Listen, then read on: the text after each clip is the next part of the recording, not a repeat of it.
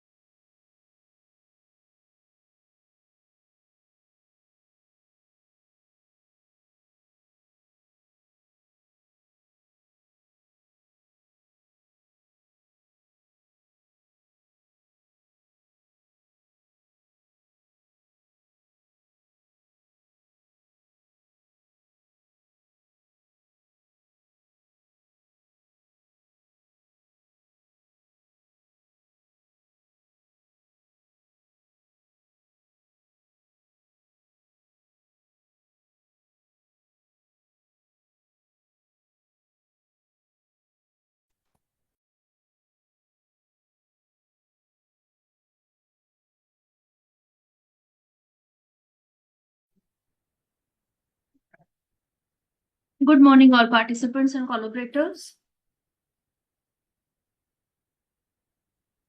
Good morning, ma'am. Good morning, ma'am. Good morning, Good ma'am. morning. Very good morning. We have all the collaborators. Morning, ma'am. Morning, ma'am. Aren't you? Good morning, collaborators. Good morning, ma'am. Very good morning. Shivani ma'am, please check all the collaborators' presence. Yeah. Do we have Dr. Sangeeta Johri here? Do we have Dr. Sangeeta Johri here from RNTU? Ma'am, she will join soon. I'm from RNTU, Dr. P.K. Srivastava. Okay, ma'am. Do we have Dr. Pradeep Ghosh from C.V. Raman University? Dr. Pradeep Ghosh, have you joined in? I think, ma'am, Dr. Pradeep Ghosh is yet to join. Do we have Professor Natubhai Parmar and Dr. Anita Patel? RNTU, I guess. Swati ma'am is there? RNTU? Ma'am, I think we still have time, so I think people will join. We still have 5 minutes. So we'll start exactly at 10. No, we need to wait for all the collaborators, please, because deans and vice chancellors of the respected institutions, they are joining in. So Okay, let us ma'am. please. So we'll wait till 10. Yes, please.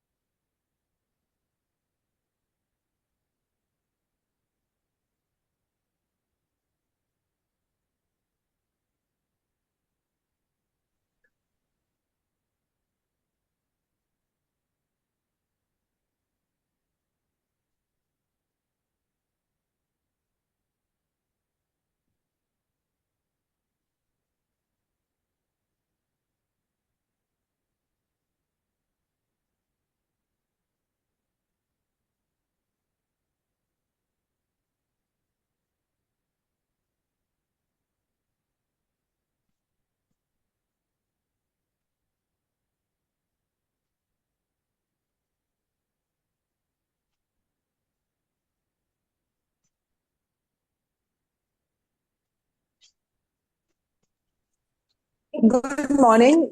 Do we have someone from C.V. Raman University joined in? Good morning. Yes, ma'am. Yes, ma'am. I am Ritu Sharma from CB Raman University, Bilaspur. Okay, and Professor Pradeep Ghosh, has he joined in? Madam, he is Honorable Vice Chancellor.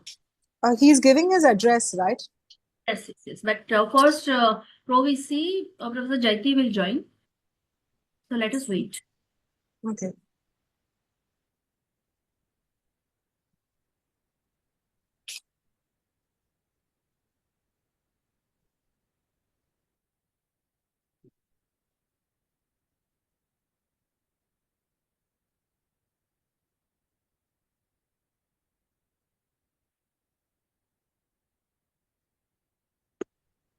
Yes, ma'am. Very good morning. Shivani ma'am, Preeti ma'am. Good morning, Dr. Anita Patel, ma'am.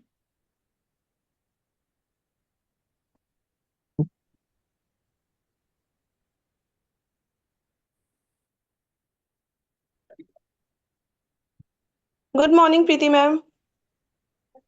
Yes, ma'am. Good morning. Joining. Yes, ma'am.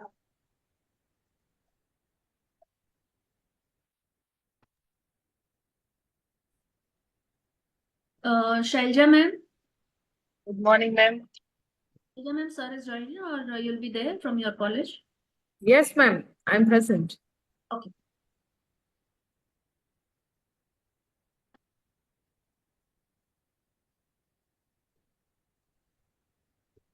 Good morning, ma'am. Yes, ma'am. Good morning.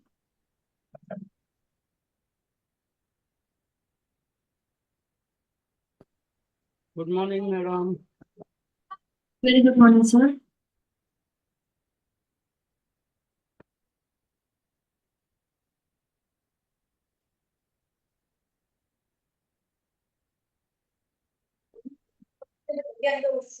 Preeti ma'am, you give me a thumbs up when to start.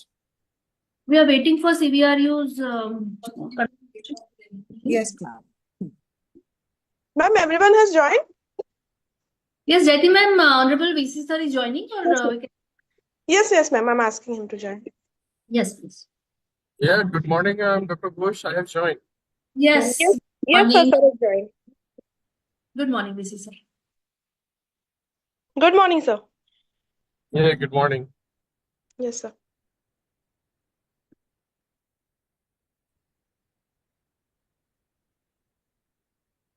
Sangeeta, ma'am, we can start. Shivani, ma'am. Yes, ma'am. Once you. Ma'am, should we start? Good morning, good afternoon, and good evening, depending on which part of the world you're joining us from. That's the joy of an international conference. While sipping some morning coffee, it's in a rainy day in Mumbai. It's raining very heavily, and I hope everybody's safe in their houses. But right now, we are all connected here for one common purpose: to learn, share, and discuss that matter. On behalf of the organizers, Grand Academic Portal, our LRMC College, it's affiliated to the University of Mumbai, Ravindranath Tagore University, CV Raman University, BCJ Commerce College, Siagat College of Commerce, Mumbai, and Srimati Adi Shah College. I warmly welcome you to the International Online Conference on Geopolitics, Commerce, and Humanities. Now, before we begin, let's decode the big word in our conference, geopolitics. Textbooks will tell you it's about geography, power, and international relations. But in reality, geopolitics is like the world's largest game of chess. Except the chessboard keeps moving, the rules change every year, and sometimes the pawns suddenly decide they want to be the queens. In short, it's about how countries make friends, compete, argue, and sometimes patch up. While the rest of us sit back and wonder what is Trump doing with its tariffs, we are here today discussing about the conference. So we are here today, but in the 21st century, no nation can live in isolation. Commerce, culture, education, and technology, everything is shaped by political shifts. This conference is our opportunity to hear brilliant minds explain these connections and help us see how geopolitics touches every part of our life. Before we begin, let us introduce to you. We are honored to have with us our distinguished voices may I first invite Dr. Preeti Oza, the principal of LRMC College, to open the conference and set the tone. Good morning, Namaskar from India to everyone who has joined from various parts of the world. And this is an honor and privilege to always address such a kind of august gathering. Now, the idea of this conference, basically, let me start with that. N number of events have been happening since last almost 5 years in all our individuals, lives and our collective lives. But what has given us this one very important, little thought to talk about it officially on an academic portal. I would like to, maybe recollect 2 or 3 very important happenings. The very first is since last almost 6 to 7 months, most of our students, those who have cleared their 12th board and, ready to travel to various parts of the world for foreign education, poor children are on hold for God knows what reason. In fact, we know the reason, but we still cannot just pinpoint at one, idea that this is something which is stopping. And I'm talking about our Indian students, very bright minds, those who are trying to explore the global arenas of the higher education.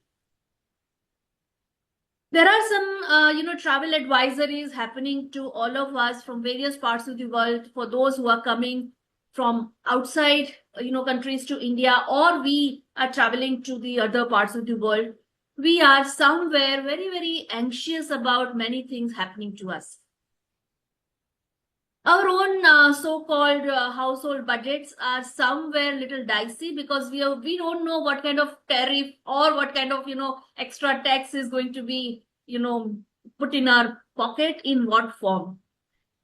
Maybe these are all happenings at the global levels, but touching all of us on a very personal level, our students, our institutions, and our own day-to-day happening.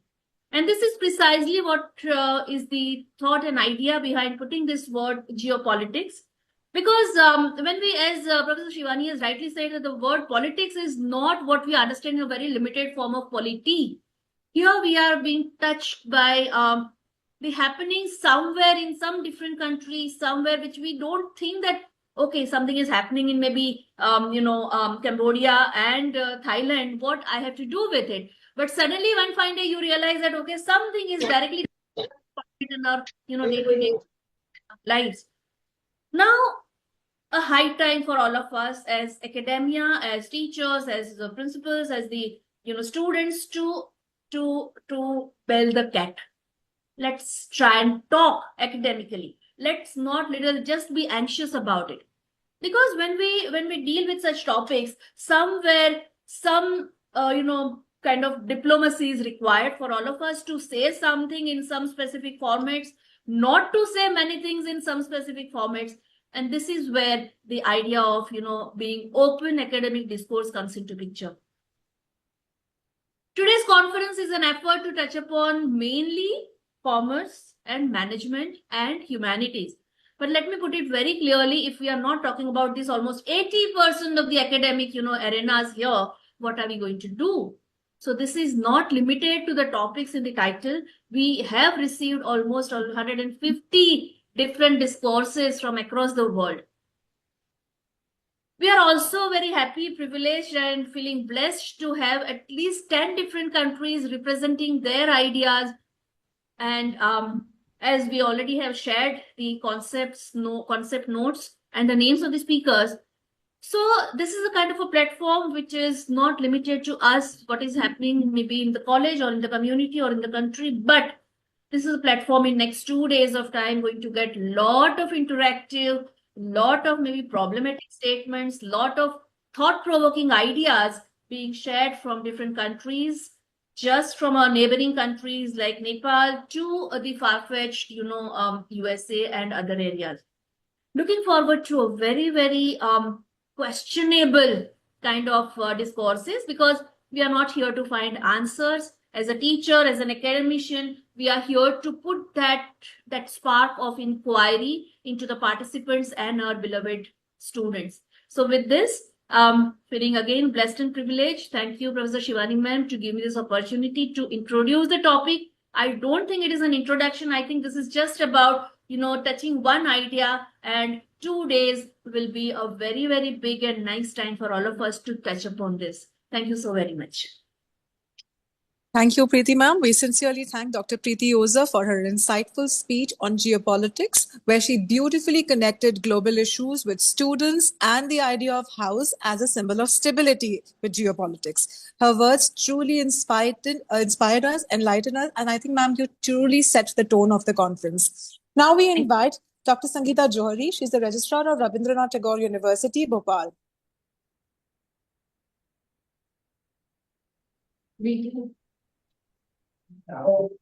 ma'am, can you please turn on the video? Dr. Shivani. We are unable to turn on the video from our side.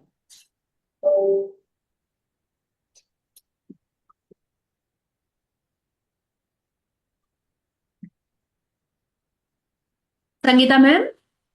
Ma'am, she Yeah. can't turn on the video from her side. She's requested you to turn on the video from your side. Please support because we are able to turn on the video from our side.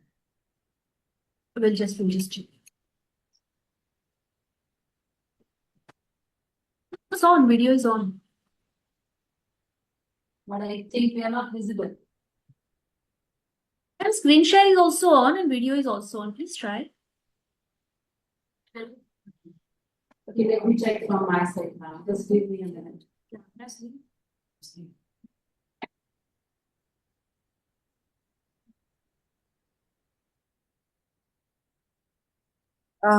Till the meantime, they are fixing the logistics. Can we have everybody put on their camera so that we can take a group photo? Sandhya Can we- ma'am, our coordinator from LRMC, requesting you to have some good I'll pics. do that. I'll do that. And our ever favorite photographer, Professor Dr. Anita Patel ma'am from GAP. I request everyone here, can you please turn your cameras on till RNTU fixes their technological glitch?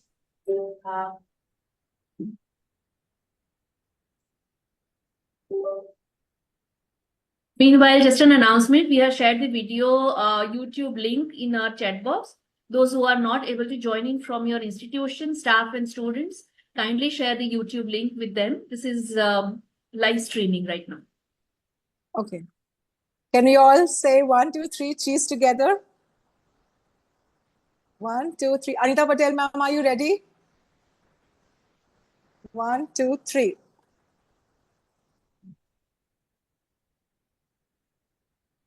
Okay. I believe, Dr. Basya, ma'am, we saw that sign. Thank you. So,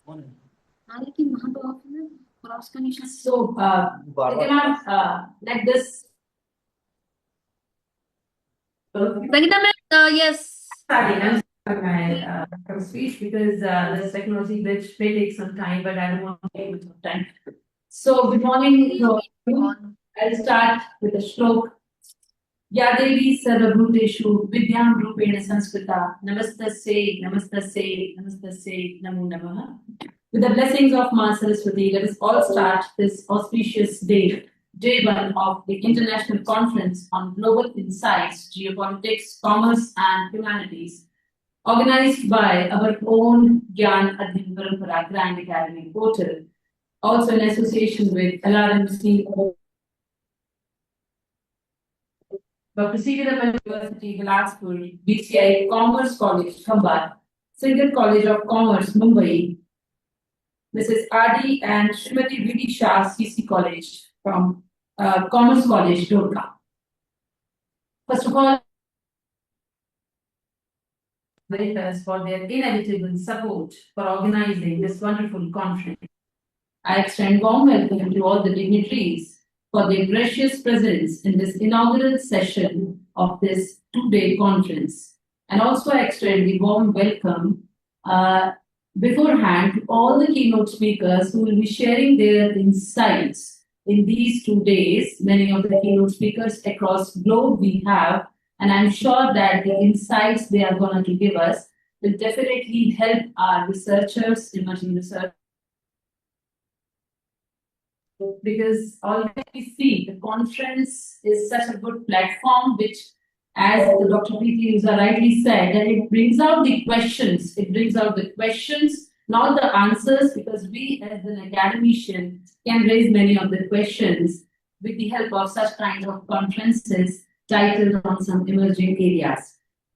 When I've seen this particular title, I was truly excited, and I'm being a part of the GAP as in the capacity of president as well. I always extend thanks to Dr. Preeti Uza and Dr. Jappi for bringing out such a wonderful themes on the platform, on the academic platform. And also, I'm very truly blessed to say this, that they always bring out the people across globe, so that they can discuss, they can deliberate things, and they can bring out something for the future insight. So I always feel happy, and I always feel blessed to be a part of Gyan Adhyan Parampara and Grand Academic Portal. And I'm also very happy and thrilled to see many of the collaborators on this platform for this theme. Now, specifically, when we are talking era, when we are seeing the many shifts and the many changing dynamics of the geopolitics. Yes, it's not exactly about the politics, it is about what we are exactly facing these days, be it technology, be it any kind of political interventions, which is actually leading to some of the very critical situations across globe. We are all witnessing that. And also some academic shifts also we are seeing. Dr. Preeti thought about the migration of our students as well. That is also an important thing to discuss on this platform, and also about the technology aspect as well. So, considering all these themes and sub themes, it is very, very important for all of us to discuss about these aspects, these issues, and who else can do it better than the researchers? Because the researchers always have new ideas, new insights, and with the help of the research papers, with the help of the articles, with the help of the case studies, they can bring out many of the facts and figures on the platform so that we can publish that and it can be raised to the policymakers as well. So as I always say, the conference is one of the very good platform to bring out all such things on one platter.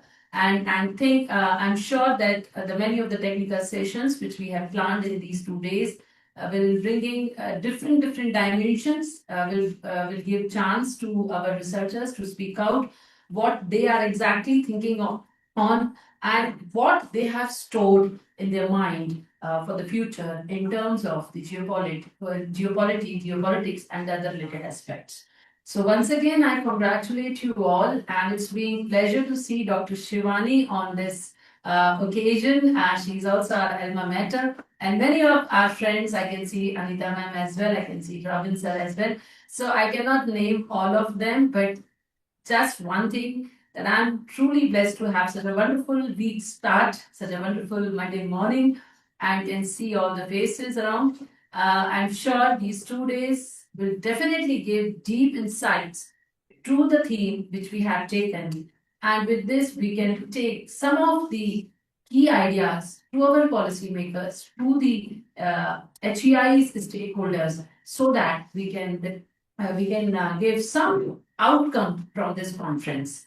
Thank you for being your patient listening. सभी को एक बार बहुत बहुत शुभकामनाएं मेरे ओर से और मेरी टीम की ओर से जो मेरे साथ यहाँ बैठी है, आप सभी को नमस्ते, आप सभी का बहुत बहुत स्वागत, अभिनंदन. And I am requesting Dr. Preeti that please give us sometime this privilege to host this kind of international conference in our campus. I must say, Bhopal is a very good city. If you'll come here, you'll be definitely enjoying the beauty of the city as well, and definitely you'll be meeting a very good, nice people in academic fraternity as well. So thank you, and sabhi ko bahut bahut shubhkamnaएं. Dhanyawad. Thank you. Thank you, Sangeeta ma'am. Hello to all of you. I can see my PhD guide, Dr. Ruchi Mishra, is also there. Hello and good morning to everyone at RNTU. Thank you, Dr. Sangeeta ma'am, for your thoughtful speech. Despite the technological glitch, we couldn't see you earlier, but now we can see the whole team sitting together. And your insights on migrating students and the role of technology were very inspiring. Thank you, ma'am, for setting the tone. Now, we have with us We don't have with us Professor Gurudat JP sir, but he sent us a message, and I'm going to read out the message for all of you, as he couldn't join because he had some commitments. So here is his message to all of you. Good morning, good afternoon, and good evening, depending on, sorry, I'm reading my own speech. So many papers and I'm so confused. Okay, so yeah, this is from Dr. Japi here. Distinguished guests, respected scholars, esteemed colleges, colleagues, and dear participants. A very warm welcome to all of you at the International Online Conference on Global Insights, Geopolitics, Commerce, and Humanities. It is both an honor and a privilege to inaugurate this intellectually rich gathering of minds from across the globe. Though we met virtually, the ideas we share here will resonate beyond screens and borders, reflecting the very essence of our theme, interconnectedness and ever-changing world. We find ourselves at a unique moment in history, global geopolitics in witnessing profound shifts from redefinition of alliances to resurgence of regional conflicts. Economic landscapes are evolving at the unprecedented pace shaped by technological innovations, climate change, and rethinking of globalization. This conference stands at the crossroads of these three vital domains: geopolitics, commerce, and humanities. Recognizing that no single discipline can capture the complexity of all times we live in. And amidst of these pressures, the humanities remind us of what it means to be human. They challenge us and ask deeper questions. What kind of world are we building? Who gets included and who gets left behind? What values guides us and where the policy and business and academia comes from? This conference brings together experts, researchers, policymakers, educators, and students, all committed to exploring these pressing questions. Over the next 2 days, we'll hear from a diverse array of voices, from those analyzing the balance of power in multipolar world to those exploring exclusive in trade frameworks to those engaging with ethical dimensions of AI and digital culture. Before I conclude, I would like to express my heartfelt gratitude to the organizing committees, the academic contributors, the technical support team, and of course, all of you participants whose presence enriches this forum. Let this conference serve as a reminder that we may come from different disciplines, backgrounds, and nations. Our commitment to knowledge and to better this world unites us. Thank you, and I wish all of you a stimulating, fruitful conference. This is on behalf of Dr. Jappy, sir, and this was his message to all of you. Now we have with us Professor Pradeep Kumar Ghosh. He is the Honorable Vice Chancellor of C.V. Raman University, Bilaspur, Chhattisgarh. Can we have the Honorable Vice Chancellor, Mr. Ghosh, for his address? Dr. Ghosh? Yeah, good morning. Just a minute, Yes, sir. madam. Yes, sir. Good morning from the entire organizing team, Dr. Ghosh, and it's an honor, respected VC sir, to have you on board with us.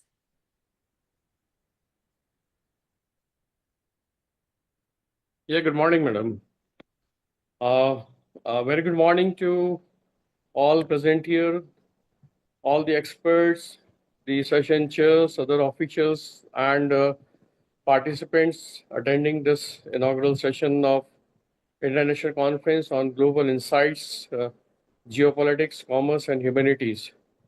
The conference basically aims to cover a vast range of topics that are very relevant to the present scenario at national as well as international level.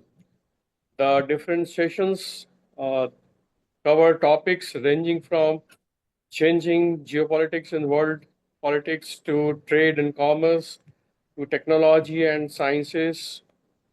I'm really happy that the inclusion of AI, cybersecurity, blockchain management, tariffs, entrepreneurship makes this conference a platform where the attendees will be immensely benefited by the galaxy of experts from the different countries.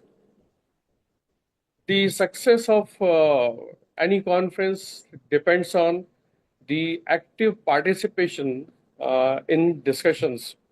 So I'm sure that the participants will be taking the advantage of the presence of experts and make this event a successful one.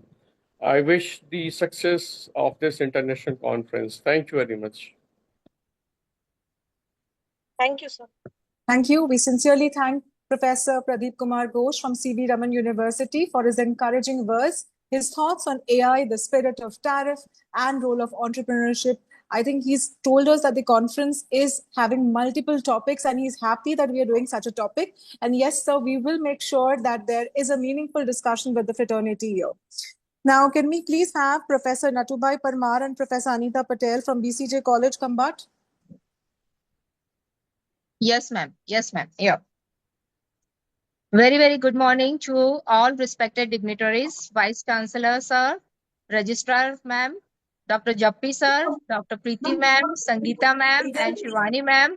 Very nice to see all of you, principals and core committee team, and dear participants. I, Dr. Anita Patel, GAP Life member, on behalf of Khambat Taluka Sarvajanik Kelavani Mandal, which manages our college, Sri RP Arts KB Commerce and BCJ Science College, Khambat, and our principal, sir.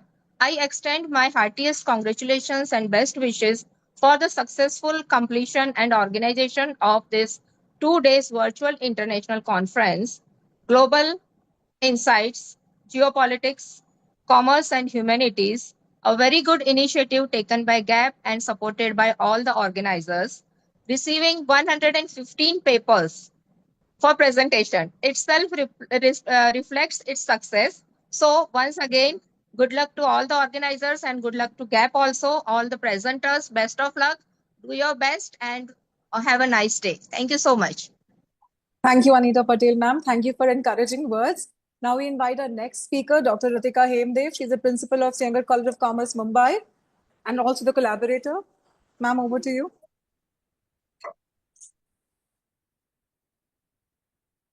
Ma'am, please unmute yourself. A very good morning to all respected dignitaries, speakers, and participants. It's truly an honor for me and Siagar College of Commerce to be a part of this international online conference on geopolitics, commerce, and humanities. A conference like this reminds us that knowledge has no boundaries. It travels freely across countries, cultures, and disciplines. I just want to say, I want to, Preeti ma'am and Jappi sir, you come up with such pertinent and relevant topics. Initially, when I saw, I was wondering, will people actually participate? It could be like a controversial discussion that may happen, but like 150 papers, kudos to you, ma'am and sir. I mean, it's something really great. Geopolitics may sound like a very serious subject, but in reality, it affects each one of us every single day. For example, from the price of goods we buy to the technology we use to the global challenges that we share. This conference gives us a chance to pause, reflect, and learn together from some of the finest minds in the world. I thank the organizers, participants, and all speakers for joining hands in this journey of knowledge. Together, let us make this conference not just an academic event, but a memorable experience of global learning. Thank you all. Thank you, Dr. Ritika, ma'am. And finally, I invite Dr. Shailaja Tiwari, ma'am, from Srimati R.D. Shah College and Dholka. Good morning and namaste to everyone. It is a great honor and privilege to welcome on behalf of Srimati R.D. Shah Arts and Srimati V.D. Shah Commerce College, Dholka. I, Professor Dr. Shailaja Tiwari, extend a very warm welcome to one and all to this inaugural session of International Online Conference. Our college is run by Dholka Education Society, which is the foremost trust in providing educational facilities from kindergarten to graduation level to the students of Dholka town and surrounding villages. Our college is founded in the year 1963 and is affiliated to Gujarat University. I would like to extend my sincere gratitude to the GAP for giving us an opportunity in collaborating this conference.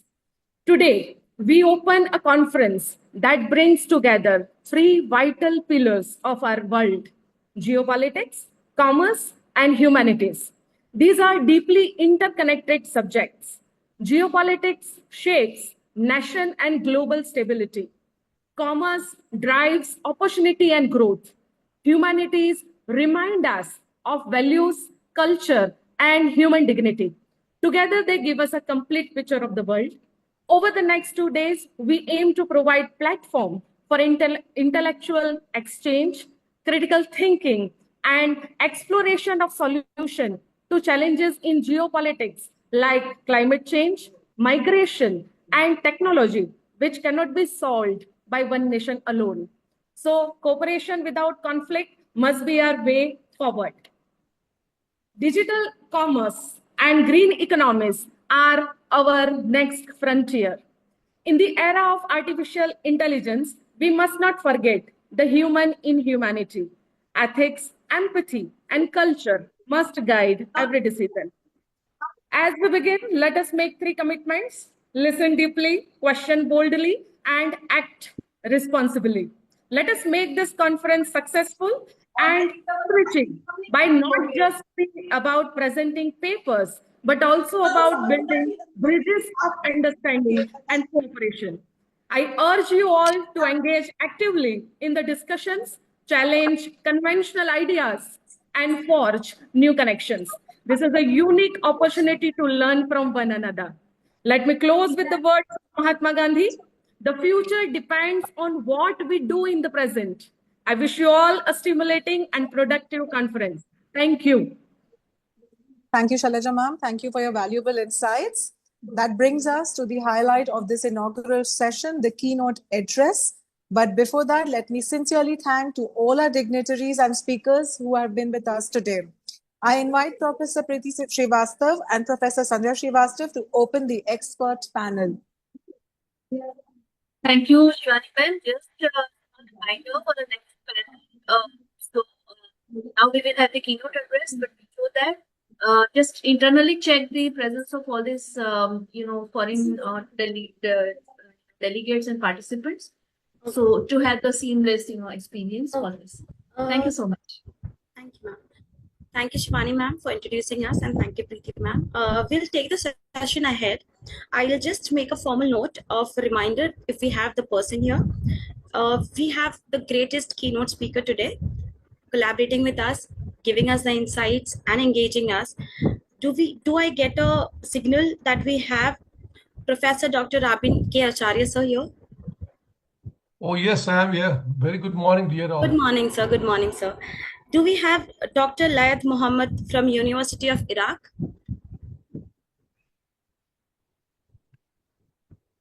I will connect with them. Next. Okay. Do we have Manar Labib from the University of Egypt?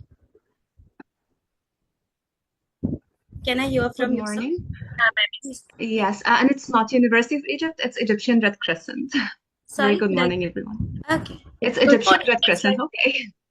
I'm really sorry for saying it wrong. Yeah. Do we have Professor Osama Muhammad from University of Bahri, Sudan? Yes, I'm there. Yes, yeah. Okay. Hello, sir. Good morning. And lastly, for the export panel 1, do we have Professor Kiama Fiona from University of Uganda, Ministry of Education and Sports? Can we connect to you, ma'am? Yes, I guess we joined. I'll just check. Thank you. Please continue. I'll check on the others. Sure.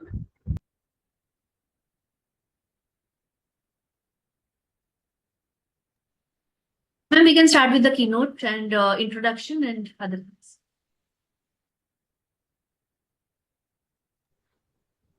So having all the experts on one panel, it's overwhelming. And for the very first opening note, it is my honor to introduce our keynote speaker, Professor Dr. Rabin K. Acharya, sir.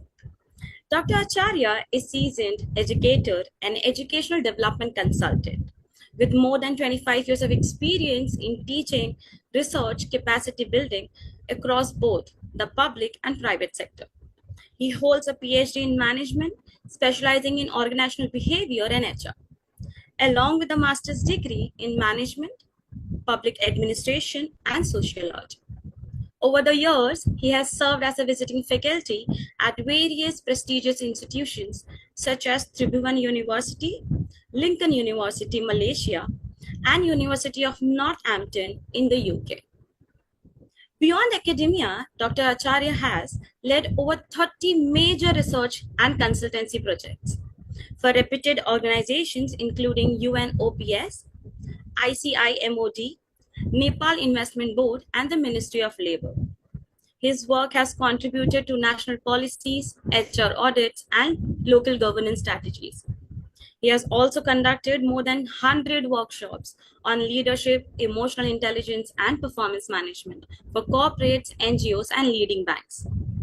An accomplished writer, researcher, he has published extensively on women entrepreneurship, work-life balance, and HR practices, and has also developed over 20 MBA case studies. His professional journeys include roles as HR specialist, college principal, and UNOPS capacity development advisor. He serves actively in the Nepal Evaluation Society and the Nepal PhD Association. Today, he will be sharing his insights on the theme that is both timely and vital: business and geopolitical dynamics. Ladies and gentlemen, please join me in extending a very warm welcome to our keynote speaker, Professor Dr. Rabin Kumar Acharya. Here we have it to you, sir. Namaskaram and Subhaprabhat from Kathmandu, Nepal. And weather out here is very, very pleasant. Rain has just stopped and I can see the blue skies. So as I think, the weather is very fine on your end also. As one of the speaker has already said, good morning, good afternoon, and good evening. I would like to reiterate the same thing. And would like to offer my namaskaram to distinguished professor, university leader, policy makers, respected scholars, industry practitioners, colleagues, and my dear friend. It is such an honor and privilege to be with you all in this conference, especially when the topic is very timely and multifaceted. And the thing that I am going to cover is business and geopolitics dynamics, which happens to be a topic discussed over boardroom and coffee meetings too. Now let's be honest, the line between the business and the geopolitics have become incredibly blurring nowadays. It used to be very clear, but the things are very different now. Not long ago, we celebrated globalization and open markets. Now the context is different. We are navigating supply chain disruptions, shifting allies, trade tensions, tech rivalries. Entirely new form of competitions have arisen. Decisions made in boardrooms, in the boardrooms and the capitals, from Mumbai to Beijing, from Washington to Brussels, from Kathmandu to Colombo, New Delhi to London, ripple across the globe. They don't just shape national politics, they fundamentally impact every business from biggest multinationals to smallest local startups, but also lives of common people like us throughout the globe. Let us share a few areas where this new dynamics of business and geopolitics collusion is playing out. The first one is energy and the resources. Conflict and sanctions are reshaping energy flows overnight, hitting industries and every one of us at fuel pump or cooking gas or in our utility bills. In terms of technology, chips, AI, and digital infrastructures are not just business tools anymore. They are matter of inevitable business resources as well as national security for nations. In terms of trade and supply chains, the pandemic and recent conflict exposed the fragility of our just-in-time goal. Now every nation and companies is looking for a very resilient supply chain and even look very close to the home. In terms of finance and currencies, the dollar's domination isn't given anymore. Regional blocks are gaining strength, and where the money flows depends heavily on political trust and stability. Bottom line, yes, business cannot hide from geopolitics. Neither the geopolitics can ignore the business. We are tangled together as never ever before in the history. This is essential framework for every paper. This is essential framework for every paper. I hope will be presented here today and tomorrow. Every discussion, every idea will explore here. Whether we are talking strategy, technology, and innovation, or education and training, media or ethics, or entrepreneurship and employment. Our research doesn't happen in the bubble. It has to grapple with those powerful forces shaping our world. This is why our work as researcher and presenter is so vital right now. It helps to cut through the uncertainties, gives us frameworks and modalities that help organizations truly adapt and thrive, and generous knowledge that supports not just profit, but also resilience, responsibility, and yes, even peace. I would like to share a special words to especially to the young scholars, the early career researchers. You are stepping into this very significant field at a such turning point. Undoubtedly, the challenge can feel overwhelming. However, please do not only hear but feel. This era of disruption is also bursting with extraordinary opportunities for innovation, embedded with lot of opportunities. And geopolitical shifts are breathing entirely new industries, expected form of collaboration and solution we wouldn't have imagined just a few years ago. This is your space and set the future. So you may feel what your vision is for the conference.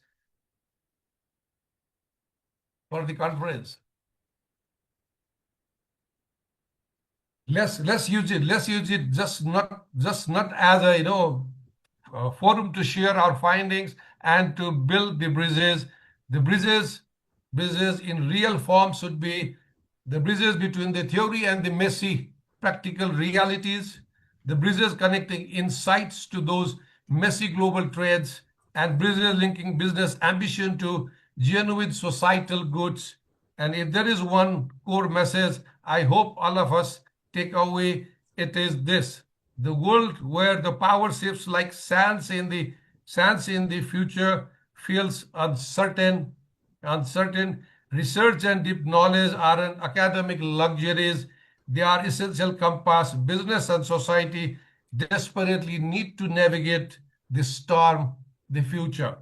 I wish everyone here truly inspiring and fruitful conversation and discussions over the coming days, 2 days.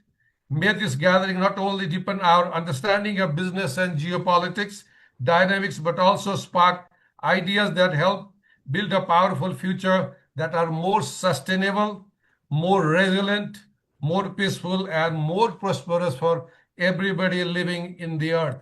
Thank you very much, everyone, for accepting me, giving this time to express my views. Thank you. I guess I was too formal and had to be also. Yes. Thank you, sir. We Yeah, are thank you very grateful much. for your valuable insights you shared during as a Thank you. keynote speaker, sir. Your talk added immense depth and meaning to the conference. Now I Thanks. hand over the session to Dr. Preeti Srivastava, ma'am, to introduce our expert panelists. Yes, ma'am. I think we should open this forum for some interactions or maybe Q&A with Dr. Rabin sir, because I think a lot of insights are there to share. So Sure. with his permission, if we can do that. Oh, yes. Okay, So, should I introduce the panel? Is good? Okay. Thank you so much. I, Dr. Preeti Srivastava from Rabindranath Tagore University, Bhopal. So, thank you, ma'am. Dr.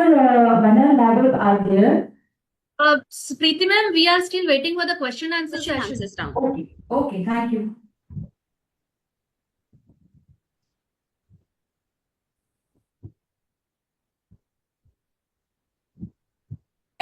Does anybody have any questions to ask, sir? Sir is waiting.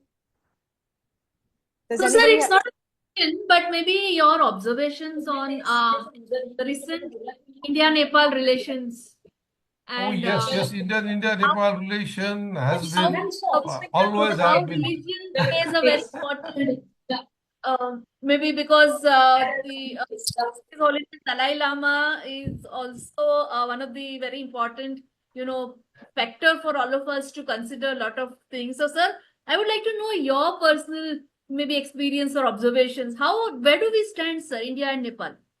India-Nepal relation has been very wonderful, from the historic period, and I guess now the time has come.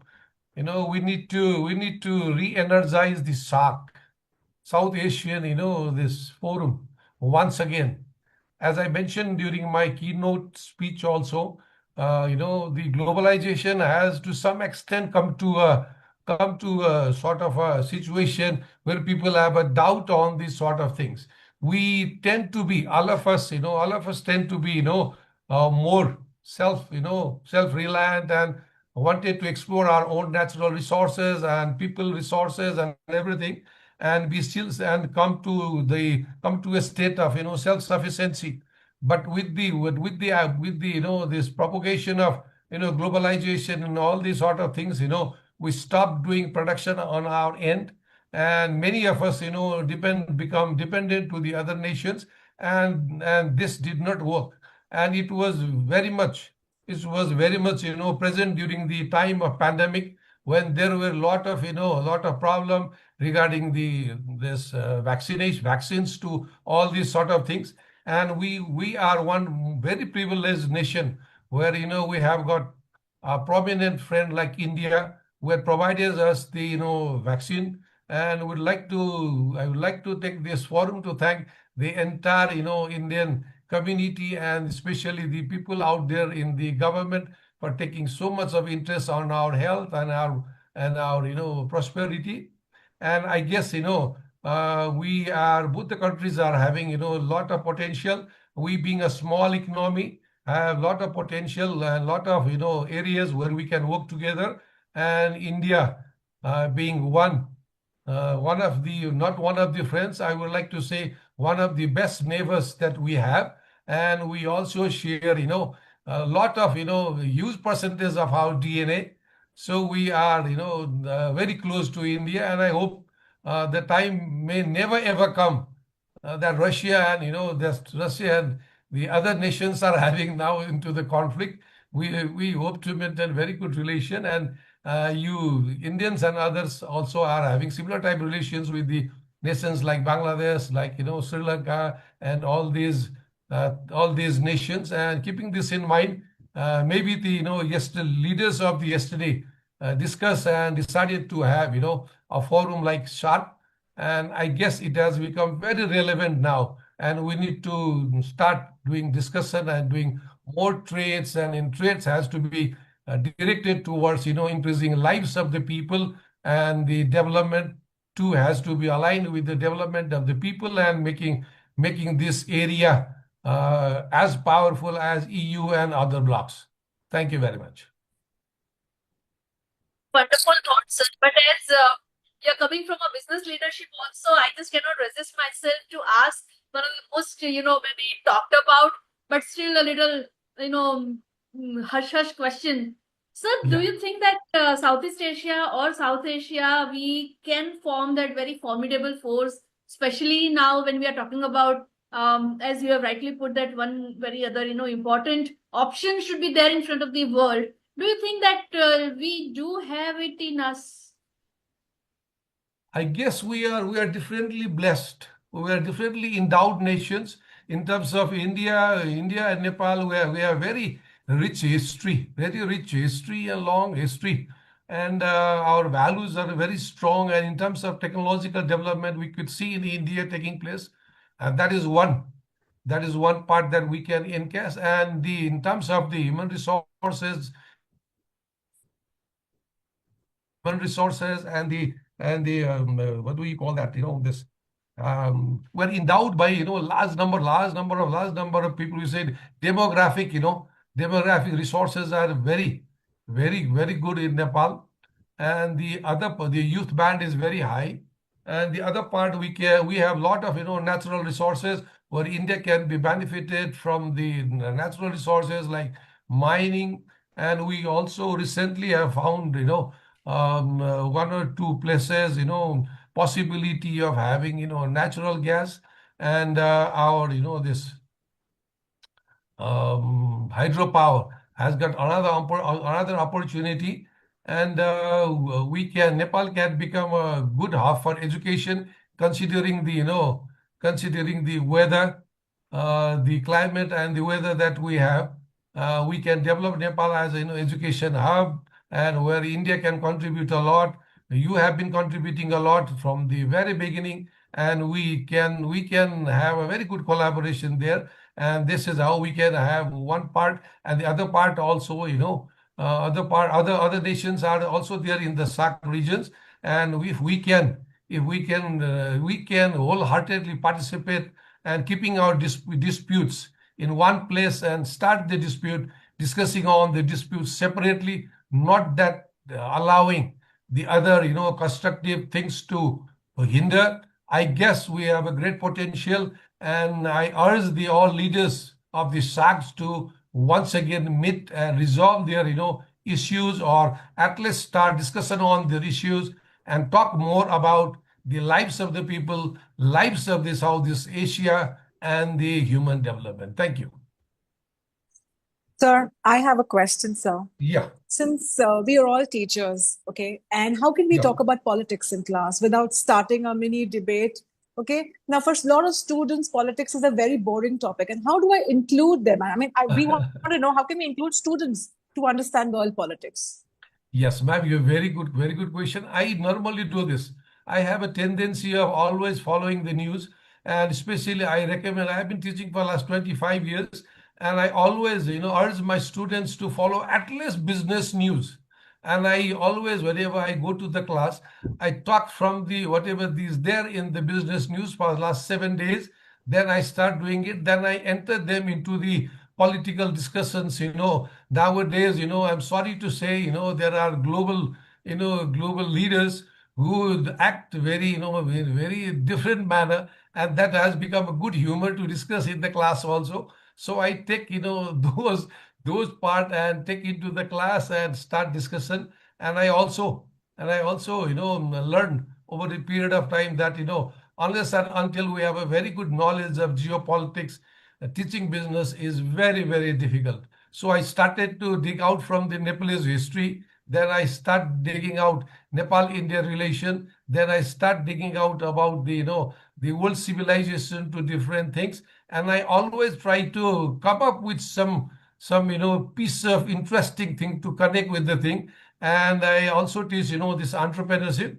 When I teach entrepreneurship, I take so many examples from Indian diaspora. Even I took, one very seniorly lady, 93 years old lady from, Amritsar, doing a business, her Burfi business. So I took that example. So I try to connect these people with the international community and what is happening on and what is the politics. And we also find time to discuss about what is happening in the nation. And I always, encourage students to take part in the political discourse, and also if they are interested, I tell them to be part of the politics. And there is a famous saying by one of the scholars in the past: if you want to be governed by the good people, take part in the politics, else be ready to govern by the fools. So this is one sentence I always repeat once in a week in every class. So else this world is going to be very, very different world. And I would like to take a point. One of my fellow professor says, Ravin, this entire world, this politics is run by people below average, and we are governed by the below average people. Rest try to break this wall. So that's why I urge my student to break the wall of being governed by below average people. Yes, I completely agree, sir. But I don't know. I mean, our students really don't have interests, or maybe they are, they have other interests, but not definitely global interests. So there's another question that I really wanted to understand. How can small countries protect their interests in global politics? Oh, this is one, one part. Ma'am, you very nicely ticked it out. I've written in my paper, the paper that I've submitted there. In one point of time, one point of time, there is to be non-aligned movement. There is to be Yeah. non-aligned movement, and we were part of it. India was one great initiator, and we were also part of that club. And we never took part on any side during any conflict. We were always giving the expert's opinion and try to resolve the issues. And Nehruji was one person who initiated along with the other people. And I guess time has come again that we should stop. We should stop being part of a lobby. We should be part of intellectual and good forum, and the good group of nations where we become neutral to everything and see everything from the global perspective, and rather than global perspective, see from the humanistic perspective and resolve it, and we be a reference point to all. I guess that is very much relevant. Non-aligned movement has become once again very relevant, I guess. Yes, sir.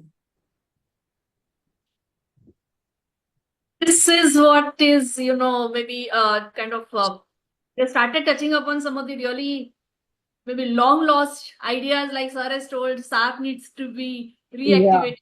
NAM has to be reactivated. So this is where our students need to connect with history also, because many of our students might not be aware about the importance and what kind of a contribution this SARC and NAM has given to us in his life. So thank you so very much. And Shivani ma'am rightfully asked questions, and Thank you.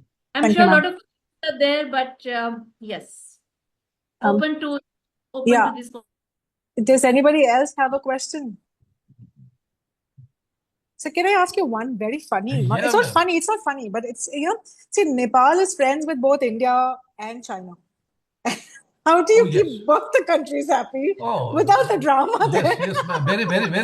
Very good question. Ma'am, this is not funny question. This is very good question. Very good question.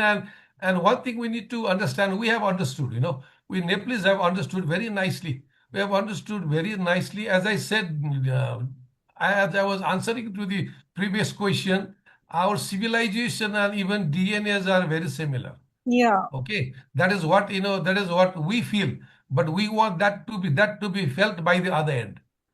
We want that to be felt by the other end, and the other part is any amount of work that we try to do, even China does with us, we do not understand either their language, neither their language nor their culture, so it is not possible. We cannot be near to them. They cannot be near to us. We can do business, and we have been their market for a very, very long time, and will be their market for very long time in the days to come. Subject to, if we can collaborate with the matching DNAs and matching culture, with the matching feelings, we can excel. But the thing is, we need to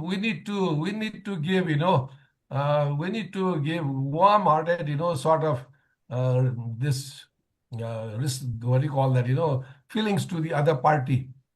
And we out here, all the educated people to business people, we have a different opinion. China is a good friend, undoubtedly, in terms of boundary also. 75% of boundaries, are connected with India, and we have an open border. The other 25% is closed, where we share, and we do not understand each other's language, feeling, culture, nothing. Yeah. So we also have one more point I would like to add here is, it is always the generosity of the bigger makes the relationship. That we need to be very, very careful. When somebody is small, he or she tries to, makes the shape bigger by boosting ego. So that has to be, taken care of by the, bigger one. Yeah. That Thank is you the very reality. much, sir. So we also have And I guess, I'd like to one more point. And your Prime Minister have recently, invited our Prime Minister to come down to India to discuss on discuss on a lot of things. Maybe this is one of the topic that will be discussed: geopolitics and the trade. And your foreign secretary was here yesterday only, day before yesterday and yesterday. And I guess they have set a tone for this the thing that we are discussing here today. And hopefully we'll come to better this collaborations in the days to come. And we are very hopeful. Thank you. Thank you, sir. We also Thank have a comment by Dr. Basia ma'am. She said, sir, we never thought that Nepal is another country. We feel always that Nepal is a part of India. Oh, very good.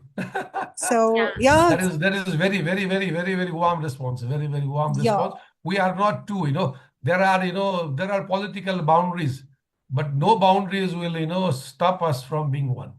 Boundaries are there, political boundaries are there. It is there, our boundaries used to be little ahead, little more than this, we were up to Tista, Kangara, but, we have come back. India was a different country, we were a different country. And as far as, this political, the study of politics and all these things, if we get into the depth, it talks about every nations, in 200 and plus years, they become a different nation, This is what we are observing now also. So let's make China jealous that India and Nepal are friends. Let's not make anybody jealous. Let's make everybody happy, and we are one people. We are one only. After we are one human being. Yes, so absolutely. we need to understand it. So, Rasin sir, this is what is happening when we have young scholars with us like Dr. Shivani and Dr. Sandhya and all. Then they are very excited about making or solving things so very, and then making some really maybe troublesome statements. So we don't want to put any this kind of generic statements from our this particular interface. And but here I would like to say one personal thank you to Dr. Sangeeta Johari ma'am for introducing us to such a wonderful personality and academician, Dr. Rabin Kumar Acharya. And Sangeeta ma'am, a personal thank you from all of us. And it's we think the time is little short, but this happens usually in this kind of discourses in academia.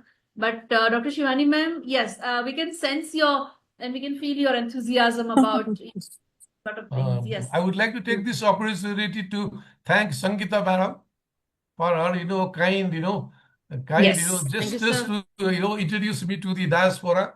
And I hope to be part of, this type of thing in the future also. Thank you very much, madam. Once again. We are GAP family members, sir, and we have collaboration with GAP. We have collaboration with Preeti ma'am specifically as an LRMSC. And what Preeti ma'am said, rightly, I agree with this, that not taking any kind of comments or any kind of thing. It is all about the deliberations and discussions, and such, as I said in the beginning only, such kind of conferences will get us to the different aspects so that we can bring in peace and harmony across globe, because which is what is recently missing, which is what I'm finding it out. It is not a matter of going out or coming in. It is a matter of that how we can together, as you have highlighted the word collaboration, how we can together think about the overall growth and overall peace and harmony across globe. And also with such kind of deliberations, different insights comes in, which actually lay a pathway for the future, for the bright future. So thank you, Rabin sir, for accepting this invitation, and thank you, Preeti ma'am, for giving this opportunity. It's always been a pleasure to be with you and with the GAP family. Thank you. Same here. Thank you. So concluding it all, no matter what happens, our roots and bonds will remain the same. So over to you, Preeti ma'am, Dr. Preeti ma'am, so we can introduce our next panelist. Yes, I'm here only, ma'am. Yes. Thank you so much for giving the opportunity to introduce the other eminent speaker, Dr. Banar Labib. I think Madam is there in the panel. Today I introduce the speaker of Banar Labib. Banar Labib she is a psychologist specializing in mental health and psychological support, with experience working with refugee and displaced populations through the collaborations with multiple NGOs. She holds a PhD in psychology from Gujarat University in the year of 2025.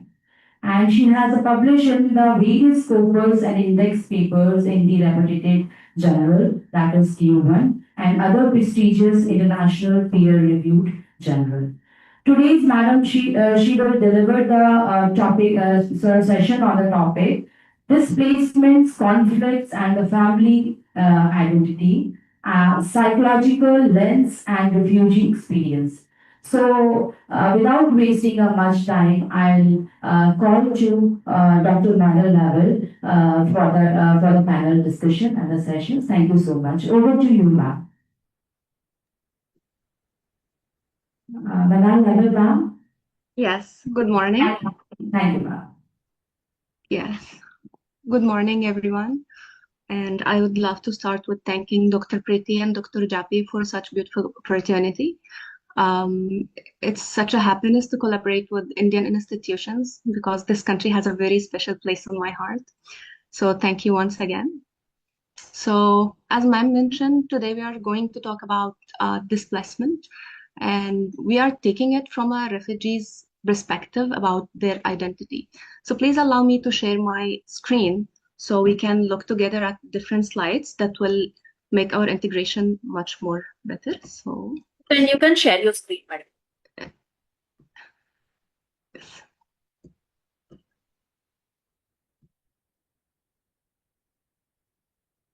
Yes, thank you, ma'am.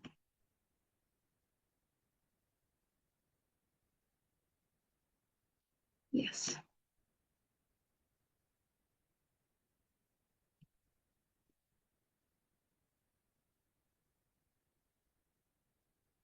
So, as we can see, the topic today is displacement, conflict, and family identity, psychological lens on refugees' experience.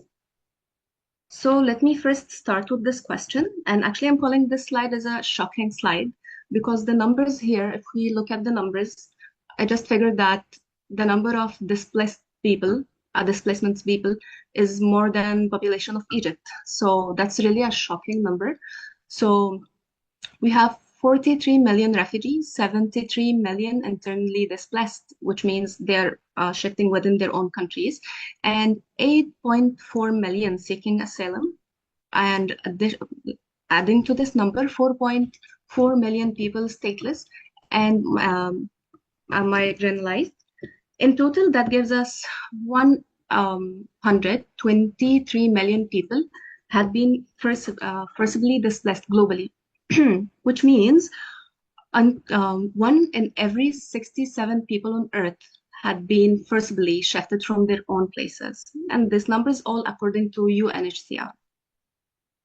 Then talking about migration and shifting from countries.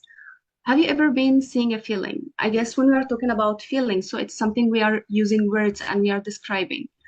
But when someone is telling you about their own feelings and you can visualize it, so it will hit differently. Let's come to the next slide.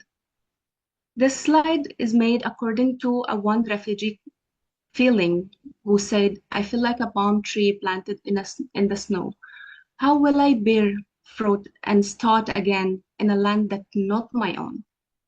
As we all know, palm tree cannot grow in snow, but it can naturally grow and be so beautiful in its own land.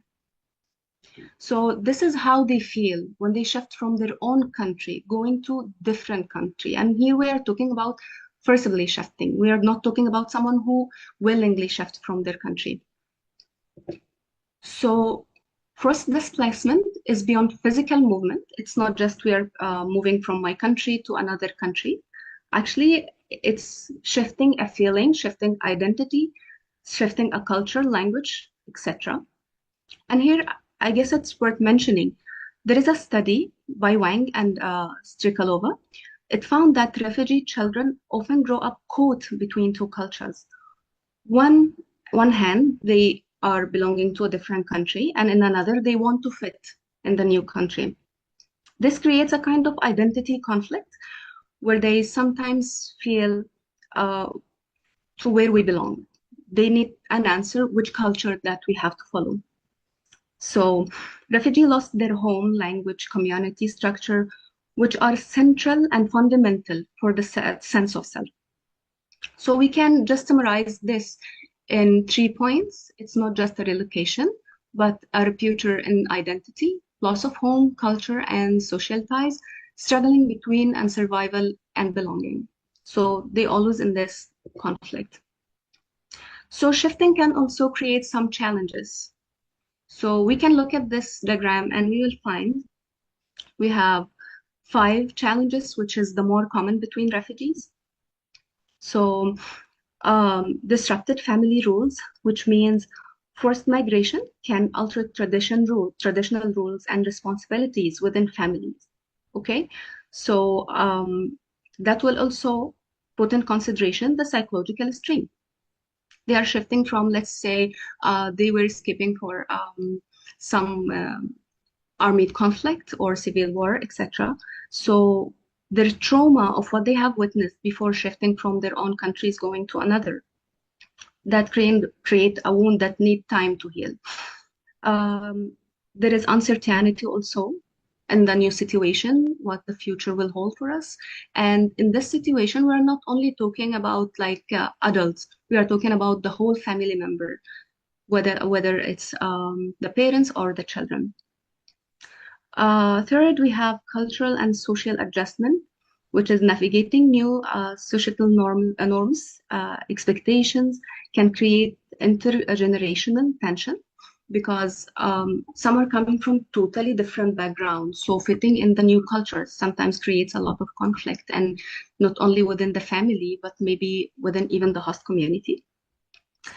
We also have the most important one, which is economic hardship. They have limited access for resources. The resource of income maybe will take long time to be found. The opportunities for jobs and education will be very less until and unless they are settled in the country. And also identity negotiation. And here it takes us again to the culture point, which means families must consistently balance between their own culture and the new culture that they are shifting to. So here it's quite interesting to talk again about the identity conflict, because this conflict is very, like, it's the most common feeling between, even we can say for someone who's traveling even for a study, like we are talking about people who are leaving their homes. So sometimes they are leaving for such a good purpose, which is studying or getting a higher degree, which is a very good reason. But in the end, they will end up feeling this conflict of identity, and sometimes we are homesick. So what if we are shifting forcibly in a very aggressive way, holding a lot of trauma? So this can lead to feeling of being torn between cultures, difficult to fit in the new culture. At the same time, you want to transfer your culture and your heritage to your children. So this conflict is a very common between refugee families. Yeah, but the good thing that always with challenges and problems, there is a silver line, there is a hope, and there are a way of handling problems.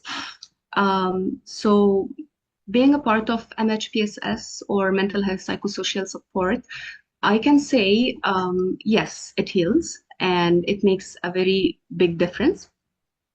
So as we can see, what we are offering that will help them to adapt to the new context, provide accessible mental health services and counseling, create safe space for storytelling and culture expression, which is very, very, very effective and makes them feel so good about themselves, feeling so proud about showing their culture and feeling connected to their roots. Also, foster community programs, rebuild social connection.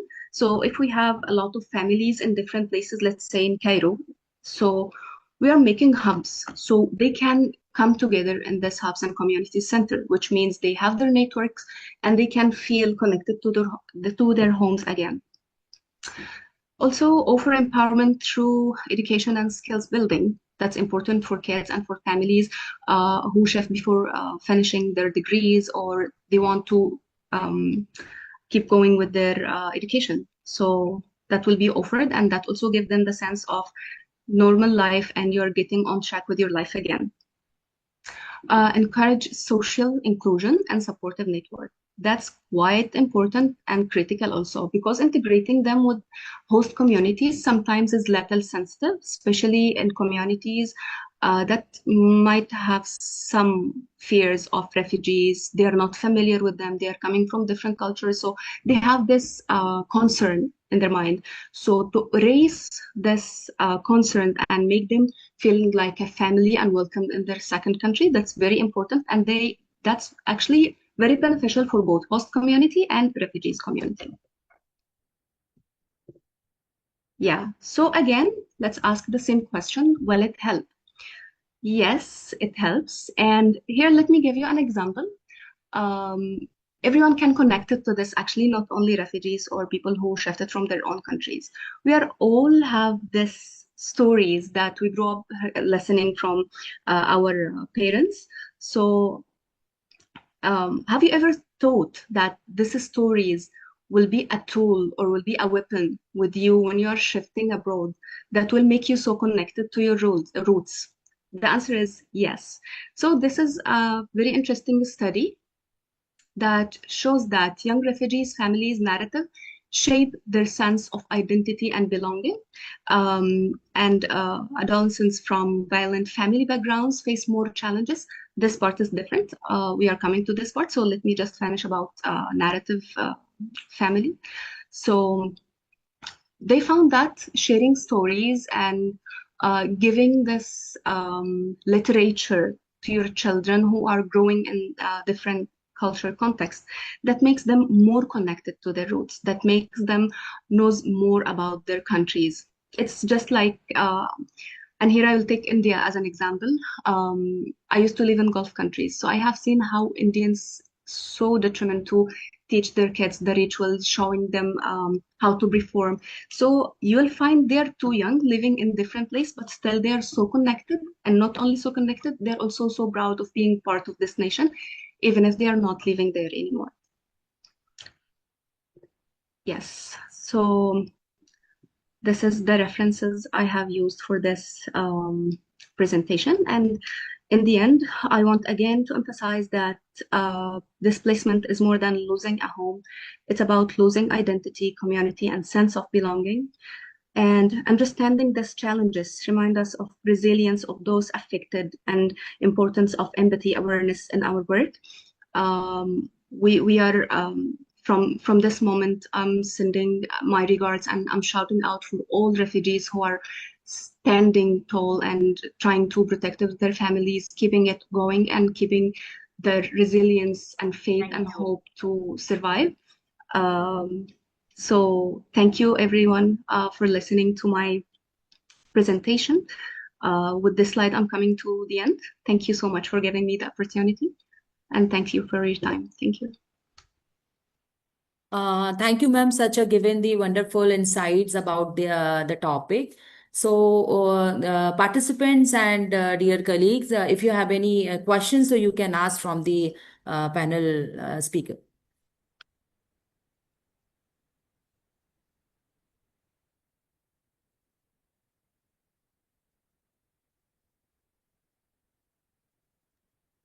I think Shivani ma'am, it's not, no questions are coming from the audience side. So over to you, Shivani ma'am, for the next speaker's profile. I'll do it, ma'am. So as per our understanding, the session is going so great that we have no questions and answers to be asked. It's so fluently explained. So our next expert panelist is Mr. Osama Mohammed Saliha Bashir from Sudan. Mr. Osama Sir is an academic and development professional with rich experience at the University of Bahrain, where he has served as lecturer, examination officer, and program coordinator in the field of rural development. He has also contributed to distance education initiatives, ensuring learning reaches wider communities. Beyond academia, He has collaborated with development organizations to strengthen community well-being and is currently pursuing his PhD at Gujarat University's Indian Institute of Sustainability, Ahmedabad. With his unique blend of academic leadership and community engagement, Mr. Osama brings an invaluable perspective to today's discussion. Please join me in welcoming him. Over to you, sir.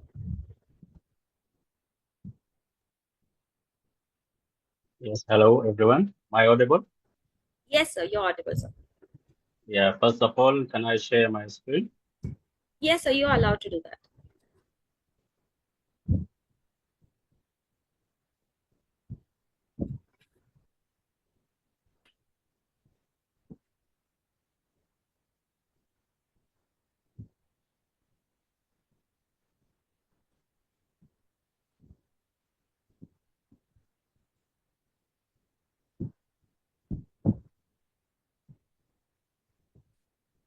Is it visible? Yes, sir.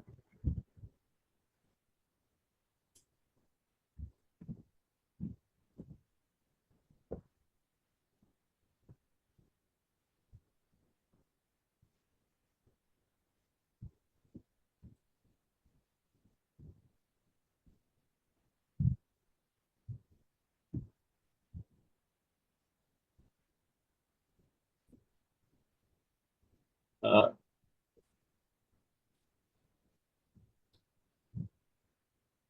Yes, sir. Slides are visible, sir. okay, I would like to say that for the delegates, ladies and gentlemen around the globe, a very good morning. Uh, and then we can say also good afternoon for some uh, countries. I really thanks the Grand Academic Portal, GAP, and University of Mumbai for inviting me in this online international conference regarding the globe insights, geopolitics, uh, commerce, and humanities. Uh, in this case, I will start with the geopolitics, commerce, and humanities of Sudan, which I am belong to. So, because I believe that, within like cooperation and partnership, we will have sort of development for our people in different countries. So our country has very huge opportunity for other partners or other countries so that they can have kind of collaboration and then share the benefits, because I believe that uh, uh, all countries they have like kind of shortage, and then through like participation we can share that, or we can fill that gap together.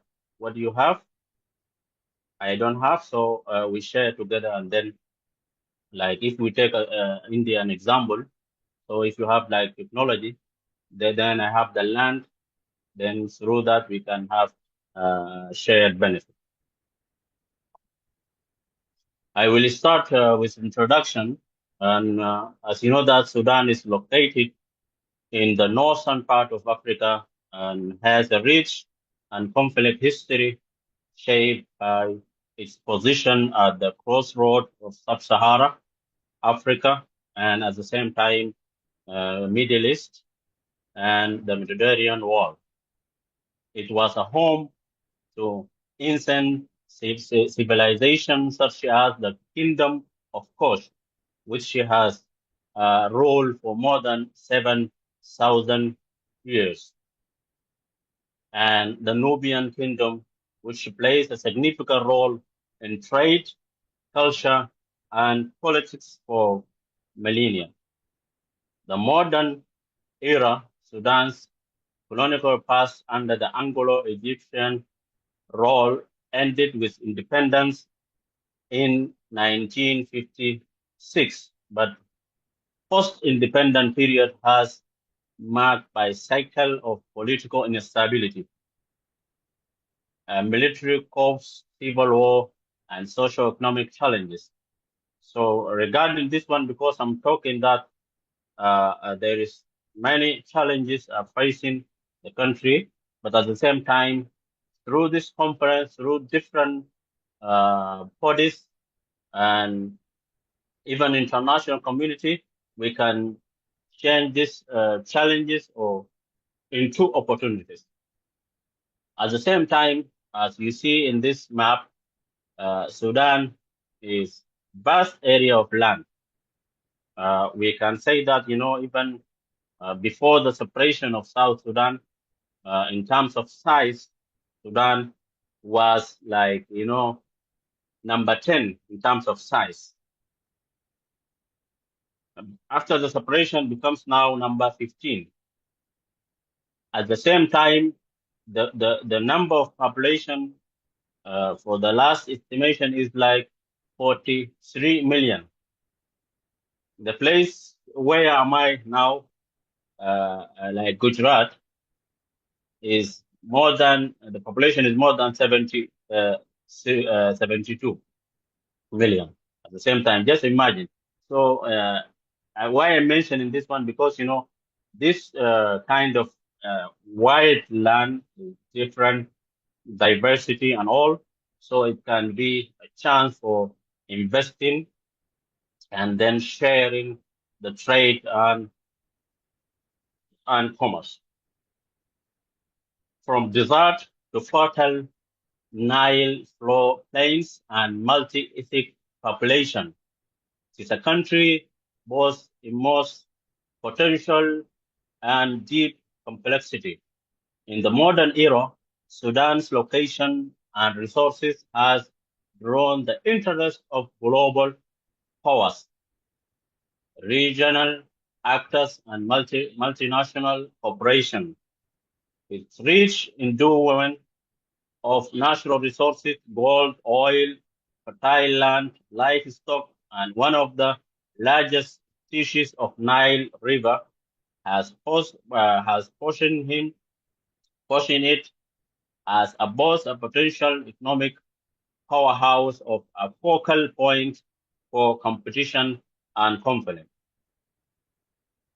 In recent decades, internal war or conflict, sanctions, and governance crises have hindered Sudan from not fully capitalizing on its geopolitical advantage.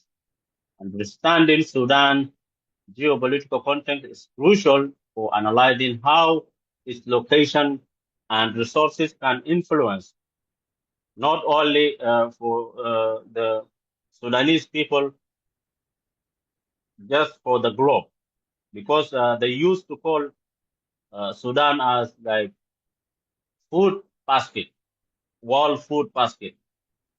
So in that case, we can say that Sudan is defined by geostrategic location, abundant natural resource, and the ongoing search for stability surrounded by internal and regional tensions.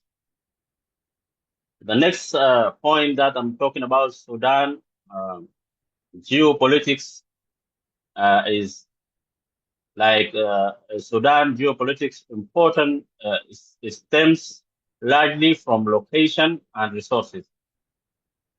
Geopolitically, it shares borders with 7 countries. And before the separation, it was 9, now 7 countries. So like Libya, Egypt, Chad, and Central Africa, South Sudan, Ethiopia, and Eritrea, making strategic player in African and Middle East.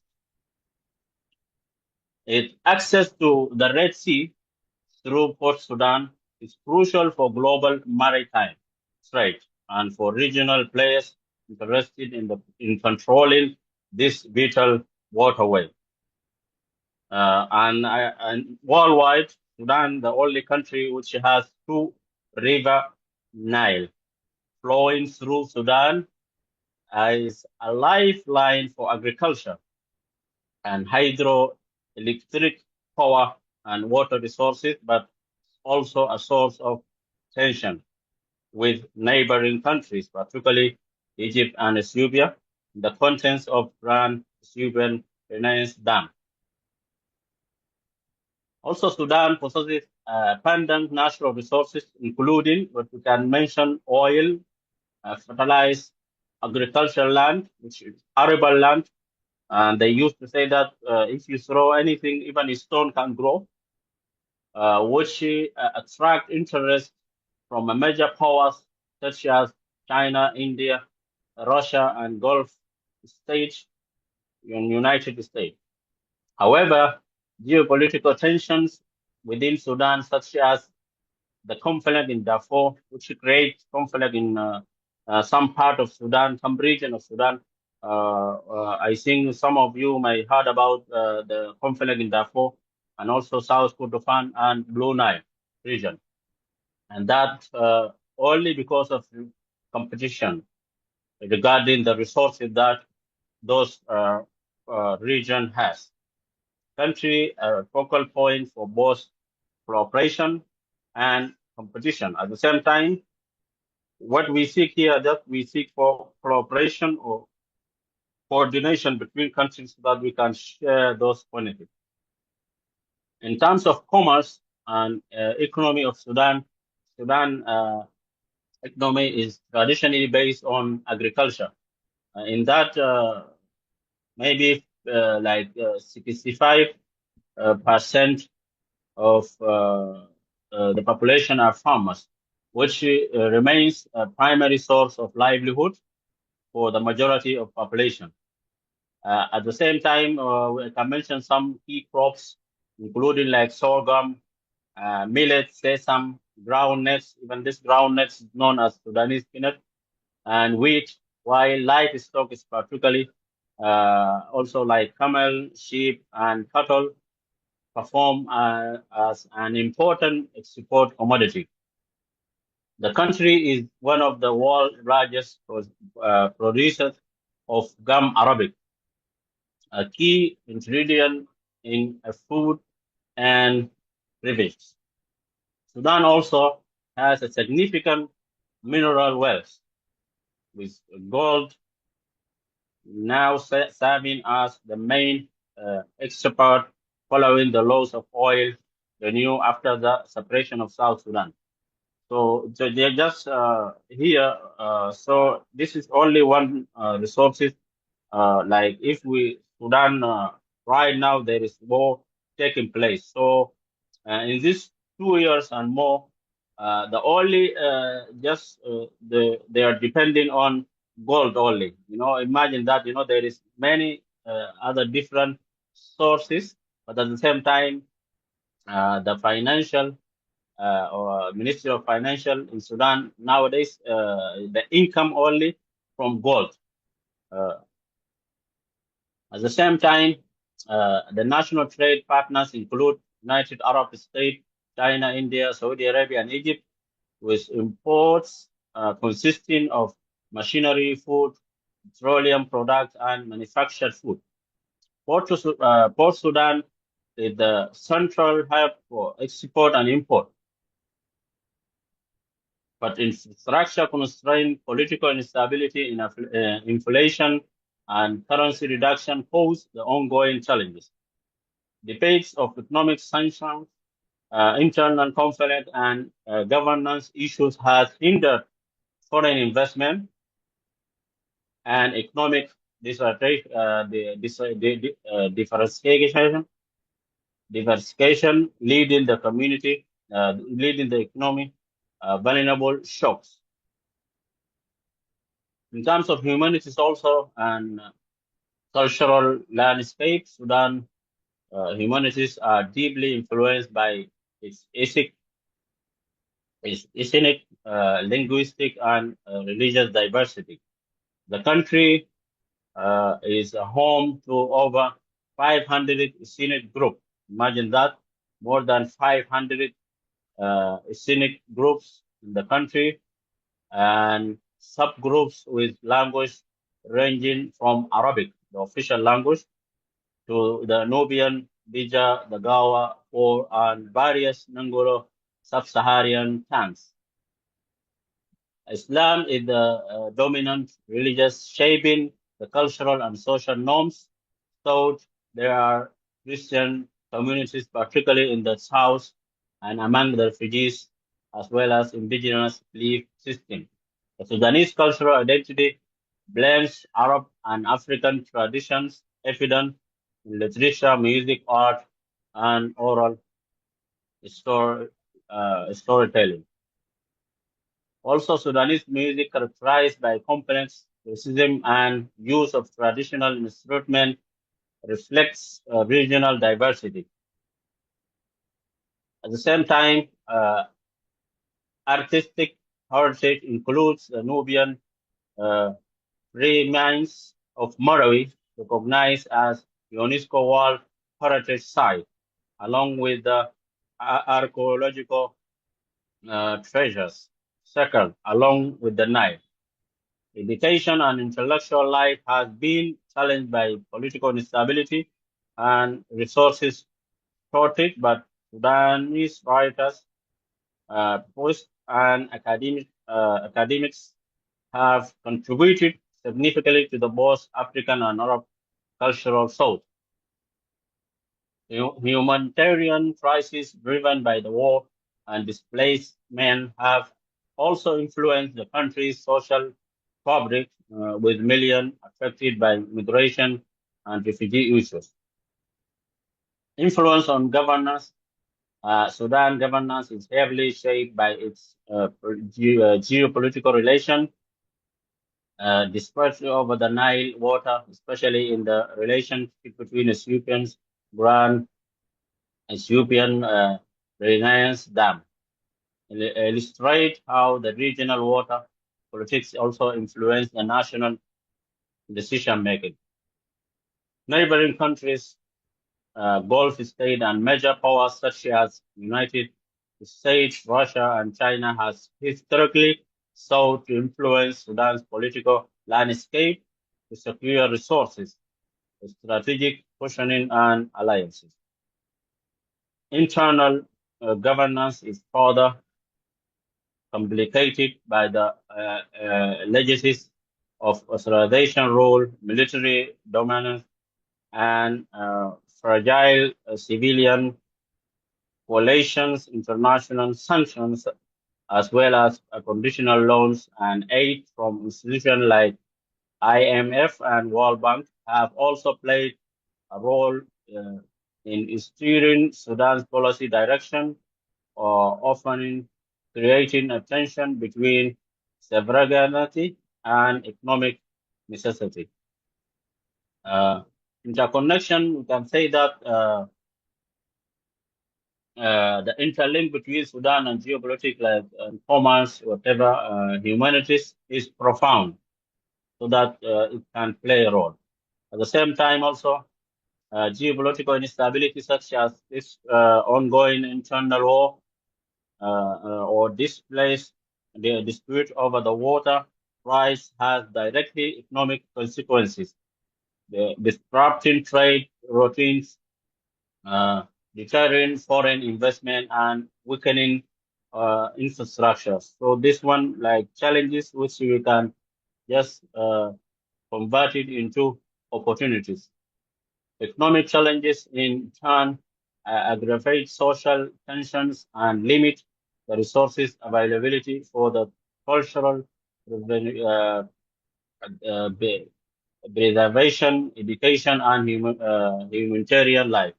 So that this is in this point, I can say that the presence of resources in any country, it not means that the development will happen, or kind of growth will be there. So managing those resources in a good manner, at the same time sharing like with other countries, what you have, and then in terms of only benefit will lead to development and growth.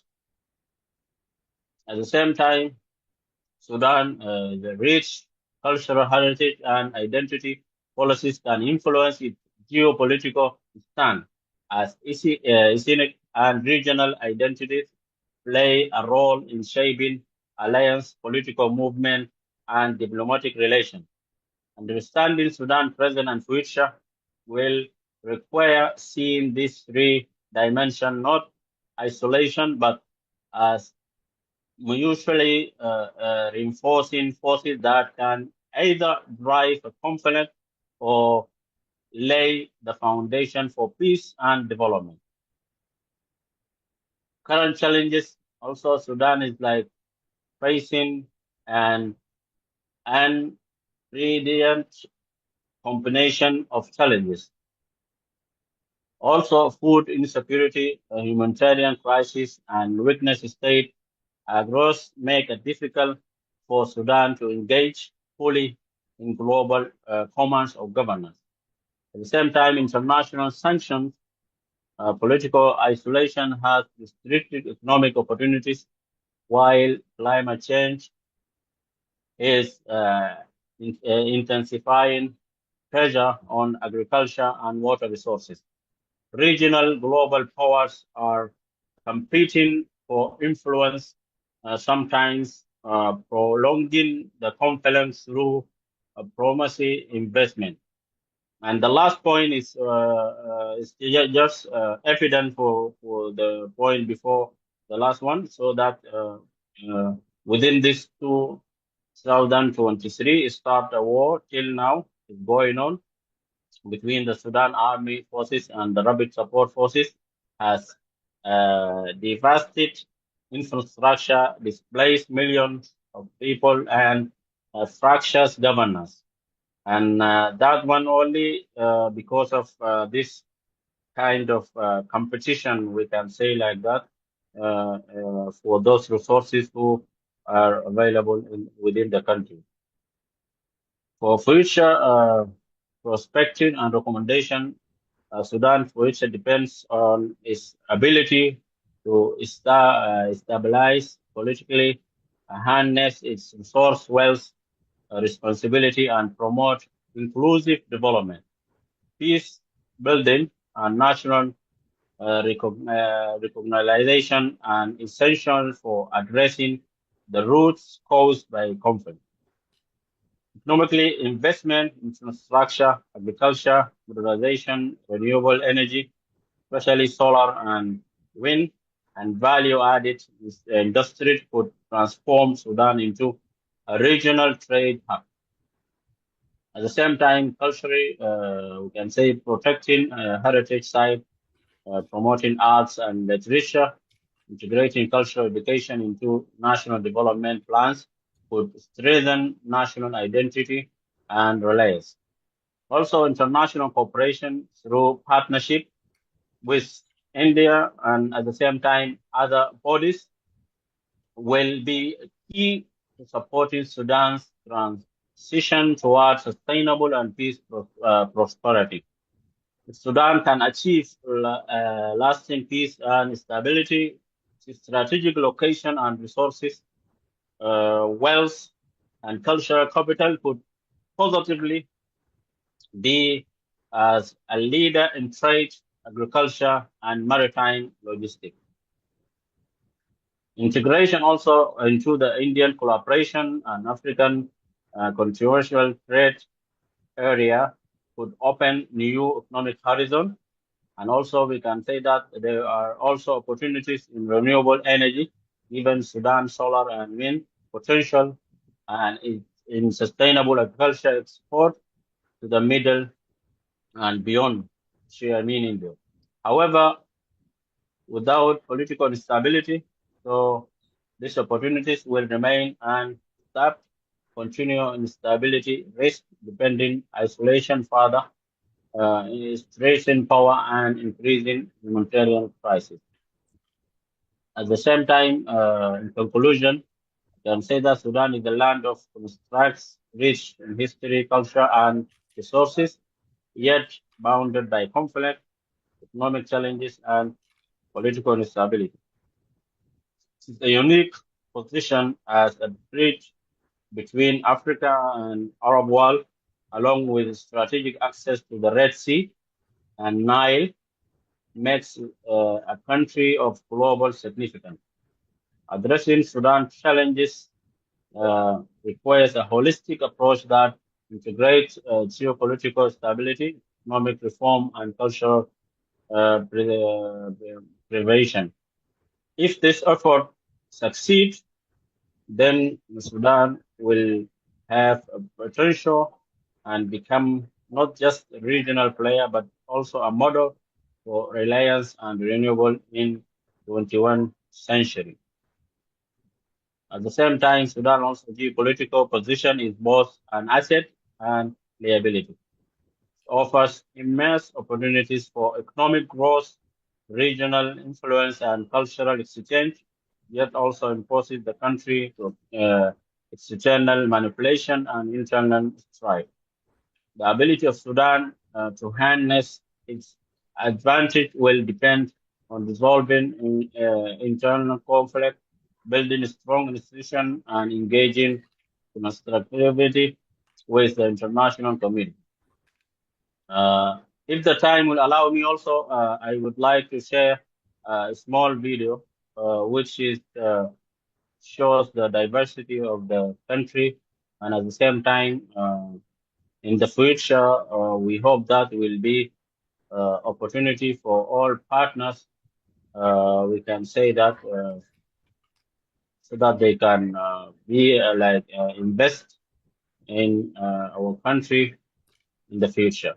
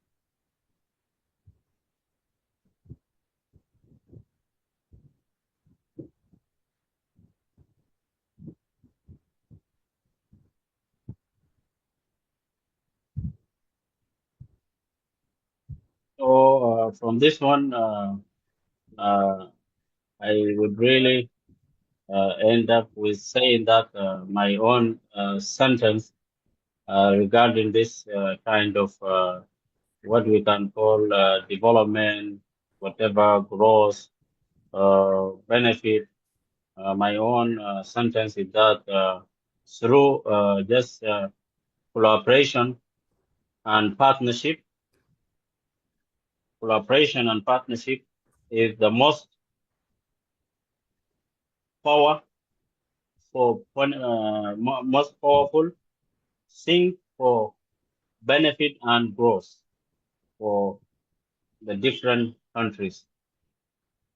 I really thank everyone here, and as we say that جزيل الشكر والتقدير in Arabic, and I hope that it was something that beneficial to those who are just participating with us in this online international conference. Thank you, everyone, and have a good day. Thank you, sir, for your thoughtful insights during the panel. Your expertise added great value for today's discussion and have enriched the perspectives shared. Sudan's cultural landscape is shaped by over 500 ethnic groups, which is shared by you, multiple languages and diverse faith. While Islam remains dominant, Christian and indigenous traditions have also thrived. The mix of Arab and African influence creates a very unique identity, reflected in Sudan's literature, music, art, and storytelling. Culturally protecting heritage sites, promoting art and culture, and also the education into national development plans could strengthen national identity and resilience. So now we open the session for questions and answers. We welcome your thoughts and queries to be asked by the speaker or the panelist. Do we have any questions?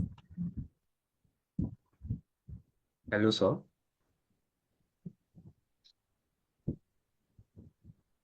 Yes, Siddharth, sir, you're audible. Yes, yeah, most welcome for any question.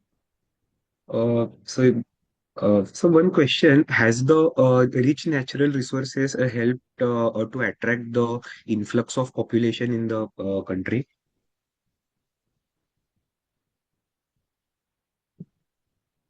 Can you repeat again? Sir, has the rich natural resources, because Sudan seems to be a very a prosperous hub for resources like gold and even like those who are engaged into agricultural activities. So, has it helped to attract the influx of population into the country over the past few years? In this case, as I mentioned before that, the presence of resources, it not means that, you are going to guarantee development within the country. So there is many things that we can say it will affect that one. And one of them, the governor who is ruling there, the leaders, and at the same time also the population. In this case, we can say that if you are taking any kind of development through participation, it means if you are planning for any project, at the same time, you are doing it from top to down or maybe bottom to up.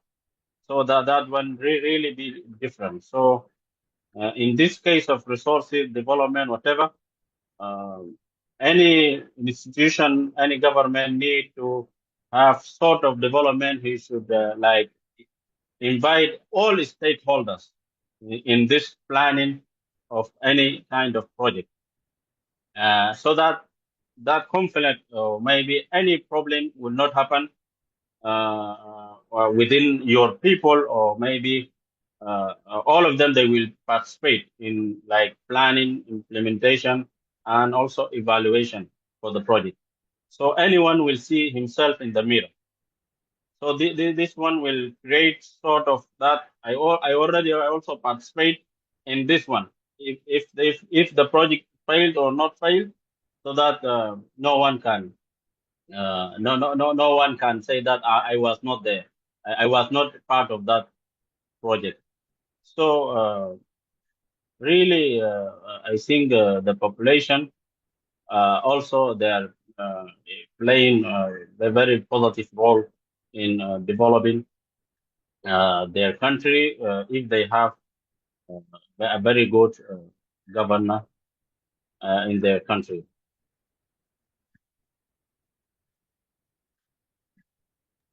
Thank you, sir. Thank you, sir, for answering the query. Do we have any other queries to be answered? Do we have any other questions? Okay, I hope we don't. Thank you, sir, for all the thought-provoking deliberations we had today. We are privileged to have you here. So moving on to the next panelist, our very next expert panelist is Miss Kiamba Fiona from Uganda. She is a teacher educator with over a decade of experience as a curriculum specialist and researcher, and is currently pursuing her PhD in education at Gujarat University with a focus on ICT integration in school management systems. Ms. Fiona has been deeply involved in Uganda's teacher education reforms, contributing to curriculum design, teacher professional development, and international consultancy projects with UNESCO, FCA, and IGAD in the field of TVET and digital learning. Her work explores how Uganda's teacher training is aligning with global perspectives, from ICT-driven innovations to competency-based curriculum, while addressing challenges of reform, sustainability, and teacher availability.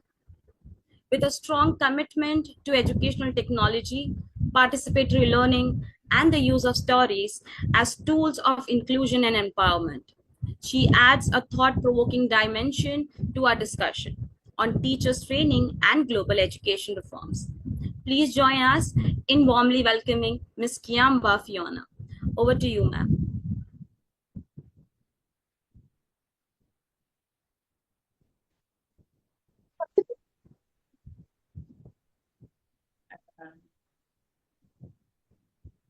Greetings, everyone, the distinguished participants. I hope I'm audible. Yes, ma'am, you are. I'm really so privileged to have been given an opportunity by Professor Japi, Gujarat University, and Professor Dr. Preeti for this opportunity of learning, I would say. It is an opportunity of learning. As Ma'am had already given you details about me, I feel like I should make it a simple dialogue for us to be able to learn from one another. As teacher training, as you well know, that it is really a dynamic and sensitive aspect in the world of work. I'm so glad that I got our panelist, Dr. Robin Kamal, talking, and I was very, very, very much informed by his talk. Why do I say this? Doctors and professors on call, let me first give you a brief maybe overview of Uganda as in its geographical location. It is a very small country located in East Africa. It is surrounded by land, like geographically, it is a landlocked country, surrounded by five countries. It has a neighbor in the north, which is South Sudan, and it has Kenya in the east. It has Democratic Republic of Congo in the west, and then Rwanda, if you have ever heard of Rwanda, in the southwest, and then Tanzania in the south. Uganda is a very small country with around, according to the Bureau Standards of Statistics 2024, it has around 45 million of people. I got surprised when I reached here in Gujarat. Gujarat's population is more than Uganda's population as a country. So to be specific on our topic today, colleagues, I think this is an opportunity that this conference is timely in a way when Uganda's teacher training is undergoing reforms to meet the global needs, for example. As I told you, I might not have that slides to take you through, but when you follow my points that I'm sharing with you, we shall make it interactive to be able to get what you might want to learn from what it is and what is going on. Uganda, previously, historically, it had 3 pathway training of teachers where you begin with grade 3, then diploma, and then degree.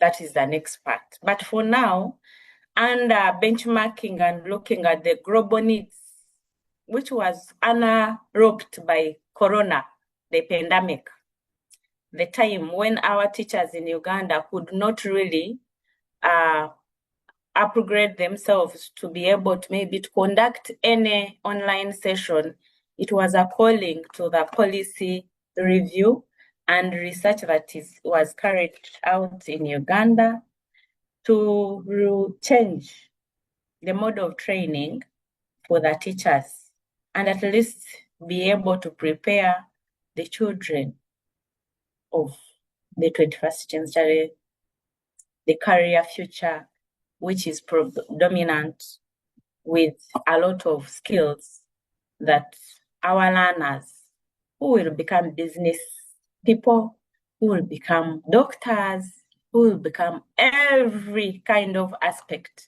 in the world. So teachers are looked at as the pivot of creating and generating different people of us who are here. But they realize that without them getting the skills, they will not be able to drive or to guide or to support the future children or the future leaders that we are looking at.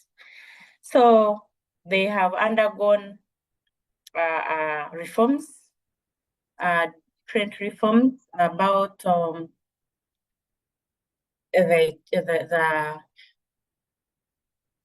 establishment of Uganda Institute of National Teacher Education, whereby they are looking at least the minimum qualification of teachers should be a degree level.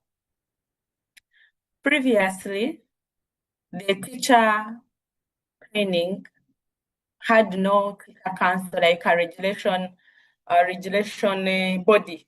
Nothing was in place. And so whoever would want to be in the system will come, even those who are not trained will come because nobody will follow them up. And so it is also undergoing. And then the primary teachers college, where very many, around 43, they were now put to 23 so that they are all able to award degrees, of which we are still struggling with. It has not started since 2023 when the PTCs were reduced. And so currently we are surely struggling with teacher training. Why? We want our teachers to have the 21st century skills, of which include personal and interpersonal skills. But the teacher trainers ourselves, or the teacher trainers training these teachers, also lack the same skills. So you would see like the benchmark that was done to start with the with the reforming, like the institutions of teacher training, still where us teacher trainers go should also be looked into.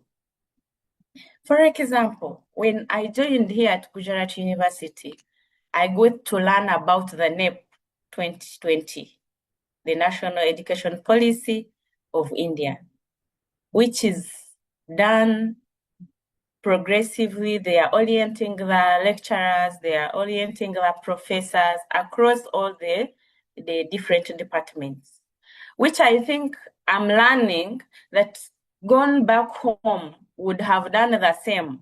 By the time you implement something, at least someone who is going to implement it already has information.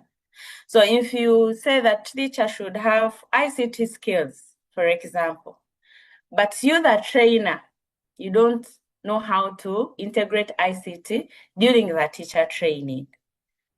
I was impressed by Dr. Rebin when he was asked about how he's helping his students to integrate politics in the lectures. He talked about that he listens to news, he reads news, and also go back to classes to encourage students do the same and later come into a discussion. What does this mean? Like, as the trainers, we need to be deeply possessed in content, but also with the skills to be able to produce teachers who will also transfer additional, even because they are able to explore more skills, to transfer more skills to their children. And he also looked at, like, the students need to be sensitive about the diversity around the globe. Because, for example, in the Department of Commerce, if someone is not aware about the competence, the intercultural competencies within different countries, then it will be difficult for him or her to be successful in the world of work. So we've been with challenges where teachers look into all learners to be similar, yet the sameness is not. And do they have the capacity to take these children in a diversity mode? I was impressed by Dr. Manal, a psychologist. The teachers in the refugee camps also need to be equipped with the skills on how they are going to handle the psychosocial support to these refugee children. Not only this is carried out in the refugee camp, but all back to the training institution, because we don't know what the world prepares ahead. And so our teachers, as they go outside in the field, they need to go with that sensitivity that there are different learners from different backgrounds, but also with different capacities. And how do we encourage them to develop and achieve their future goals in career and the world of work? So then Dr.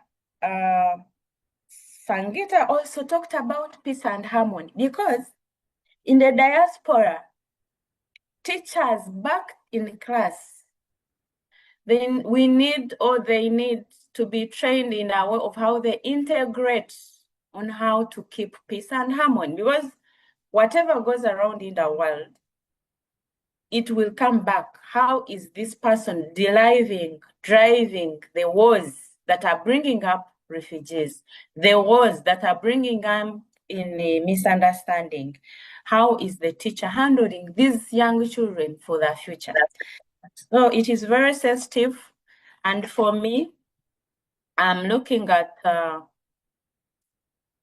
even us who are on call to make it interactive, because reforms of Uganda in teacher training are being faced by so many challenges, whereby the benchmark was done, but it is not aligning with the local context. And so it is very difficult to to transition into this reform that is going on of eliminating all the grade 3 teachers and upfronting the degree teachers in a short time.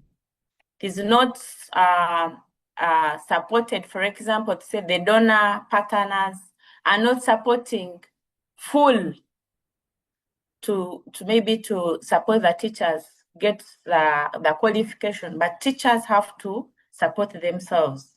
And so the donors, the Ministry of Education is starting it slowly by supporting teachers from grade 3 to diploma, whereby they had estimated 10 years that all the teachers will be having degree, but it still looks impossible in a period of 10 years because of the resource constraints, but also the insufficient of labor of the people who are supposed to do the same in the institutions.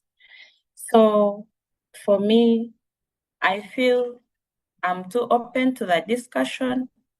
If there is any questions or if there is any interactive discussion that we can bring up, because this is a sensitive discussion for us in teacher training, because the teacher is a pivot for driving the life skills among the individuals at different level and in different sectors. Thank you. I submit. Truly inspired by Ms. Kiamba Fiona's reminder that stories, technology, and participatory learning can transform teacher training and drive inclusive education worldwide. Ms. Fiona reminded us that technology, participation, and storytelling are the powerful keys to shaping inclusive and future-ready teacher training. With her insights, she highlighted how teacher training can truly drive global education reforms through innovation and inclusion. Now we open the platform for any queries or questions to be asked. Thank you, ma'am. Do we have any queries to be asked? This is an interactive session. We can please have with the queries. No, ma'am, no question. Okay. So we truly appreciate your valuable contribution to the panel, ma'am. Your perspectives helped shaping a meaningful dialogue and left the audience with key takeaways to reflect on. Now I pass on to Dr. Preeti Srivastava, ma'am, to have a vote of thanks for the panel, expert panel. Yeah, thank you, Shivani, ma'am. It was such a nice session delivered by the both two speakers. So I'll introduce the vote of thanks for the panel session. So respected dignitaries, today's speakers, colleagues, collaborators, and dear participants, it is my privilege to extend the vote of thanks on behalf of the organizing committee of their international conference, the Global Insight, Geopolitics, Commerce Management, and Humanities. I convey my deep sense of gratitude to the experts of the panel for sparing valuable time from the busy schedule and gracing the occasion with inspiring word and wisdom. I also thanks to the organizing team and all those who are involved the conference for their tireless effort in making this a success. I request all to continue being with us in the coming sessions too, and let us all learn and grow together. Thank you. Now, yes. Now we have to do the next technical session, and I hand over the mic to the moderators for the next coming session. Thank you so much. Dr. Shivani. Thank you. Yeah, thank you, Sandhya ma'am. Thank you, Preeti ma'am. Thank you, ma'am. Now we will start our technical session 1. Do we have a chairperson, Dr. Ritika Hemdev here? Do we have a chairperson, Dr. Yes, Ritika she's Hemdev, there. ma'am? She's on mute. Yes. Okay. We have and Dr. Sarfaraz Mansoori, the co-chairperson. Yes, ma'am. Yeah. Okay. Okay. Good afternoon and welcome to the chair and the co-chairperson. I would also want to make sure, do we have all the participants of the technical session 1? Do we have Jamin, Dr. Jamin? Do we have Dr. Jemin here? Yes, ma'am, I'm here. Good afternoon to you. Sir, good afternoon. You will have to start the presentation one, but just let me have a look at all other participants first. Fine. Sagar Tukaram ji. Do we have Mr. Sagar Tukaram ji? Rupali Sharma? Anji. Okay. Dr. Shravan Kumar? Dr. Shravan Kumar, do we have you here? I'm just taking a little attendance to understand how many are there so that the chairperson and the co-chairperson know. Dr. Vijendra Gupta? Ma'am. Okay. Yes, ma'am. From Dr. Shravan Kumar, I will be present the paper.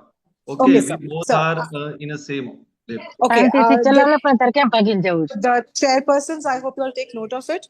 Do we, I request the other participants to kindly mute the mic. I request the other participants. Lalita Solanki, ma'am, please mute your mic. Vijendra Gupta, sir, do we have him here? Dr. Lalita Solanki, ma'am, is there? Dr. Komal Sharma? Do we have? ma'am. Okay, Yes, fine. ma'am, I am there. Hello, Yes, ma'am. Dr. Smriti Nair? Dr. Smriti Hello, Nair? ma'am. Okay. Mr. Harish Paralkar? Ms. Swati Pandey? And Dr. Ritika ma'am and Sarfraz sir, we have one last participant who's just joined, Dr. Neha Karnik. Okay, so they've joined in also here. So welcome everybody to our technical session 1. The track is on changing geopolitics in world politics. The first presenter is Dr. Jaimin Vaishnav. He's written the paper with Dr. Shoaib Mohammad and Dr. Amit Bhatia.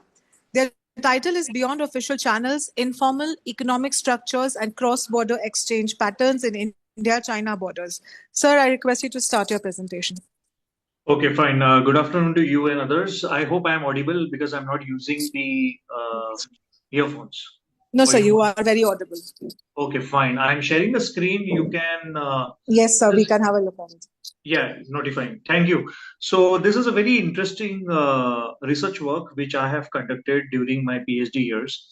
And I wanted to take this forward, not because it has also been acknowledged by the Prime Minister's Office and the Commerce Ministry, because this thesis, which is also available on Shodh Ganga, the government is also working on some solutions and the policy suggestions that emerge from this particular research. So I'm not sure how many of you are aware of this place called Nathula Pass, which is actually a tourist destination in the eastern part of Sikkim. There is a border trade that happens at this particular area between Indian and Chinese traders. And this re-emerged in 2005 because we were not in diplomatic connections with China after the 1962 conflict. This route is also one of the oldest silk route of Asia because it emerges or it establishes itself from this particular path. So this study, which I have conducted, is a very empirical, study which has gathered the data of 73 traders who also trade informally. As of now, we export 36 items, which are listed and approved by the Commerce Ministry, and import 20 items. The trading happens from Monday to Thursday from the month of April, May till the month of November because of the climatic conditions. It is 14,000 above sea feet level. Now, going ahead, I would like to provide you a very important question followed by the paradox, which I have already informed. As we all know that if goods and services, play a very important role in diplomatic relations, and it's accentuated with the liberalism theory in international relations, etc. Now, when bullets, are exchanged, goods and services won't be exchanged, right? So I think we understand the correlation and the importance of diplomatic relation. Now, when you see the question, of course, Indian and Chinese today are big giants in Asia. They are hardcore competitors. At the same time, border trade, which is a very minuscule, or you can say a very miscellaneous trade between India and China, other than the huge volume trade that officially takes place, this particular scope of study enhances the formal trade mechanisms, which remains, sort of underutilized, and how the informal economy, which also runs parallel, should be legalized and should be formalized, because it can benefit the traders on both the sides, because there are certain contradictions, certain internal paradoxes imposed by the government, especially when it comes to the profiteering. So I think we will be seeing this next. The methodology, of course, snowball sampling, I have applied it because the traders have linguistic barriers. Also, at the same time, not many are open to share the data when it comes to the trade, because it's a highly sensitive zone. You have to apply a day in advance to apply for the license in order to visit this particular region. International traders or international people are not allowed except for the Kashmir issues and all those things. So when it comes to the semi-structured interviews I had conducted, I could come out with lot of shocking data, especially this trade. It's formalized from morning 10 a.m. till 4 p.m. and it is active only on Monday to Thursday, right? The other days, there's a lot of security clearance that traders have to apply. Most of these traders are very ancestral by nature. So, and Sikkim has a huge unemployment rate. We see a lot of these traders also involved in tourism activities. At the same time, these traders, they have this logistic and supply chain managed in Bihar, West Bengal, and some of the traders also have clouds till the state of Gujarat and Rajasthan as well. Now, of course, there are some research limitations which I've already cleared. But however, this particular trade stands as a very important ratiocination that policymakers must understand and must acknowledge at the same time. So at the start of the lecture, at the start of this particular presentation, I also made this clear that how this trade got enhanced. The MOU was started in 2002 onwards under Vajpayee government. It got formalized under Manmohan Singh government. And also the former professor of JNU, Mahindra Lama, I think he is the first professor to have reinstated this particular study. In India, I think not more than 8 to 10 authors have actually worked on this particular area. So I think it stands as a very macroscopic challenge for most of us. Also, at the same time, when you see on the left side of the screen, the trade cap revision. So trade cap revision is basically the profit that the traders earn. The limit was 25,000. Now it is only 2 lakh per trader, which I think also affects the libertarian principles, the entrepreneurial spirit of these traders. And we have also seen the expansion, the revision of the list from 29 to 36. So there are informal exchanges also happening at the same time. So if we can just overreach the extension, I think it can play a huge role in unrestricting the policy formulations, and considering the scope of this trade, I think it can infuse more diplomatic relations between India and China via this particular trade. Also, the scope of informal trade stands high. The government is aware, but I think the approach is quite Fabian when it comes to the formalization of this particular trade. So, however, I think this is in the talks. Yeah. Now, there are certain important barriers that we need to address. As I say, that most of these traders are only Sikkimese, so non-Sikkimese are not allowed. Also, at the same time, the infrastructure on the eastern side, the Indian side, is not much developed compared to the western side, especially the Chinese side. Most of these traders also have their roots from Sikkim, Nepal, Bhutan, and also Chinese, Tibetan Chinese. And there is a lot of paper formalities. So, every year the traders have to renew the licenses in order to take this forward.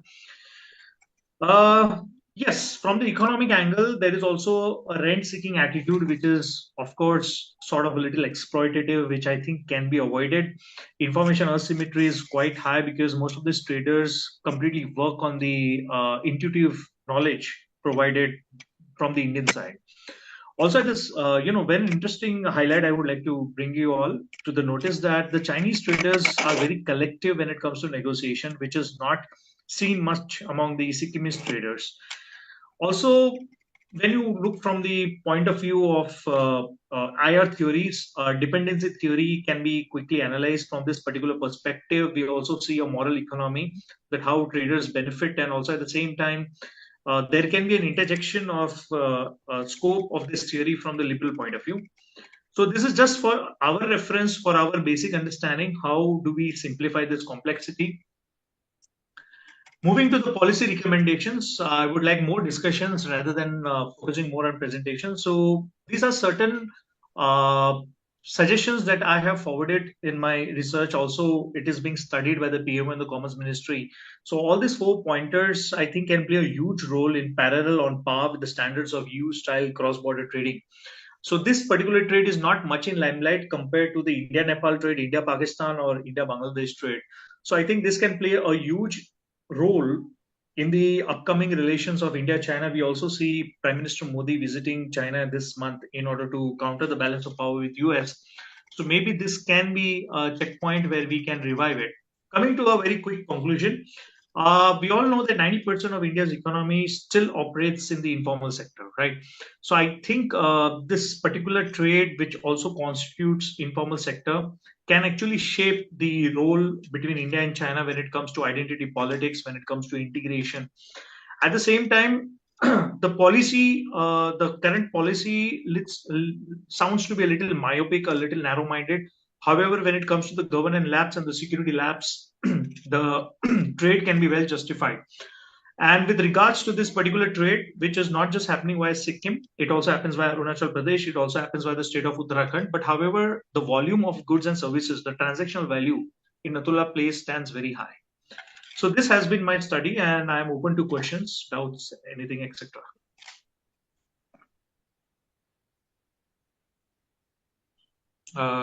Any questions? No questions. Speaker, may I? Are we done? Yeah, I'd just like to, I thought your presentation was excellent. You know, the human and you highlighted an angle we often miss, like the human and the informal exchanges beyond official trade. That really adds a depth to the understanding. And I think your recommendations to today's times were extremely pertinent. So yes, good presentation. Thank you very much. Dr. Sarfaraz, do you have any questions? No, ma'am. Okay. Fine. Thank you, ma'am. Thank you, Dr. Ritika. Thank you, Dr. Sarfaraz. Thank you. Thank you, Dr. Jemin. Now, do we have Sagar Tukaram Yerim here? Has Mr. Sagar joined in? Okay. Rupali Sharma. Do we have a next participant? Rupali Sharma. Am I audible? Yes, ma'am, you are audible. Do we have Rupali Sharma? Because she was there earlier. Okay. Dr. Shravan Kumar. Dr. Shravan Kumar. Yes, yes, ma'am. Yes, sir. Please start your presentation.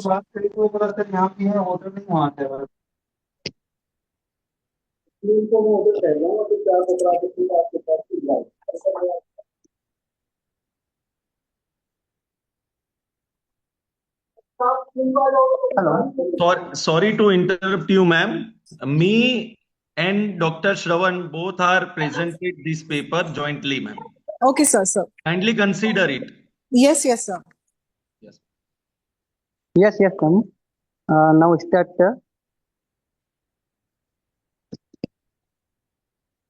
Hello, audible? Yes. Yes, sir. Yes, sir. You're audible. Dr. Shravan, can you see the screen? Yes. Okay.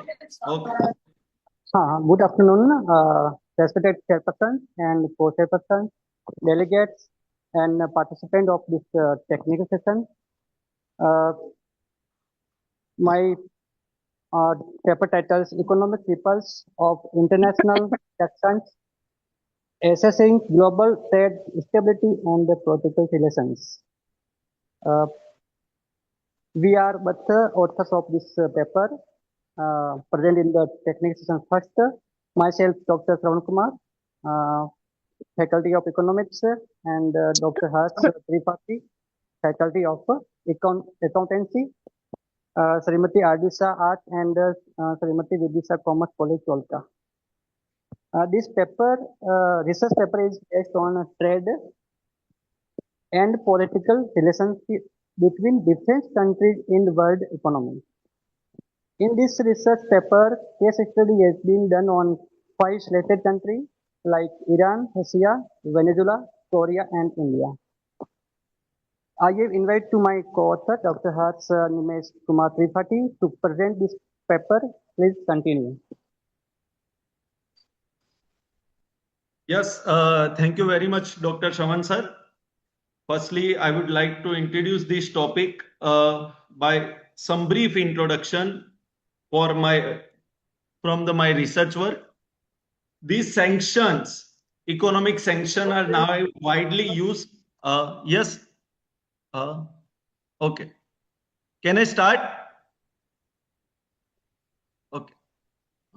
Okay. These economic sanctions are widely used in a pressured country into the international route without military actions, but they can cause a big problem such as a disturbed trade and strain global relation. The US and European Union use these sanctions most often and sometimes harming the other countries through their broad effect. We can say nowadays new modern terminology that is a tariff war. The whole paper focus on these type of tariff war. So these are the objective to analyze the economic impact of international sanction on the global trade stability, to assess the political effect of sanction on diplomatic relationship and geopolitical alliance, to examine to how sanction state add up through alternative financial and trade mechanism, and to propose policy recommendation for more effective and sustainable sanction and implications. Okay. See, these are the research methodology, mainly data collected from the source of International Monetary Fund and World Trade Organization. We focus on case study method. These are the cases: Iran, energy sanctions and financial isolation; Russia, that is commodities, European energy defense dependency and the geopolitical relief; Venezuela, economic collapse and regional spillover effects; North Korea, protected containment and diplomatic impasse; and in India, navigation of sanction and strategic autonomy. Okay, see, these are the limitation of this study. It faces isolation section effect from the external factors such as global economic fluctuations or domestic policy shift, data gaps perceived, particularly sanction regimes like North Korea, while the India's road offer to valuable perspective, its unique geopolitical and economic scale may not be reflect the experience of all global south. The sanctions dynamics evaluation are also constrained the long-term journalability. See, the analysis focus, we prepare one table to analysis this whole research work. That is, from the trade volume changes, Iran minus 60%, notably oil and petrochemicals, just because of US sanctions. Same effect go with the Russia, and adversely, it is a positively effect on India. That is 14% rise in crude oil import from the sanctioned state like Russia and Iran with the viewpoint of discounted price. So this table reflect the different elements and different dimension, how this sanction positively or negatively affect on the countries which we included in this research work, that is Iran, Russia, Venezuela, North Korea and India. Okay. Lastly, the conclusion. This conclusion morely focus on in India for this presentation. Countries use sanction to pressure other compliances. The sanction offer disturb the global market and create inflation and push countries to reduce the dependency on US dollar. Future challenges, it include the digital currency adaptation, secondary sanction, and making global institution more adaptably. I would like to also add that nowadays whole global south and most developing countries are converted from dollar to de-dollarization. This is the whole crux of this research work. Thank you very much, ma'am. Thank you. Thank you all speakers. Thank you very much, sir. The chairperson and the co-chairperson, do you have a remark to make? Yes, I have just question. Yes, sir. Hello, Yes, am sir. I audible?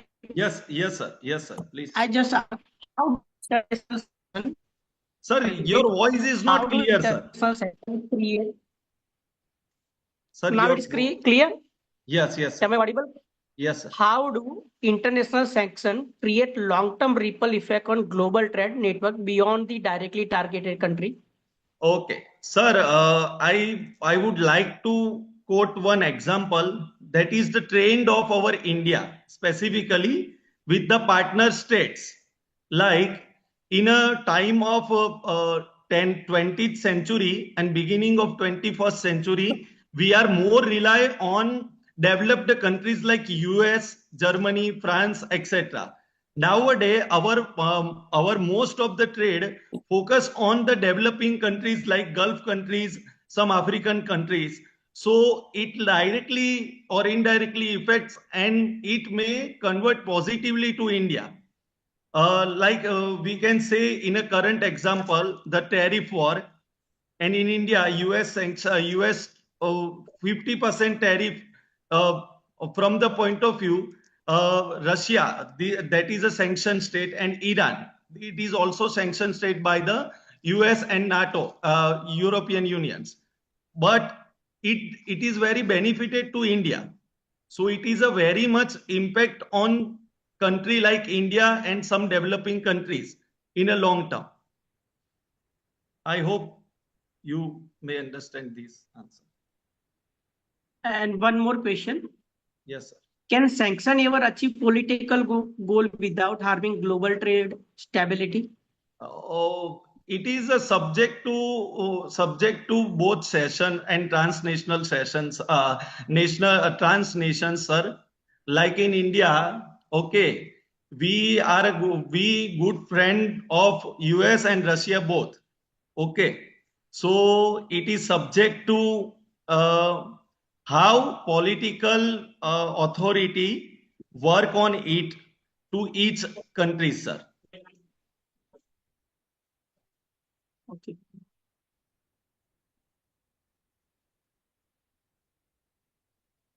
Any other questions? Okay. Hello, Dr. Ritika ma'am, do you have a... So I think the analysis was pretty strong. You made us see sanctions, I'll say not just as policies, but as forces for deep economic and political impact. I like the part that the comparison part that you did. I think that was quite effective. Thank you very much. Thank you. Thank you, ma'am. Thank you. Do we have Dr. Jaimin here? Okay, fine. Now I request Professor Rupali Sharma. Professor Rupali Sharma. Ma'am, you're online. Yes, ma'am. Yeah, ma'am, can you please present? Yes, ma'am. I'm trying to share my screen, but actually there is a little bit issue.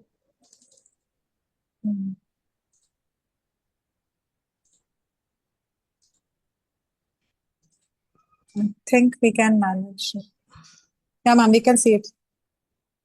And we also want, we also want your camera to be on, ma'am. Actually, just a second, ma'am. Yeah. Okay. Okay, ma'am. Is it okay? Is it fine? Yeah, perfect. Yeah. Okay. Am I audible also? Yes, ma'am. Okay. Good afternoon, everyone. Myself, Rupali Sharma, I'm the research scholar of Dr. C.V. Raman University from the Department of Management. So my topic of today is geoeconomics, the geopolitics in India, with a special reference to Chhattisgarh. I have tried to put some my effort in this paper. Hope it will find fruitful for us. So let me start from the introduction part. As we know that geoeconomics is redefining geopolitics emphasizing the economic tools over military might. Chhattisgarh, rich, as we all know that Chhattisgarh is rich in mineral and is strategically located, plays in vital role in India's geo-economic narrative. This paper explores contributions, challenges, and policies implications. So my introduction is from with reference to like particular reason is Chhattisgarh, but first I'll start it from India, as we are seeing that in nowadays like Modi ji is also have given so many things like. In 2025, the convergence of geoeconomics, the geopolitics has become more prominent, where nations increasingly employ economic instruments to pursue political objectives. This emerging form of new geopolitics relies on financial influence, trade strategies, and technological advancement as tools and statecraft, thereby transforming global power relations. Geoeconomics use of economic strategies and resource to achieve geopolitical goals. Focus resources, markets, infrastructure, and strategic economic networks. In 2025, India's foreign policy, and like currently we are even watching this in news channels also, like the conspiracies among the Trumps and India and the foreign policy. So that is why the reason that that we are going to change some of our foreign trades and foreign policies. So this is how about that only. In 2025, India's foreign policy and economic strategies are increasingly shaped by geoeconomics, reflecting and shift from traditional geopolitical consideration. This new geopolitics is characterized by heightened global competition, particularly between major powers, and focus on economic interdependence. In trade relationships, in India is navigating this landscape by balancing its strategic interests with its economic ambitions and aiming to become a key player in global supply chains and a major economic power. So, like geoeconomics is driving a force which is having four parts, like redefining foreign policies, shifting alliances, national security, and regional powers. Like like I already explained that India's foreign policy decisions are increasingly influenced by economic considerations such as trade agreements, investment flows, and access to technology. Shifting alliances, like India is strategically engaging the countries based on shared economic interests and potentially leading to new alliances, partnerships. So national security and national security is like economic security, particularly in areas like semiconductors and critical minerals, and now a key component of national security. And regional power is like India is leveraging its economic growth and strategic location to enhance the regional influence and leadership. So examples of geoeconomic initiatives are raising dialogue. The raising dialogue we all know, we all aware about this. Since from 2019, it has been started. Sorry, it has been started since from 2016. Yeah, 2016, and we are going to be we are already hosted in this year the 10th edition of Regional Dialogue in 2025 at New Delhi. The Regional Dialogue is India's premier conference on geopolitics and geoeconomics, which is about addressing the most challenging issues facing the global community. Every year, leaders in politics, business, media, and civil society converse in New Delhi to discuss the state of the world and explore the opportunities for cooperation on a wide range of contemporary matters. The dialogue is structured as multi-stakeholders, cross-sectoral sectoral discussion involving heads of state, cabinet ministers, and local government officials, who are joined by thoughts and leaders from the private sectors in media and academia. And the next one is Make in India. It has been started by Narendra Modi ji at 2019. And there are so many initiatives he has taken in this Make in India, like to create, like in the startup as a startup sector, as well as like innovative ideas to build the best class and manufacturing the infrastructure. The Make in India initiative is based on 4 pillars which have been identified to give boost to entrepreneurship in India, not only manufacturing but also the other sectors. Digital India Corporation is also the part of this. Digital India Corporation DIC leads and guides in realizing the vision, objectives, and goals of the Digital India program. It provides a strategic support to ministries, departments of central states for carrying forward the mission of Digital India by the way of capacity and building e-governance projects, promoting best practices, encouraging public-private partnership, and nurturing innovation technologies in various domains. The broad responsibility is like a national e-government, skilled manpower empowerment. And my topic is like geoeconomics with reference to Chhattisgarh, as it is a geoeconomics, the new geopolitics in India with special reference to Chhattisgarh.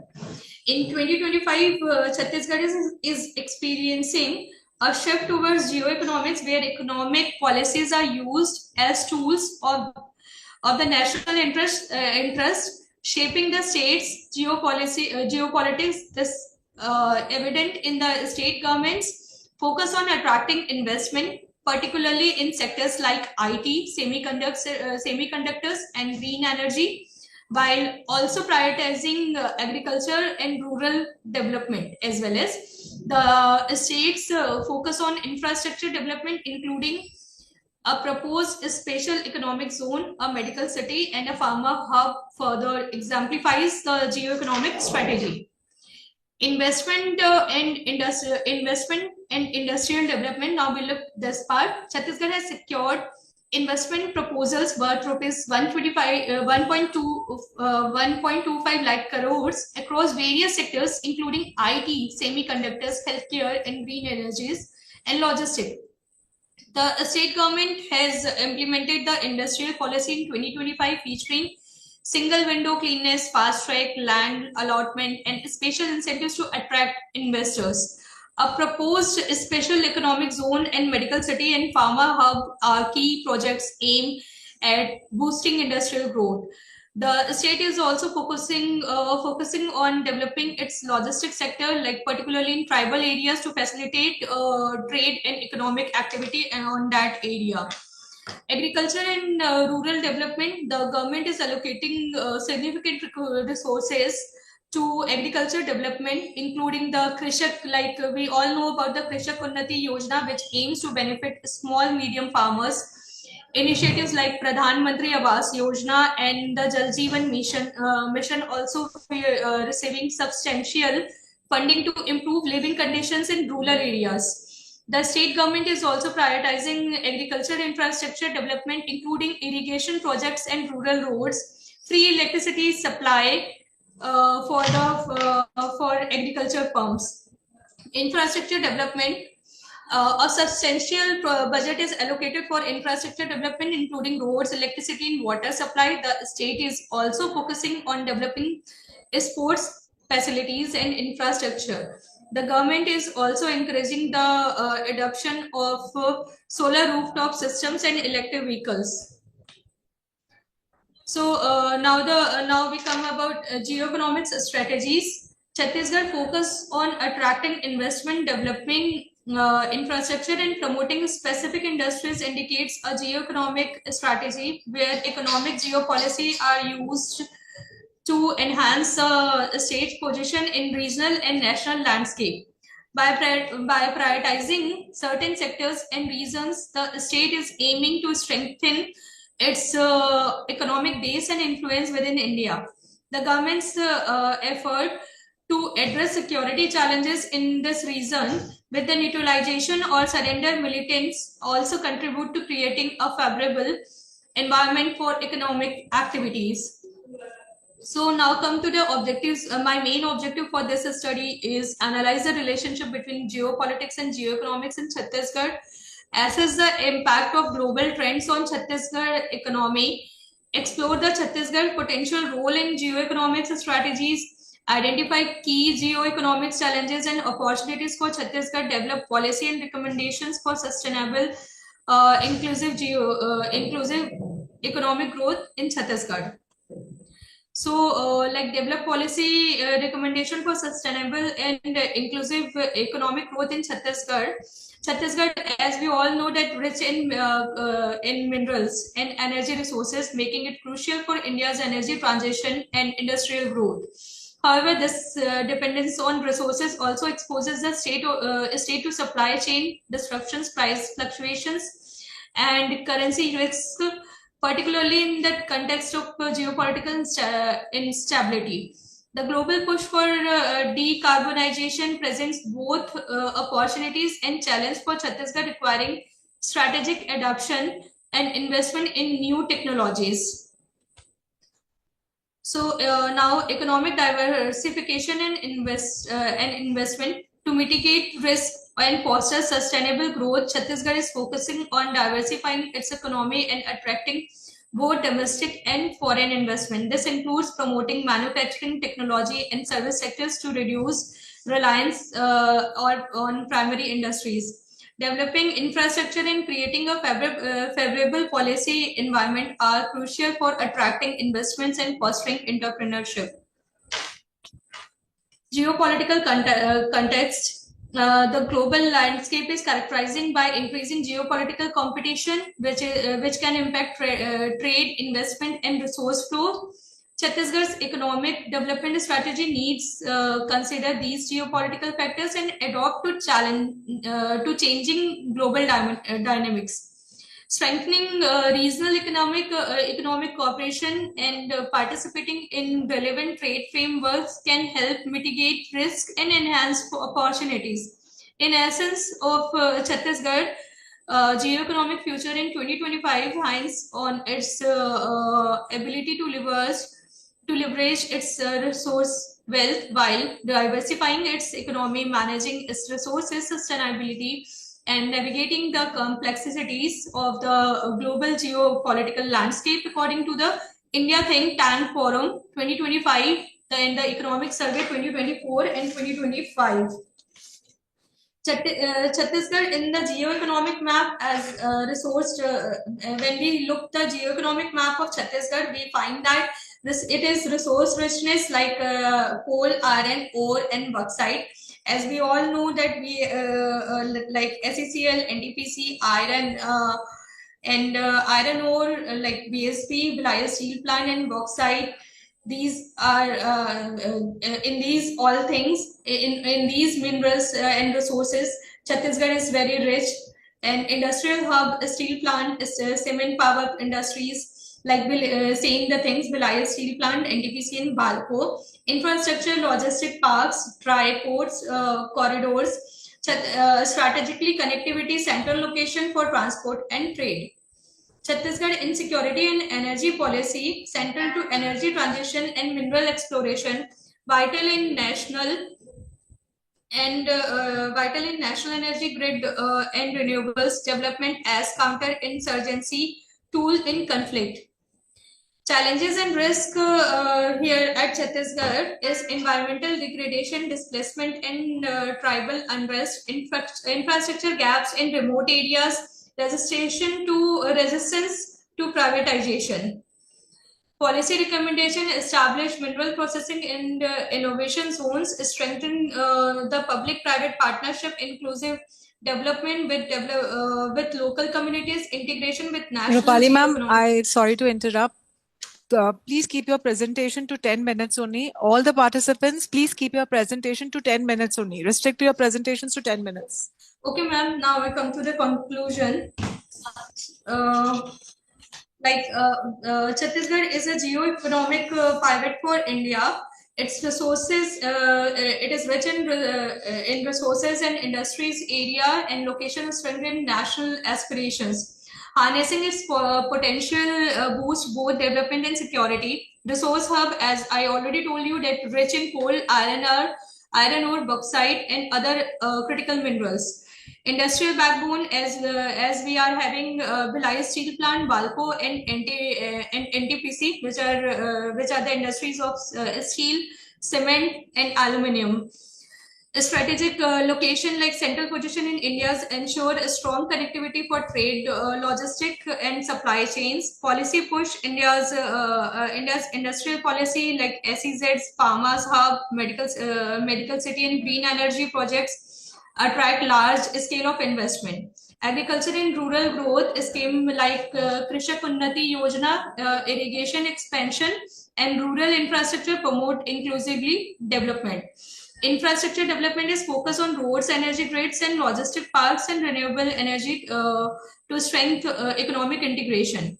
Security and stability and challenges, environmental degradation, displacement, and tribal unrest remain key hurdles.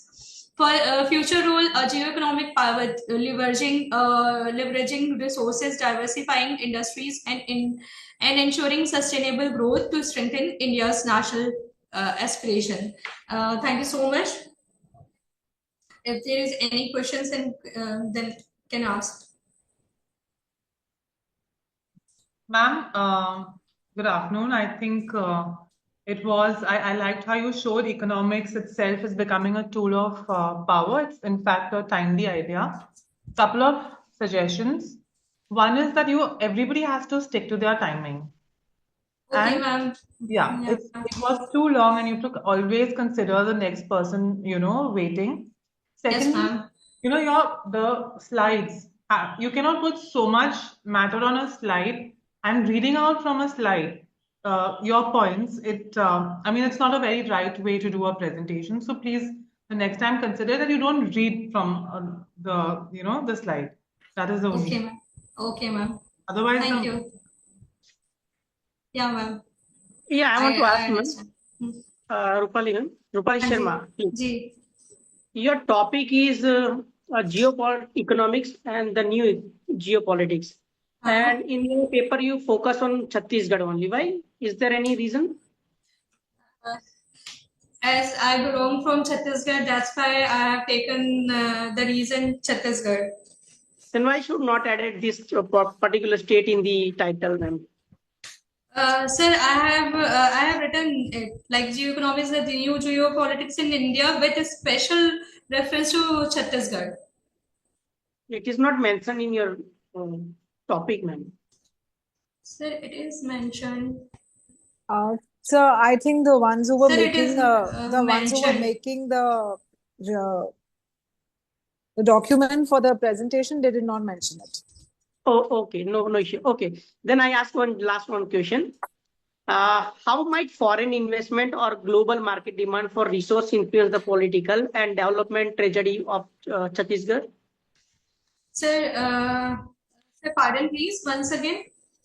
How might foreign investment or global market demand for resources influence the political and development trajectory of Chhattisgarh?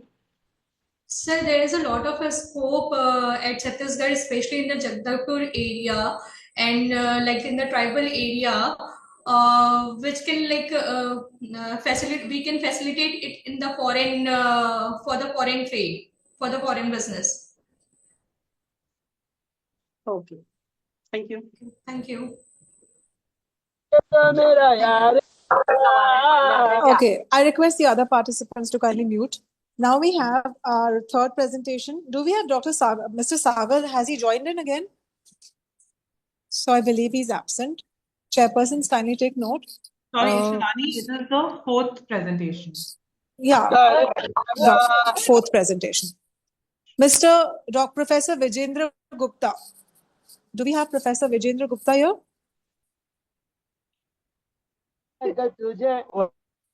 Professor Vijendra Gupta. Hello. I think he's not there. Mr. Maharishi Rahevar and Dr. Lalita Solanki. Dr. Lalita Hello, Solanki. ma'am. Yes, Yes, ma'am. myself. Ma'am, there is a one request. The paper is jointly presented by Maharshi Revar and myself, but Maharshi Revar today is not available, so we will continue on tomorrow.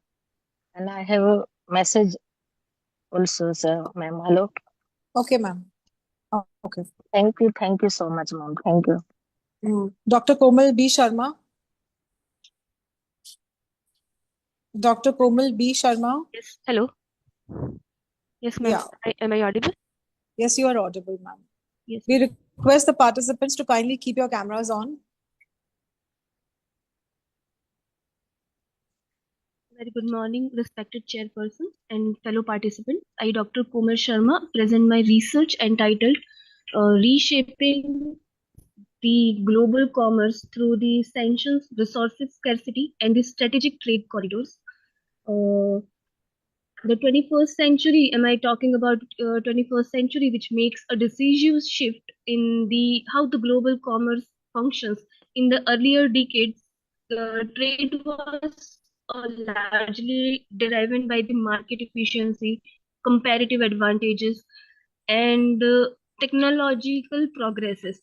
But today, the trade is deeply shaped by the geopolitical consideration, resources, constraints, and the strategic infrastructure processes. Now, with the understanding of three major forces, they are basically they are reshaping the every foundation of the commerce, which is economic sanctions, resource scarcities, and the strategic trade corridors. My entire research, which is basically a combination of how the sanctions, scarcity, and corridors together transforming the new supply chain, new financial system, and new global power which balances. So, firstly, we have economic sanctions, which disrupt the traditional trade patterns and compel with the nations to reorient their economic relationship. Secondly, we have resource scarcity, especially in the critical minerals, energies, even fresh waters, which elevates the bargaining power of the resource-rich states. And thirdly, we have a strategic trade corridors such as Belt Road Initiatives or the India and Middle East European corridor, basically. So with this, I'll show the past literature review or literature past studies which has been fallen and which has been studied by me. So basically, when I went to these studies, one insight is totally clear that sanctions and scarcities and corridors each have a profound impact, and they are interlinked, they are interconnected impact on the study. The much of the existing literature which treats the sanctions, resource scarcity, corridors separately, but in reality the three things are totally interconnected, the three things are totally interlinked, and that is the biggest thing that I took the concept from the 2019 to 2024, and how these research, how this gap will be addressed in this study. So moving next with the research objectives and research methodology. So here are the basic research objectives. So basically one major thing that is to know the impact of economic sanction on the global trade and supply chain. Then we'll have to study the scarcity of resources that influence the trade policies and market dynamics. Again, the significance of emerging trends and emerging trade corridors, basically to deal with the scarcity, sanction, and corridors. Now, when it comes to the methodology, so I had employed a mixed methods of the approach, which is basically the qualitative data has been used. Three major significant trade corridors which I had studied. The first one is China's Belt and the Road Initiative.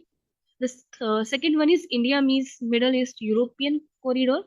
The third one is major case is Arctic Maritime Route. So the quantitative side, if I'll go on the quantitative side, so I had a shift to the data which is collected from WTO, UNCAT, IMF, and the World Bank reports. A comparative analysis helped to highlight the differences across the countries and their context. Basically, the thematic analysis, the common partners, the data triangle, which I ensure to check the reliability and validity of the findings. So here we have the first part of data analysis, which is sanctions and the trade flows. So by looking to the short table, or you can say the data. So in a Russia's case, after sanction in 2024 and 2022, the trade was with the European Union, which is dropped by the 70% oil exports to the China, which had the record of the settlement increasingly. At the same time, Yuan and other countries rubbered the dollars. After that, we have Iran. So Iran, again, when it comes to the Iran and US have the major relationship, and they had lost 80% of their Western market because the expansion of the China and India relationship. With this, we have another state, which is Venezuela, which redirect almost all the crude exports of US and using heavy discounts to sell the India China. They had launched their own cryptocurrency Petro, and North Korea again have the long delayed on these China. So with this, they have lost their 90% of the trade conducted in Yuan. So these are the major case studies which were basically included in my study. Now moving with the alternative payment system of growth of these countries. So by looking at the given tables, there are alternative payment systems which are growing between the countries, between the nations. So China's CIPC transaction grows nearly about 200% from 2018 to 2023. At the same time, Russia's SPFS, which is expanded to the 460% after the being cut from the SWIFT. The European Union experienced with the instex of the belt of small scale, with the Venezuela tried to introduce her cryptocurrency Petro. Together, I can say that these examples suggest a great gratitude of the dollar-centric financial order. Now, when we see the next table, which shows that there are the resource scarcity with the same system, with the changes in the alternative payment system growth, but the scarcity of resources is again the major issue. So now China controls 60% of the rare earth mining and 85% of the refining capacity, which is critical for the green technology and defenses. Lithium and cobalt again are the major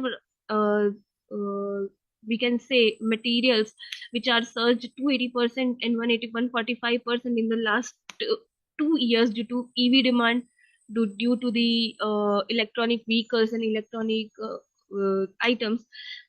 Fresh water again, there is a shortage of fresh water in the Middle East and the Central Asia, while pushing the nations toward the projects of cost border arrangements. These scarcities are not economic but geopolitical, and they give us the resource-rich states by negotiating leverage global diplomacy. So strategic after this, I have a strategic resource analysis, and when it comes to the strategic corridors, we understand again we are going with the relationship between the countries. We are talking about the relationship between the geopolitical relationship between these countries, and how connectivity can redefine and reframe the entire market. So the Belt and the Road Initiative spans to the Asia, Africa, and Europe, which embodied the China's influence in the infrastructure. The IMEC, when it comes to the again integrated analysis or the integrated system of these countries. So IMEC offers an alternative linkage between India, Middle East, and Europe.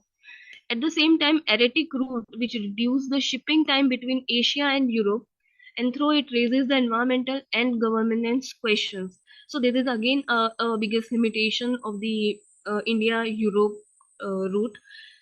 again, when it comes to the corridors, they do not have move goods. They reshape the alliances. They bypass the checkpoints. They bypass systems like Shoes Clan. Then moving next with the interlinked analysis or interconnected analysis. So here we have in a diagram that how the alternative routes, supply reliances, and trade corridors are now shifting the and interconnected the entire system. So when it comes to the sanctions always push the nation to build a new corridors. At the same time, scarcity. So scarcity increase the concept of bargaining power, increasing the bargaining power of in between these corridors, and these corridors again provides the resilience but not fragmented. Komal ma'am, please restrict to the time. Yes, ma'am. Yes, I'm about to finish, ma'am. Last one slide. With this, we have an emerging trends which will have to study in the future. The first one is the growth of the regional trade blocks. We can focus on the regionalized trade blocks to influence and to reconnect this market. Second one, we have a digital trade corridors, so we can develop a digital trade corridors so that we can we can just move trade faster and safer. And the third one is we can push the green shipping corridor so that we can do a heavy investment and policy coordination between the countries that can reshape the entire sanction resources and the digital corridor of the country. Now, moving to the conclusion, I can say that there is a interplay between sanctions, scarcity, and corridors. Sanctions are not a punitive tools, but they are catalysts for the new alliances. And the scarcity, which elevates the power which states to negotiate not only for the trade but to the technology transfer, to the strategic influence. And the corridors, when again comes to that, they are not for the logistic, but they are for the physical terms. They are for the digital environmentally connection between these countries. Thank you very much. Any questions? Thank you very much. Dr. Ritika Hemdev and Dr. Sarfaraz Mansoori, do you have any questions?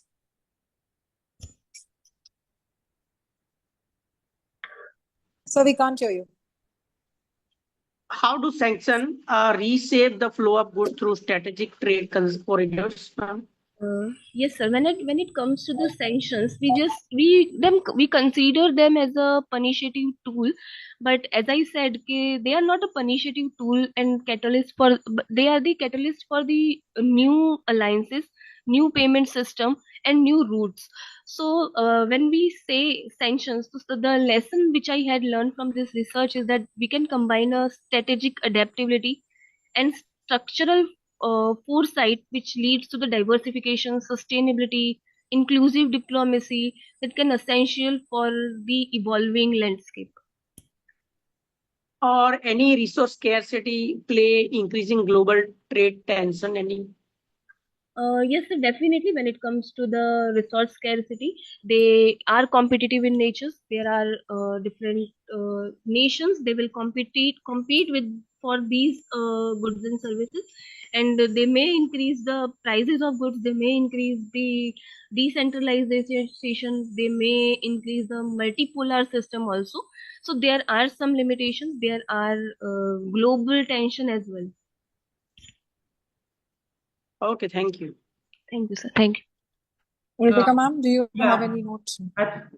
Good presentation, Komal. You reminded us that geography and resources are still the heart of geopolitics, even in today's modern era. Yeah. Thank you, ma'am. Thank you. Thank you. Okay, Dr. Smriti Nair. Dr. Smriti Nair? Yes, ma'am. I'll just share my screen. Ma'am, I request you to also keep your camera on because we need a photograph. Okay, thank you.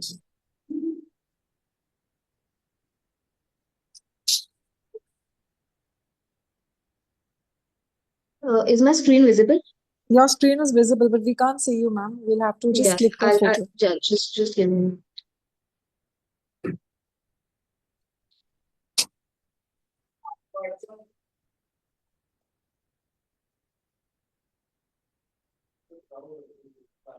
Yeah.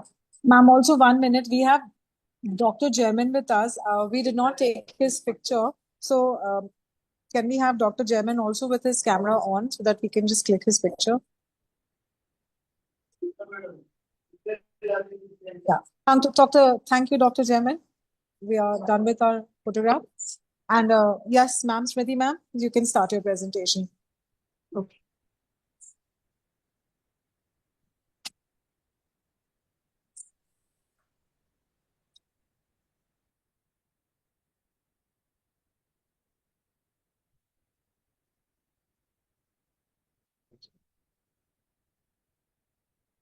Yeah, is my screen visible? Yes, ma'am. Okay. Good morning, everybody. My name is Dr. Smriti Nair, and today I will be sharing the findings of my paper titled Strategic Trade Disruptions, Sanctions, Tariffs, and the Changing Geography of Global Production. So I will start with what I would call the new trade order. So in the last couple years, we have seen a major shift since the Cold War. The shift comes in the form of like the reason for going towards globalization was shifting towards economies producing those goods in which they were more efficient. However, what we have seen in the last couple of years is a security driven trade policy. I will elaborate on what that is. In the last couple of years, we have seen rise of tariffs, sanctions, export controls, and these kinds of trade barriers have reshaped the supply chains or the global value chains. Especially when we talk about key targets like the rare earth, semiconductors, automotive components, which are not available with all the countries, especially when it comes to these commodities, the use of these trade barriers like tariffs and sanctions are being used to command greater influence in the global trade.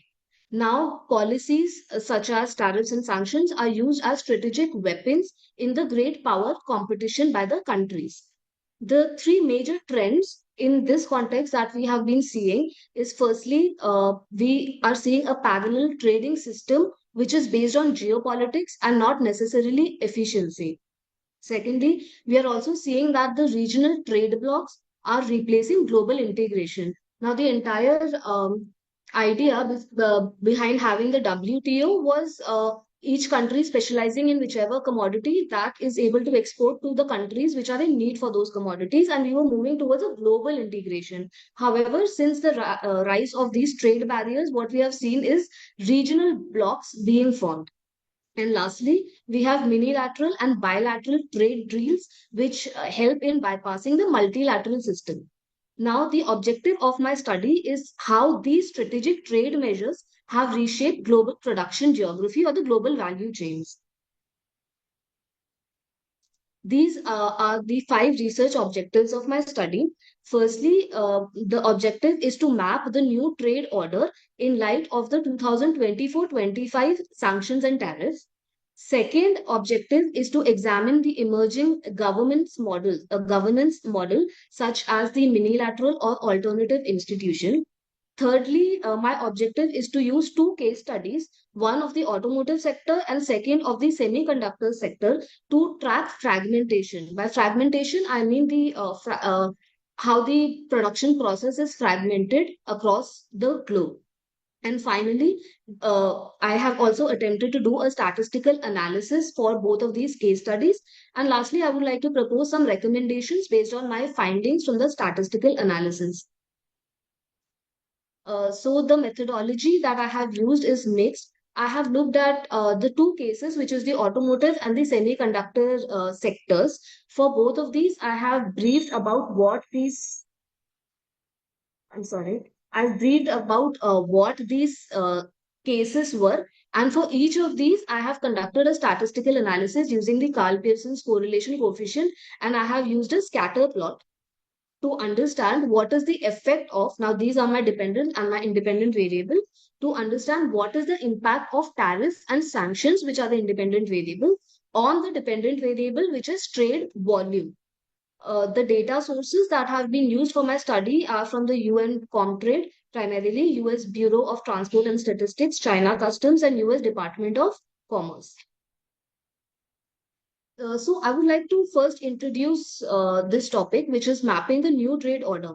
So in 2024-25, we saw a major escalation of unilateral trade measures, especially by the US, when the US imposed 25% tariffs on cars and semiconductor export controls. And so on. Then China responded with rare earth export licensing, which disrupted almost 70% of the global supply chain. The European Union, in turn, introduced stricter export controls and investment screening, and the other countries also retaliated. So, these are, as you can see on the screen, these were the retaliatory measures that were taken by the various countries. Russia also restricted the supply of certain chemical. BRICS countries explore dollar alternatives and new payment system, and the GCC also started using oil quotas as political tools.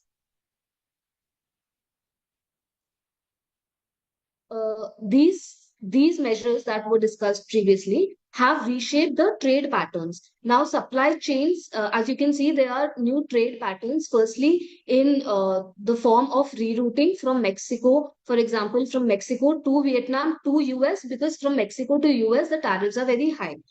Which obviously leads to higher delivery costs as well as slower deliveries and less transparencies. Even rare earth exports were diverted via Central Asia. These are the trade patterns that have emerged. There are new emerging blocks that have also emerged. North America began friend-shoring with Canada, Japan, India, and Australia. Obviously, with India, it has changed with recent tariffs, but this is studying only these two sectors in for early 2025. Now, ASEAN positioned itself as a neutral hub for investments, and Russia and China also deepened yuan and ruble trade. The overall shift was very clear, from an integrated global system to fragmented blocks based on political trust.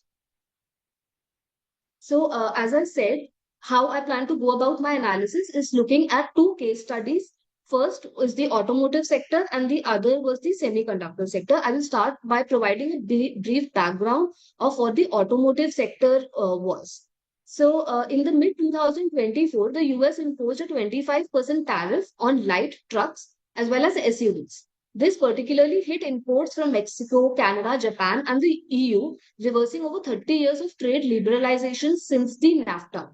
Now, Mexico accounted for around 15.3% of US sales, Canada 6.8%, while the EU and Asia were also hard hit. The impact was also felt particularly in the Ford and the GM.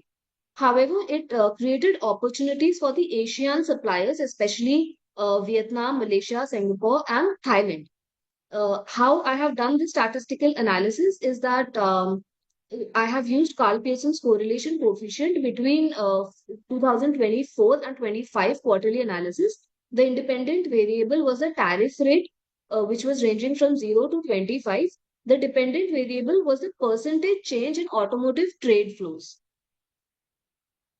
And this is the scatter plot for the same.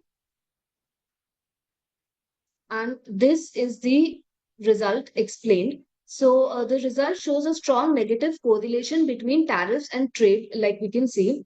The Pearson's correlation was minus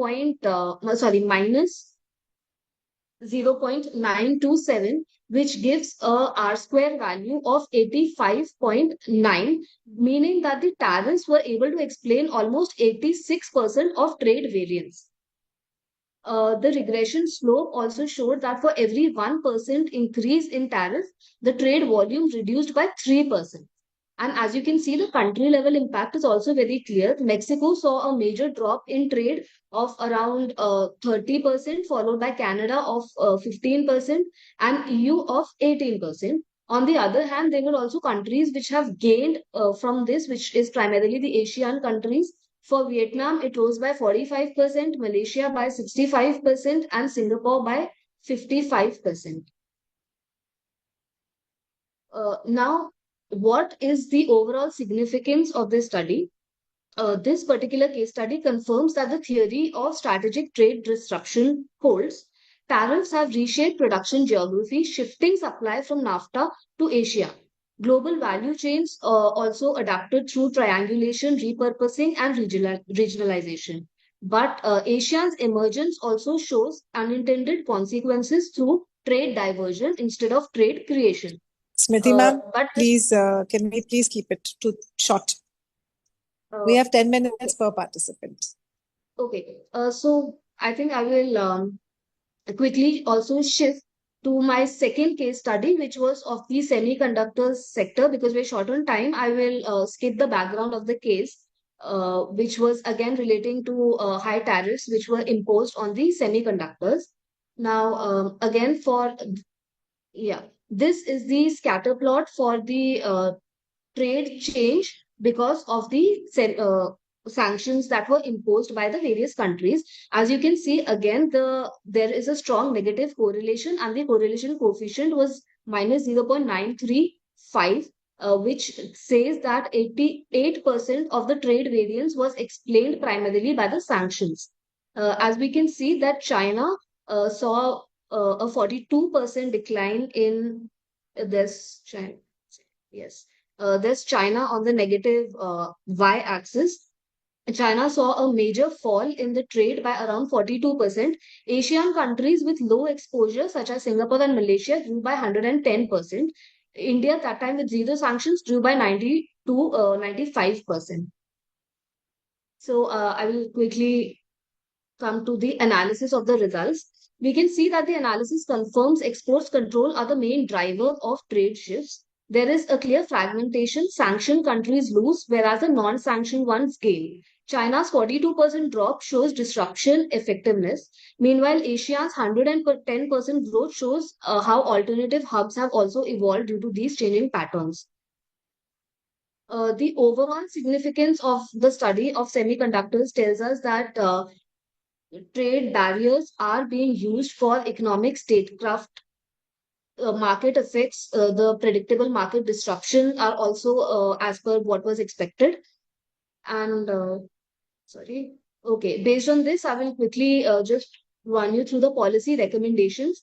There are 5 recommendations that I have proposed. Firstly, trade measures using quantitative models, we were able to find significant results. Therefore, government can use this information to craft their policies. Secondly, they should prepare for supply chain costs because of longer routes that are being used. Tariffs add, for example, here $850 per vehicles. And we should also try to cooperate, strengthen the regional cooperation. For example, ASEAN was able to gain 45 to 110% growth via neutrality and flexibility.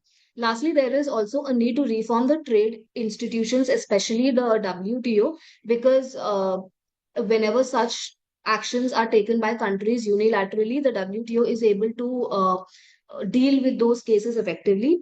And lastly, there is also a need to invest in innovation over restriction.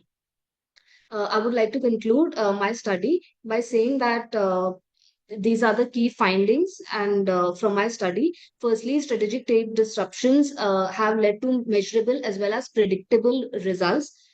We have also seen regional successes of ASEAN. The path forward will be through balancing security and efficiency together through reformed institution and innovation-driven policy. Regional cooperation is also required for resilience. Yes, thank you. I have come to the end of my presentation. Thank you, Smriti ma'am. Dr. Ritika ma'am, Dr. Sarfaraz sir, do you have some questions? Smriti, I don't have a question. I thought I just liked the entire look of your presentation. I thought it was very crisp. I like the way you've done your analysis and you've used, data analysis properly. You've used the scatter plotting arrangement, very relevant. You've explained complex shifts in trade and production with clarity. Well done. I just wanted to comment. Thank you so much. Thank you. Yes, it was a wonderful session and presentation, and also PowerPoint presentation good, well designed and structured. Thank you very much, sir. Okay, that's very nice. Very kind of the chairperson and the co-chairperson not to point out anything. I think you're the first one where didn't point out anything. Okay, so let's go to. Thank you, ma'am. Thank you. So let's go to the next presenter, Mr. Harish Paralkar. Mr. Harish Paralkar, is he here? Okay. Ms. Swati Pandey? Ms. Swati Pandey? Okay. Dr. Neha Karnik? Dr. Neha Karnik? Yes, I'm here. Okay. Ritika ma'am and Sarfar sir, she is not on the list. She registered later, so her name did not come here. So I kindly request you to please add her in your... and her topic is Trading the Green Future, Strategic Competition in Environmental Goods. Yes, ma'am. Yeah, can you give me the right of sharing? Ma'am, everyone has the right to share. No, host isn't allowing multiple presenters. Sorry, I think I was sharing my screen. I think you'll have to stop presenting your screen. Yes, I have. Dr. Neha ma'am, you can try now. Shivani ma'am, this is the last presentation for this session. Yeah, there's one Harish Paralkar, sir. He didn't join. Ma'am, kindly post this title in the message, please. Yes, sir. Yes. So, session 2, Anita ma'am and team will be handling. So we can send a message on the group.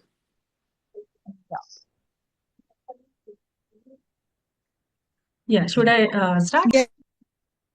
Yeah. Trading the Green Future, Strategic Competition in Environmental Goods. Myself, Dr. Neha Karnik from Atlas Caltech University, presenting the paper.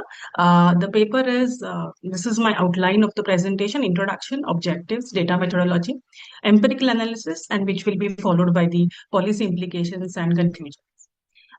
The transition towards green economy has been strategic imperative for the countries for the, of course, sustainable development and climate resilience.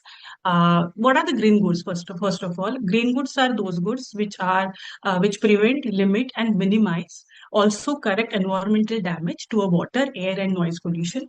The problems they are basically encounter the problems related with waste management, noise, and ecosystem. So green goods are also called as environmental goods. They are also called as environmental friendly goods and also called as environmental preferred goods. So the concept is same. So the products that are contributing to the environmental protection, sustainable resource management, either by being environmentally friendly by themselves or by enabling cleaner production and consumption. OECD defined them as they are designed to produce environmental harm throughout the product cycle, help in minimizing pollution, conservation of natural resources, reducing CO2 emissions and greenhouse emissions, and also making them essential for the countries who are determined to meet their climatic targets under international agreements such as Paris Agreement. Objects in this context, objective is basically to assess what is the trade competitiveness of the countries in green goods, to make some informed policy decisions and adopt industrial strategy accordingly. Currently, geopolitics is revolving around environmental friendly goods. Countries who are basically strategizing their trade policies, it's a mix of competition, cooperation, climate commitments, and also trying to build their strong supply chain management with access to technology and raw materials for it. So countries are often competing to dominate the technology, of course, with some subsidies and some industrial policy. This paper tries to evaluate the trade competitiveness of Quad countries, which is Australia, India, Japan, and United States versus China. So this is comparative analysis between Quad countries and China's competitive advantage. I have used here RCA index for it. But before that, I would like to mention what are the types of, how many are the goods, what are the goods. So first of all, there is no as such universal consensus to the list. Okay, so there are multiple organizations who are with their own list. This study is based on APEC list of environmental goods. So it is Asia Pacific Economic Corporation's list I have incorporated, and which bifurcates this environmental goods into three subcategories or three goods. That is pollution management products, cleaner technology products, and resource management. And the important here is while assessing those products, because formal trade is basically with 5,112 at HSDG classification. So at HSDG classification, I have assessed 5,112 products.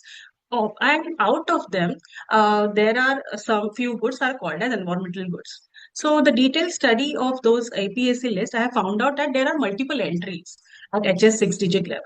So under resource management category. So because of this, to reduce this ambiguity and maintain analytic clarity, I have excluded research management products and incorporated 130 out of 5,112 products. 130 products are called as green goods, and I have bifurcated them into 7 categories.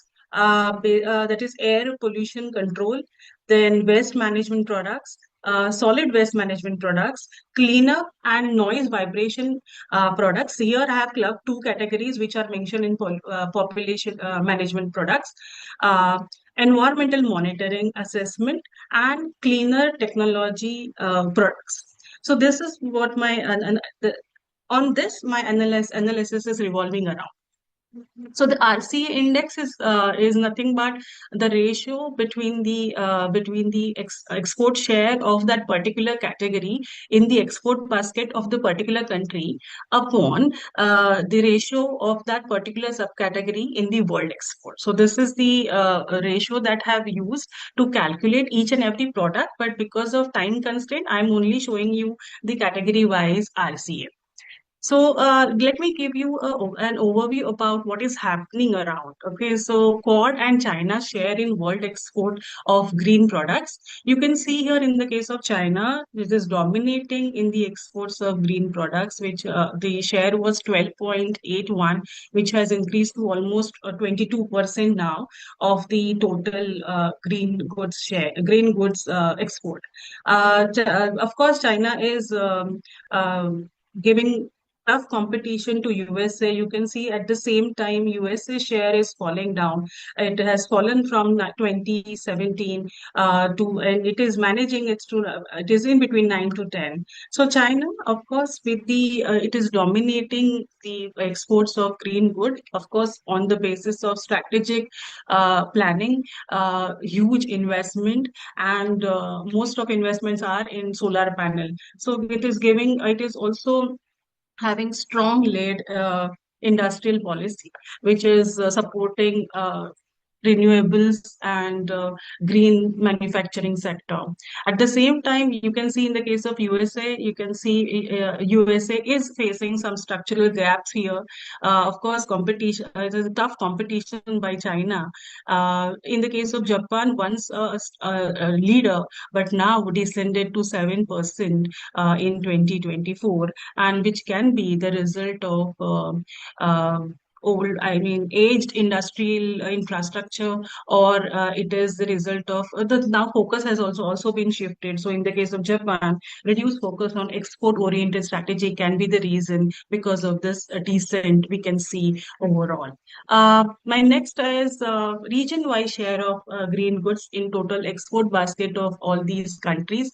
So you can see mainly all these countries are important export destinations are two, that is European Union and East Asia. So Asian members are the biggest buyers of these green goods. In the case of USA, you can see it is highlighting both trans-Pacific as well as trans-Atlantic because of all the bilateral trade agreements that USA is having and a geographical proximity with them.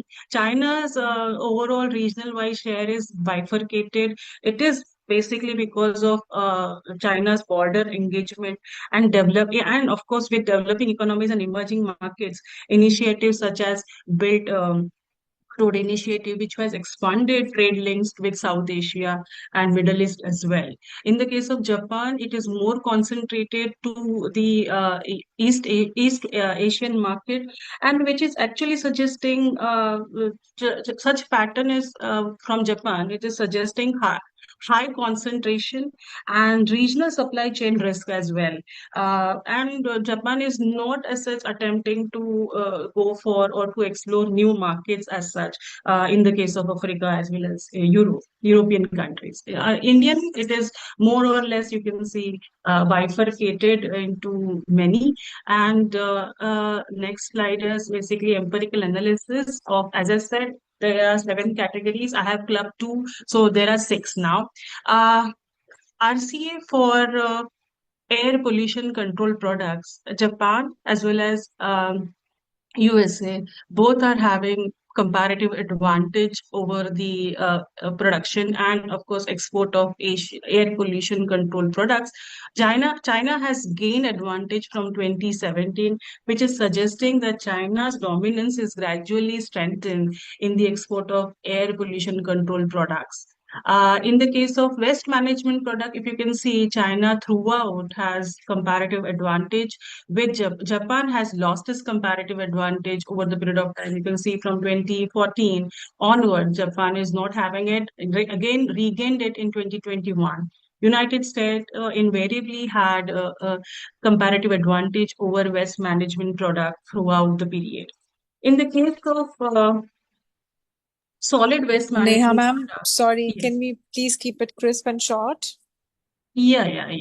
Yeah. So in the case of Japan, Japan has maintained strong comparative advantage in the case of solid waste management products, which suggests specialization and also more investment from Japan in in solid waste management. You can see in the case of intermediate period, China has gained the comparative advantage and again lost it, which is suggesting China is experiencing challenges to sustain the comparative advantage over waste management products.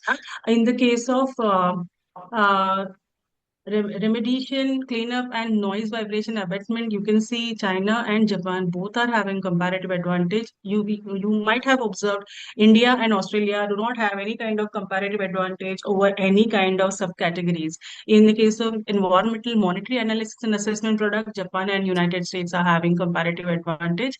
Again, in the case of clearer technology and product, you can see Japan is having comparative advantage, lost it over a period of time in 2022, but China has sustained comparative advantage over the period of time and it has increased.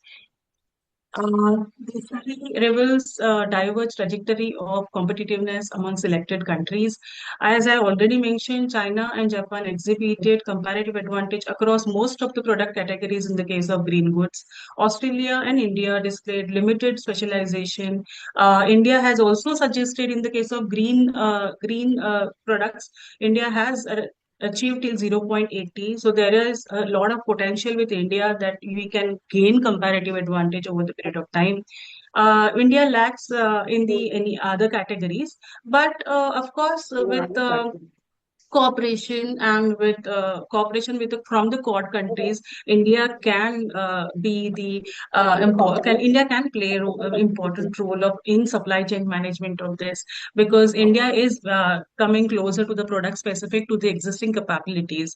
And of course FDI can also help, skill building can also help India to grow and to have efficiency in the case of these kind of green goods.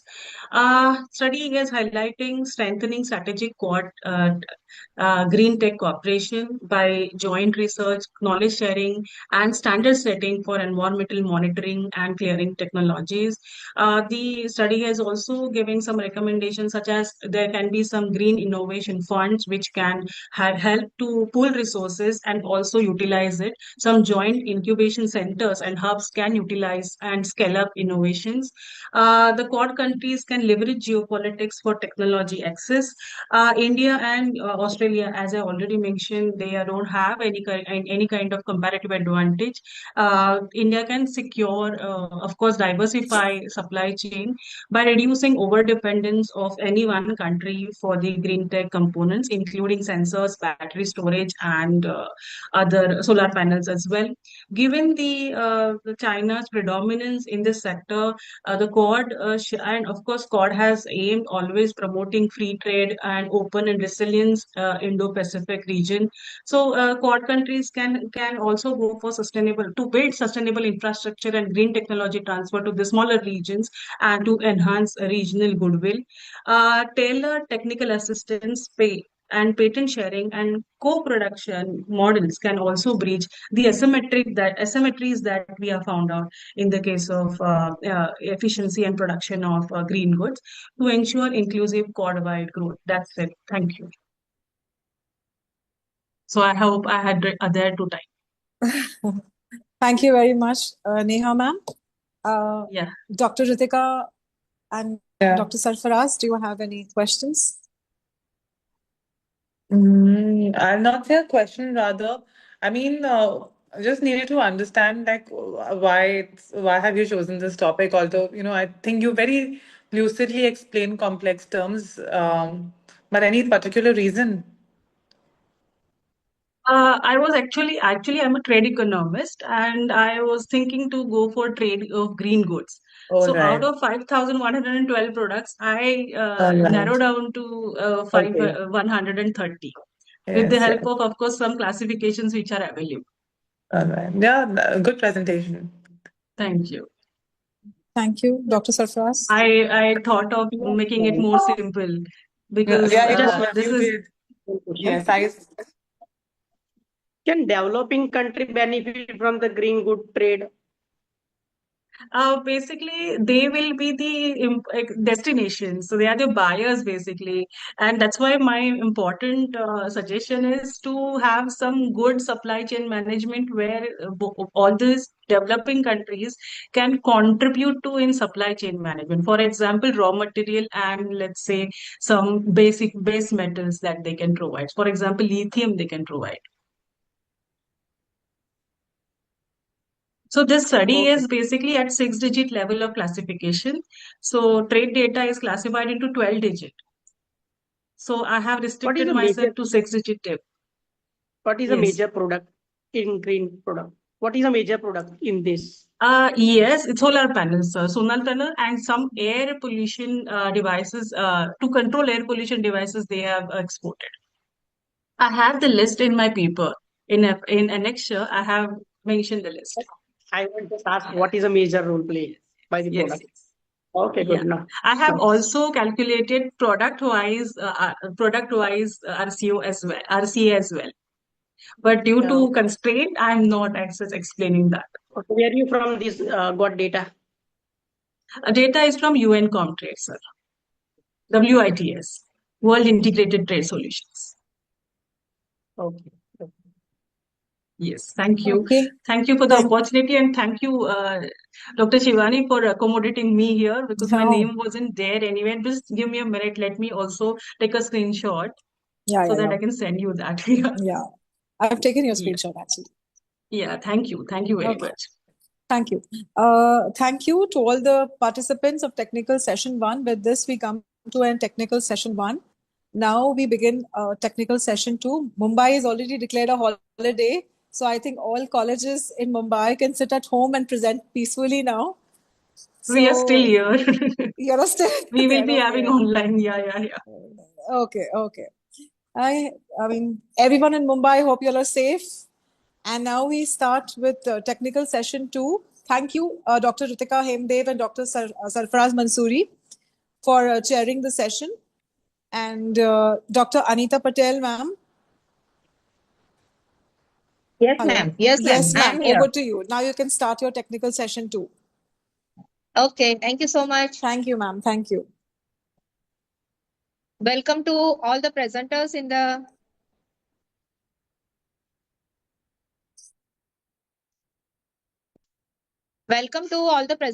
second session, technical session. The title of the technical session is Trade and Commerce, and I welcome Chairperson Dr. Belur Bakshi as well as Co-Chair Dr. Preeti Shukla ma'am in the technical session 2. Our first presenter is Jaya Manoj Nahata. If she is present, then please start your presentation. Jaya Nahata, Jaya Manoj Nahata. Is she present?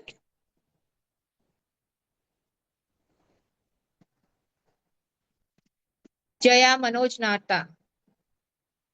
I hope Dr. Bailur Bakshi sir and Preeti Shukla ma'am, they are present. Hello. Yes, ma'am, I am present. Okay, and how about Belur Bakshi sir? Is he there?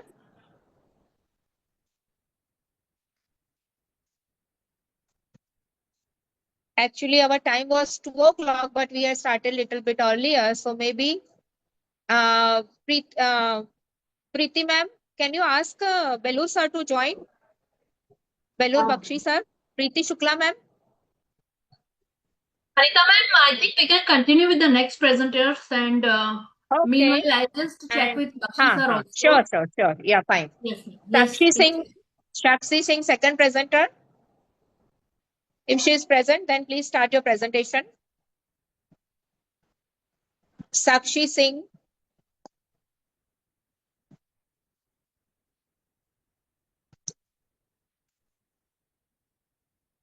Sakshi Singh. I'm repeating.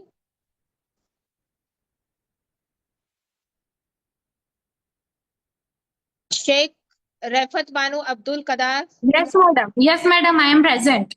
Yeah, fine. You can start your presentation. All the Ma'am, best. Bakshi sir is joining in 2 minutes. There was some technical error, but he's joining. Fine. No problem. We can continue. Can I start, madam? Yes, sir. Yes. Definitely, yes. Okay. First of all, thank you very much, madam, for giving me this opportunity. I am Sheikh Rifat, research scholar from Department of Commerce, Veer Narma, South Gujarat University. I am sharing my screen, madam.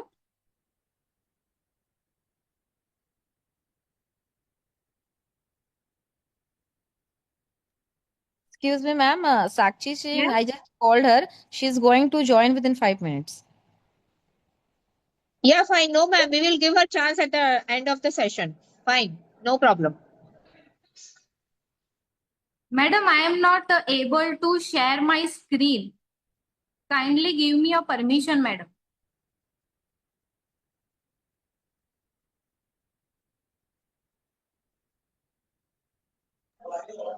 Preeti ma'am, how about this? Yes, permission.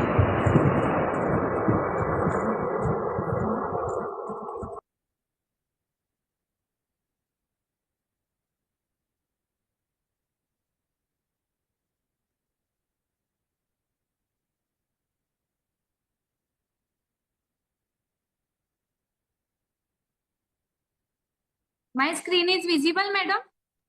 Yes, ma'am. Your screen is visible. Okay. First of all, thank you very much for giving me this opportunity. I am Rifa Sheikh, research scholar from Veer Narma, South Gujarat University. The name of my research paper is Safety Perspectives in Informal Financial System, a correlation study of Chitti Group in Surat. First of all, what is Chitti Group? It is a one kind of informal saving groups. In different region, it is known as ROSCAS, Rotating Saving and Credit Association. Then after in Manipur, it is known as Maruks. Then after in South India, it is known as Puri. So basically, same background women, especially women, comes together and save their money into one group. And then after, with a lucky draw, they choose they choose one participant and they give lump sum amount to them. So first of all, I am starting from the introduction. Chitti groups are informal saving system widely used in India, that is also known as Mandal, Puri, Roscas, that is known as Rotating Saving and Credit Association.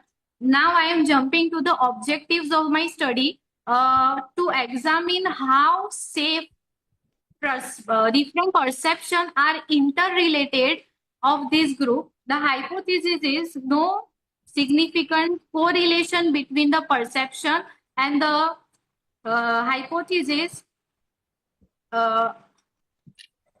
significant correlation exists between this group. My research methodology is I take 50 respondents from Surat city and I use snowball sampling technique to reach them. This is a primary study. Based on primary study, I use Thank you, SPSS Bakshi sir, for software. joining in. Sorry to interrupt, but Yes, yes. that person, Professor Dr. Bakshi sir, is here. And thank you, sir, for joining in. The session, Anita madam, has already started. And I think Preeti madam will technical updates.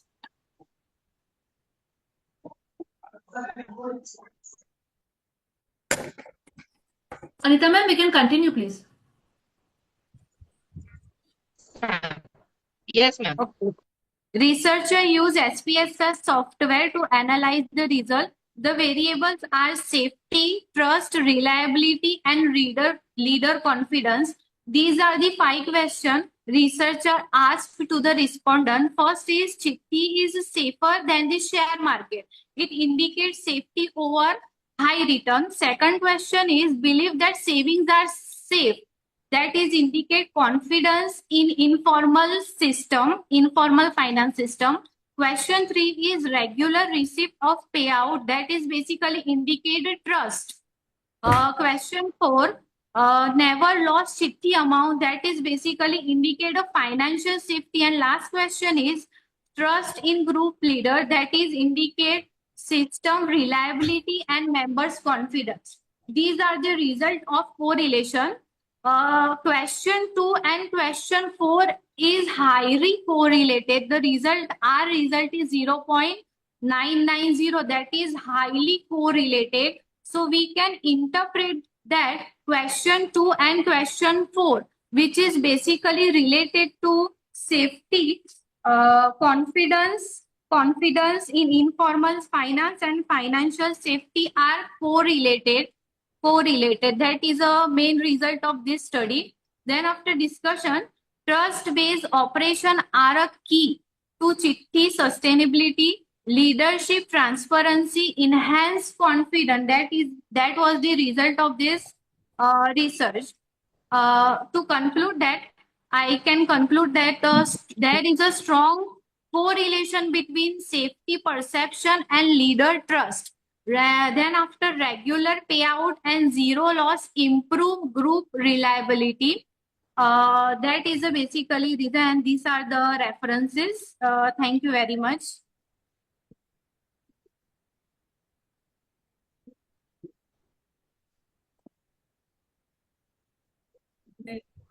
Thank you, Seth. My question is, what are the safety purpose in informal financial system? Madam, basically this is informal sector.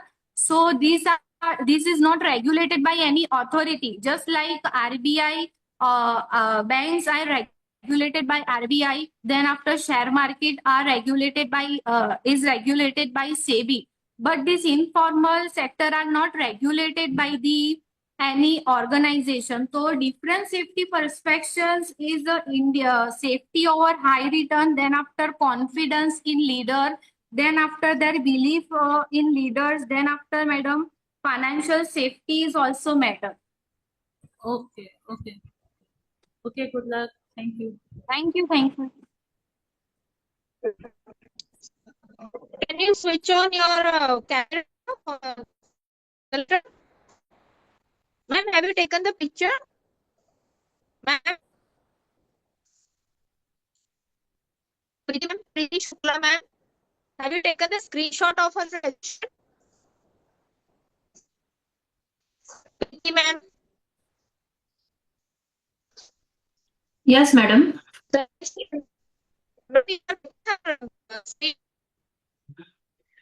Voice is breaking. We are not able to hear anything.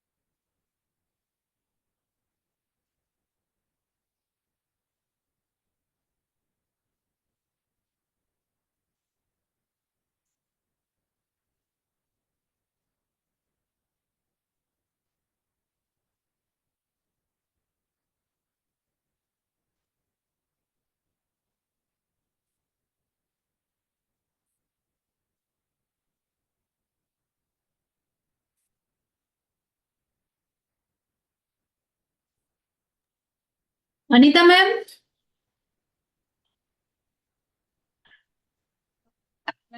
Anita ma'am?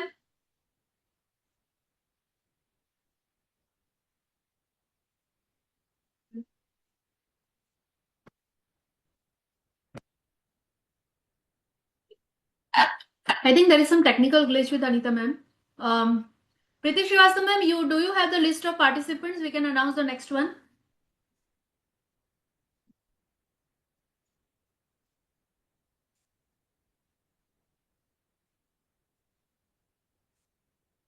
I think next is Sakshi Singh.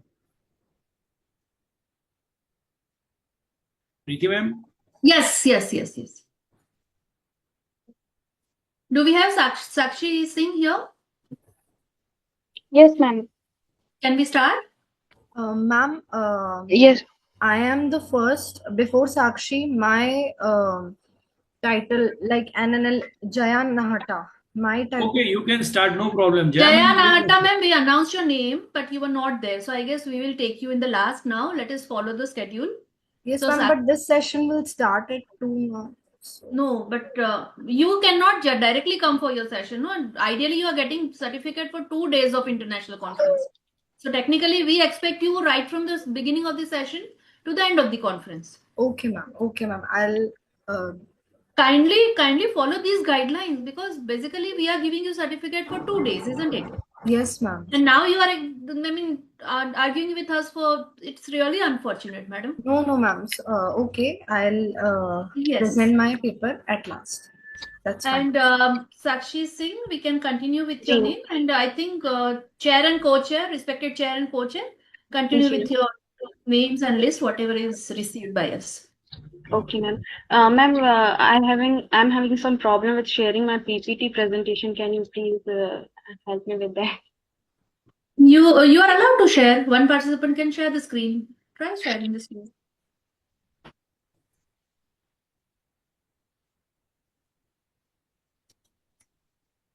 Is my presentation visible, ma'am? Screen is not yet shared. Maybe little technical glitch from your side. Try again. No.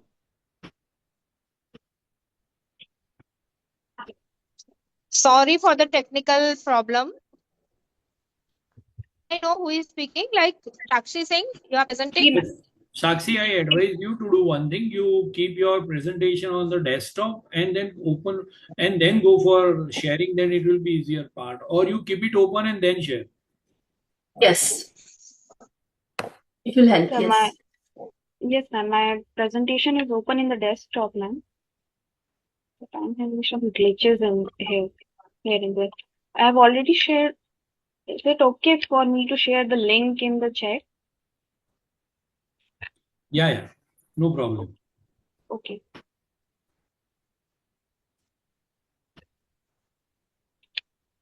The link is already shared on the chat, sir. Link I have received, I open it here. Okay. Thank you so much, sir. Good afternoon to all the dignitaries. My name is Sakshi Singh, and I'm a research scholar from Dr. C.V. Raman University. under the supervision of Dr. Ashima Masih. And my topic is women-led social entrepreneurship and their impact on gender equality, with the reference to Bilaspur region of Chhattisgarh. I will start with the introduction. The introduction in respect to the social entrepreneurship, it's a tool for addressing the social challenges and economic development through which we can enhance our perspective toward the entrepreneurship and their business in spectrums. Women-led social entrepreneurship, I have driven some attention toward the gender equality and empowerment and inclusive growth. And the context of this topic is related to Bilaspur, Chhattisgarh, and its healthcare, education, some handicraft issues, and rural development issues. The resilience barriers that I have felt is the limited capital and gender biases and infrastructure challenges have been faced through these entrepreneurs who are women-led. And coming to the next slide, there are some objective and hypothesis that I have prepared. Certainty with the examine challenges faced by the women social entrepreneurship that we have seen in many areas, but my focus was certainly to the Chhattisgarh area, Bilaspur district. And second was study social and cultural barriers affecting women's participation. And as per these objectives, there came as two hypotheses that I have came to analyze. First is social and cultural barrier hindered growth of women-led enterprises in Bilaspur, and second in institutional and governmental support positively impact the sustainability of a women entrepreneurship. These are the two hypotheses that have come to my appearance. Coming to the methodologies areas, research methodologies area, design are descriptive and exploratory. Area, I have already mentioned that the area is limited to Bilaspur district, and sample methods are purposive sampling, and sizes came to 50 women social entrepreneurship containing primary data of as questionnaire, in-depth interviews, focus group discussion, and secondary data from government reports, academic journals, NGO reports, and newspaper, and so on. Coming to the next slide, scopes and limitations. Some scopes are women social entrepreneurship are in Bilaspur are not getting that much respect and that much facilitation that they should, which is some challenges that they have faced. And for these research focus on challenges, support system, and operational practices that they might perform. Some limitations are obviously some sample size differences, some biases risk which may came to appear. And coming to next of testing of hypothesis. So my first hypothesis was tested through chi-square method containing the p-value of 0.008, which comes to the significance of matriarchal norms and limited mobility, decision making, and independence, and some cultural barriers strongly hinder the enterprise growth. These are the some result and interpretation that have came. And for the second hypothesis, I have used regression analysis with R square of 0.67 and containing p-value of 0.003. And interpretations came were institutional support boosts and boosting sustainability. So both are supporting the null hypothesis. And as per above slides and as per above hindrances and description, some conclusion were came. Then conclusion were that social cultural hurdles always remains the key barrier for the women entrepreneurships, and some institutional government support may may enhance the success and their accessibility to perform their best. And there were some needs for the policy reform, some training, some awareness program that they must come to know about it, and which we are lacking in some extent. And some recommendations that I might propose through my research for addressing social cultural barrier, which I have gone through in my whole research, and some are strengthening the success factor and enhancing the institutional and government support and policy reform and inclusive training. By these recommendation, I think there might be some changes and improvement if we look for further in um, women-led social entrepreneurship. These are my research analysis, sir. Thank you so much for giving me this opportunities and coming to the stage and I have for all the one support.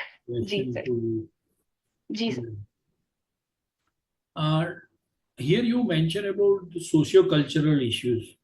Ji. Is this the only issues which they are facing, or some else is also there? But this one is highest. So this one is my main focus were on the social cultural barriers, but there are many issues that could be put into this research and further by the further researchers, and main focus was my social cultural barrier. Type of businesses or which type of economic activities are carried out by the samples which you have surveyed in that case? I just would like to, as a curiosity. Which type of, sir? I'm sorry for the. You have contacted 50 women entrepreneurs. Okay, yes, sir. Okay. So my point is that which type of business or which type of economic activities they are carrying out. Some some are related to the rural development areas, and some were related to the textiles. Most of them were related to the textiles and the rural development programs. Some, if we take an example of bauxites, copper, bell metal products, those were the main focuses I have came to know about it. So what should be the recommendation in that case? You have said, what is the role of educational institutions in this case? Sir, to improve, I might say to know more about means improving the awareness and knowing the conducting some campaigns. Is it a good idea to teach them entrepreneurship, some fundamentals, that some risk aspect to be reduced, or some way of doing business in such a manner so that even they can survive without any type of support from their cultural or social background? Does it make any sense in that case? As you are in CV Raman University, level can work better in that case, I think. What do you Yeah, suggest? sir, your point were making so much sense after my research that I might do something upon it, sir. Okay, no problem. Thank you very Ji. much. Thank you so much for the recommendation, sir. Really appreciate it. Thank you so much.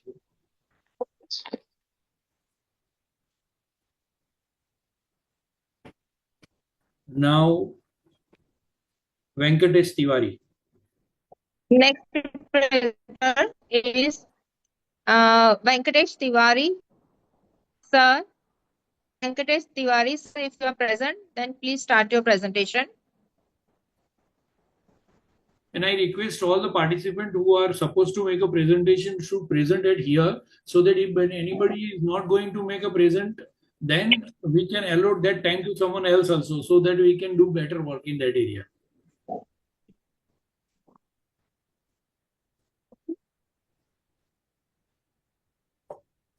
After Venkatesh Tiwari, sir, Professor Sandhya Srivastav, if she is present.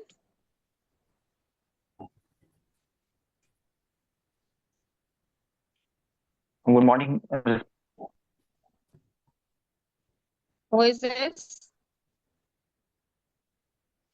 Venkatesh Tiwari, sir. Okay, fine. Carry on. Venkatesh, ma'am.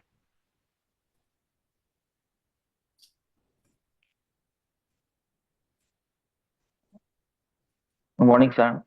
Good morning. Good afternoon, sir. You can start your presentation.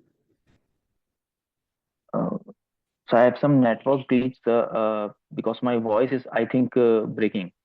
Voice is now okay, fine. You changed location, I think. But your PPT is not visible to here. Only your mobile number is there. View 1901.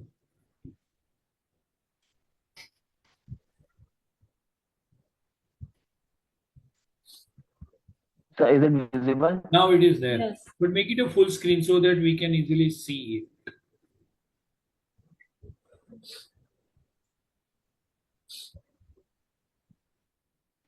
Continue in this way also, no issue. Sir, please start. Okay. Okay, sir. Good morning, respected sir, respected ma'am. My name is Venkatesh Tiwari. I'm research scholar, Department of Commerce and Management at Dr. C.V. Raman University. My guide name is Dr. Abhinav, and my topic name is Supply Chain Disruption in Millets Product Business with special reference of Bilaspur, Chhattisgarh. सबसे पहले sir मैं बताना चाहूंगा बिलासपुर छत्तीसगढ़ में Marwahi Pendra this side of कोदो कुटकी रागी यही सब यहाँ पर मिलेट्स के प्रोडक्शन छत्तीसगढ़ में होते हैं तो वो मरवाही पेंड्रा ही साइड में लोकेशन में है this study examines disruption in the millets product supply chain in Bilaspur district of Chhattisgarh particularly with reference to kodo kutki and ragi. The study discusses options such as better infrastructure, farmer institution, and government investigation based on the inputs from secondary source and stakeholders.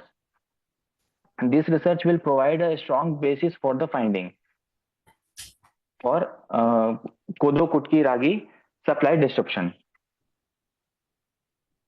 And in the order to investigate the nature, causes, and effects of supply chain distribution at the district level, this article focused on the millets product industry in Bilaspur, Chhattisgarh. In order to make Chhattisgarh a millet hub with procurement and processing program that would encourage farmer and open new market for the farmers, the state created the state millet hub. Millet mission is started in Chhattisgarh 2021, and I studied total 30 supply disruption millets research papers, or there is in literature review. And my objective is I have 5 objectives, but mostly I will take 4 objectives to understand the reason for supply chain disruption of millet products in Bilaspur. Second one, to study the impact of supply chain disruption on production, post harvest losses, and farmers' income in Bilaspur, Chhattisgarh. The third, to measure the effectiveness of existing strategies used by stakeholders in Bilaspur to deal with disruption. Fourth, to provide suggestion in millet future supply chain disruption of millet production. And my hypothesis is, all are null hypotheses. First is supply chain disruption of millet product in Bilaspur are not found to be significant. Second one is external weather does not have any negative impact on millet chain supply in Bilaspur, Chhattisgarh. Third one is the strategy adopted by stakeholders in Bilaspur to deal with disruption are appropriate. Fourth is that there is no need to millet disruption in the supply chain of millet production in Bilaspur. And my research methodology is a mixed method approach I used. Then sample size, all contender in millet value chain operating in Bilaspur. It includes a farmer, processor, that means machinery, traders, transporter, retailers. Retailers and transporters are comes in traders. The data comprised of 50 sample size, which includes 20 farmers, 10 processors, and 20 traders. Primary data will collected. Primary data had collected 3 political history, like yes, no, or otherwise normal. And secondary data is collected existing governance policies, government performance report, and published literatures on millets will be reviewed. And scheduled question is per question for 3 formats. First question is for farmer, second question is processor, and third question for traders. And according to this research, my result is to study finding millets product commerce in Bilaspur, Chhattisgarh, was severely hampered by the supply chain interruptions in the area of production, processing, and marketing. While transporting, distribution, and higher freight prices, results is a longer lead time to higher transaction cost for trader and manufacturer, procurement delays, and restricted access to input supplies, seeds like seeds, fertilizer, and packaging. Declares the amount of quality of grain that reach local processors. There was a lot of cash flow stress. Farmers and small processors complained that buyer we not pay time on the time. They had less access to short-term finance, which made it harder to invest in working capital. For millet production, the millet value chain in Bilaspur has to be strengthened and restored, and disruption has declared the value capture for primary producers.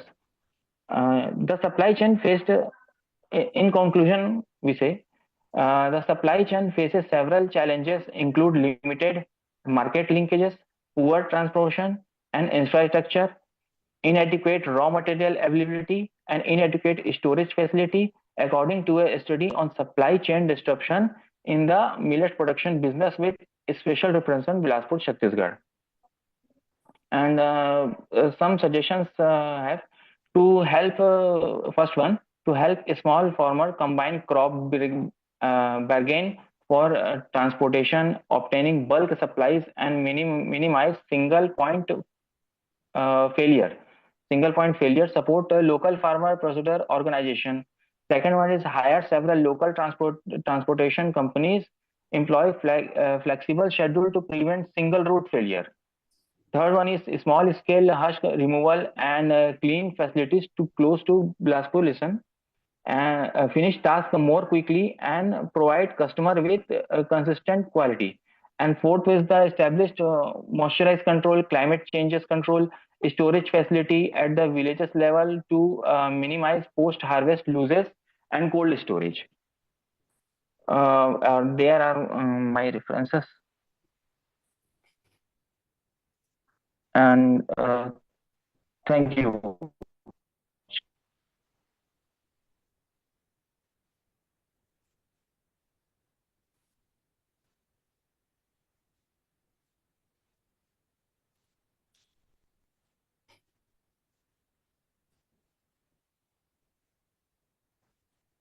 Is it over, your presentation, sir?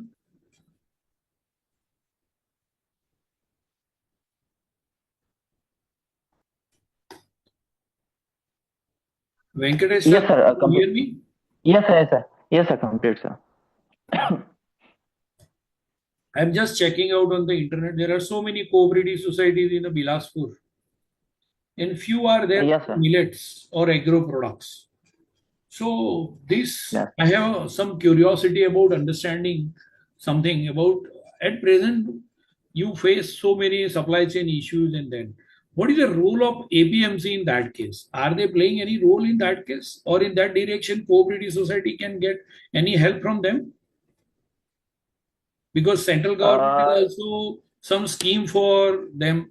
They can easily get benefit from APMC for storage, even as you are saying about post harvesting. So price fluctuation can be avoided in that case, and benefit to the farmers can be given. Yes, sir. Central government की तरफ से बहुत सारे help है, cold storage also provided, but sir वो cold storage sufficient सारे नहीं है जितने। कोऑपरेटिव बेसिस जी पे सर, भी है।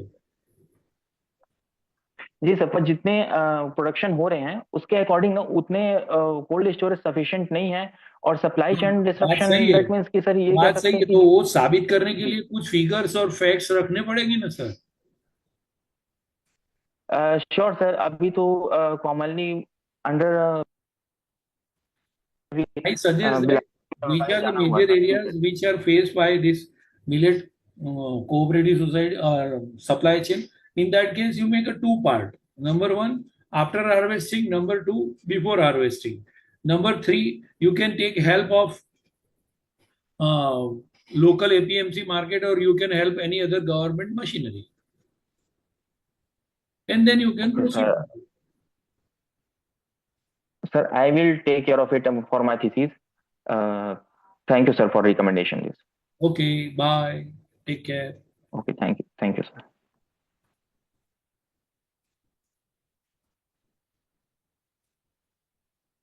Next.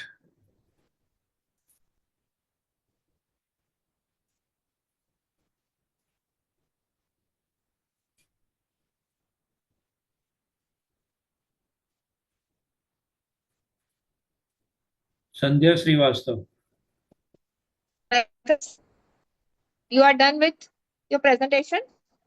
Okay, so now comes Professor Sandhya Srivastav. Professor Sandhya Srivastav. Ma'am, are you present? Professor Sandhya Srivastav.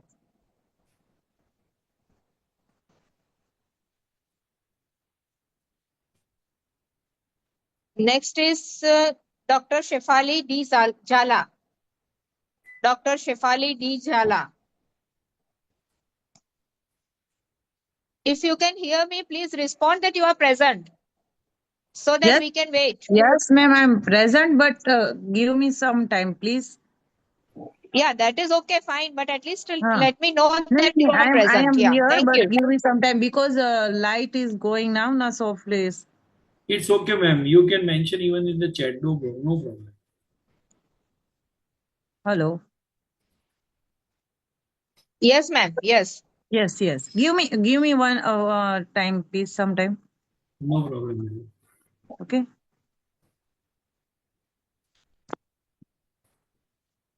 So you want us to move to the next one? Yes, yes, ma'am. Shefali ma'am? Yes, ha. Okay, Professor Sandhya Srivastav once again. Professor Sandhya Srivastav. Dr. Megha Yogesh Kumar Bhatt. Dr. Megha Yogesh Kumar Bhatt.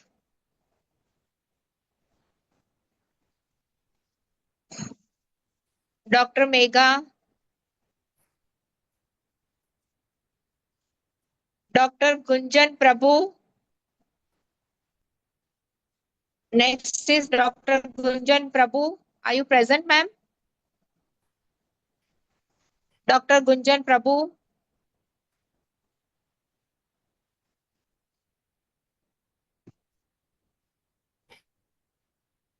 Jaya ma'am, Jaya Manoj madam, the first name.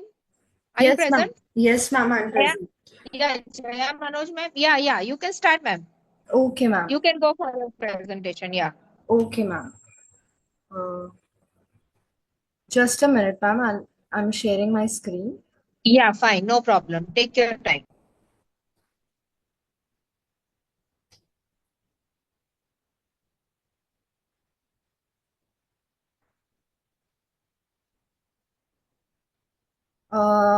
My screen is visible. My presentation is visible. Yes, now it is. It is visible, yeah. Okay. Good afternoon to the experts, to the host.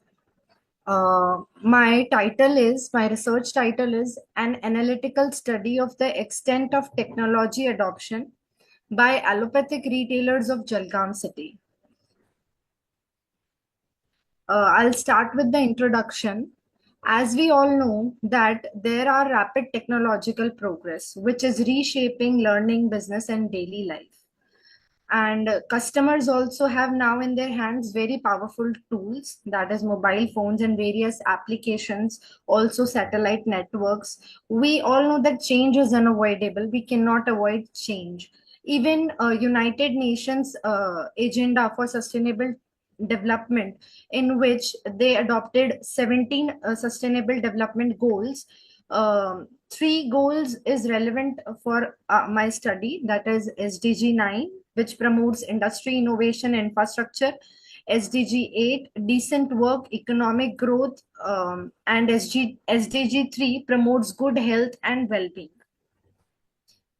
Good SDG 3 also promotes that all the retailers, all the allopathic retailers have accurate dispensing, record keeping, and customers have the timely access to medicines. So my study explores the degree of technology adoption in retail pharmacy, significance of the study. This study will assess the degree of technology usage by allopathic drug retailers in Jalgaon district. As we all know that in today's competitive world environment, technology adoption is influencing efficiency, and it also demands that transactions and records should be accurate, and customer wants quality service. So that's why there is a need that all the retailers should adopt various technologies. Like during the survey, I found that POS system, inventory management software, barcode scanners, online ordering platforms, some of these technologies are being adopted by the allopathic drug retailers. Extent of usage is measured using a Likert scale, and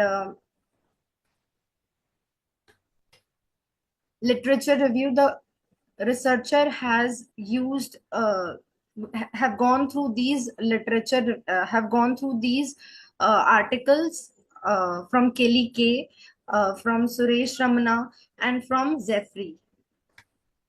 Research methodology. The research design is the researcher has used the research design, which is descriptive and analytical. The area of the study is allopathic drug retailers in Jalgaon district, Jalgaon city. Sample size, 110 registered medical store owners. The researcher has chosen sampling technique, that is non-probability purposive sampling. The researcher has collected data using a structured questionnaire, and the questions were closed-ended. Also, Likert scale is used by the researcher for collecting the data. The researcher, for processing the data, used coding, classification, tabulation, graphical representation. The objective of the study is to assess the extent to which allopathic drug retailers use advanced technology in store management and customer service. Second, to identify the types of advanced technology used by drug retailers. And third, to recommend strategies to promote deeper technological adoption in allopathic drug retail management. This is data analysis and interpretation. First question which the researcher has taken is related to change in use of technology. After the collection of data, the researcher has done the analysis and found that approximately 86% is using technology, and reported changes in technology usage, which indicates strong shift towards digitalization, which is also and only 13% reported no change. Second one is the extent of the use of advanced technology. Many are having moderate use, that is 85%. Extensive use is 11%, and minimal use is 3.5%. Overall, this sector is active but not very fully optimized with the advanced technologies. The researcher has taken third question, which is based on types of technology used. The first is there are 4 options like medium tech, high tech, no technology, and low tech. So majority of the retailers is using medium technology, that is billing software, basic system. The next question the researcher took for data collection is POS system, point of sale system, and majority are using this, that is 78.7% are using this. Now the next question the researcher took was related to inventory management software, and many retailers are having complete reliance on this software. It also plays a key role in stock tracking and expiry control. The next question the retailer took is telepharmacy solutions. Many were not aware of this concept, and the next the researcher took for the data collection is mobile apps and online ordering. Many retailers used these applications so that they can facilitate their customers. Temperature. The next question the researcher took is temperature monitoring system. And in many allopathic drug retail shops, when I visited, I found that many are using the system, temperature monitoring system. And advanced payment processing is many were using advanced payment processing system, but a few or rare were not using advanced payment and they were still in manual work, but many were using advanced payment processing system. Findings and observations. After collecting the data and after analysis and interpretation, the researcher found that there is a moderate use of technology and also medium level of technology being preferred by the retailers, and various technologies are being used by the retailers, that is POS system, inventory software, barcode scanning, telepharmacy. But the next is telepharmacy, which is not being used much by the retailer. Recommendation. Recommendation is because many when I visited the stores, I found that there is still a scope for digitalization, for the adoption of technology, more advanced technology. So for that, awareness and training programs are required, and also government and industry collaboration is required. They can do so through joint initiatives. Digital payment promotion is also required, which is also being done by the government currently. Focus on micro retailers with affordable solutions and skill support, and SDG alignment, that is Sustainable Development Goal alignment. So link digitization with these three SDGs, which is based on my title. Conclusion. According to the survey and after analysis and interpretation, the researcher come to the conclusion that allopathic drug retailers in Jalgaon city are moderately engaged with digital technologies. Widely used tools by them is point of sale system, barcode scanner, inventory software. Limited used tools are telepharmacy and digital payment. Why so? Because there is still a digital divide persists between advanced and lagging retailers. Progress is achieved, but there is a need of full optimization. So what is the way forward? There is a requirement of training, government support, and digital literacy so that we can accelerate adoption of technology among them. Thank you. I have a few understanding from your side. This Yes. entire research work is carried out from the perspective of retailer or from perspective of consumer or from perspective of the government or what? That is not clarifying objectives. No, sir, it is based from the perspective of customers, because customers are visiting these stores and they might face some issues. That's why, so for the record keeping, proper Issues or report. facilities? Yes, sir. Issues or facilities? Facilities. They will get the facilities, yes, sir. Okay. Now, so far as stock taking is concerned, how Yes. is it useful to customer? Sorry? Stock taking aspect or electronically keeping the software for keeping the stocks. Yes. My question is, how is it useful for retailer in that case? Sir, stock keeping, or we can say stock taking, it is very useful for the retailers, because if they From the viewpoint of customer, how is it? Yes, sir, it is useful because customers, as the retailer, will get to know which medicine they have uh, at a particular point of time. So when the customer visits their store, they don't have to wait. They don't have to wait, sir. See, sometimes as a researcher, I am also that type of person like you. When we go in our subject in such a manner and it, so much figures and facts and other things mentioned, We just put out our things, very common sense. See, if I keep a track of my medicine movement, that means which one is in highest demand. So on that basis, I predict that this much is high demand, so I keep in a stock, so customer will not go without medicine. That is Yes. the first part. Yes, sir. So consistently availability of the product, that will give you a correct answer in that way. Okay, sir. You will serve the customer. Customer will not leave your place. If medicine is not available from your place, he will go to somewhere else. Yes, sir. Make sense? Yes, sir. Okay, thank you. Thank you, Nothing sir. from my side. That's all. Okay. Nice presentation. Thank you, sir.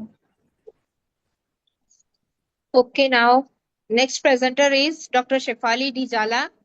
Ma'am, are you ready now? Dr. Shefali? Yes, ma'am. Okay, thank you.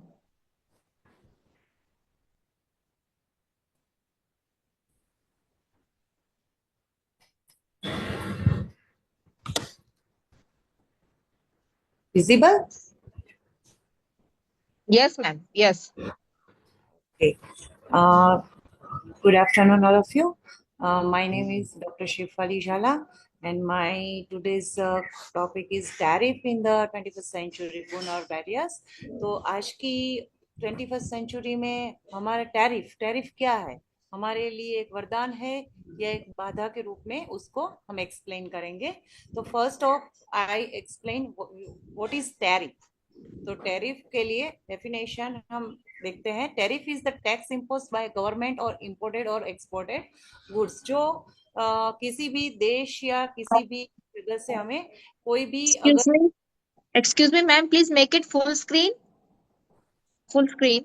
Yeah. Okay, एक wait. Okay. Okay. हो गया? It's okay. No, madam. no. Not yet, not yet. Not?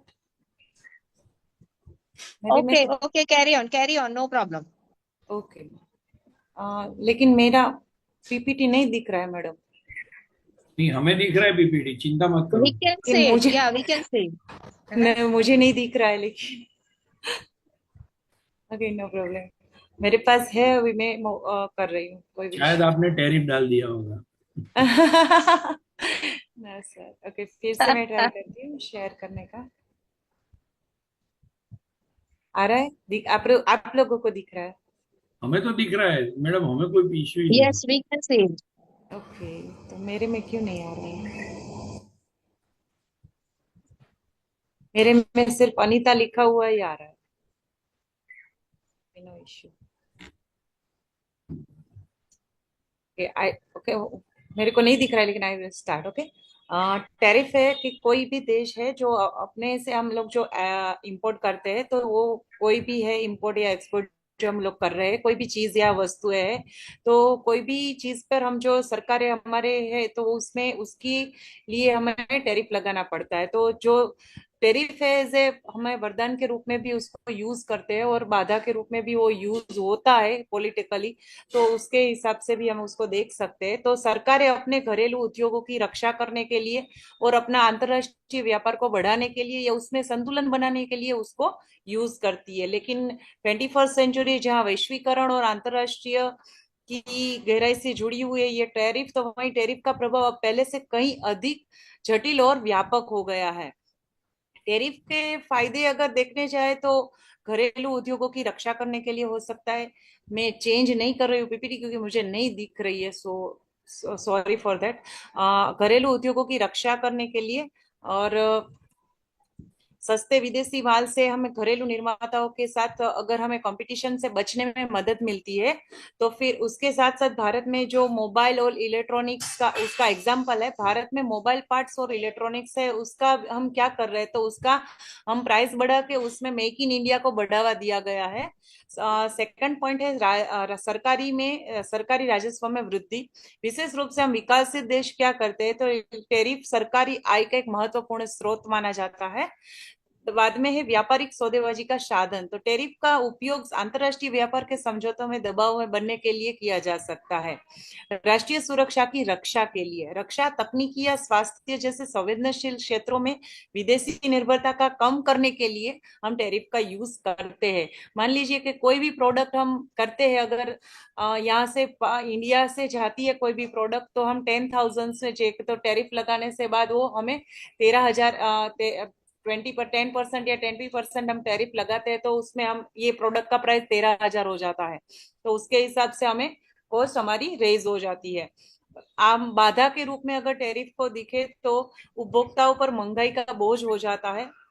जैसे मैंने अभी बढ़ाया, अगर मान लीजिए हम चाइना या अमेरिका से कुछ भी इंपोर्ट कर रहे हैं, अगर उसमें हम टैरिफ देते हैं तो हमें उसमें भी टैरिफ में ये प्रॉब्लम हो सकती है कि हमारा प्राइस रेज हो जाएगा, हमारे कस्टमर को ही उसका नुकसान होगा। तो उस हिसाब से उपभोक्ता पर महंगाई का बोझ हो जाएगा। आयात पर शुल्क बढ़ने से वस्तु की कीमत बढ़ जाती है, जिससे आम जनता पर आर्थिक दबाव बढ़ जाता है। सेकंड पॉइंट है प्रतिशोध और व्यापार युद्ध। एक देश द्वारा टैरिफ बढ़ाने पर दूसरा देश भी शुल्क टैरिफ बढ़ा देता है। जैसे अभी हमारे सामने एक ही एग्जांपल है कि जैसे अमेरिका ने बढ़ाया तो अब चाइना भी बढ़ाता है, भारत भी उसके हिसाब से चलता है। तो सब एक कंट्री के बाद दूसरी कंट्री और तीसरी कंट्री ये सब बढ़ाने लगते हैं। शेफाली जी, आप अपनी पीपीटी बढ़ाइए। नहीं, वो मैडम मुझे दिख ही नहीं रहा है, आपका नाम ही दिख रहा है, प्रीति शुक्ला ही आ रहा है। अभी चेंज हुआ? नहीं हुआ, नहीं हो रहा है।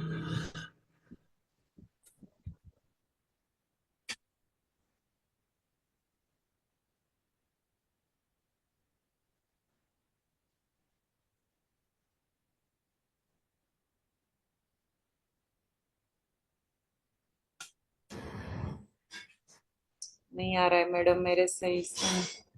मैंने शेयर किया हुआ दिखा रहा है लेकिन मुझे ही नहीं दिख रहा है। नहीं ऐसा हो तो लिंक भेज दो चैट पे। हाँ ऐसा है, हाँ ठीक है। Screen is frozen, so I guess you can close and share it again. Okay, okay. Your screen Keep it seems on to be desktop. frozen. Keep it on desktop only. हाँ desktop पे अब मैं उसको बंद। You close your screen sharing and do it again. Okay.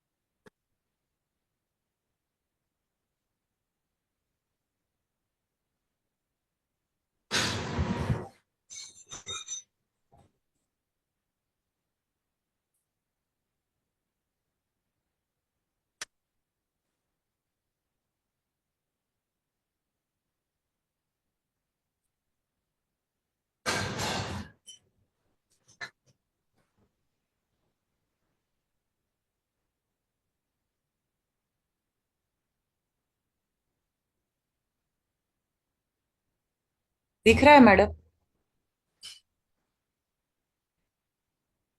हाँ,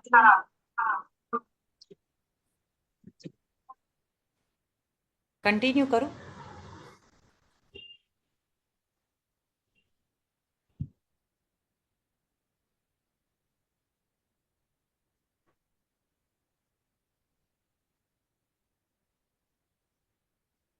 visible? yes, Shefali ji. Yes, we can see. Yes. Okay, okay. First increase consumer cost, तो आयात पर शुल्क बढ़ने से वस्तु की कीमतें बढ़ जाती है, जिससे आम जनता पर आर्थिक दबाव पड़ने लगता है।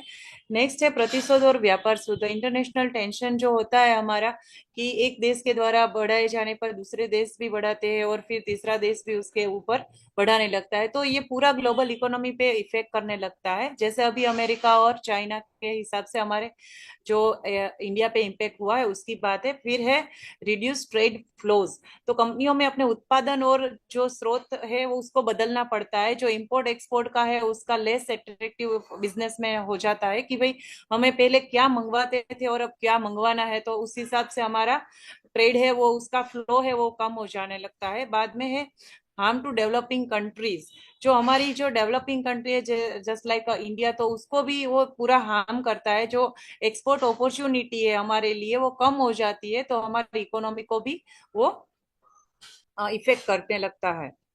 नेक्स्ट है यूएस और चाइना का जो ट्रेड वॉर है उसके ऊपर है। The recent trade war between the US and China demonstration how tariff the use not just economic tool but also as a political weapon. जैसे मैंने पहले भी बताया कि पॉलिटिकल इसका यूज होने लगता है तो हमारे लिए बैरियर बन जाता है। US impose tariff the Chinese goods and protect domestic industries. China retaliated with the counter tariffs resulted in increase the price of consumer both in both countries, created global economic uncertainty. Next है the future of tariff. Tariff को हम अगर हमारे उसके हिसाब से हमारा future देखें तो strategic tool. Tariff increasingly use the leverage in international relation. हमारे इंटरनेशनल रिलेशन टैरिफ की वजह से ही होते हैं, कि भाई टैरिफ की वजह से हमारे रिलेशन में चेंज आ जाता है, कि अप डाउन होने से हमें मार्केट की हमारी जो पोजीशन है उसको भी चेंज मिलने लगता है, तो उस हिसाब से हमारे रिलेशन को भी वो इफेक्ट करने लगता है। Non tariff barriers, the quality standard, environmental regulation and digital taxes becoming a more important. तो क्वालिटी की हमें बात करते हैं तो टैरिफ बढ़ने से क्या होता है कि तो जो प्रोडक्ट की क्वालिटी है उसमें भी चेंज आने लगता है, और जो टैक्सेस की जो है टैक्स की जो रेट है उसमें भी डिफरेंस आने लगता है। नेक्स्ट है digital economy. Traditional tariff less effect service and information policies like data taxes वैसे। देन हमें डिजिटली हमें जो हमारा इकोनॉमी है ट्रेडिशनल टैरिफ, तो हमारे less effective services and information हमारी पॉलिसीज जो है उसको भी इफेक्ट करता है।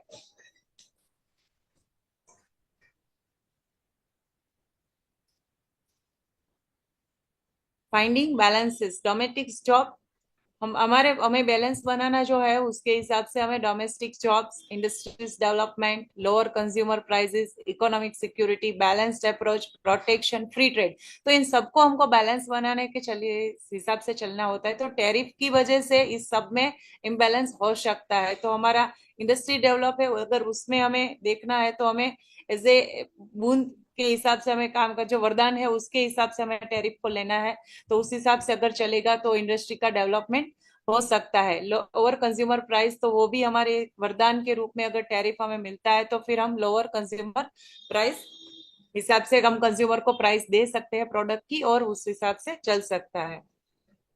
नेक्स्ट है कंक्लूजन नाइदर बून और नॉन बैरियर। अगर ये हमारे है, अगर हम बून वरदान और बाधा दोनों के रूप में अगर नहीं देखते, दोनों को अलग से देखते, तो tariff is the 21st century neither a complete boon nor a complete barrier. हम दोनों की ओर से कहीं पर उस बीच में है, if applied correctly in a timely manner, जिसमें हम अप्लाई कर सकते हैं। मान लीजिए कि हमें जिस टाइम पर जिस चीज के लिए जरूरत है उस हिसाब से हमें टैरिफ को यूज करना होगा।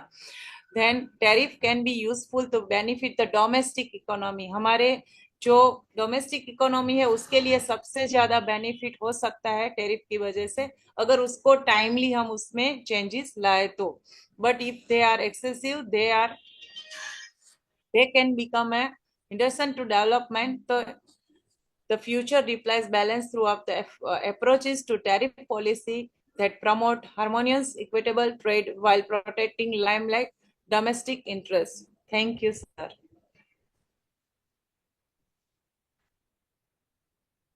सर बीच में थोड़ा चला गया, वो पीपीटी नहीं था इसलिए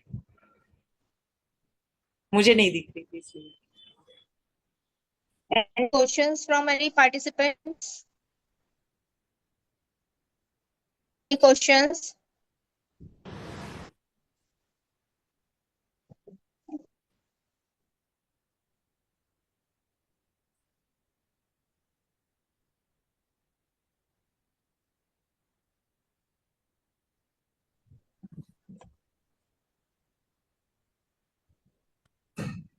Belur sir, Nothing, sir.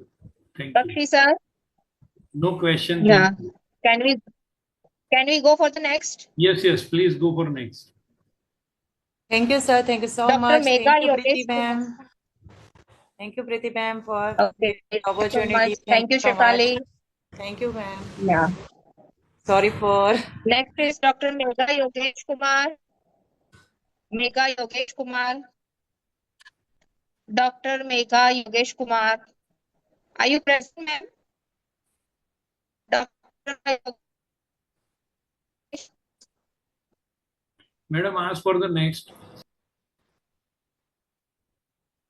Mr. Gunjanan Prabhu. Are you present? Dr. Gajanan hai. Gajanan Prabhu. Dr. Gajanan Prabhu. Present? No. Dr. T. Deepak. Dr. T. Hello? Shenabegavalli. Yeah, ma'am. Hello? Yes, sir. Yeah. Who is this? Yeah. Deepak. Dr. Gajanan? No, ma'am. Deepak. Dr. Deepak. Yeah, present. Okay, then you can start, sir. Ma'am, slides is visible. Hello? Hello? Yes, sir. Yes, sir. Slide is Yes, not sir. visible. It Yes, will sir. take some time. yeah. Good afternoon, one and all present here. Today I am presenting a paper called Assessing the Relationship Between Financial Prudence and Tax Planning Amongst the Salaried Individuals in Karnataka. The Sir, your slide is not there. So please do something. Yes. 1 minute.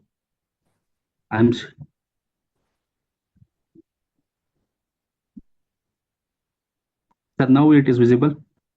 Yes. Yeah. Assessing the relationship between financial prudence and tax planning amongst the salaried employee in Karnataka. Specifically, this is related to Karnataka states. And next, it is that the financial prudence, where we wanted to know the financial prudence, meaning that the careful management of your particular financial management. Mainly, we have focused on the 5 main aspects in order to relate to the financial prudence. What are they?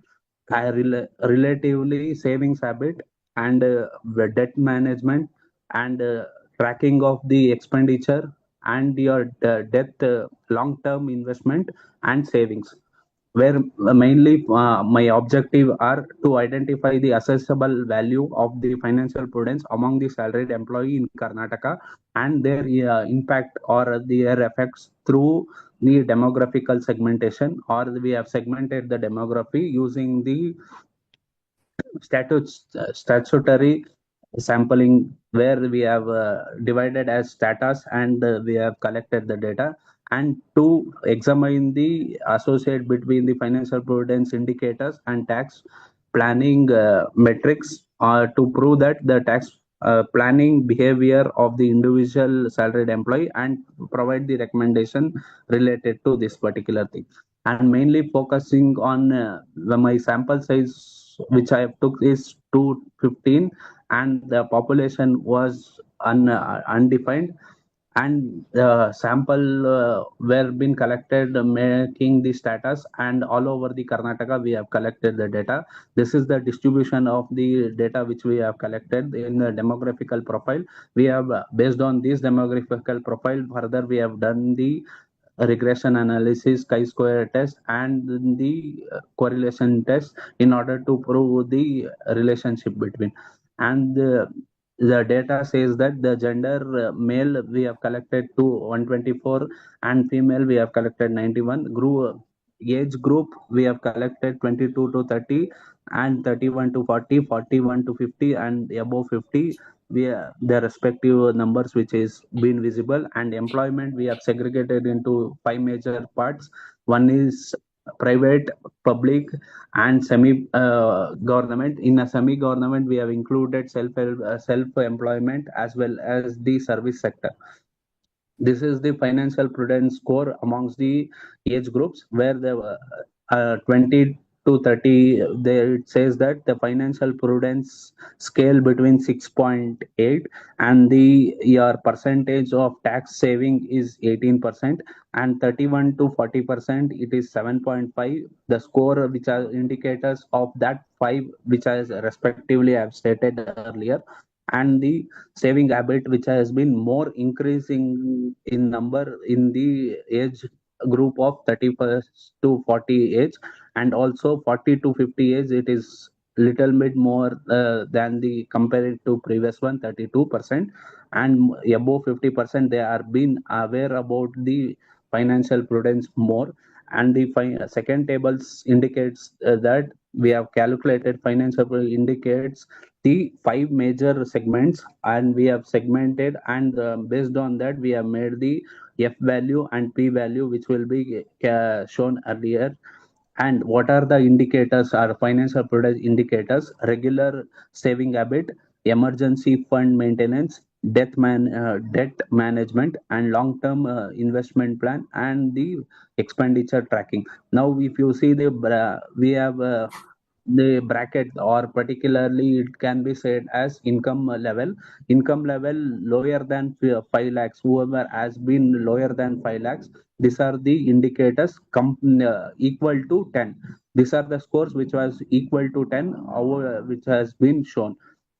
If you see in this bracket, more than 10 to 15%, whoever having 10 lakhs to 20 lakhs, they have a more knowledge about the financial prudence, and their tax planning is very well, and the scores also bit higher to long term investment plan. For example, they have utilized the ATC, ATU, ATD as the deduction option which has been provided by the government. If you see the F value, it is also showing a more than for your long term investment plan as well as your emergency fund. Nowadays we have been seeing that the increasing of term loan which has been increased, and the adoption of your tax planning. This is your tax planning comparison with between the utilization of sector wise or particularly section wise. ATC more about they are utilizing this particular ATC as the numbers on the based on the income level. If you see the income level, they gradually once your income is increasing, your utilizing of this ATC is also increasing simultaneously. If you see the health insurance or ATD, if you see the increasing of income level, that utilization also decreases. If you take 24B deals with the house rent allowances which will be provided by up to 2 lakhs, that also been increasing when your income level increases. And ATE and ATCCD has been less utilized because they are being less aware about this particular thing. And also we have been seen that the percentage of indicators or awareness which has been there, we have collected the information once. Like for example, we have been utilizing this financial prudence or financial instruments over a year, or we are planning over a year, was the percentage of 18.6%. In a quarters we will be reviewing 24.2, or at the third quarter we are starting our planning is 32.6, and the last minute planning is 24.3. And these are the tax provision which has been utilized by our respondents. I am not saying that this is only a ultimate result. As per our respondent, we have been segregated that ATC percentage is this, ATD percentage is this, and ATE percentage is this much which have been utilized. If you see the correlation between your particular indicators, whatever we have collected earlier, financial prudence indicators, like five indicators which we have made, and effective their utilization. If you see the brackets which has been indicating, if you see, there are increasing in order rather than decreasing in order. The value is closer to the one, and showing the positive correlation between the financial prudence and tax planning behavior in the long-term investment plan, showing the strongest correlation between the tax filer indicators. And regression analysis for these 5 indicators are EBITDA. Hello? Yes, sir. Please continue. Yeah. EBITDA coefficient, if you see that 0.86 for your regular saving habit, emergency is 0.43, and debt management is 0.097, and long term it is long term investment plan is 0.392, and expenditure tracking is 0.75.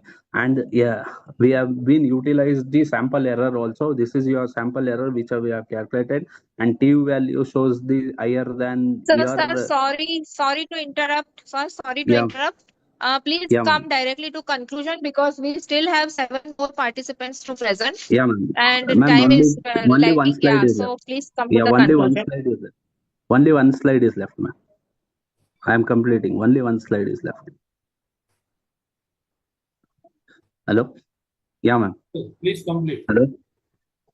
Now, what are my limitation is that the regional focus was there because we have done this study in Karnataka, and self-generated reports which was used by the governmental parties, whatever the published data was there, secondary data, and cross-sectional design was being used because we wanted to know what are the implication in other sectors also, and sample was too less in order to stratify random sample. It was stratify random sampling. Because of that, we have restricted to sample size of 215. If you increase the sample size, we will be having accurate result. And moreover, whichever we have founded the result are been reliably tested, and reliability test also says that 0.95, and we can conclude that we will be should be spending, or Karnataka government should be spending more in order to educate the tax filer in order to utilize. And moreover, this is not the current study, this is your futuristic study. When your particular individual assessee are been crossing the limit of 12 lakhs, which has been the slab rates in a new regime, at that time this tax prudence and tax planning come into picture. These are the certain references which we are taken into consideration when we are doing literature review. And moreover, Canada, USA, and Indonesia, and Bangladesh were the major resources collection for the tax in related to tax research papers. Thank you, sir. Hello? Yes. Yes, sir. I have one question, sir. Yes, sir. Can you tell me what is financial prudence? The word prudence you have mentioned, and how it is justified by literature review in your research? Yes, sir. Financial prudence is more about the self carefulness, or particularly caution which has been done before you will be planning something. But is And it supported by literature review? Yes, sir. It is supported by the literature review which has been done in But your how is Indonesia. it possible to measure that? Sir, it is supported by Indonesia studies, Bangladesh, and Myanmar, If, for and example, I have collected data with you, about 20 people. Okay. Yeah. So how I can measure that? Suppose you would like to check whether this Anita ma'am is financially prudent or not. So on what basis you will say that she is financially prudent? So that for that one only we have designed 15 questions for only the financial indicators. What I have said, the financial indicators That indicator needs to be presented in the PPT. Yeah, it is presented, sir. I have said that the regular all saving 15 habit, emergency fund, a debt management, long-term investment plan, and expenditure tracking. These are the 5 indicators. Based on that, we have prepared 25 questions. and we have collected the data, and also for the tax planning also we have prepared this yeah, metrics in order to decide this will be impacting tax planning. That was been presented in each diagram which was there. Fine. And the result also shows the positive correlation when we collected the data, because it was stratified random sampling. It has been collected from entire Karnataka. Okay, fine. Yeah, all the districts. Yes. That's all from my side. Anita ma'am, if there is any question, please continue. Yes. So Preeti ma'am is there with us. Preeti Shukla ma'am, our co-chair. Is she with us? She is co-chair with you? Yes, she's there. Okay, fine. Ma'am, if you have any questions, Preeti Shukla ma'am. No, ma'am. No, ma'am. No. Okay, then next presenter is, we are giving second chance to Dr. Megha Yogesh Kumar Bhatt. If she is present, please respond. Then this will be the final call. Then she will be marked absent. Dr. Megha Yogesh Kumar Bhatt. Is she present? Just a minute. Dawal sir, wait. Dr. Gajanan Prabhu. Dr. Gajanan Prabhu, is he present? Okay. Dr. Dawal Kumar. Yes, Yes, ma'am. sir. You can present. Yes, ma'am. Yeah. You can present. Yes, sir. Can I audible? Yes, audible. Okay. Uh, 1 minute, madam.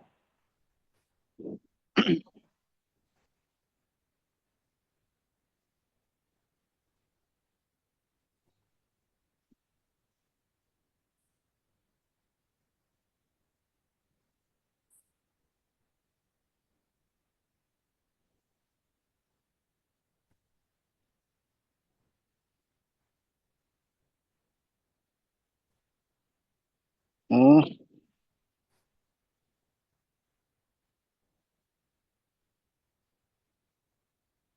Can you see my screen? No. Not yet.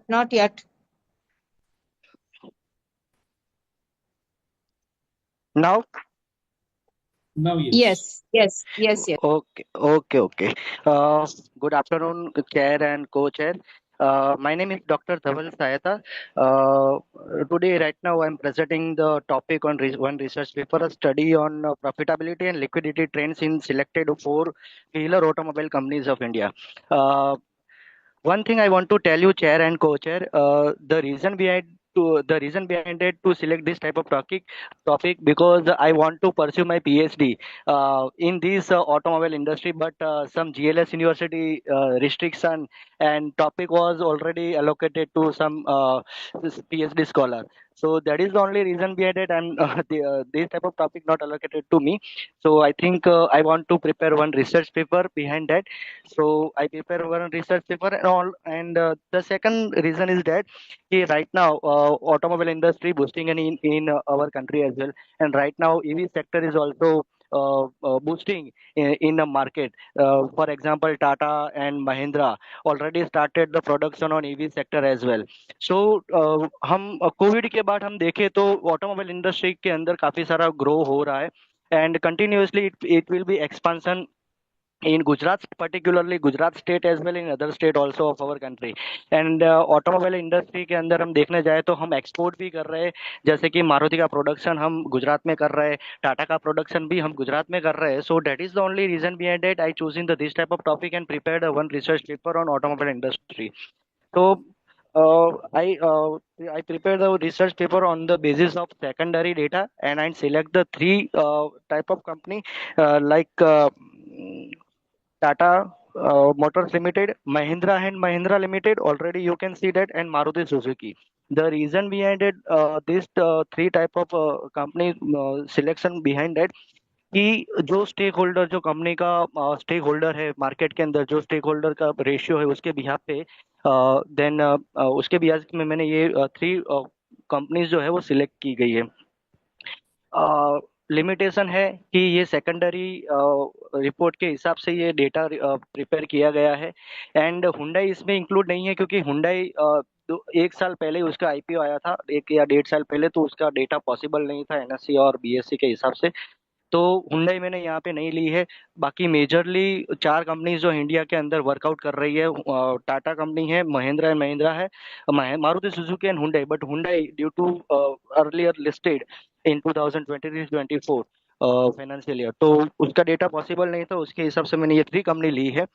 So, on the basis of my topic, my research objective is to analyze the profitability and liquidity of selected four-wheeler automobile companies of India. कि company के बीच में profitability और liquidity, कौन सी company की profitability अच्छी है, कौन सी कंपनी की लिक्विडिटी अच्छी है, तो वो एक मेरा एम है और ऑब्जेक्टिव है behind prepare this type of data. And दूसरा है to compare the profitability and liquidity of selected four wheeler automobile companies of India, मतलब कंपनी के बीच में भी और कंपनी के विद इन द कंपनी और बिटवीन द कंपनी। कि फॉर एग्जांपल मारुति सुजुकी है, तो मारुति सुजुकी का 2021 में प्रॉफिट क्या था और राइट नाउ प्रॉफिट क्या है, और टाटा कंपनी और मारुति के बीच में 2021 में क्या था, कौन सा टॉपिक, मतलब कौन सा, मतलब कितना प्रॉफिट है और राइट नाउ अभी कितना प्रॉफिट है, तो विद इन द कंपनी और बिटवीन द कंपनी मेरा एनालिसिस है। तो ये मेरे रिसर्च ऑब्जेक्टिव है। सैंपल साइज ऑलरेडी मैंने सर आपको बता दिया है कि 3 कंपनीज मैंने सिलेक्ट की गई है with the help of stakeholder engagement in Can the you go available in the directly to market. data analysis now? Yes, sir. Yes, sir. Yes, sir. I come on that point. I prepared only for current ratio for a liquidity measures. You can see that Tata Motors, Mahindra and Mahindra, and Maruti Suzuki. So right now we can see that Mahindra and Mahindra Company Limited maintain the current ratio and liquidity. For example देखिए यहाँ पे 2021 के अंदर 1.34% है और right now Mahindra and Mahindra का 1.49 है, और टाटा कंपनी का देखने जाए तो वो इंक्रीज हो रहा है बट उतना ज्यादा फ्लक्चुएशन भी है, और मारुति सुजुकी के देखने अंदर जाए तो वो 2021 मतलब आफ्टर कोविड 1.15% था, राइट नाउ वो डिक्रीज हो रहा है। मतलब मारुति के पास प्रॉफिट तो है बट लिक्विडिटी उतना ज्यादा नहीं है but as compare to the Mahindra and Tata उतना ज्यादा नहीं है। अगर हम टाटा और मारुति की बात करें तो टाटा 3rd नंबर पोजीशन पे आती है और Mahindra and Mahindra 1st number and Maruti Suzuki 2nd number पर। और मेरे डेटा एनालिसिस में भी ये लिखा हुआ है राइट नाउ कि overall the data shows that Mahindra has constantly maintain the healthiest liquidity position among the 3 companies. और यहाँ पे मैंने current ratio with in the company भी मेंटेन किया हुआ है कि डेटा आप देख सकते हो टेबल के अंदर कि फ्रॉम द अबव टेबल और for 2 and 12 degree of freedom F calculation value 46.359, यहाँ पे पी वैल्यू और एफ वैल्यू भी है और एप टेबल वैल्यू भी है 3.885। So P value is 2.26 -06 and calculation value tab value से ज्यादा है, तो नल हाइपोथेसिस जो है वो मेरा क्या है एक्सेप्ट होता है क्योंकि पी वैल्यू जो है वो ज्यादा है 0.05 से, तो null hypothesis accept and there is a concluded there is a significant difference in current ratio between the selected 4 wheeler automobile companies, मतलब जो कंपनी के बीच का जो करंट रेशियो लिक्विडिटी पोजीशन उसमें डिफरेंस है।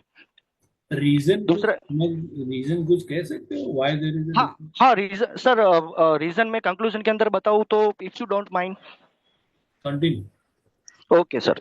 नेट प्रॉफिट अगर हम मैंने दूसरा पैरामीटर लिया है for a profit analysis, net profit margin, यहाँ पे हम देखने जाए तो सर 2020 से और लेके EBIT net profit margin, NPA net profit margin directly जो टैक्स करने के, तो टैक्स माइनस करने के बाद जो प्रॉफिट आता है बैलेंस शीट के अंदर, हाँ तो हाँ टीएटी। तो यहाँ पे आफ्टर कोविड देखने जाए तो टाटा कंपनी सर लॉस में चल रही थी 2020 के अंदर उसका 7.3% लॉस था, but right now it will be boosting. Reason is that कि ईवी सेगमेंट के अंदर टाटा कंपनी ने ज्यादा फोकस किया है और एसयूवी सेगमेंट के अंदर भी टाटा कंपनी ने बूस्टअप किया है और उसका प्रोडक्शन भी अच्छा खासा और उसकी डिमांड भी है due to the safety feature, due to the fashion design and customer की नीड्स को समझा उसने, देन प्रोडक्शन किया। So it will be, you can see that कि जो कंपनी लॉस में चल रही थी आफ्टर कोविड के नेक्स्ट ईयर में वो अभी प्रॉफिट में चल रही है। और ईवी सेगमेंट का हम बोल सकते हैं कि Tata company is the first company अगर हम महिंद्रा कंपनी की बात करें तो 2021 के अंदर 0.59% था, और राइट नाउ महिंद्रा कंपनी का प्रॉफिट मैक्सिमाइजेशन भी देखिए, पीएटी देखिए 10.17% है, मतलब टाटा कंपनी से भी आगे। तो उसका रीजन ये है कि तो महिंद्रा एंड महिंद्रा कंपनी ने जो मॉडल्स लॉन्च किए वो टाटा से कस्टमर मतलब ज्यादा सेटिस्फाई है। The reason is that Tata and Tata safety तो देती है बट डिजाइन भी देती है, but Mahindra and Mahindra SUV के आगे, जैसे कि महिंद्रा स्कॉर्पियो ने उसमें अपडेशन किया, एक्सयूवी 300, टीयूवी 300 को बंद करके एक्सयूवी 300 को लॉन्च किया। द रीजन इज डेट क्योंकि डिमांड उसकी ज्यादा थी तो डिमांड करके न्यू मॉडल लॉन्च किया। एक्सयूवी 700 वो भी लॉन्च किया हुआ है, 2 साल हो गया। तो that is the only reason behind that कि महिंद्रा एंड महिंद्रा जो प्रॉफिट भी अच्छा खासा कमाती है with the satisfaction of the customer needs, and safety feature भी देती है। ऐसा नहीं है कि महिंद्रा कंपनी डिजाइन देती है तो सेफ्टी नहीं देती है, सेफ्टी देती है, टाटा के जैसी ही सेफ्टी, उसकी भी 5 स्टार रेटिंग है, टाटा की भी 5 स्टार रेटिंग है, ठीक है। बट एसयूवी के अंदर उसने फोकस किया है as compare to the Tata की सिर्फ हैरियर है और नेक्सन है। और अगर हम देखने जाए महिंद्रा की पीयूवी थी 300, एक्सयूवी 700, एक्सयूवी 500 थी। So there is a multiple reason behind it to boost up the profit within the company. Maruti Suzuki देखने जाए तो हम सर उसका भी प्रॉफिट मैक्सिमाइजेशन, प्रॉफिट इंक्रीज हुआ है। The reason is that Maruti की जो प्रोडक्शन हो रहा है वो लो कॉस्ट के हिसाब से हो रहा है। कस्टमर की, हमारी मिडिल क्लास फैमिली अगर हम इंडिया में देखने जाए तो 70 to 75% people living in India from middle class. तो मिडिल क्लास की नीड्स को समझते हुए वो प्रोडक्शन कर रही है, बट सेफ्टी फीचर्स के अगर हम देखे जाए तो 2 और 3 स्टार से ज्यादा नहीं होते हैं। So that is the only reason behind it, due to the safety feature customer थोड़ा हिचकिचाता है कि मारुति की नहीं लेनी है, टाटा या महिंद्रा के अंदर फोकस करते हैं। और राइट नाउ ईवी सेक्टर भी मार्केट में आ गया है, तो जो कस्टमर अगर हेल्दी फाइनेंशियल पोजीशन का होगा तो वो पेट्रोल और डीजल का फोकस नहीं करेगा, उसका डायरेक्टली ये फोकस होगा कि हम ईवी नेक्सॉन मतलब ईवी ले, या तो फिर महिंद्रा की कोई अच्छी कार ले, एसयूवी ले। अगर मारुति की बात करें तो एसयूवी सेगमेंट में उसका एक ही कार है, वो भी जिम्मी की बात करें तो वो as compare to the Tata Nexon comparison में नहीं आ सकती है। सिर्फ जिमी है और दूसरी कोई कार है ही नहीं मारुति की। और मारुति की डीजल वेरिएंट बंद हो चुका है, और मारुति ने डीजल वेरिएंट बंद करके क्योंकि उसको काफी सारा लॉस भी हुआ है, क्योंकि अगर हम हैवी सेक्टर में बात करें, बिग सेगमेंट में, तो 10 लाख से ऊपर या 15 लाख से ऊपर अगर हम That's सीआर all. देखने को Please जाए। conclude now because I would हाँ, like to yes sir, say that very much clearly from this. Yes sir, yes sir. Clear cut. Somewhat you are supposed to mention in limitation of the research you are comparing two companies, Tata and Mahindra, yes sir, and yes sir, Maruti. Now there is a big difference between these two and Maruti. Let me yes tell yes you. Sir, That is the yes reason sir, behind the difference. Yes sir. Sir एक ही minute लूंगा आपकी, उससे ज्यादा नहीं लूंगा। एक parameter समझा देता हूँ, return on asset for the solvency purpose कि टाटा महिंद्रा और मारुति सुजुकी की बात करें तो तीनों कंपनी यहाँ पे स्ट्रांग है। जो 2021 में लॉस में चल रही थी वो कंपनी रिटर्न ऑन एसेट्स में भी प्लस में आ गई है। डायरेक्टली हम कंक्लूजन पे आते हैं सर। तो कंक्लूजन मैंने यहाँ पे लिया है, यहाँ से मेरा कंक्लूजन स्टार्ट होता है कि the analysis of profitability and liquidity.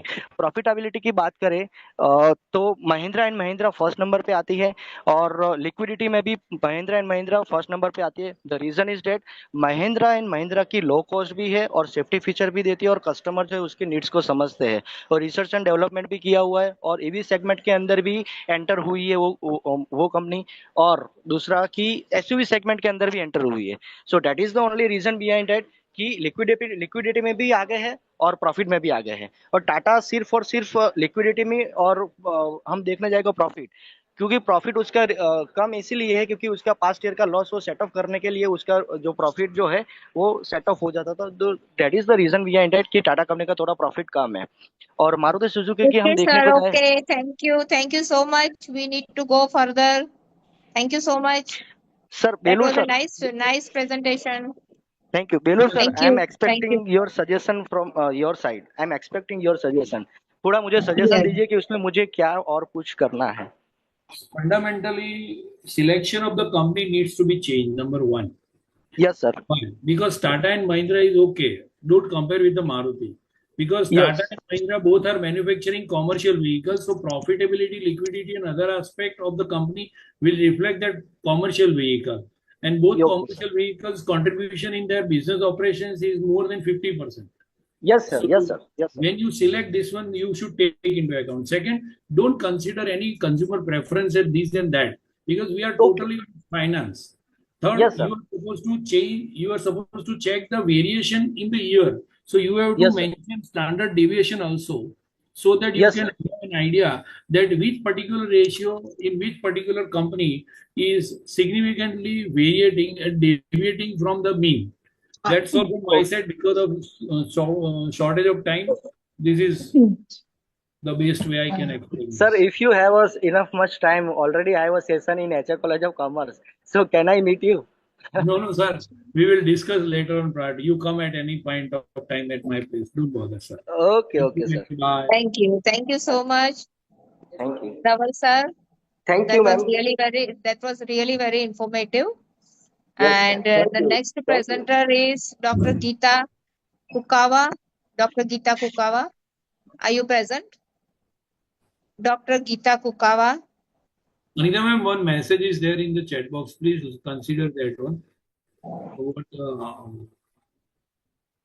Ishika ma'am is requesting for the presentation. Thank you. Ishika ma'am. Yes, ma'am. You want to present Ishika ma'am first? Yes, ma'am. Yeah. Okay, fine. Go ahead.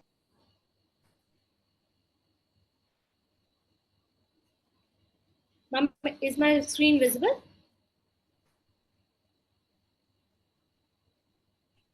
Still Ma'am, not. can you confirm my Now it screen? is visible. Now it is Yes, visible. yes. Now it is visible. Good afternoon to all respected chairperson, fellow researchers and participants. My name is Nishika Shrivastava, research scholar at University of Allahabad, and I will be presenting my paper on the policy and governance mechanism driving the success of One District, One Product initiative.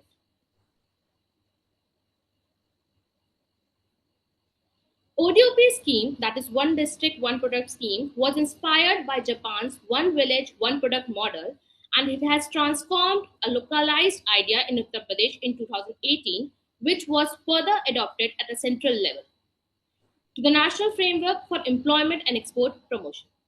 It aims to reduce regional disparities, promote district competitiveness, and integrate local clusters into national and global value chains. The objectives of my paper are to empirically analyze the role of governments and policy mechanism in ODOP success, to evaluate the contribution of ODOP to exports, MSME growth, and employment generation, to identify gaps in the implementation and suggestions strategies for improving long-term sustainability.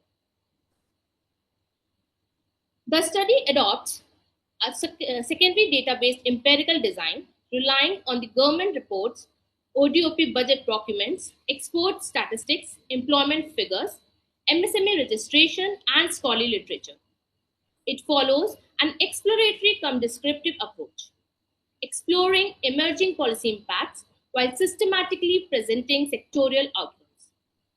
The analysis applies time series techniques to track export and employment trends, along with comparative descriptive methods to highlight the inter-district and sectorial variations.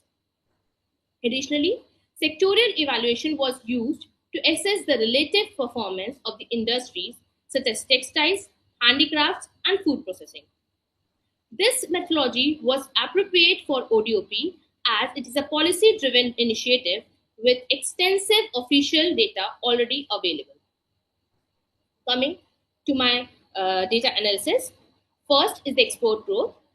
Exports under the ODOP stream rose from rupees 88,967 crore in 2017-18 in the year in which ODOP was implemented to nearly rupees 2 lakh crore in 2024-25. That is the last financial year. Exports boosted by GI tagging, e-commercial tie-ups by Amazon, Karigar, Flipkart Samart, ODOP Mart, and Trade Affairs. Also, our teachers are provided training and also the exhibitions platform to promote their exports and sale. Next is the employment generation through ODOP. Ishika ma'am. Yes, Ishika ma'am. ma'am. Yes, ma'am. Please directly come to research methodology in conclusion, because Yes, we are running out of time and yeah, please cooperate. Yeah. Okay. Okay. The ODOP initiative, despite its achievement, faces several critical challenges that limits its inclusion and sustainable impact. Regional disparities remain a major concern, as districts in western Uttar Pradesh such as Agra and Meerut have progressed much faster compared to the eastern UP, largely due to the better infrastructure and connectivity. The absence of strong monetary framework, particularly the lack of standardized key performance indicators, weaken the ability to track progress and ensure accountability. Coming to the conclusion, the ODOP program has emerged as a pillar of Uttar Pradesh development strategy, effectively linking export promotion with employment generation on MSME growth at the local level. Its success demonstrates how target governance, physical prioritization, and institutional support can transform district identities into engine of economic competitiveness. The export have been increased immensely, creating many employment generation. ODOP holds the potential to serve as a replicable model for others Indian states and even developing countries seeking regionally balanced and sustainable growth. In essence, ODOP is not just about products, it's about people, livelihoods, and preserving culture while making India globally competitive. Thank you. Yashika जी एक question है आपसे Yes. How does support skill development and capacity building Sorry, ma'am?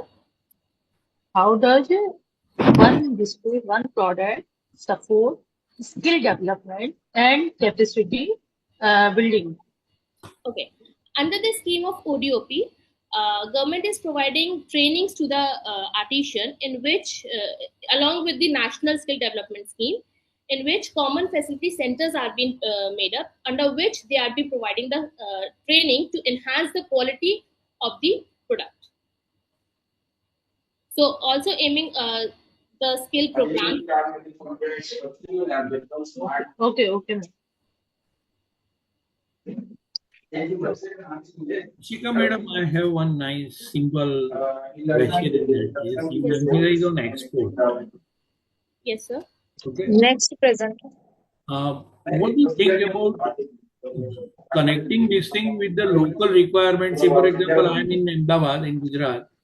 I have no idea if selling the Uttar Pradesh product. I can't hear you properly. Can you hear now? Yes. Somebody's voice is on.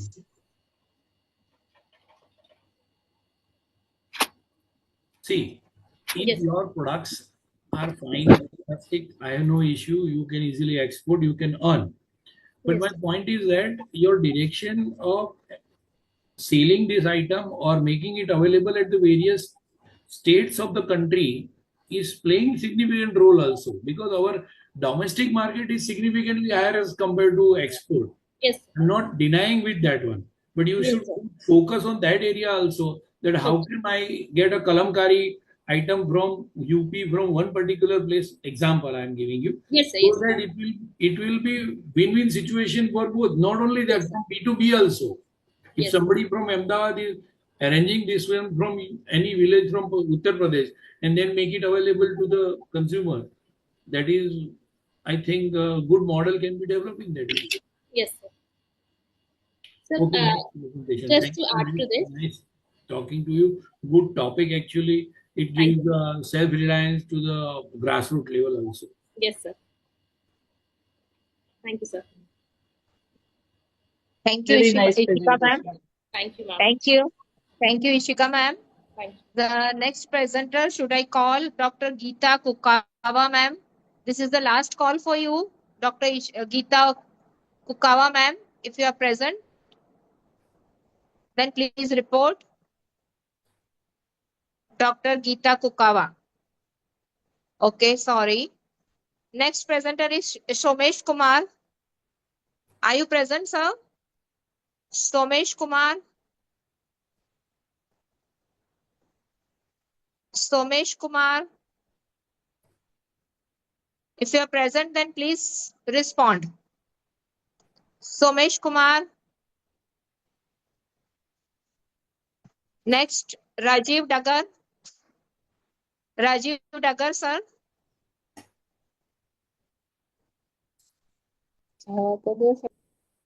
Rajiv Dagar, sir. Dr. Kavita Joshi. Last presenter is Kavita Joshi. Dr. Kavita Yes. Joshi, are you present? Yes, madam. Yes, madam. Yes, ma'am. Yes, ma'am. हाँ, Very good afternoon. Good afternoon, Please madam. हाँ, continue with your presentation. yes, ma'am.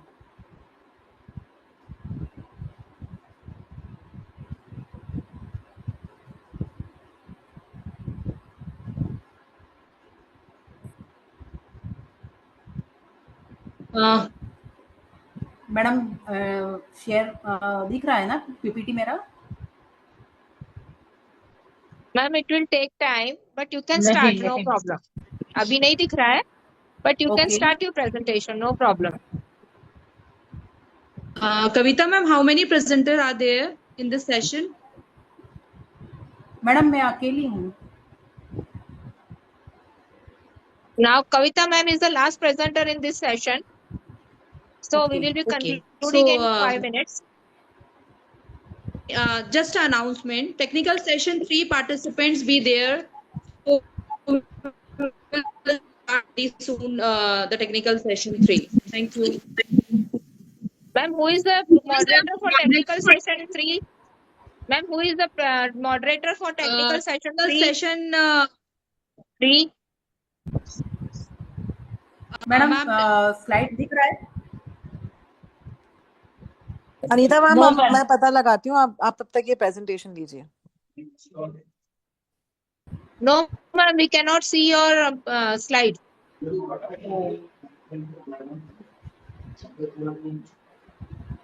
नहीं हो रहा है. तो क्या ma'am?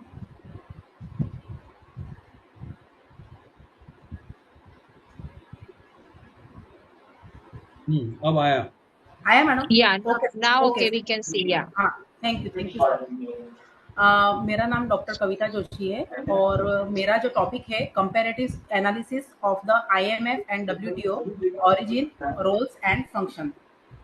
तो actually मैंने ये टॉपिक आज क्यों चूज किया है, तो पहले मैं उस पर थोड़ा सा एक फोकस करना चाहूंगी कि जैसे कि हमें सबको पता है कि IMF और WTO जो है एक आज विश्व स्तर पर एक मेन 2 पिलर्स के रूप में हम इनको समझ सकते हैं और इन्होंने आज हमारी अर्थव्यवस्था को स्थिर करने के लिए और व्यापार को जो है हमारे ट्रेड को बढ़ावा देने के लिए बहुत इम्पोर्टेंट, बहुत एक अच्छी भूमिका निभाई है.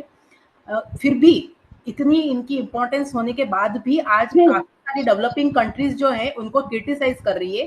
तो एक्चुअली कंट्रीज का ये देश हैं जिनका कि आज वर्चस्व है, उनकी कुछ नीतियों के कारण जो है असमानता बढ़ी है. इसी कारण से मैंने आज ये टॉपिक चूज किया है ताकि मैं इस टॉपिक से इनकी जो ओरिजिन है, इनका रोल है और इनके फंक्शंस का मैं एनालिसिस स्टडी कर सकूं, क्योंकि आज हमने जैसे कि कोविड-19 के टाइम से हम वाकिफ हैं. जो लोअर डेवलपर कंट्रीज हैं उनको किस तरीके की प्रॉब्लम फेस करनी पड़ती है. इसके अलावा आज जो भी ट्रेड की जो सिचुएशन हम लोग देख रहे हैं, इंटरनेशनल ट्रेड की, ये सारी समस्याओं को किस तरीके से ये दोनों इंस्टीट्यूट्स जो है वो सॉल्व करते हैं. तो इसी कारण से मैंने अपने अध्ययन में अगर इनका क्रिटिसाइज किया जाता है, डेवलपिंग कंट्रीज जो हैं इन दो इंस्टीट्यूट को क्रिटिसाइज करती हैं, तो क्या हम ऐसे सुधार जो है वो दे सकते हैं जिसकी वजह से इनकी जो सिचुएशन है या वर्ल्ड लेवल पर जो सिचुएशन है उसमें कुछ सुधार आ सके. तो सबसे पहले मैं अपने इंट्रोडक्शन से जैसे स्टार्ट करना चाहूँगी कि भाई ये जो दोनों इंस्टीट्यूट हैं ये वर्ल्ड वॉर के बाद जब 1930 की महामंदी जब स्टार्ट हुई थी, उससे बचने के लिए इनकी ज़रूरत जो है वो महसूस हुई और इसी उद्देश्य से इन संस्थाओं का जो है गठन किया गया. IMF और को हम बैलेंस ऑफ पेमेंट या मुद्रास्फीति को बनाए रखने के लिए और लोन प्रोवाइड करने के लिए स्थापित किया गया, जबकि WTO का जो संगठन है उसका उद्देश्य ट्रेड को नियंत्रित करना, जिससे कि ट्रेड से रिलेटेड जो भी प्रॉब्लम्स फेस करनी पड़ती हैं कंट्रीज को, वो सारी प्रॉब्लम्स को सॉल्व करने के लिए WTO का गठन किया गया. स्टडीज पेपर के लिए मैंने 3 मेरे ऑब्जेक्टिव्स हैं। उसमें पहला तो मेरा कि भी हिस्टोरिकल ओरिजिन और स्ट्रक्चर और रोल ऑफ जो है IMF और WTO का एग्जामिन करना। उसके बाद में इनके जो फंक्शंस हैं उनका कंपैरेटिव एनालिसिस करना और डेवलपिंग कंट्रीज में इनका क्या रोल रहेगा वो मैंने इस स्टडी में हाईलाइट किया है। अब अगर ओरिजिन की बात करें तो शॉर्ट में मैं बताना चाहूंगी कि IMF और Please come to your research objective. Yes, ma'am. Yes, sir. Please come to your research objective. Okay, sir. Okay. Actually मेरा रिसर्च ऑब्जेक्टिव यही है कि मैंने अपनी स्टडी के अंदर आज जो सिचुएशन है कंट्रीज की उसमें किस तरीके से ये दोनों इंस्टीट्यूट हेल्पफुल हो सकती हैं, बट फिर भी डेवलपिंग कंट्रीज क्यों इनका क्रिटिसाइज कर रही हैं, इसके ऊपर मैंने फोकस किया है। इनके फंक्शंस को कंपैरेटिव एनालिसिस किया है और डेवलपिंग कंट्रीज के अंदर इनका क्या रोल रहा है वो मैंने फोकस किया है। तो रोल फोकस कीजिए मैडम। जी सर। अब डेवलपिंग कंट्रीज में अगर हम IMF के रोल के बारे में देखें तो IMF जो है बैलेंस ऑफ पेमेंट क्राइसिस को दूर करने का काम करता है और प्लस इस जो लोन्स हैं लोन्स इंस्ट्रूमेंट की तरह ये काम करता है। इसमें PRGT लोन है, EF लोन, RCF, SBA और डेप्ट रिलीफ। लेकिन इसकी जो कंडीशन है ये लोन प्रोवाइड करता है बट इसकी जो कंडीशंस है वो काफी हार्ड है, तो काफी सारी डेवलपिंग कंट्रीज को प्रॉब्लम फेस करनी पड़ती हैं। ठीक है, तो Okay, madam, take few minutes only. Now very short time we have, so Okay, you come to conclusion directly. Okay sir, sorry. Conclusion में सर मैं इतना ही कहना चाहूंगी सर कि IMF का जो मेन ऑब्जेक्टिव है वो मौद्रिक स्थिरता को बनाए रखना है, बैलेंस ऑफ पेमेंट से कंट्रीज को बाहर निकालना है, जबकि WTO का जो उद्देश्य है व्यापार को नियंत्रित करना। लेकिन फिर भी इनकी कुछ कमियों की वजह से आज ये अपने वर्क को प्रॉपर नहीं कर पा रही हैं और उनको किस तरीके से हम रिकमेंडेशन दे सकते हैं, तो उसमें जैसे कि कोटा रिफॉर्म है, फ्लेक्सिबल कंडीशन जो है इनकी फ्लेक्सिबल चाहिए, क्लाइमेट फाइनेंस को इंटीग्रेट करना चाहिए। WTO के लिए अगर मैं रिकमेंडेशन देना चाहूंगी तो इसकी जो एपिलेट बॉडी है उसको रीस्टोर किया जाए। नेक्स्ट जो टेक्निकल और सपोर्ट प्रोवाइड करती है लो इनकम मेंबर्स को उसको इंक्रीज किया जाए। Thank you.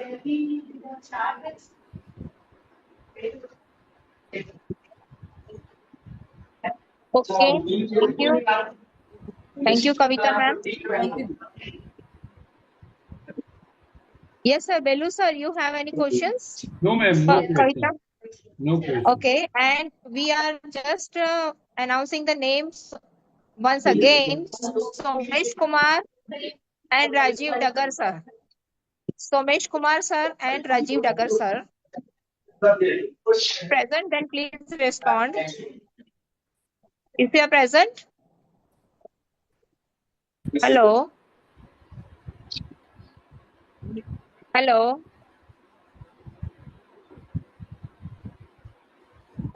Rajiv Dagar sir and Somesh Kumar. Anybody is present? No. Okay, then we are going to conclude the session. Thank you so very much, all the presenters, for the informative session. And I also extend my heartiest thanks to Chairperson Dr. Belur Bakshi sir and Co-Chair Dr. Preeti Shukla ma'am. Thank you so much for your valued comments and thank you so much once again. Now I am handing over the session 3 to Dr. Preeti Srivastav ma'am. Ma'am, Preeti Srivastav ma'am, are you here? Yes, I am here only. Thank you. Okay, okay. Thank you so much. All the best. Thank you so much, ma'am. So now we are starting the session of the technical. Ma'am, my voice is audible to everyone? Yes, ma'am. Yes, ma'am. Okay, so we are here to starting the session, technical session 3. So I'll just introduce. We are gathered here today for this technical session on teaching for technology and science. The session will be focused on the sharing the insights of science and technology. In this session, we have the chairperson Dr. Anshul Srivastava from CBRU University, Bilaspur, and we have co-chair Dr. Archana Agrawal. In this session, we have the trend presenter. So, without wasting much time, I'll hand over. Hand over the mic to Archana Agrawal. Call to the participants for the presenter. Archana ma'am, are you there? Yes, thank you, ma'am. Thank you, ma'am. Yes, ma'am. Please coordinate with the session. Okay, thank you, ma'am. So very good afternoon to all of you. I would request the participant Yaswant Sangram Das sir to please deliver his presentation. Are you there, Yashwini sir? Hello, ma'am. Yes. Okay, Yashwini ma'am, please start your presentation. First of all, I will introduce myself. I am Yashwini Das, Pursue BMS, and I am here along with my guide, Professor Yogita ma'am. Today, I will be presenting on the topic cybersecurity and digital global politics. I am looking forward to sharing my view and learning for the conference.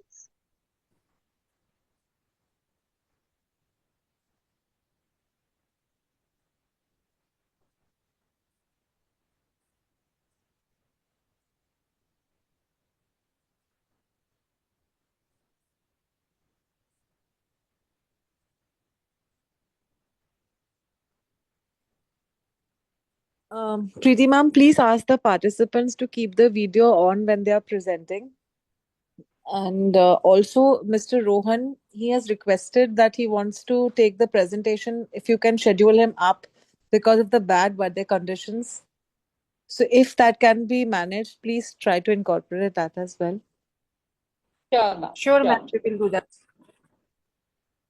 After this, we will schedule his presentation.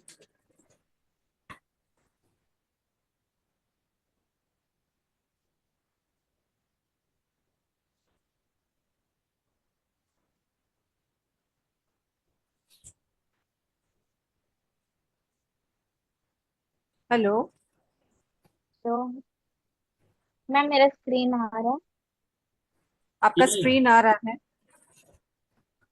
Ma'am आप start करिए आपका screen visible है आप start करिए you have only limited time to present okay आप present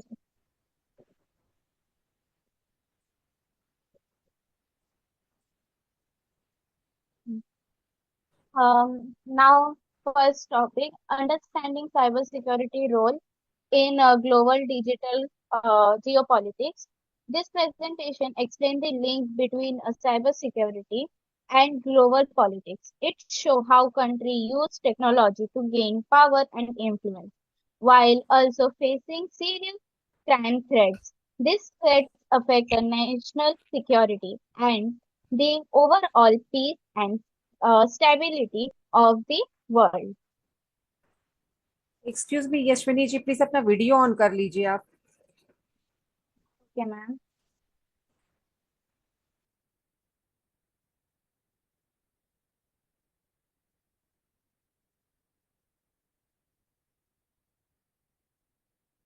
Now, the intersection of cybersecurity and global politics. First, why cybersecurity is important. Cybersecurity keeps system data safe from online attacks. It protect both individual and a nation from threats like hacking, thief, and spying. With raising a cyber risk, strong security has now become a key part of a national safety. And then second, raising cyber threats.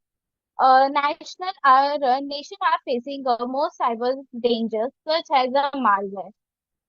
Countries like Russia, China, North Korea, and US are often included in a cyber conflict.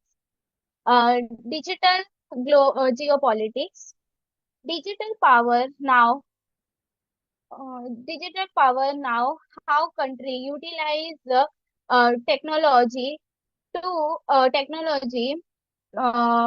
extend power and maintain control in the global area. Cyber This includes a strategy including cyber warfare and the influence operation in the digital space. Now, India digital efforts. India is building its role as strong player in the digital world. Programming like Digital India and Cyber Yashwani ji Surakshit अपना Bharat. Slides change कीजिए आप.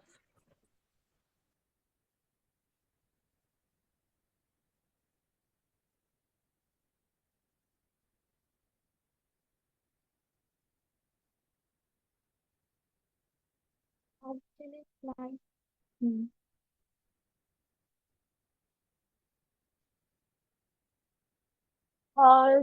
Now exploring a key concept in cybersecurity and digital geopolitics.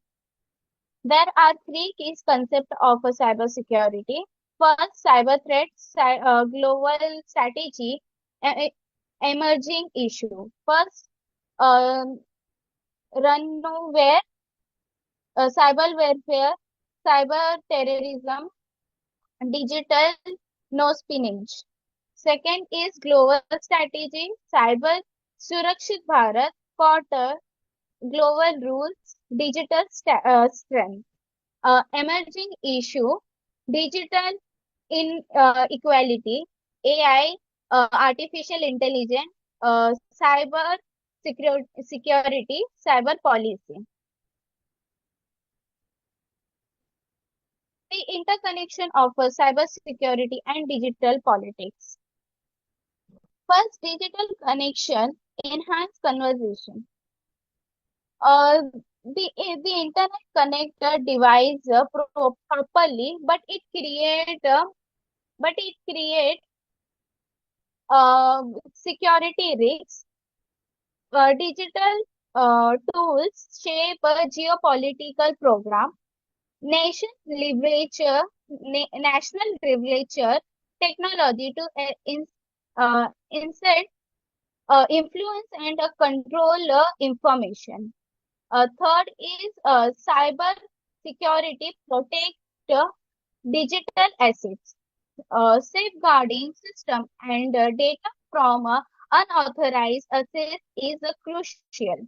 Fourth, cyber attacks as a strategy weapon. Countries utilize cyber welfare to gain advantage in conflicts. Understanding cyber security, protecting against digital threat. First, what is a cyber security? Cyber security means protecting system, network, and data from online attack. It keeps information um, safe from hackers and prevent misuse. Second, malware threat. Mal is a harmful software that destroys system or steal data. It can use hacker unauthorized access to device and network.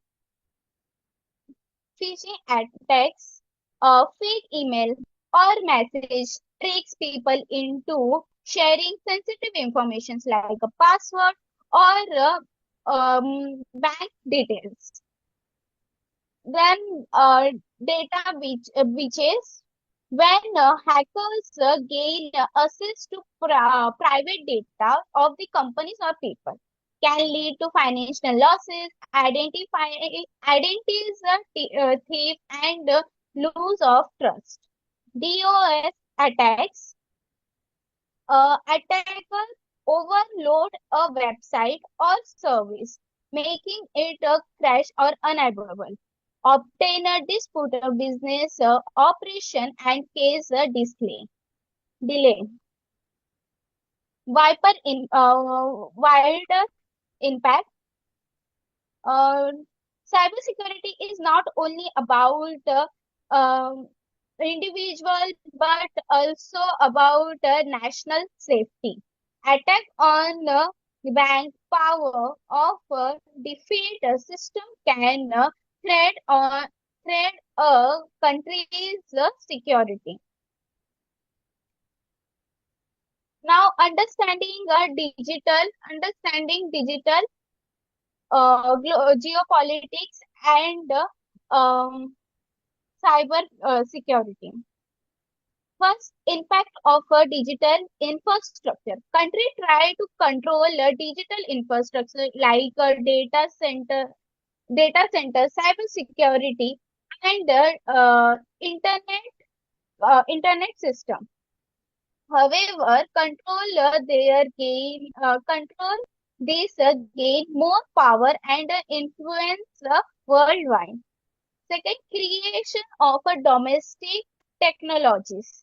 Nation focus on making their own technology instead of depending on others. Restricting foreign restricting foreign digital influence. Some countries limit foreign digital technology and digital platform. The aim to protect national security, control information flow, and maintain independence. Use of a cyber tool for espionage. Advantage cyber tools are used for spying and intelligence gathering. Countries use their method to strengthen their own position and weak rival.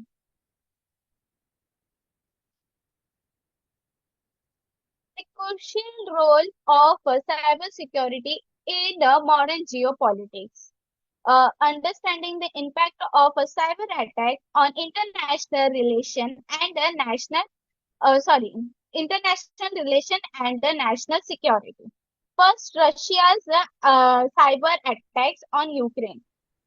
From 2022 to 25, Russia executed a significant cyber operation target Ukraine power system and crucial government websites. Second, U.S. China's data ongoing discussion highlight fair regulating Chinese app and regarding Chinese app and 5G system, which may be leveraged to collect sensitive data from user and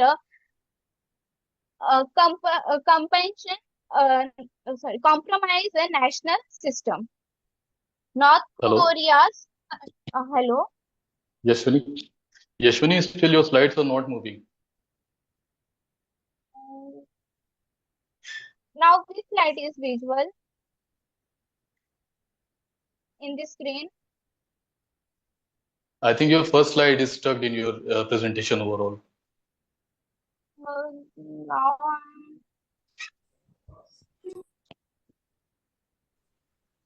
one minute. Yashwini, hello. Yes, sir. Why don't you come directly to your objective? Actually this is my topic only, cyber security and digital global politics. You didn't mention any objectives in your research? No. Okay, go ahead.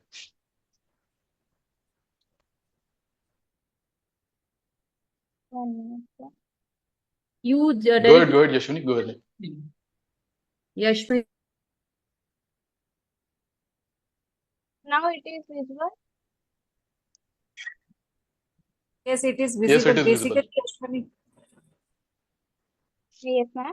Yashwini, you conclude your presentation. It's already 5 to 10 minutes already done. So you just complete your presentation. You just come to the directly findings, your conclusion. Okay.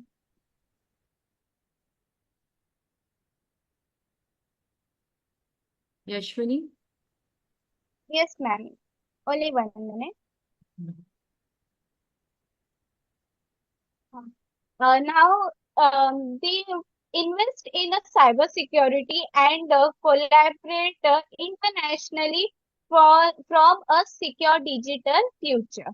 Understanding the significance of cybersecurity and digital geopolitics is important for a nation to safeguard their interests. Investing in a robust cybersecurity uh, measure and fostering international cooperation is essential to effectively address the challenge of the digital landscape.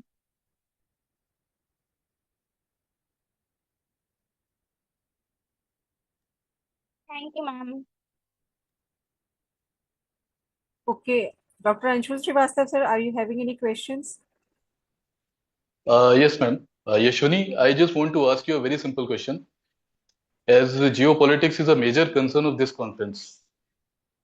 Yashwini, can you hear me? Yes, sir. Yes, sir. Okay.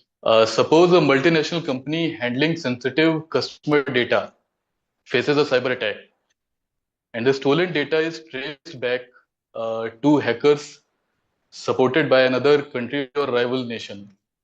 So, in such case, should this be treated as a criminal act or as a geopolitical conflict? Mm, it should be criminal.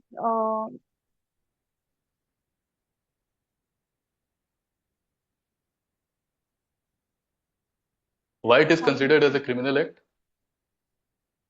Because किसी का data चोरी करना without his permission, it's a crime. Okay, but both the nations have different kinds of laws. है ना, multinational company है,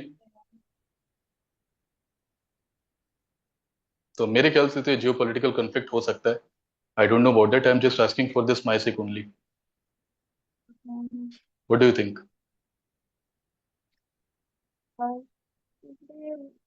एक तरह का ये crime भी है because without permission they are taking data from of the other countries or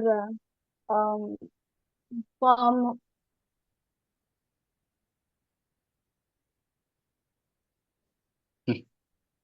Okay, Yashwini, it's a very nice presentation given by you. Thank you very much. Rashmi madam. Hello. Hello, madam. It's Hello, it's yes. over from my side. Okay, thank you, Anshul sir. Now I would like to request Mr. Roshan Sharma to present his presentation assessing the impact of ICT 4D initiatives on poverty alleviation in rural communities. Mr. Roshan Sharma, are you there? Yes, ma'am. Very good afternoon to all. Yes. Actually, ma'am, may I off my video? Stop. Actually, due to weather conditions in J&K, there is too much network problem. Okay, can do that. Cloud bursting are going on, so that's why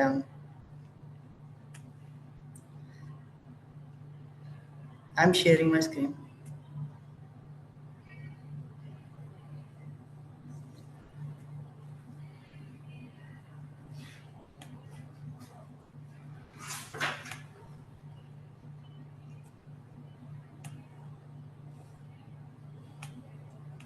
Is it visible, ma'am?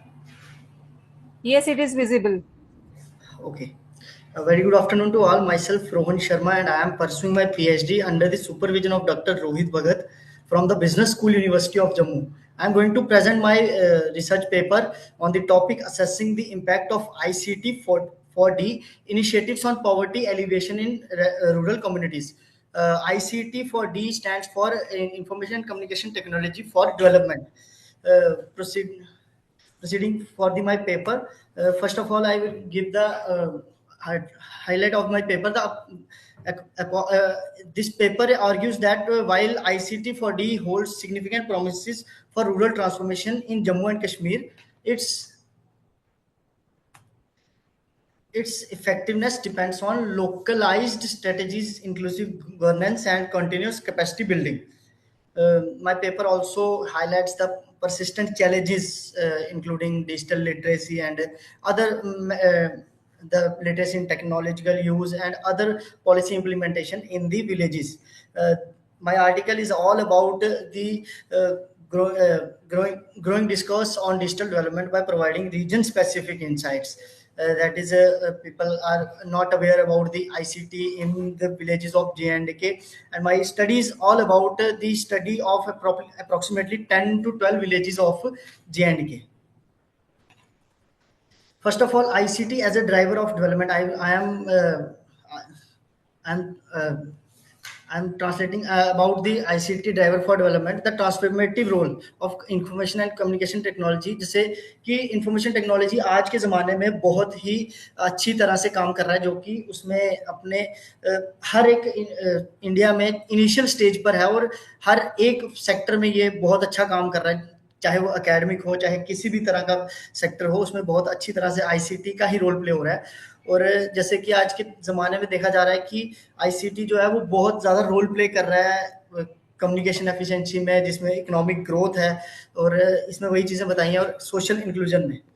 उसके बाद the concept of ICT for development emphasise purposeful use of technology to address challenges. ICT के बारे में बताया गया है कि किस तरह से वो चैलेंजेस को एड्रेस कर रहा है, जिस तरह से पॉवर्टी, इनइक्वालिटी। जैसे अगर मैं जम्मू कश्मीर की बात करूं तो बहुत सारे जो विलेजेस हैं वो पिछड़े हुए हैं, और वहाँ पर कहीं कुछ ऐसे विलेजेस हैं जहाँ पर हम अभी तक इलेक्ट्रिसिटी नहीं पहुँच पाई है, तो आईसीटी तो दूर की बात है कि पहुँच सकती है। तो उसी तरह से हम उसको हाईलाइट करने के लिए एजुकेशन सेक्टर में, हेल्थ केयर में, कि इलेक्ट्रिसिटी के बावजूद भी कुछ विलेजेस ऐसे हैं जहाँ पर आईसीटी पहुंची है, बट वहाँ पर भी लोगों को उसकी अवेयरनेस नहीं है, तो उसके बारे में लोगों को किस तरह से पता चलेगा, हमने उस पर काम किया है। उसके बाद rural poverty and development challenges. Rural communities in developing region face a unique set of challenges that perpetuate cycles of poverty. These communities are often characterized by limited infrastructure, inadequate healthcare facilities, low literacy levels, and restricted access to markets. Geographic isolation exacerbates these problems as transportation bottlenecks और बहुत सारी दिक्कतें। जैसे poverty में मैंने पहले भी बात की कि रूरल में जो पॉवर्टी है, जम्मू कश्मीर की बात करूँ तो जम्मू कश्मीर में बहुत सारी सिटीज़ हैं जो डेवलप्ड हैं और डेवलप हो रही हैं, बट कहीं ना कहीं अगर बात करें तो रूरल में बहुत सारी पॉवर्टी है, और उस वजह से लोग जो है वो सिटीज की तरफ बढ़ते भी जा रहे हैं। तो उस पॉवर्टी को किस तरह से आईसीटी के थ्रू खत्म किया जा सकता है और एम्प्लॉयमेंट जनरेट की जा सकती है, उस पर बात हो रही है। डिसीजन मेकिंग प्रोसेस किस तरह से होते हैं, जैसे कि अगर मैं बात करूँ स्मॉल स्केल फार्मर्स, जैसे रिमोट विलेजेस में है, जो दूर पार के विलेजेस हैं, for example Bhaderwah and Kishtwar, Doda and all that, so related crops, weather forecast etcetera. तो उन चीज़ों को किस तरह से आईसीटी ने ग्रो करने के लिए काम किया है, तो वहाँ पर जम्मू कश्मीर में इस तरह से पॉवर्टी एलिवेशन में किस तरह से काम हो रहा है। तो ये in this slide this is all about the ICT platforms used for poverty alleviation in the J&K. For example, e-Chopal in India is also useful. M-Pesa is using, Kenya is using M-Pesa, and same India, J&K as e-Chopal in India. Next, the literature review for this paper. I have done some of the papers and some of these studies for the literature review and for this paper. These are the studies I have go through. ICT has been identified as catalyst for poverty reduction by improving access to education, healthcare, and the field has shifted from early top-down approaches to participatory, inclusive, and etc. And expand mobile phone coverage inter market gaps by 10 to 16% जो है वो वहाँ पर। और उसके बाद farmers किस तरह से अपने जो उनके प्रोडक्ट्स हैं, जिस तरह से अभी मतलब अगर मैं फॉर एग्जांपल बात करूँ तो अभी जिस तरह से जम्मू कश्मीर में क्लाउड बर्स्टिंग बहुत ज़्यादा हो रही है और बहुत ज़्यादा चीज़ों उस वजह से फार्मर्स की जो क्रॉप्स हैं वो बहुत ज़्यादा इफेक्ट हो रही हैं, और उस वजह से जो पॉवर्टी है वो कहीं ना कहीं फार्मर्स को वहाँ पर रूरल एरियाज में, क्योंकि देखा जाए तो ज़्यादा से ज़्यादा जो एग्रीकल्चर है वो रूरल एरियाज में ही होता है, और इस टाइम सबसे ज़्यादा वेदर जो खराब है वो रूरल एरियाज में है। तो उस वजह से आज की डेट में मैं इस चीज़ को आज की डेट के साथ जोड़ रहा हूँ, because this is recent issue we are facing nowadays. कहीं ना कहीं उस वजह से, जैसे मैं आईसीटी की बात कर रहा हूँ, तो टेक्नोलॉजी कहीं ना कहीं उस वजह से सफर सिटीज में भी हो रही है, तो कहीं ना कहीं वो पॉवर्टी की तरफ लीड करती है। और अगर मैं मोबाइल मनी प्लेटफॉर्म्स की बात करूं, M-Pesa have enhanced household risk sharing and that these are the studies and small and medium enterprises. जैसे आज की डेट में जेएंडके में बहुत सारे लोग अपना एंटरप्रेन्योर के तौर पर, अपनी फार्मिंग के तौर पर और हैंडमेड चीज़ों के तौर पर, जैसे कि हमको पता है कि जम्मू कश्मीर जो है वो एक अपनी जो हैंडीक्राफ्ट्स के लिए बहुत फेमस है, तो उसके उसके तौर पर भी लोग काम करते हैं। बट कहीं ना कहीं जिस तरह से कंडीशंस जम्मू कश्मीर में होते हैं, तो कहीं ना कहीं वो चीज़ें इफेक्ट करती हैं, तो उसको मैंने अपनी स्टडी के साथ जुड़ा है। और उसके बाद ये वही स्टडीज़ हैं जो मैंने सारी रीड की हैं अभी आपके सामने। तो मेरे को जो रिसर्च गैप यहाँ पर लगे हैं, तो कम से कम जो मैंने स्टडीज़ पढ़ी हैं उनमें रूरल कंटेक्स्ट में बहुत कम स्टडीज़ थी, तो इसलिए मैंने इस पे काम करने की कोशिश की है। एम्पिरिकल एविडेंस बहुत कम था, तो उस सही नहीं था, या कुछ ऐसी थी, जैसे मैं बात करूँ अगर अपने एरिया की, तो हमारे यहाँ पर भी कुछ चीज़ें ऐसी हो जाती हैं डिजिटल डिवाइड से, कुछ को लेकर के हम काम करते हैं, कुछ चीज़ों को लेकर के काम करते हैं, तो उसको लेकर के यहाँ पर बताया गया है कि सारी की सारी वाइड तरीके से काम करना है, वो वहाँ पर नहीं है। कंटेक्स्ट स्पेसिफिक एनालिसिस है, जो उसके बाद short term versus long term का इम्पैक्ट है, और सोशल डायमेंशंस कास्टी, ये सब चीज़ें यहाँ पर रिसर्च गैप के नाते काम की गई हैं। और मेरी स्टडी के ऑब्जेक्टिव्स वही हैं कि to evaluate the direct impact of ICT for development initiatives on poverty alleviation in rural community, specially in जे मेरी स्टडी जो है वो जे को लेकर के है। To investigate the mediating role of market access in the relationship between ICT for the initiative and poverty reduction। जिस तरह से मार्केट एसेस जो बहुत दूर है, जे में कुछ विलेजेस ऐसे भी हैं जहां पर अप्रोक्सीमेटली 10 to 20 किलोमीटर्स आपको बाय फुट जाना पड़ता है पहुंचने के लिए, और मार्केट एसेस वहां पर किस तरह से है, ऑनलाइन किस तरह से लोग वहां पर खरीद रहे हैं, और कितनी दूर उनको जाना पड़ता है अपने कलेक्ट करने के लिए, अपने जो पार्सल्स हैं एक्सेट्रा, जो भी चीज़ें हैं, जिस तरह से अपना रोज़मर्रा का जिंदगी है वो किस तरह से जी रहे हैं। उसके बाद to assess how digital skills enhance the effectiveness of ICT for development initiatives in improving poverty related outcomes. जिस तरह से मैंने बताया कि लोग अगर पढ़ेंगे सीखेंगे तो ही अपना काम कर पाएंगे। जैसे मैंने बताया कि जम्मू कश्मीर में जो है हैंडीक्राफ्ट का बहुत काम है, और बहुत सारे स्किल्स जो है वो लोग काम करते हैं, जिन स्किल्स पे काम करते हैं, तो उन्हीं स्किल्स को इफेक्टिव किस तरह से करते हैं कि पॉवर्टी एलिमिनेशन, जैसे लोग जम्मू में आकर, मतलब अगर मैं बाहर के विलेजेस की बात करूँ, और उसको लोग सिटी में आकर के अपना प्रोडक्ट बेचते हैं, तो उस पर काम किया गया है स्टडी में।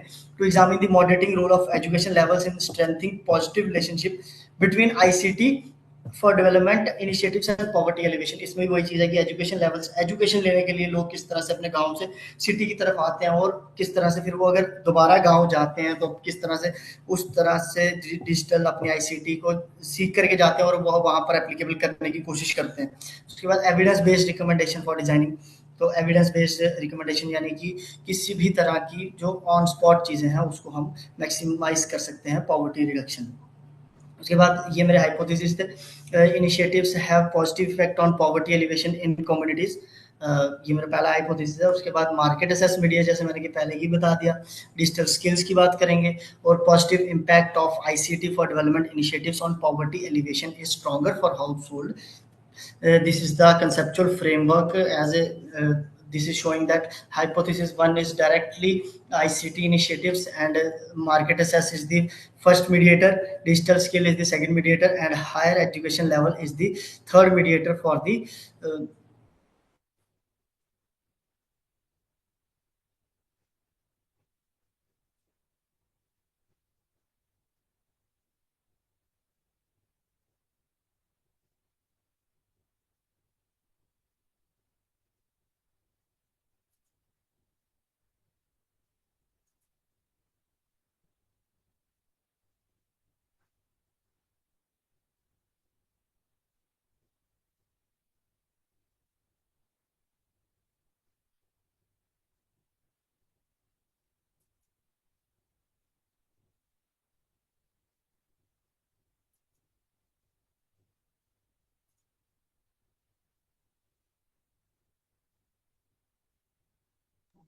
I think there is a network issue, sir. So if permission by chairperson, so can we take next presenter? Yeah, sure, madam, sure. Okay. The next presenter is Dr. Valur Bakshi. Please be present. Share your PPT. Is it visible now? Yes, sir, it is quite visible. Fine.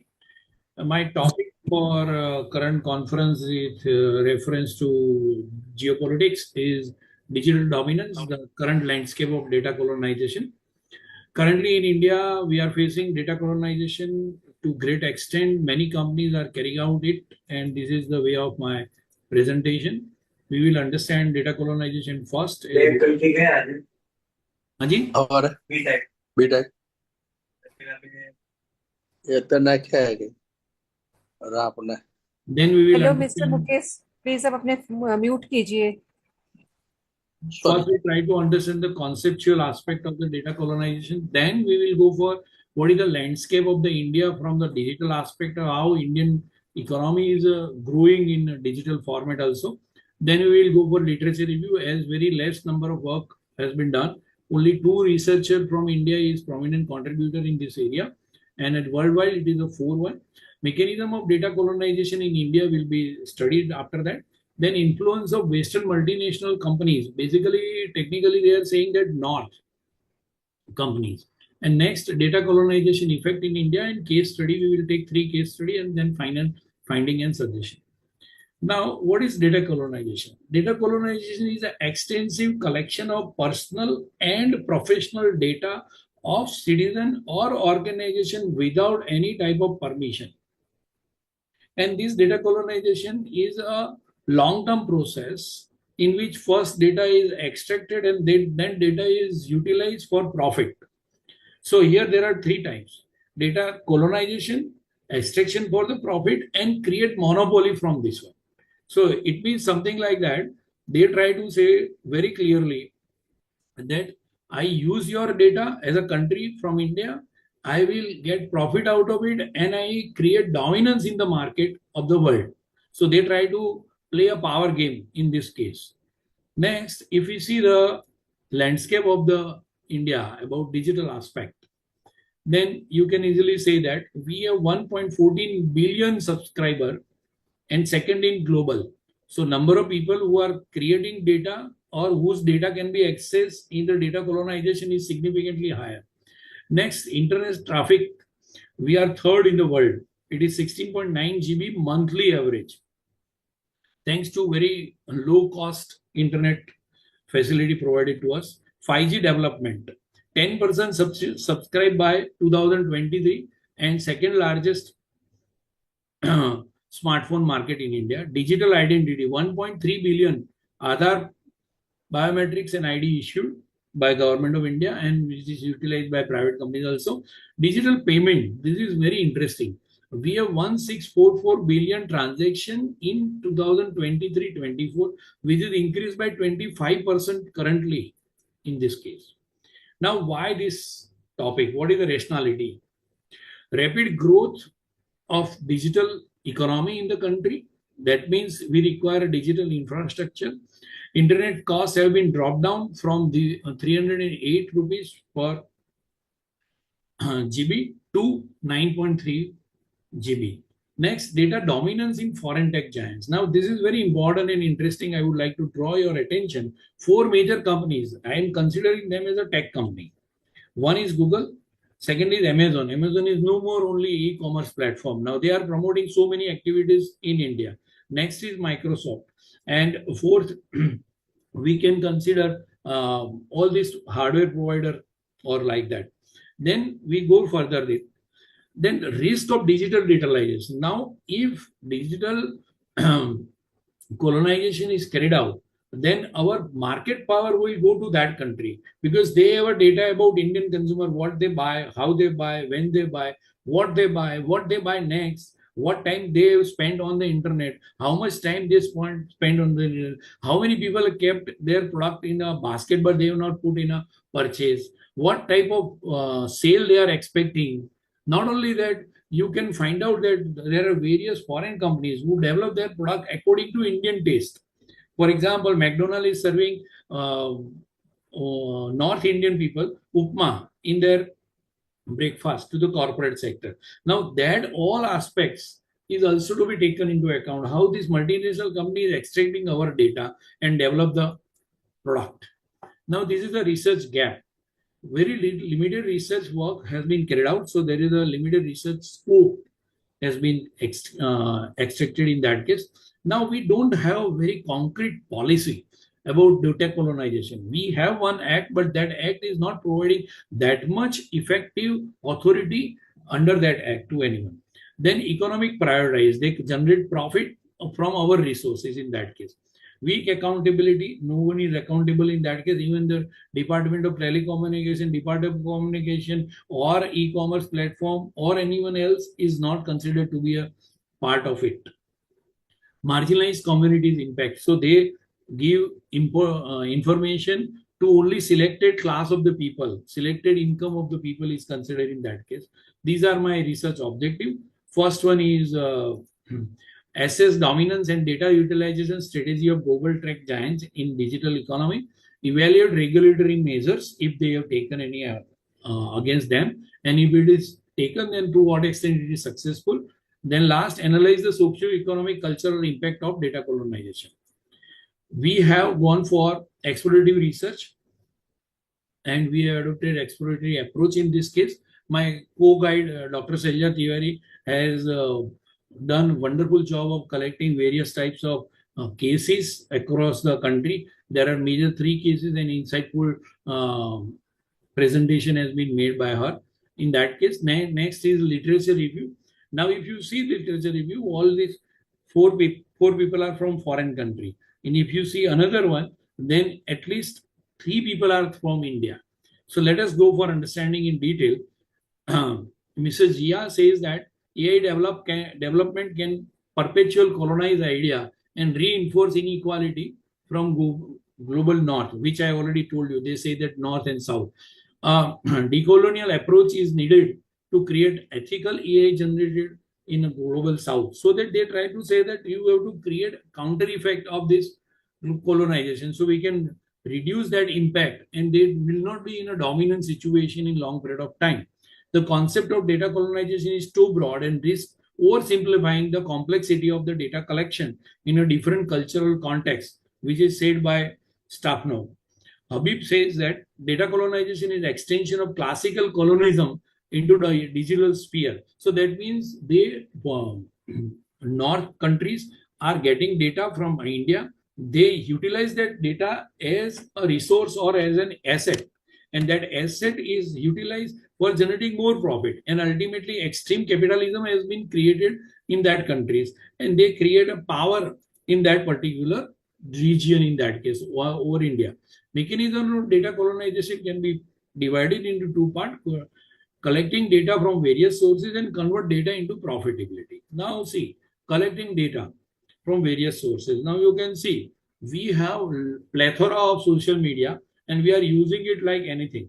So WhatsApp 500 million plus users, Instagram 229 users, Facebook 314 million users, Paytm, this is more important and interesting, 100 million people are using monthly Paytm. So their data is also compromised because their servers are in USA, not in India. And even Google Pay. Google Pay is utilized by us, but their data is stored in USA. And even UPI, there are some instances, I will come across that one in the case study, that even UPI's data has been stolen, and matter has been resolved after 6 years in that case, particularly in case of Aadhaar. Now we are going for data monetizing strategies. That means how they get benefit out of it. They sell the data. Data brokerage is also done. This is also done by Indian firm, and cases are also there against that. Then advertising dominance. Today, Google is dominating Indian market for advertising. Their market share is 85%.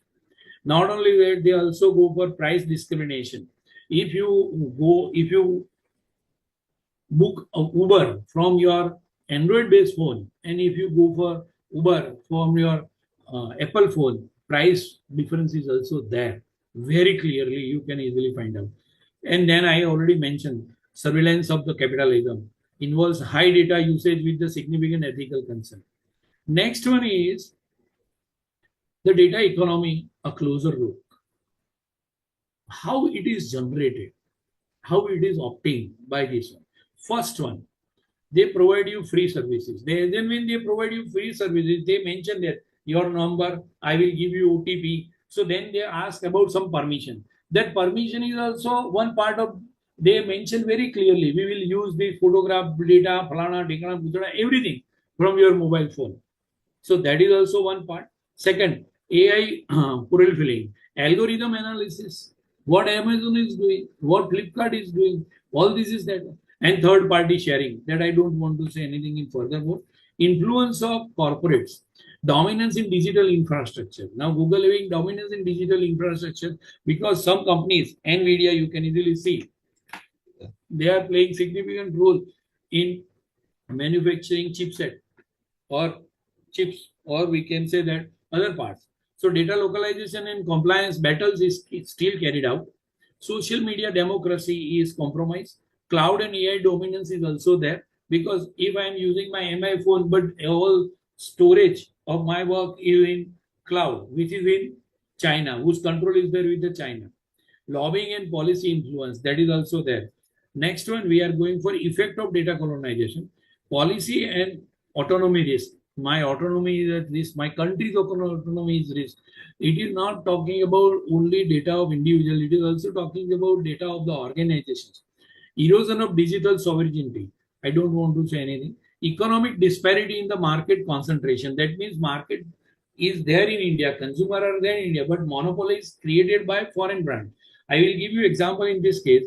Amazon would like to try to launch their own personal brand in Indian market, which are cheaper as compared to local one. So they ultimately would like to capture the market at the cost of local manufacturer. And how they do it? Because they track out what consumer buy, which type of consumer is buying my product, who will be buying, who can be replaced in that case.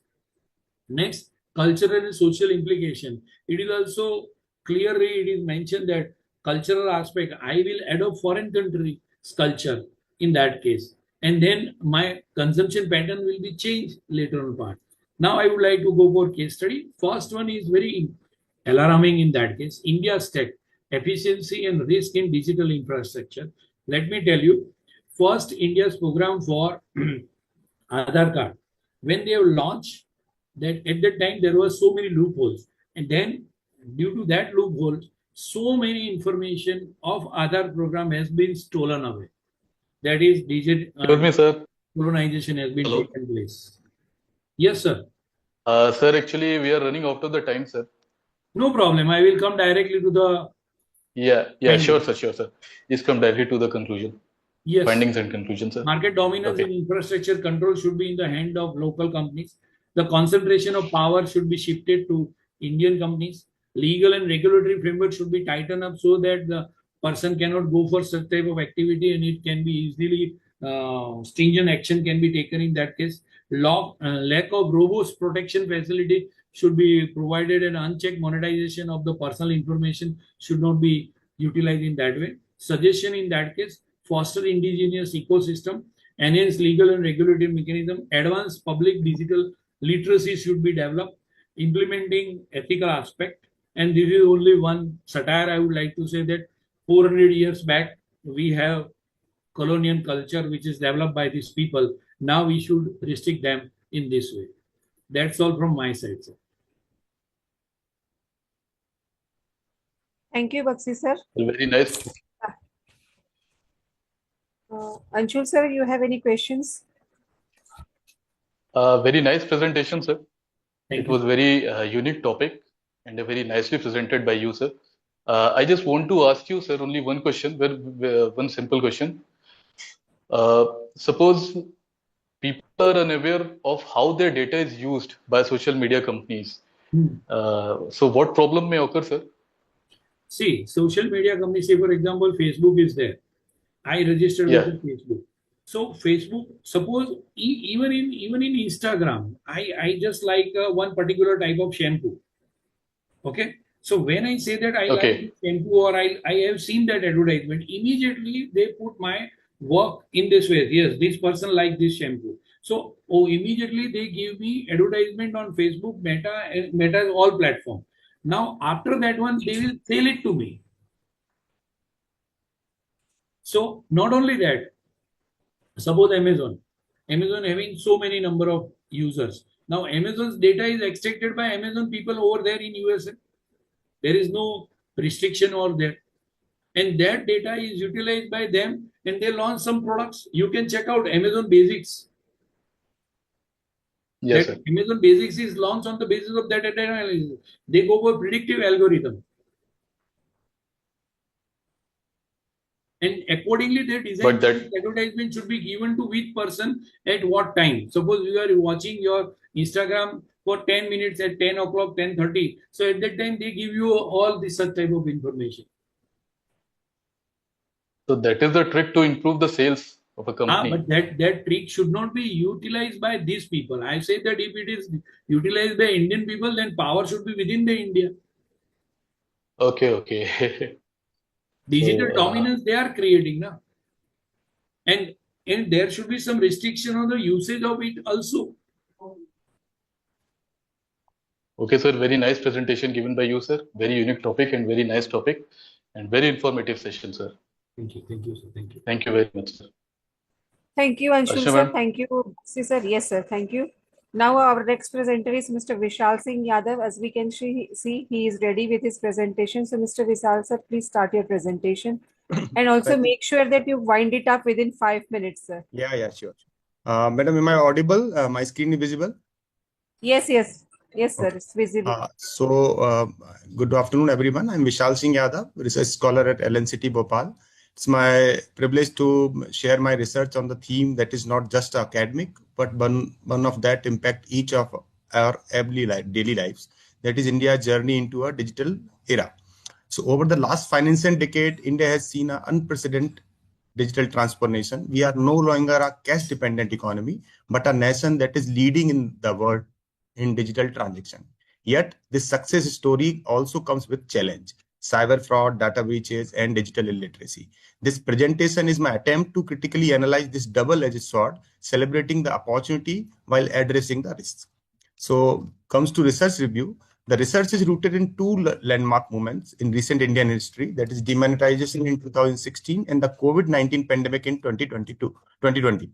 Both of these events acted as a catalyst for digital adoption. Demonetization pushed people to explore non-cash options, and the pandemic made contactless transaction a necessity.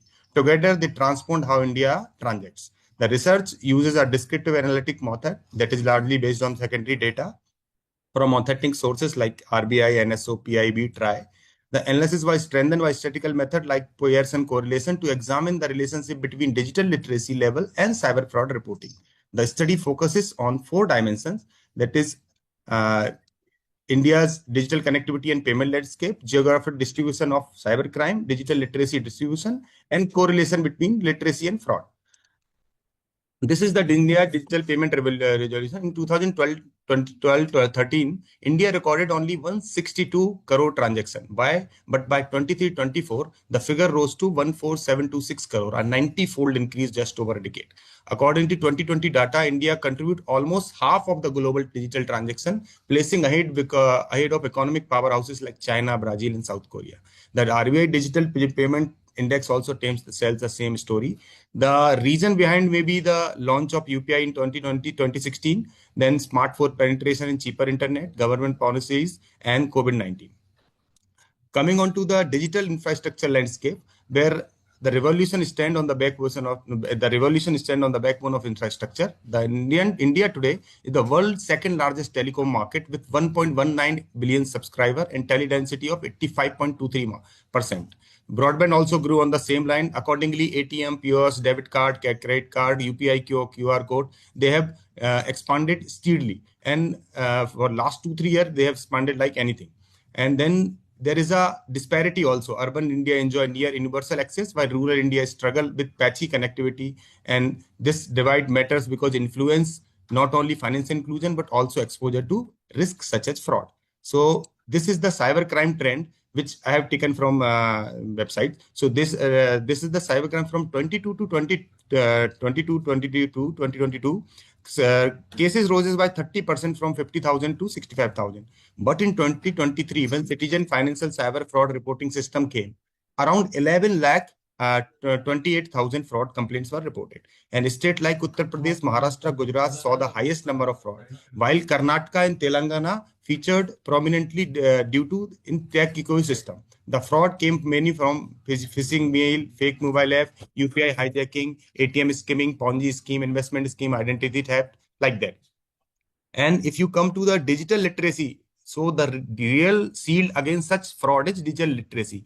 But unfortunately, India still has a long way to go. Only 38% of the household in India are digitally literate. The urban-rural divide is stark, where 61% literacy in city, 61% is in city versus 25% in rural areas. The NSO survey reveals that fewer than 25% of the respondent could copy or move a file. Only 6% could use formula or in a spreadsheet, and 5% knew how to prepare a presentation. This is not just about a financial fraud. Digital literacy empowers employability, participation, governance, and access to welfare scheme. Therefore, building digital literacy is not only about financial safety, it is about empowering citizens for the digital age.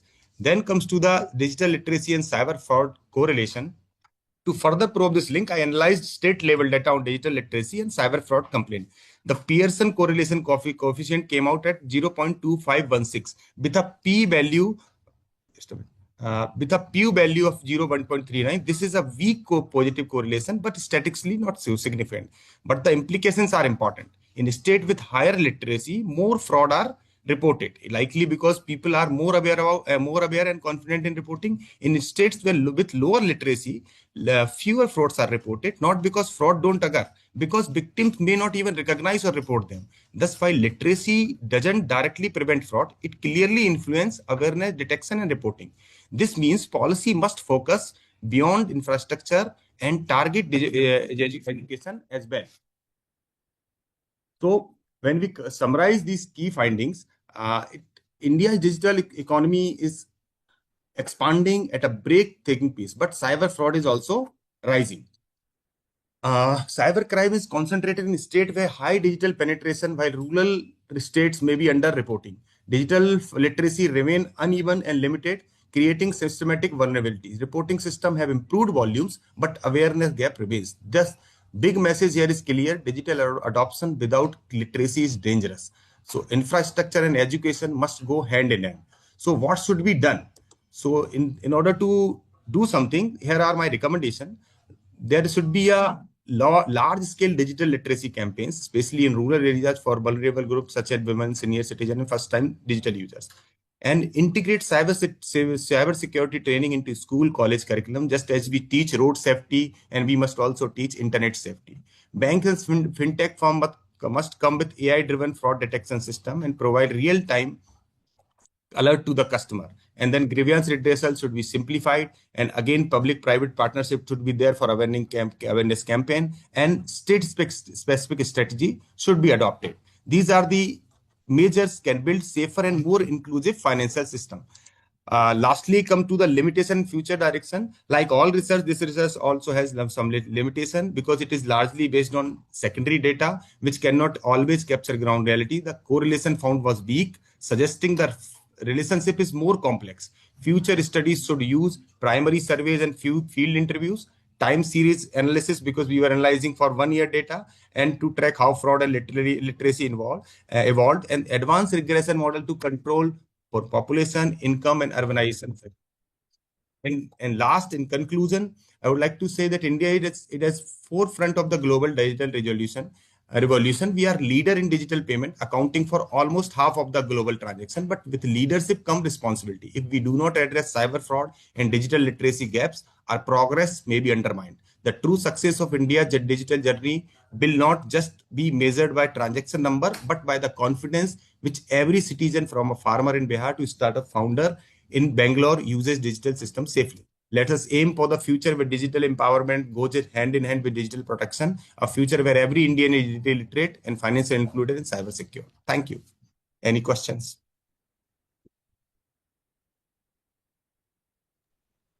Anshu sir, any questions? Yes, ma'am. Hello, Vishal. Yes, sir. Vishal, I just want to ask you that if someone is using a digital wallet, but accidentally clicks on a fake payment link, okay, what should they do next? I mean, I just want to know that. Okay. I mean, I just want to ask you that in how many days or time the amount will return back to their account? I mean, within two See, sir, consecutive or two. there is a 23. Reserve Bank of India guideline. If compromise is from customer side, suppose if you are clicking a link and then it directs you to your wallet, and if you are putting your PIN or something like that, there is no protection. And in case some gap lies in the bank or wallet provider, then there is a protection, because there is a consumer protection, customer protection, customer liability circular from Reserve Bank of India, where if you have reported the transaction, this is the transaction which I have not done. So then after the after the reporting, there will not be any liability from the customer. But there has to be this thing acknowledgement. But in case if you have compromised your PIN or something like this, there is no protection. And then if gaps lies in the bank or wallet system, you are totally protected. Even if you report before that also something has done, then it will be given back. And then return system is 7 days. They have to return within 7 days. Okay. Okay, Vishal. Thank you so much. Thank you, sir. Thank you. Thank you, sir. The next presentation is Mr. Chandra Bhushan. Are you there? Mr. Chandra Bhushan? Hello? Sangeeta ma'am, are you there?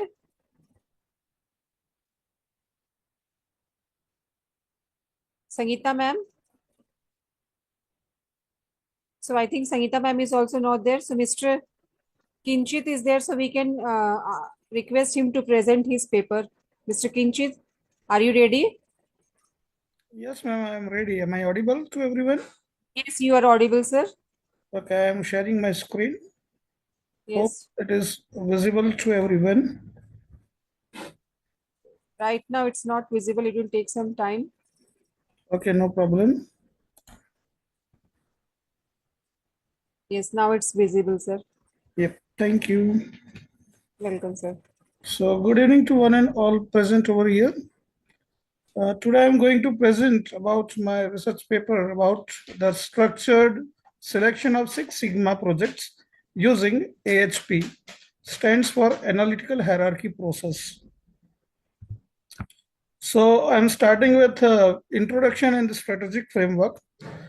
Before I start, I just tell you that this is just exploratory research work.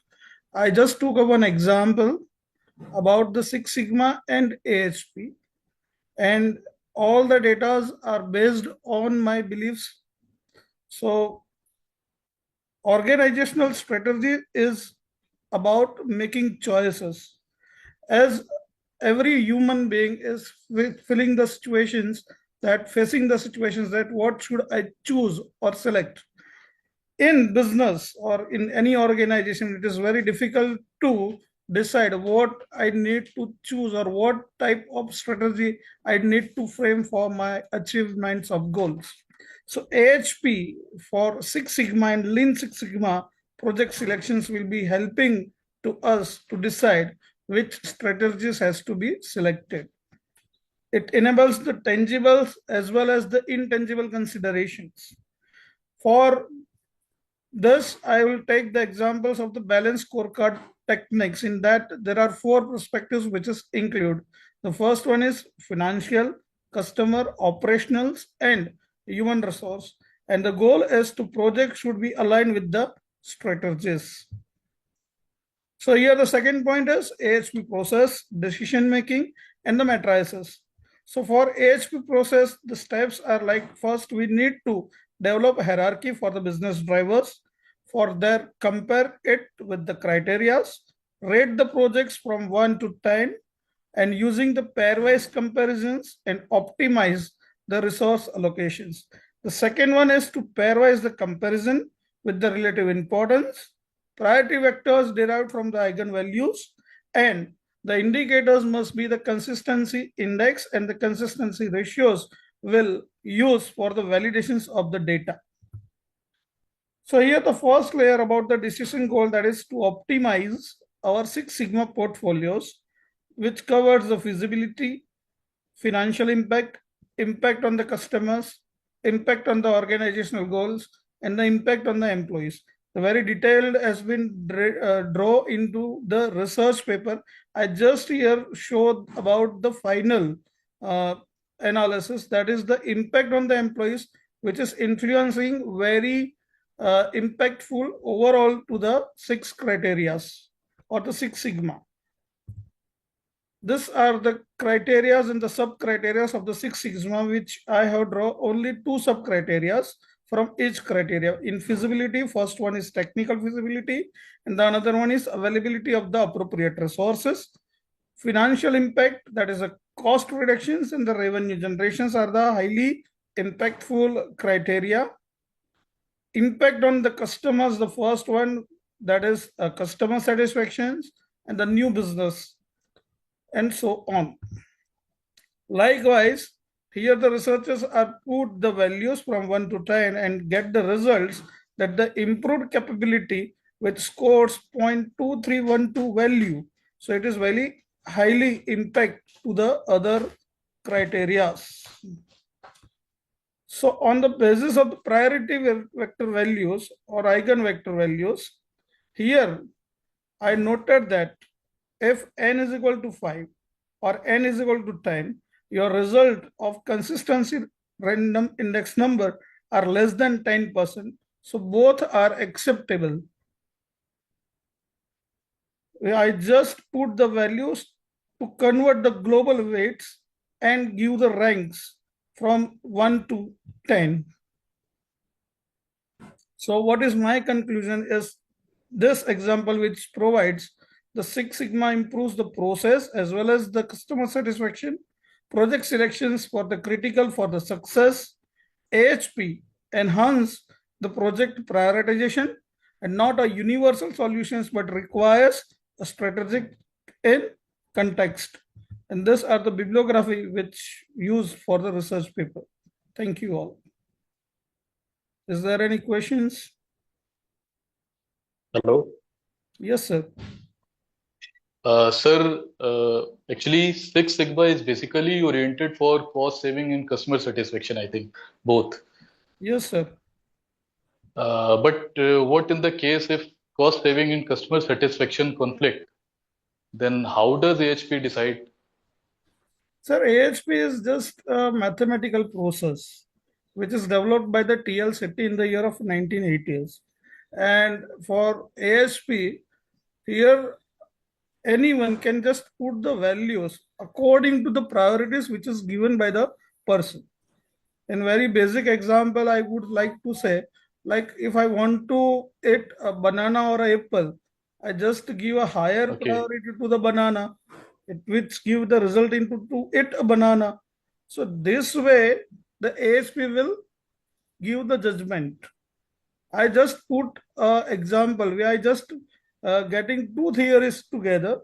One is Six Sigma and the AHP comes together and getting the result, which impact or which criteria should impact the another one. Okay, so AHP is used to determine that which one is better. I mean, which one is more efficient. Either it may be a cost saving or customer satisfaction at that time. Both are in the coincide movement. I need to give my customer satisfactions, but as well as I need to reduce my cost. So these questions might be a coincide. Exactly. Yeah. So it depends upon to my goals or objectives of the particular organization, what they want. I am just put the example. It's basically a tough task to maintain both the concept within the same time. It's a 50-50. Okay, Kinchit ji, it's a very nice presentation. It's a very good topic. Thank you, sir. And Narshna ma'am, it's over to you. Okay, thank you, sir. So the next presenter for the presentation is Professor Haris. Professor Haris, sir, are you there? Hello? Professor Haris, are you there, sir? If you're there, please start your presentation. I don't think he is there. So the next is Umesh. Umesh, sir, are you there? Hello, Umesh, sir. He is also not there. Mr. Anil Kumar. Mr. Anil Kumar. Swati ma'am, are you there?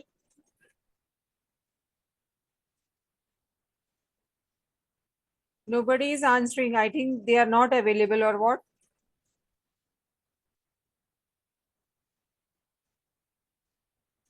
Hello? So I think, sir, nobody is left because the 3 to 4 participants are not responding. That means they are not present.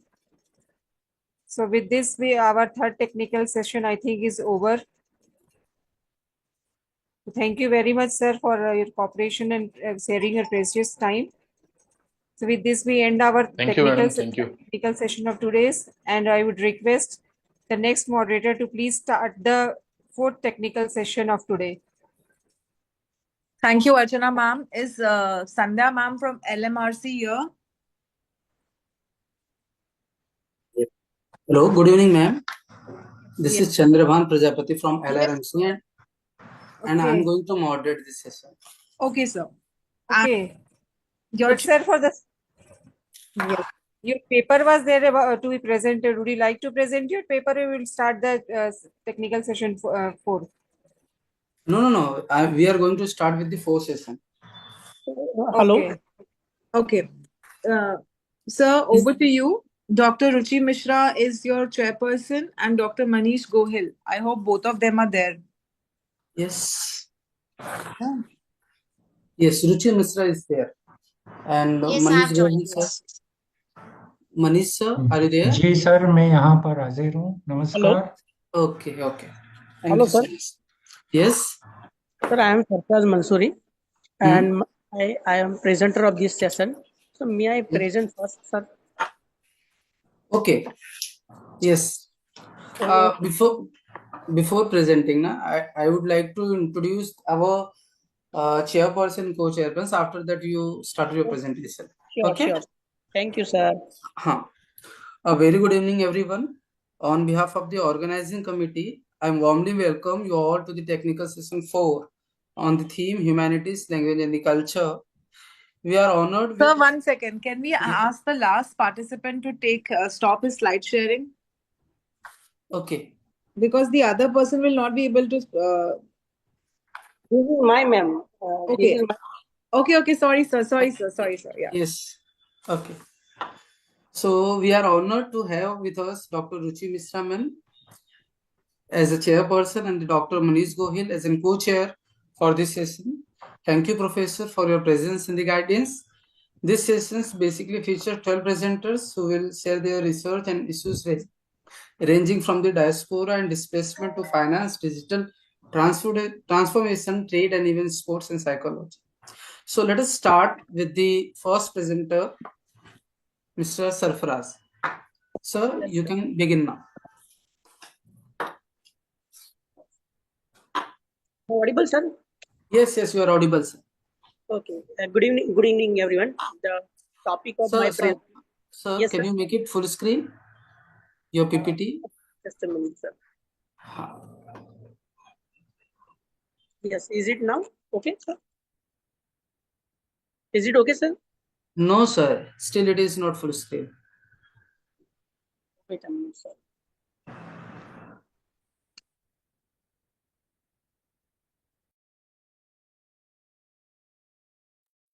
Wait a sir.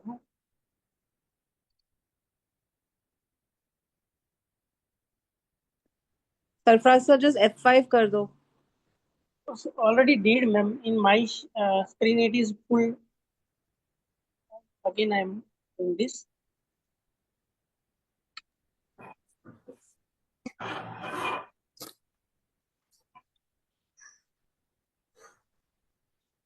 Hello हाँ ma'am जो fourth section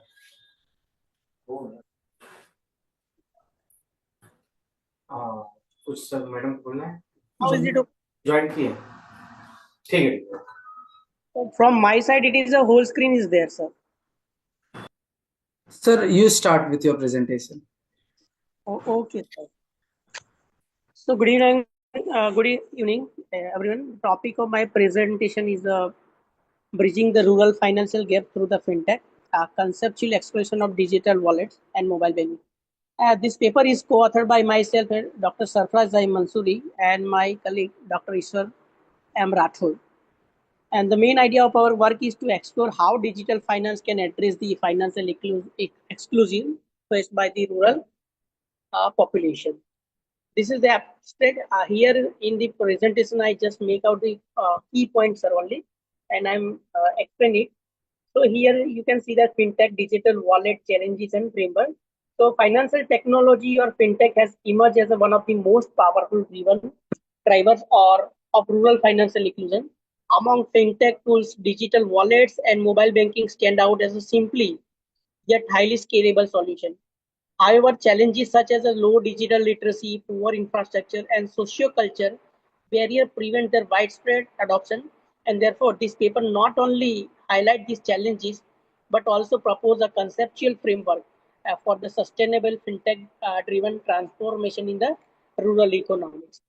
And this is the introduction: rural exclusion, informal credit, fintech, and benefits. So, in most of the rural regions, bank branches are few and far between. Villagers often have to travel long distances, incurring the cost just to access basic banking services. Because of this, the informal credit sources like money lenders dominates rural finance, leading to exploitation. Fintech, however, offer a scalable solution.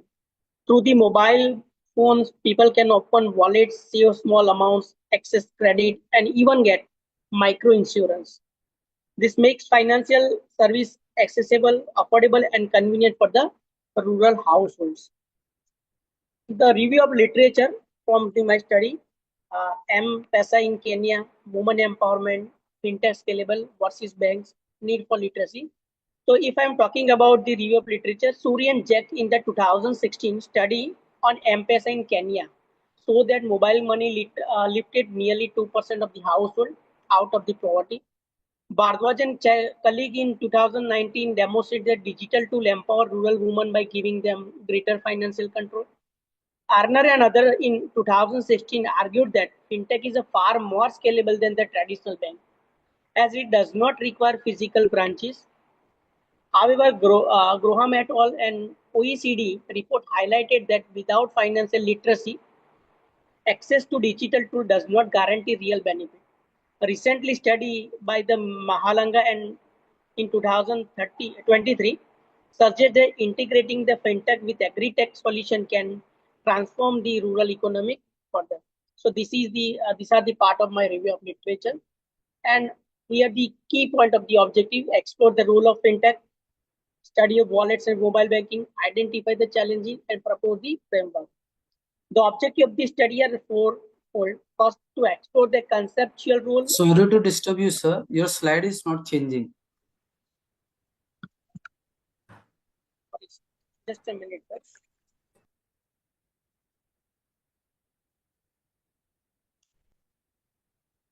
Now, sir, it is. Yes, now it is on objective. My You objective, can start. Yes, yes, it is on objective. You start. Correct. To explore the conceptual role of fintech in promoting financial inclusion in the rural area. Second, to examine the specific potential of digital wallet and mobile banking as a bridging tool. Third, to identify the major challenges that limit fintech adoption in the rural areas. And last one, to propose a framework that can enhance fintech's access and impact for inclusive growth.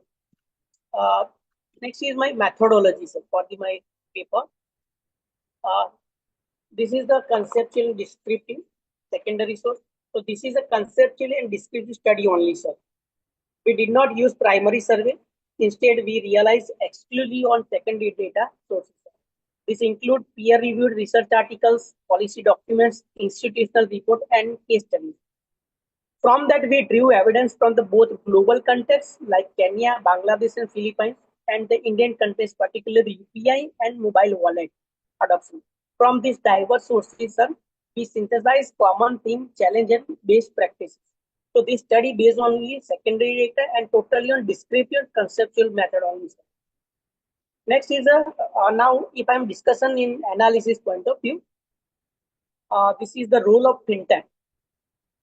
So fintech play a transformative role in the rural inclusion. First, it removes physical barriers. People no longer need to visit distant bank branches. Second, fintech support products suited for the rural people like micro savings accounts, micro insurance, which match their irregular income cycles.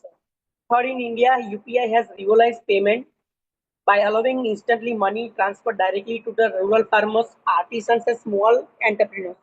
A globally similar example exists there, like BCAS for the Bangladesh, GCAS for the Philippines have also integrated rural households into the financial system. So this is the role of the fintech system, financial technology.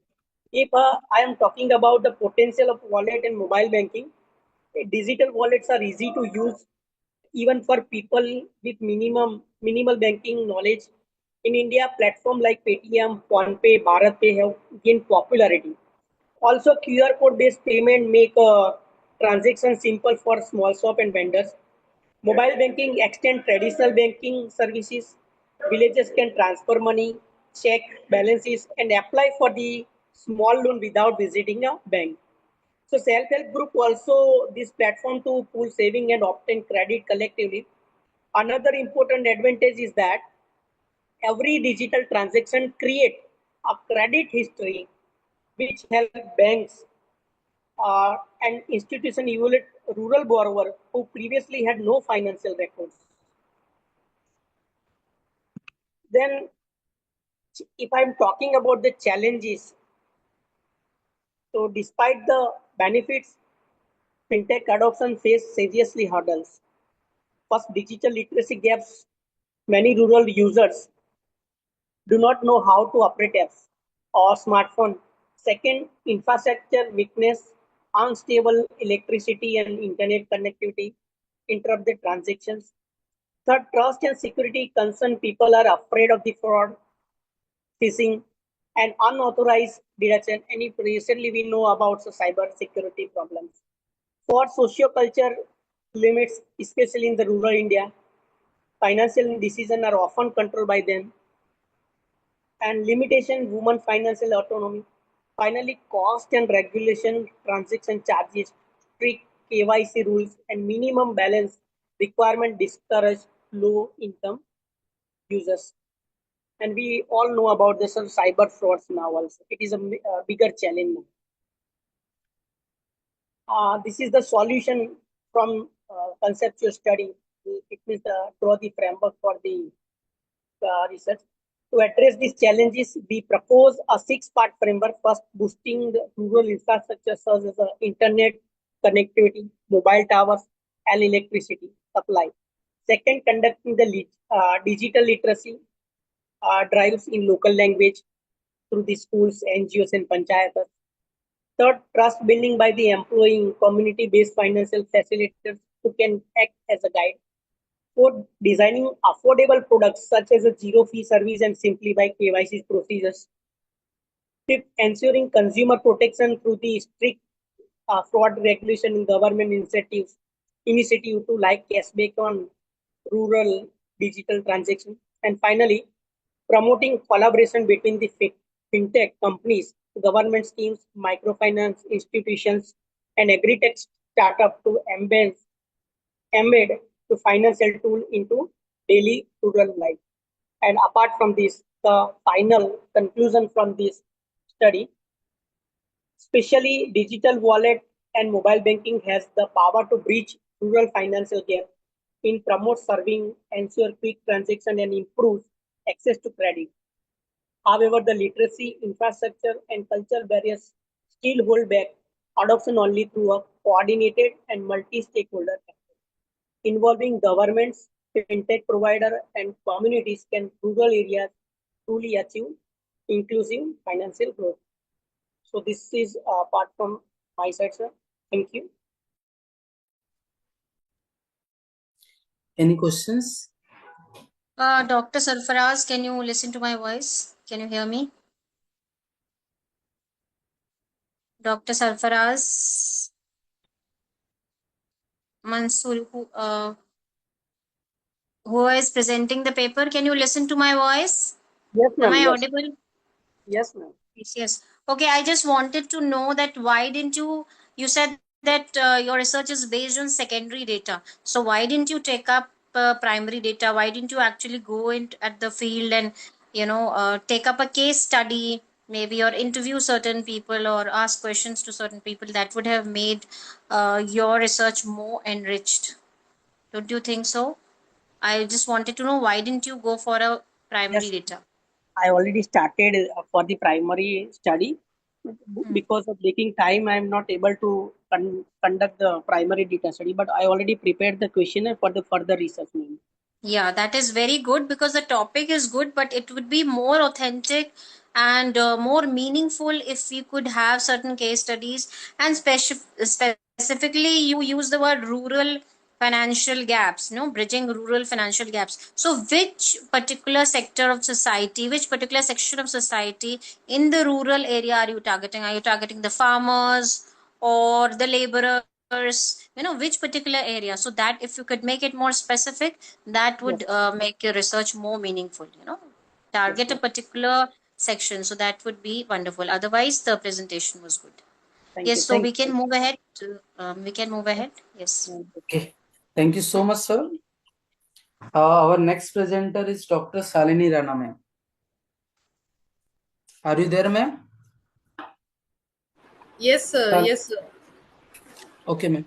You please share your screen and start. Sir, can you give me 1 or 2 minutes as I have to download the PPT? Okay. In the meantime, we can take the another presenter. If Yes, you definitely. Yes. yes. Neelam Moria, ma'am, are you there? Neelam, ma'am. Next, Samita Karande, ma'am, are you there?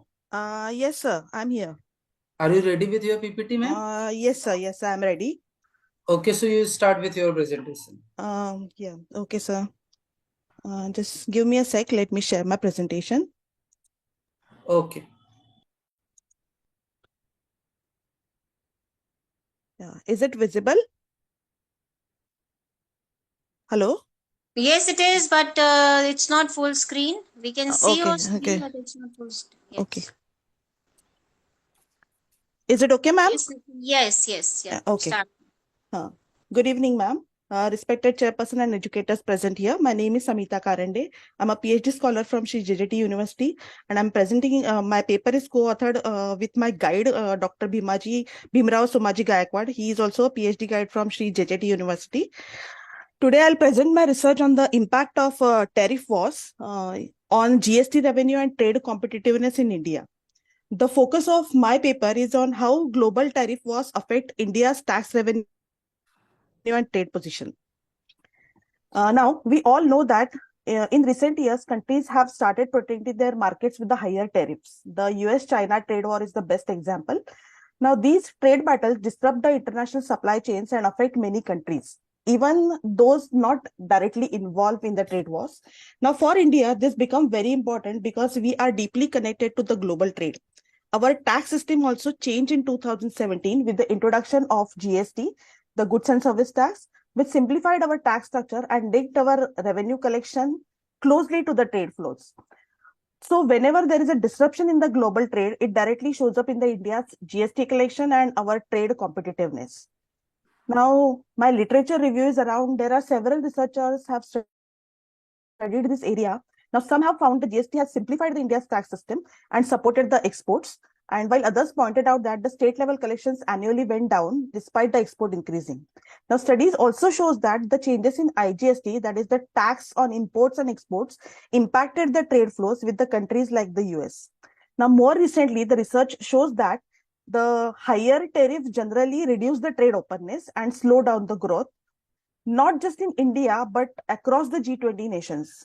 So the existing literature tells us that the GST and tariffs are closely linked, but the impacts are mixed. Now, my theoretical framework is based on four theories. The first is comparative advantage, which says that the country should produce what they are best at, because the tariff wars disrupt their natural balances. And then the tax incidence theory, which tells us that the higher import prices reduce the consumption and in turn, it reduces the GST revenue also. The geopolitical economics reminds us that the tariff wars are not just about the trade, but they are also the tools of international politics. And finally, the global value chain theory. Since the modern trade depends on the supply chains across the countries, any disruption can slow down the production and it can hurt the GST collection of the country. Now, my study uses the descriptive and analytical design. It relies on the secondary data from the credible sources such as Ministry of Finance, then WTO, IMF, and RBI. The time frame of my study is from 2016 to 2024, which covers the pre and post GST years and major tariff war period like the US-China and Russia-Ukraine conflict.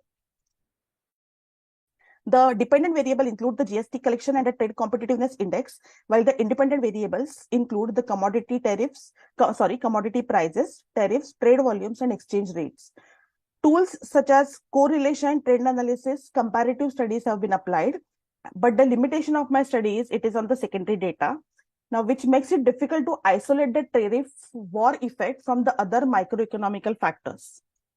The main findings, moving on to the analysis and findings, India GST collection average around 90,000 to 95,000 crores after the GST was launched, and later it was rose to 1 lakh crore.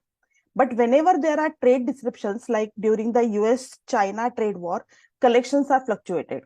Then some sectors got the new export opportunities, but the cost of import also went up.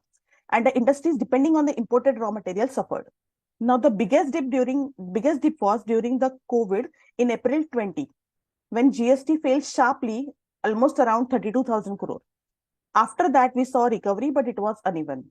Now, these conflicts pushed India to look to the new export markets and alliances, but the negative impact on the tax revenue and competitiveness are still felt. So, to conclude, tariff wars disrupt the India GST collection and weaken our competitiveness. Yes, they sometimes open the new export doors, but overall the impact has been negative due to rising cost and unstable revenues. The big lesson is that India needs to keep diversifying its market and building the strong supply chains, making the tax policies more flexible to absorb such shocks in the future. Thank you so much. So, Ms. Samita, can you hear me? Yes, ma'am. So, firstly, you have talked about tariff wars being more of a political issue. Yes, ma'am. Yes, ma'am. So, can you give any example for that? That how is it, and can you base it with some fact that you've stated? Sorry, I didn't get your question. Like if you you're want the saying tariff that war, you want the example about the tariff war? Being a political issue. Uh, You said it's a political issue, right? Or it's more of a political agenda, the tariff wars that are going on. There is politics behind it, between countries, between nations, right? Yes, ma'am. So can you explain that fact with an example? Like, ma'am, US and China trade war is a perfect case. Like, the US imposed the tariff on Chinese goods not only to reduce the trade deficit, but also to pressurize China. Like, they are like for the technology transfer or intellectual property rights or the global dominance in manufacture. Now, the China retaliated with its own tariff on the US goods, especially targeting the political sensitive exports like the American soybeans, which affected the farmers in US, which are crucial. So even though tariffs are about trade and economics on the surface, in reality, they are actually political tools, ma'am. Political, yes, exactly. So that's what it's a good point, and presentation was good. Thank you, ma'am. And then you lastly you mentioned that it is having a negative impact. Yes. On the competitiveness in India. So any one powerful solution can you provide so that we can escape that negative impact, or we can have some alternatives to prevent such negative impacts? Can you give one Ma'am, such solution? yes, ma'am. Like I said in my presentation, there are countries which depends heavily on import exports. So we have to diversify the trade partners and our supply chains. Okay. So not depending on one major country, but we have to diversify the trade partners, including many Yes. countries, so that we can at least minimize the impact. Yes, good. Very nice. Thank you, ma'am. Okay. Thank you, ma'am. Yes, let's move ahead. Now, Dr. Shalini Rana, ma'am, are you ready with your PPT? Yes, sir. Yes, sir. So you start presenting. Thank you. Yes, sir. Shalini ma'am, good evening. So nice to see you. Good evening, ma'am. Good evening. Shalini ma'am is joining us from Jammu, University of Jammu, and been associated with us for more than 10 years.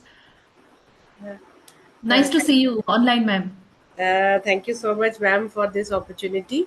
I hope my PPT is visible. Yes, it is. Okay. So my paper is based on narrating exile, displacement, belonging, and cultural intelligence in the diaspora. This is based on the study of Kiran Desai's much celebrated novel, The Inheritance of Loss, which won the Booker Prize also, and it was published in 2006. I'm not able to move my slides. I'm not able to move my slide, actually.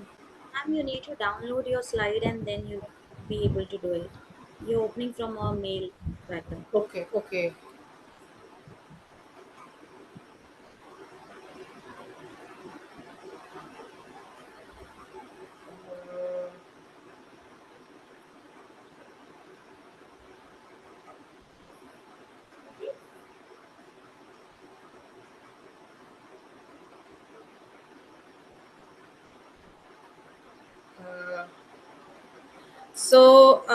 As far as diaspora is concerned, diaspora literature is playing a great role in understanding the role of colonial powers, the post colonial era, and how globalization is just an extension of colonialism only.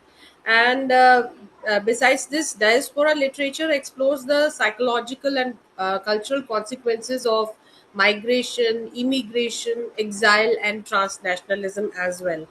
As far as the inheritance of loss is concerned, it is a poignant and multifaceted narrative of individuals caught between nations, languages, and identities.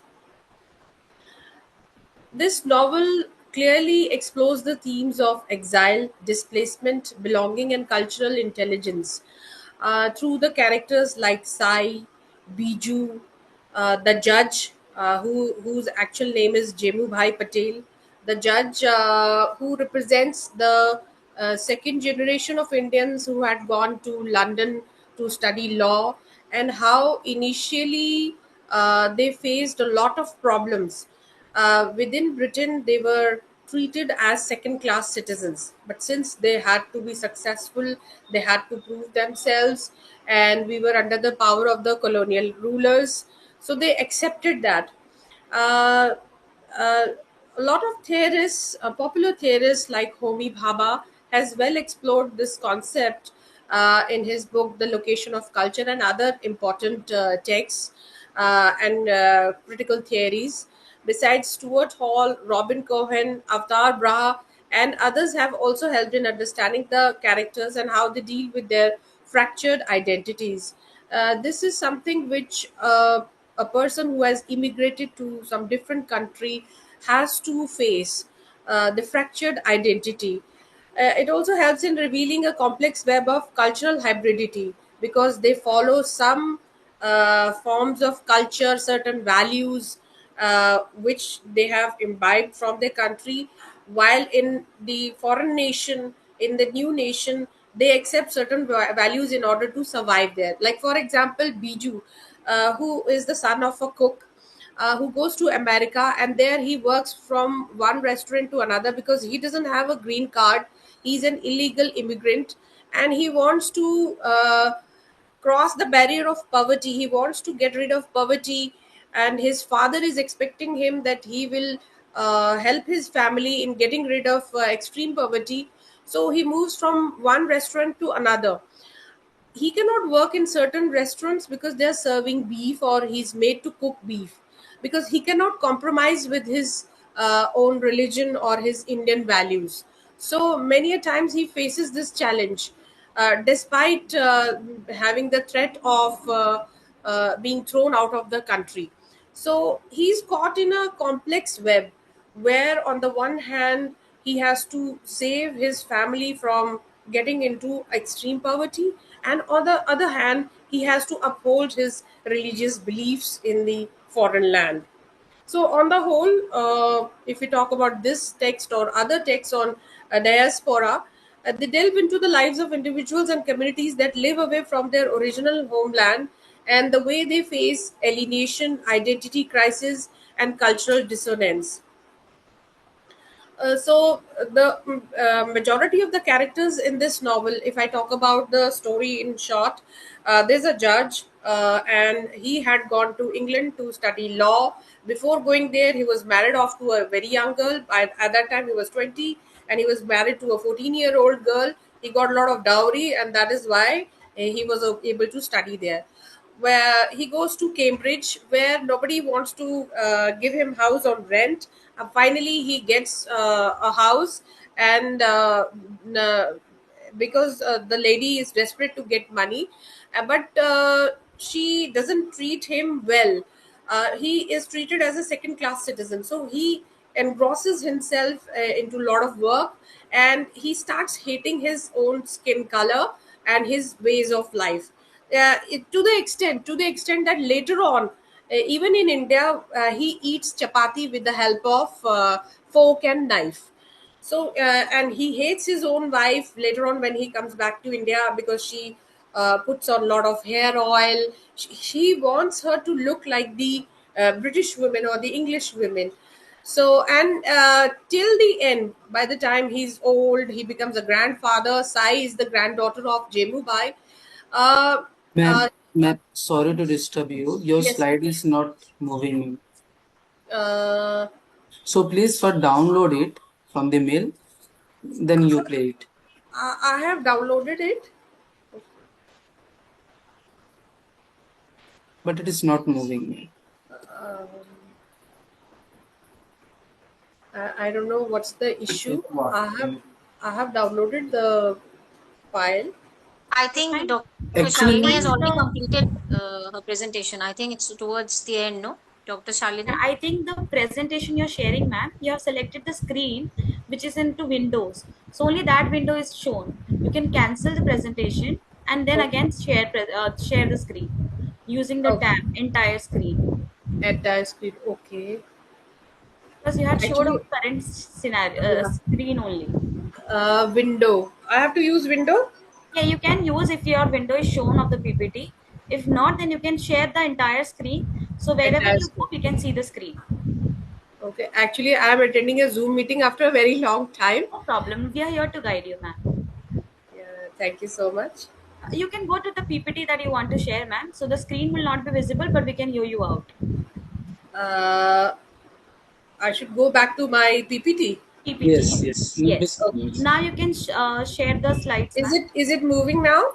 It is moving, but it's not on the full screen. But if the chairperson and the co-chairperson is okay with it, is it okay?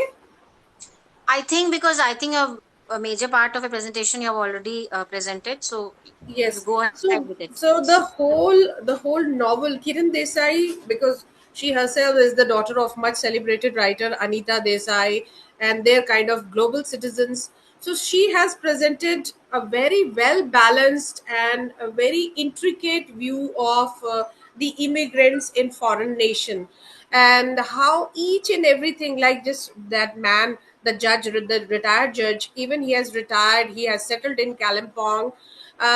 He prefers to eat chapati with the help of fork and knife, and he considers other Indians as inferior and they will always remain poor.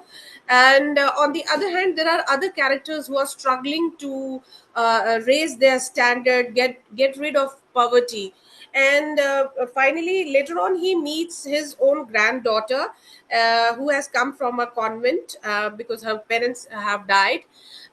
He is able to relate with her because she has been brought up in a convent, and she is also following the English culture, English way of living, mannerisms.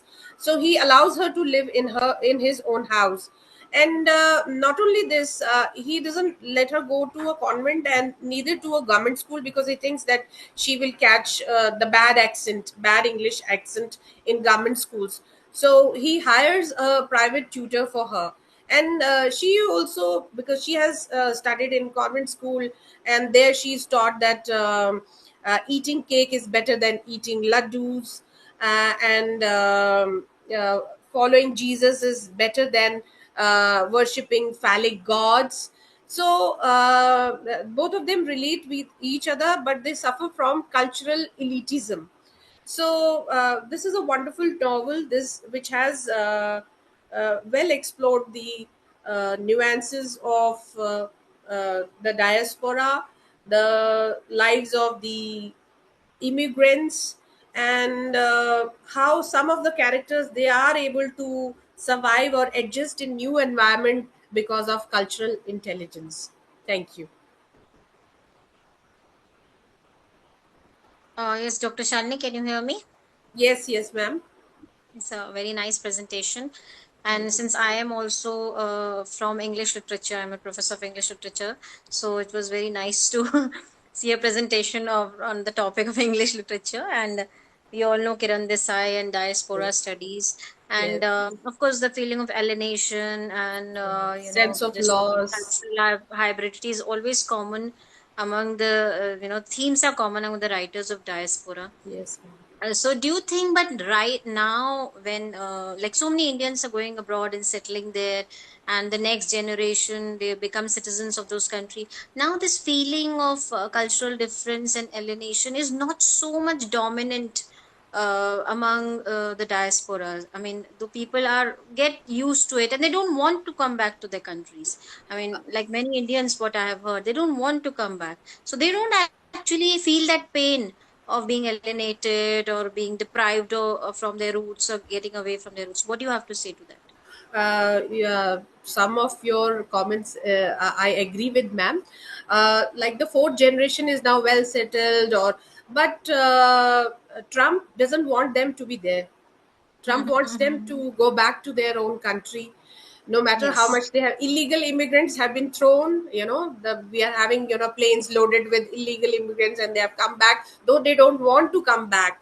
And on the other hand, those who have settled well recently, even in Jammu, ma'am, I will tell you, some of my friends' relatives, they are sending a few of their children. If they have four children, they are sending at least two of them back to Jammu, and they are studying here in the schools, because there is a threat that they can be thrown out of America anytime, though they are holding Yes. green cards. One of them is even in has retired from American military. So Okay. this is the Okay. situation. A foreigner is always a foreigner in a Yes. foreign land, Yes. because they Yes. cannot change their skin color. No, neither they are Christians. They don't want to be Christians. Many of them have even become Christians also, despite the fact the English, the angelicized people, they don't want the brown skinned people over there. Yeah. So to some Yeah, I know. I extent, know. you're right.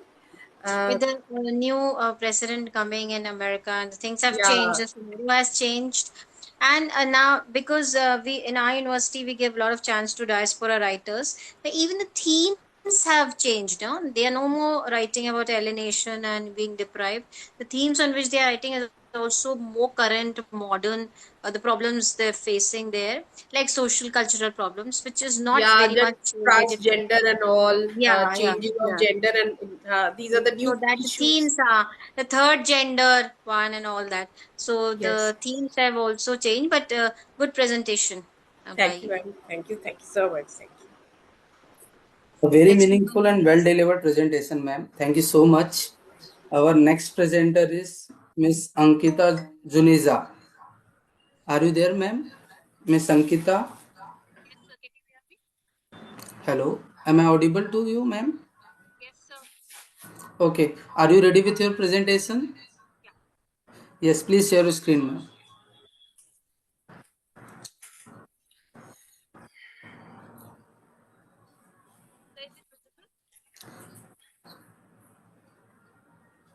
Hello.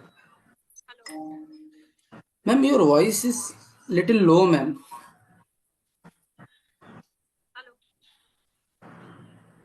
Hello. Can you scream your volume, ma'am? Computer's volume?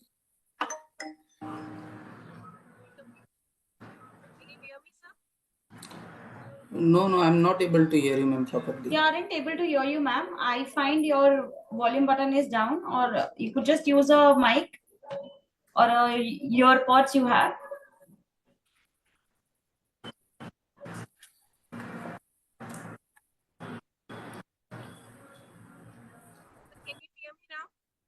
No, ma'am.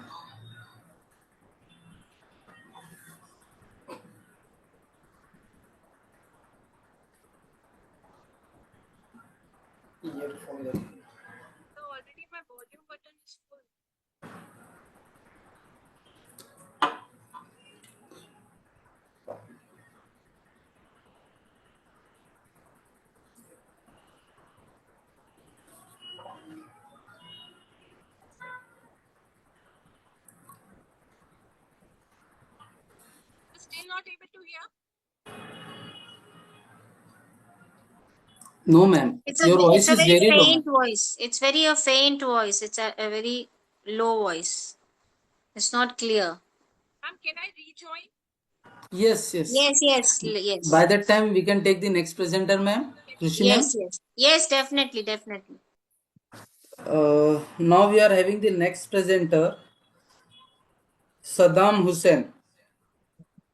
Dr. Yes, sir. Saddam Hussein. Yes, Yes. sir. Are you ready with your presentation, sir? Yes. So you please share your screen.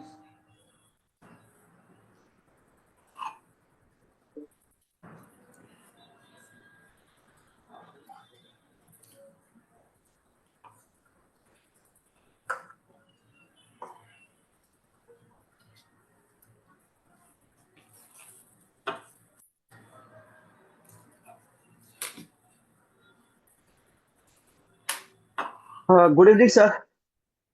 Yes, good evening, sir. Can you just make it full screen? Yes. A study on digital financial literacy and usage pattern among the women's Ahmedabad middle income household. Sorry to disturb you, sir. Can you please make it full screen? Ha. Yes. Yes, go ahead. Please. Yes, Abstract of please. abstract program are studying. The study explored the level of digital financial literacy and usage of pattern among among middle income women's middle income women in Ahmedabad city, a digital platform like UPI apps, mobile banking, and investment tools become more widespread. Understanding how women engage with them is essential for inclusive financial growth. The research was conducted among the 300 women from various educational, occupational, and age background. A structured questionnaire was used to gather the data covering their knowledge, digital habits, challenges, and support system. Descriptive analysis showed that most respondents regularly use mobile-based financial tools, especially UPI apps and online payment service. Women between years to year and 45 years who were the mostly educated and employed were more likely to be comfortable with the digital finance. Many learn from family through self-practice, while fewer had formal training. The average respondent response on a 5-point Likert score showed the above average awareness and usage. Normality tests confirm the suitability of the data for the furthering analysis.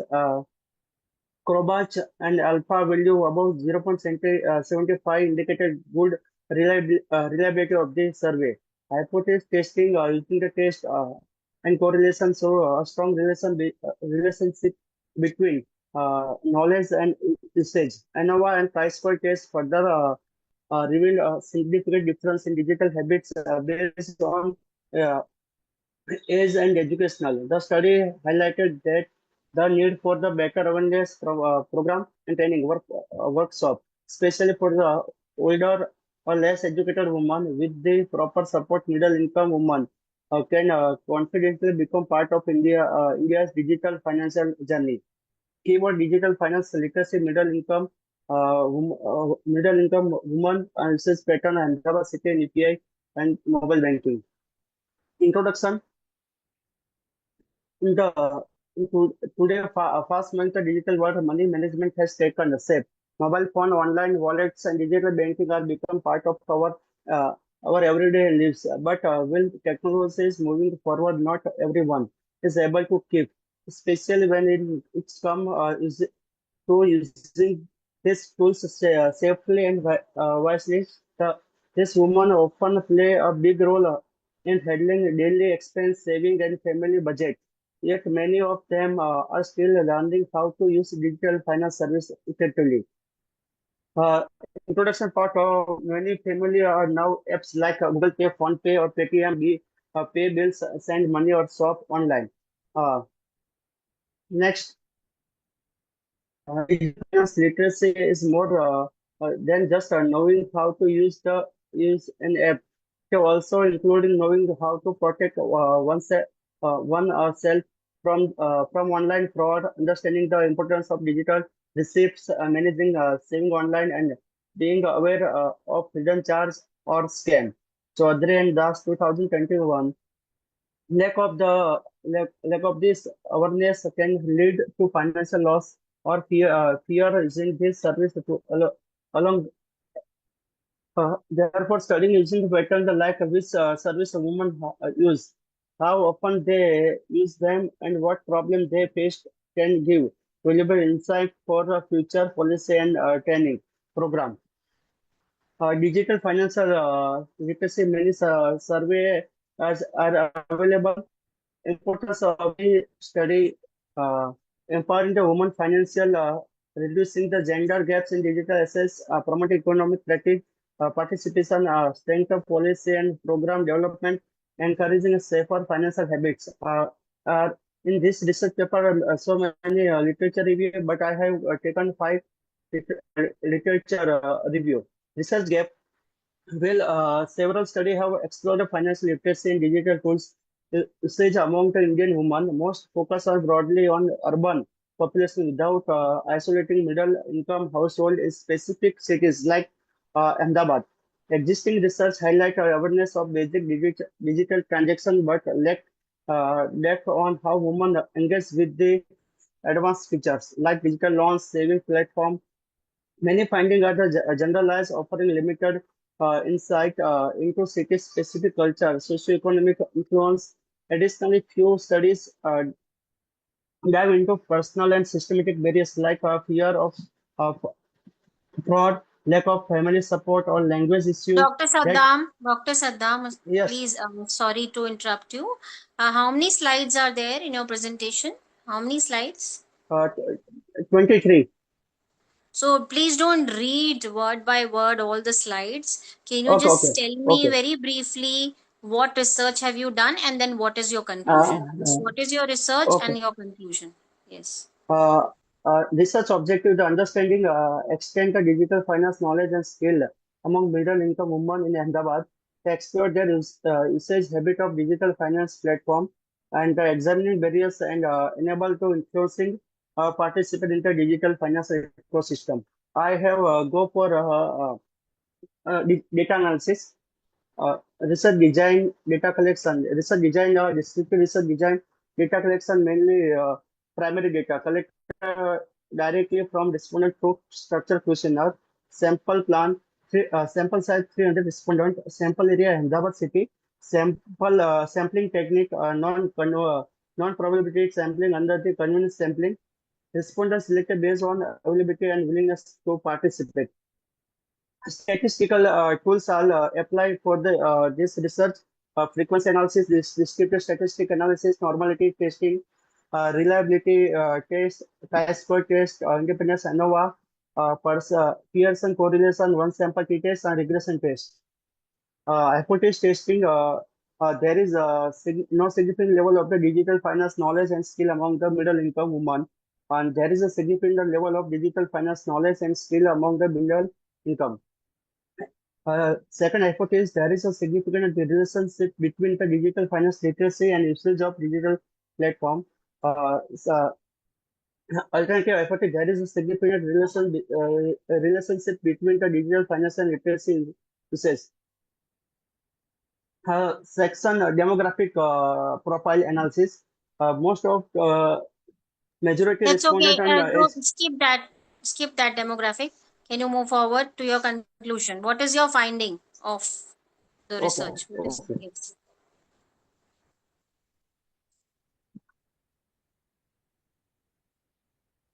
My research finding, most women are belong to the 25 to 45 years group, where the either graduate or postgraduate, and live the nuclear family with the household income between 20,000 to between to 60,000. UPI apps like PhonePe, Google Pay, and web the most commonly use digital tools, followed by mobile banking and shopping wallets like Amazon Pay. Many women are learned to digital finance through family or self-practice rather than formal training. Common challenges including the fear of fraud, confusing the app interface, and lack of the proper guidance or access to good internet. On a Likert scale, our average score for the digital knowledge and usage were about 3.5, indicated a good comfort level with the digital finance. Normality test, so the data was suitable for the further statistical analysis. A reliability test confirmed that questionnaire items were consistent and dependable. The t-test provide the woman who have the good understanding of digital finance. Correlation analysis show a strong link between digital literacy and usage of frequency. Chi-square test highlighted that women with the higher education use digital tools more. ANOVA show that digital literacy and various significant across the age group. Various like lack of guidance, internet issue, and fear were found to affect the participation as a confirmed by regression analysis. Conclusion: the study cleared the sort of middle income women in Ahmedabad are slowly but steadily become a part of Indian digital finance movement. Most women are already using UPI apps, internet banking, and wallet for daily transaction. Suggestion of these studies: uh, organize a regular digital finance workshop in local community, special targeting older or less educated women. Create a user-friendly apps in local languages to reduce confusion and increase trust. Financial institutions should be run safety awareness campaign to reduce the fear of digital fraud, promote digital literacy through school, self-help group, and women's association for better outreach. Thank you. Yes, Dr. Saddam, can you hear me? Am I audible to you? Yes. Yes. Okay, so the study that you have done is good on the middle class women of Ahmedabad. The survey you have done, conclusion, everything, studies, and only thing that presentation could have been more better. Although you have presented all the points, so you are saying that Ahmedabad women are moving towards being, digitally and financially literate, and they're going to contribute. So using the UPI apps for payments, is it the only sign of being digitally and financially literate? That is the only thing required for being financially literate. Madam मैंने यहाँ पर है ना digital finance को किस तरह payment करते हो, कितनी महिला यूज करती है, इसके बेस पर सर्वे किया है. Okay. So आप वो only apps that they're using based on that only. All those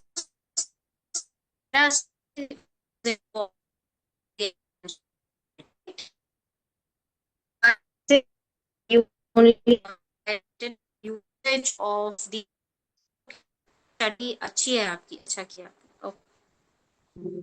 Okay. So can we move to next? Thank you so much, sir, for your detailed explanations. Now we are moving to the next presenter. Ankita ma'am, are you ready? Ankita ma'am. But still the problem is same, ma'am. Your voice is very low, I think. Hello. Oh, Nico.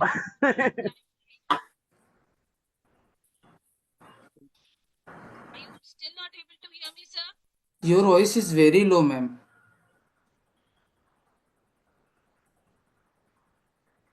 You can connect with your phone, ma'am. That will be better, I think. If it is not coming out, you present with the laptop and voice will be from the phone. That will be good, I think. Okay, I'll try to join Huh. with my phone.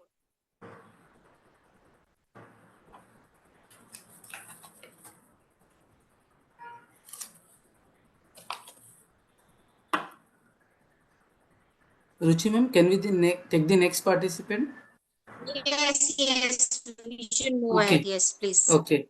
Next presenter is Parul Dingra. Are you there, ma'am? Parul ma'am? Pardon, sir, can you hear me now? Yes, sir, I'm here only. Yes. So please share your screen and start presenting, ma'am. Okay, sir, sure.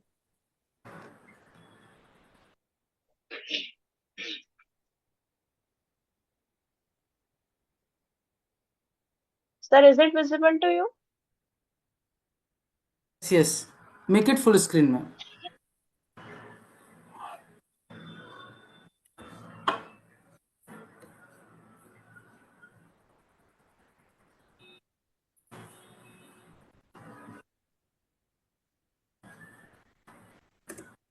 Sir, is it fine now? No, ma'am. Still it is not full screen.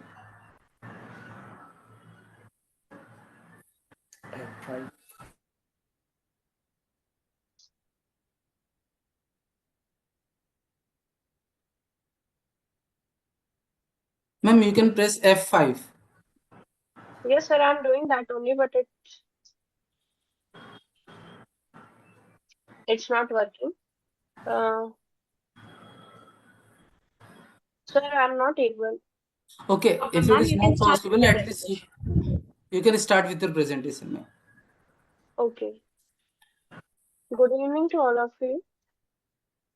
Myself, Parul Dhingra. I'm a research scholar from Swaminarayan University, and I'm going to present my research on a study on performance of mutual funds with special reference to healthcare funds. Am I audible to all of you, sir?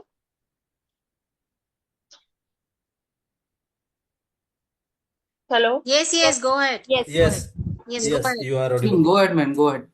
Okay, so today agenda for our discussion presentation is based on introduction, literature review, research gap, then further objectives, research methodology, tools employed in the study, analysis and interpretation, and findings and conclusion for my research.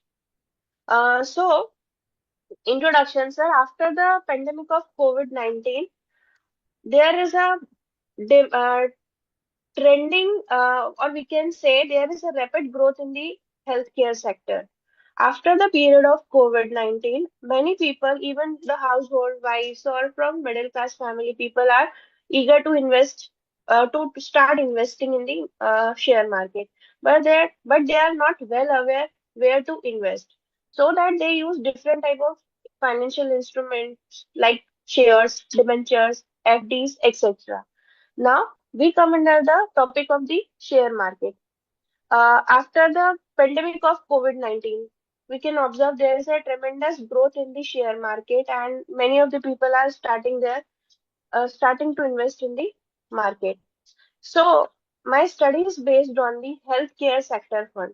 People want to invest their money in the share market, but they are not well aware where to invest that amount. So my study is based on healthcare sector fund analysis. I have taken this because healthcare sector is a sector where that will always remain in limelight, even if at the time of calamities or any worse situation. Then also healthcare sector keeps growing. For this study, I have reviewed various papers, out of which I have mentioned two research literature review of the paper.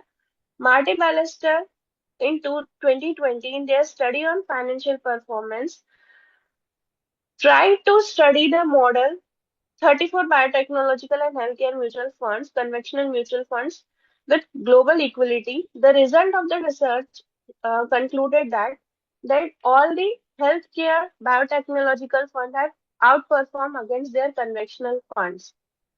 In the second literature review, Koyanuri and Malhotra D tried to decode the performance of US healthcare funds against their benchmark index.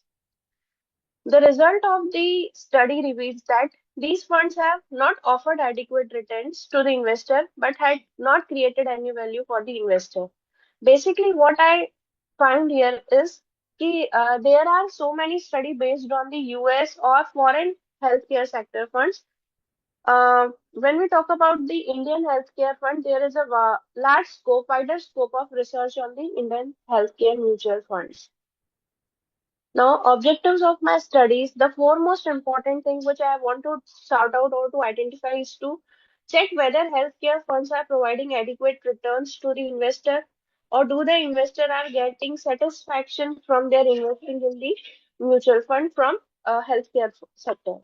Now, second thing I want to try is to evaluate the risk and return of healthcare funds. And lastly, I try to compare the performance of each selected healthcare fund.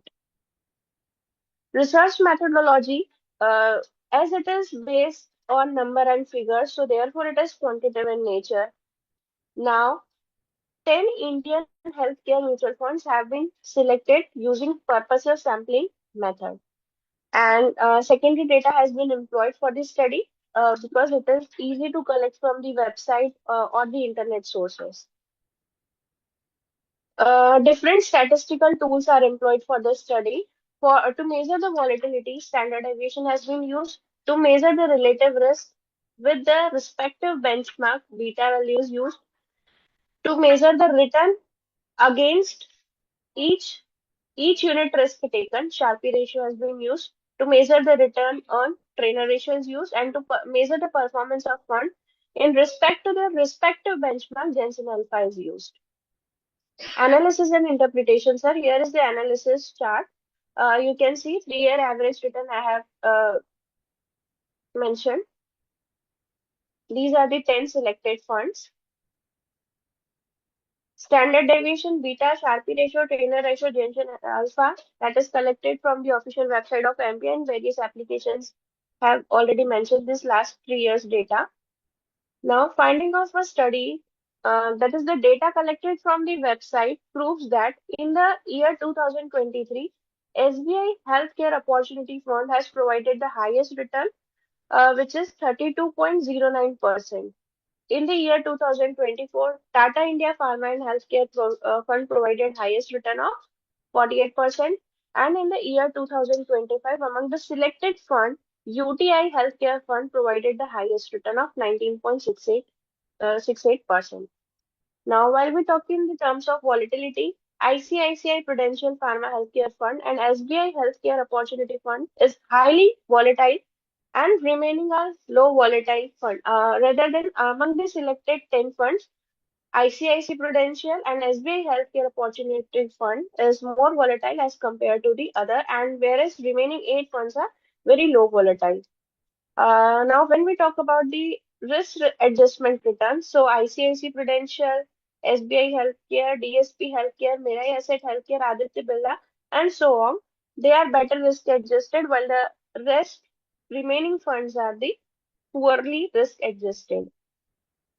Now, conclusion is among these 10 selected funds, 6 healthcare funds are better risk adjusted, while all others had performed better returns to the selected period. Or in short, we can say Among the 10 selected funds, ICICI Prudential Pharma Healthcare Fund provided the highest return, particularly during the period of my study, that is from July 2023 to the July 2025. It had offered a return of 36.173%, which is a good amount of return can consider, and it's lead a better satisfaction to the investor. Means investors are very happy by investing in the ICICI Prudential, in particular past 3 years. Okay, thank you, sir. Thank you so much, ma'am, for your insightful presentation. Ma'am, any question? So I think Parul, it was a good presentation, especially for people who are investing in mutual funds. But I think more focus could be on the benefits that the users are getting. Like you have rated it 6 are better than all the 10 that you have studied. But actually, it has benefited the people who have invested their money or not. You know, if you could focus on that as Okay. well, that would enhance the value of your research, that it has actually benefited the people at large or not. Otherwise, it's all good presentation. Okay, thank you so much, ma'am. Thank you, ma'am. Now our next Okay. presenter, Ankita ma'am, are you ready with your presentation? And you have sorted all your problem? Ankita ma'am? Okay, I think she is not there. So we will go to the next presenter, Dr. Sanjay Pandya.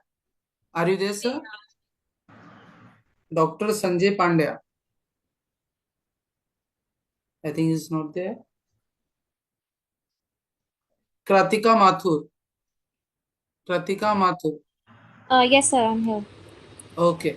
So, ma'am, you start start with your presentation. Okay. Share your screen.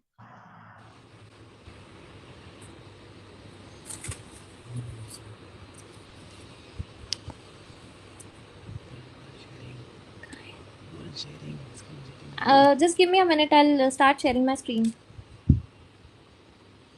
Sir, can you hear me right now? Yes, yes. Now your voice is coming. My Kritika, voice is ma'am. coming? Okay. Yes, Can I yes. share Now, my screen?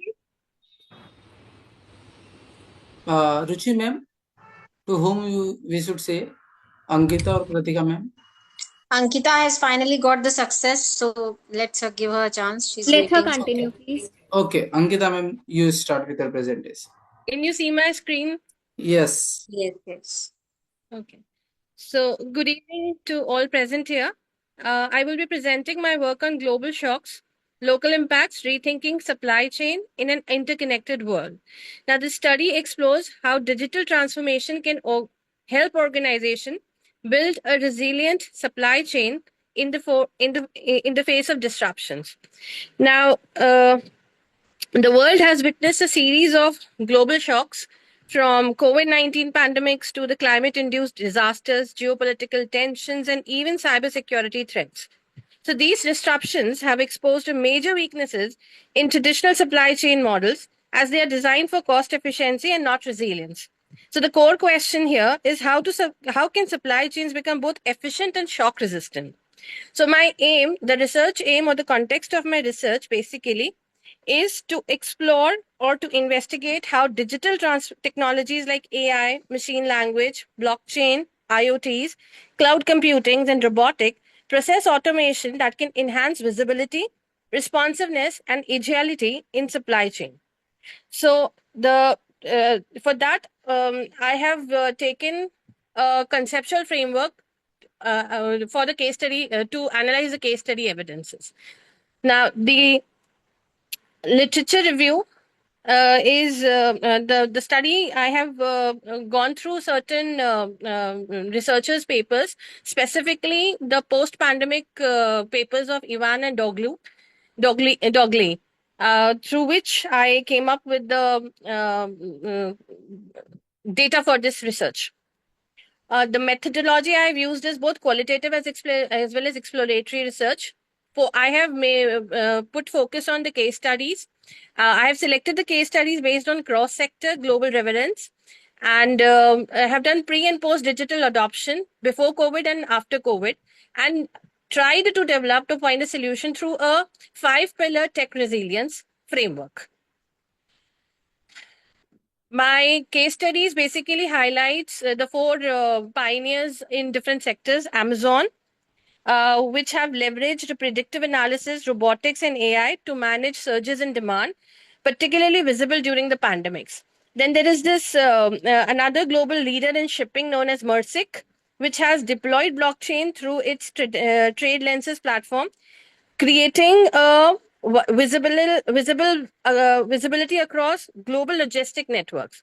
Then there is Unilever, which is an Indian company, which have pursued sustainability-driven digitalization, integrated IoTs and analytics to improve both efficiency and environmental performances. Then there is this fashion giant Zara, which relies on agile supply chain using IoTs and advanced analytics to respond rapidly to shifting fashion trends. So I've given a comparative analysis which shows that firms with digitally supplied, which have digitalized supply chains, were more capable of absorbing shocks, maintaining a continuous service level, and even gaining market advantage during crisis. I've given it through a chart, the comparison based on crisis impact, delivery commitment, and service continuity. Based on these case study results, I have come up with a conceptual framework of a 5-pillar of tech-driven resilience, whereby the first factor is data visibility, which focuses on IoTs and blockchains, which enable traceability. Then there is responsive systems, which are AI adjusted, which believes in AI adjustment of demand and supply dynamically. Then there is integration using cloud-based ERP. Then transparency can be obtained using open data, sharing build trust across partners. And then there is an ecosystem collaboration between suppliers, customers, and regulators to create a systematic resilience. Of course, the nothing can be obtained without any challenges. So there are certain barriers for the adoption of this particular framework. The number one is the capital intensity. It requires a high upfront investment, which is difficult for smaller firms. Then there is skill gaps between the people who are digitally illiterate, and digital talent should be there. So there is this one constraint is there for the employment sector. Then there is cyber security risk. Of course, anything which is digitalized have to face cyber security risk, and interoperability issues arising between integrating new technology with the previous or the new system or the legacy systems. The key findings of this paper is digitalization significantly enhances resilience. It boosts visibility and crisis continuity. The case studies demonstrate that digitally mature firms absorb shock better. Then the third is the resilience is not solely about technology. Governance, collaboration with governance and culture is also very important. In the end, I would like to conclude by saying that global shocks are inevitable. And for that, resilience is very important. It is very essential. Digitalization is the key for future. So we have to be future ready. We should have a strong foundation and be future ready for we should provide future ready supply chains. Future researchers about linking sustainability and resilience with digitalization is the need of the hour. This framework which I have discussed have certain open-ended areas whereby future researches can be conducted. So in the future researches can be done to in the quantitative validation It's is okay. required. It's okay, Ankita. Ankita. Yeah, it's okay. We have seen the conclusion. It is fine. Yeah. Only I think all the papers now are focusing on digitalization and financial literacy and how this can improve the whole system. Your paper, I like the comparative chart which you made. So that was the most interesting part of your paper. So that was it. Yeah, this one. Yes, yes. That was very nice. Okay. Okay. Thank you, ma'am. That's it. Thank you, Thank you ma'am. so Thank much. you. Next. Thank you. Thank you so much, ma'am. The next participant is Kratika Mathur. Are you ready with your presentation, ma'am? Yes, sir. Okay. So you share your screen now, ma'am. And one request to all the participants that they should at least respect the time which has been allotted to you. Yes. Thank you so much. Is my screen visible? Yes, ma'am. It is visible. So my topic for today is a study on how specific emotions triggered by influencer content affect consumer purchase intention. I am Kritika Mathur, research scholar from Ramindranath Tagore University. So introduction, influencer marketing emerged as a key shift in the past few years in Indian market with the popular figures promoting products through customized content. Influencers act as brand representatives guiding purchasing decisions and lifestyle choices. Influencer marketing reshapes consumer brand relationships because these days many of especially the young generation people have started following influencers online. They follow their lifestyles and their choices. So that's it. Emotional marketing builds strong brand consumer relationships, and influencers promotions go beyond traditional ads by triggering emotional responses as they add their reviews, their personal experiences along with their content in the content. So this study mainly focuses on urban Indian users to explore emotions such as trust, admiration, envy, and joy and their effect. So for the literature review, I have these listed studies that I've considered and gone through before going through this paper. So what drives followers and influencer intention in influencer marketing? Don't read that, Ankita. Sorry, Kritika. Please don't read that. Okay. Move ahead. So research gap, there are very few studies that exist focusing on the Indian markets and consumers of demographic variability. Prior studies focused broadly on influencer marketing effectiveness, but not specifically on the role of distinct emotions that are generated in shaping purchase intentions.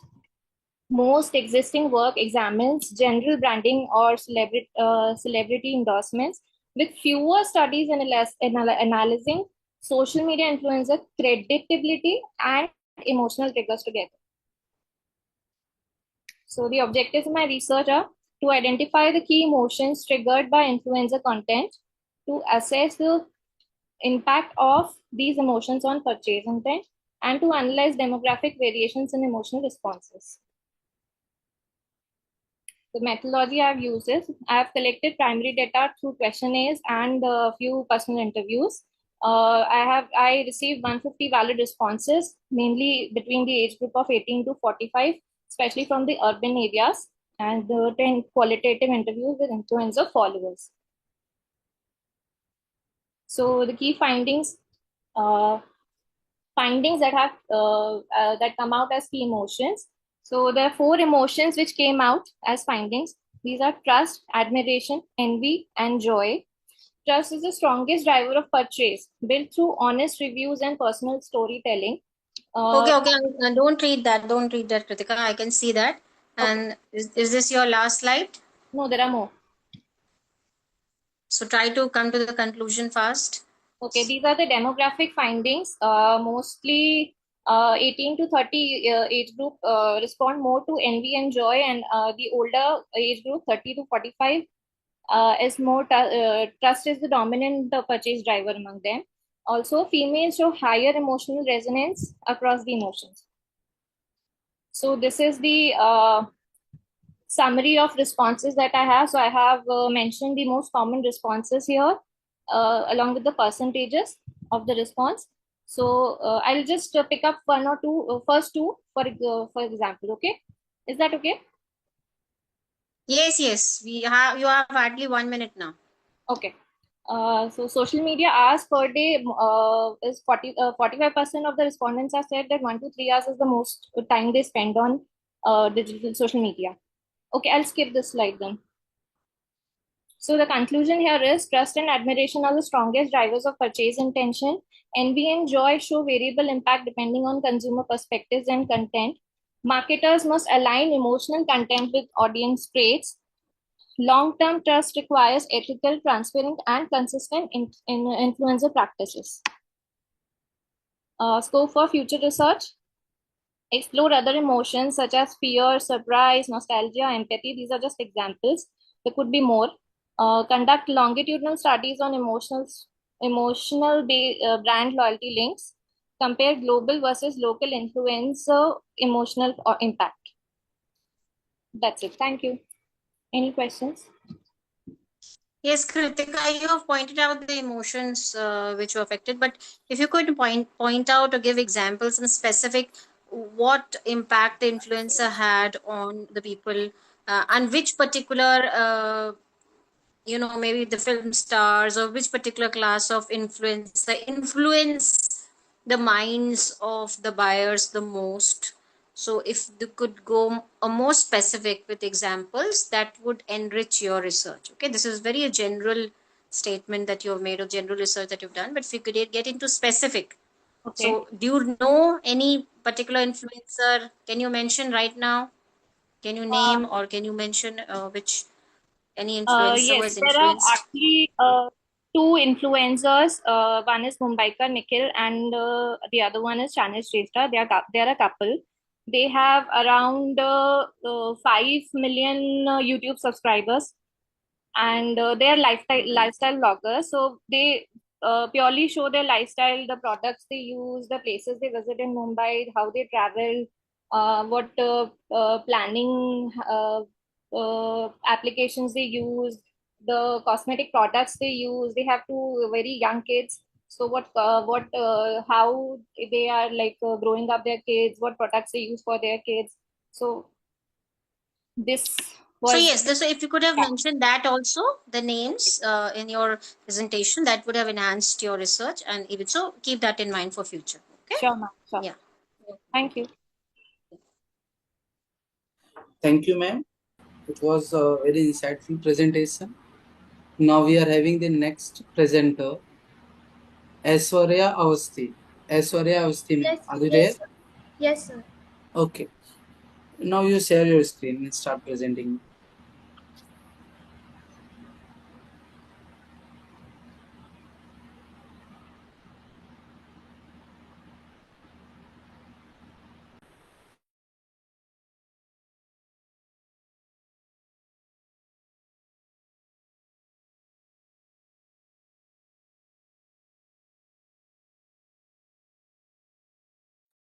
Dr. Manish, can you hear me? Dr. Manish? Ji ma'am नमस्कार. Yes. But we have to keep in mind the timing, of the presenters. Yes. Yes.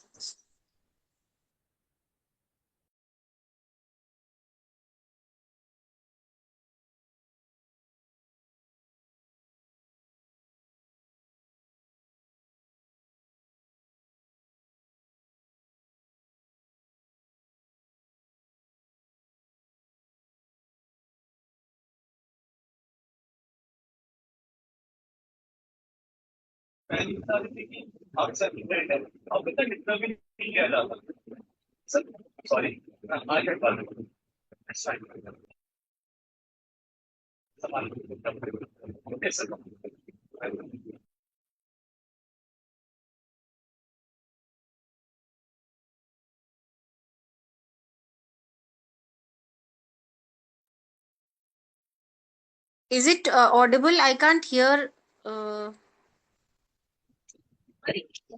presenter speaking. I can't hear. You are audible.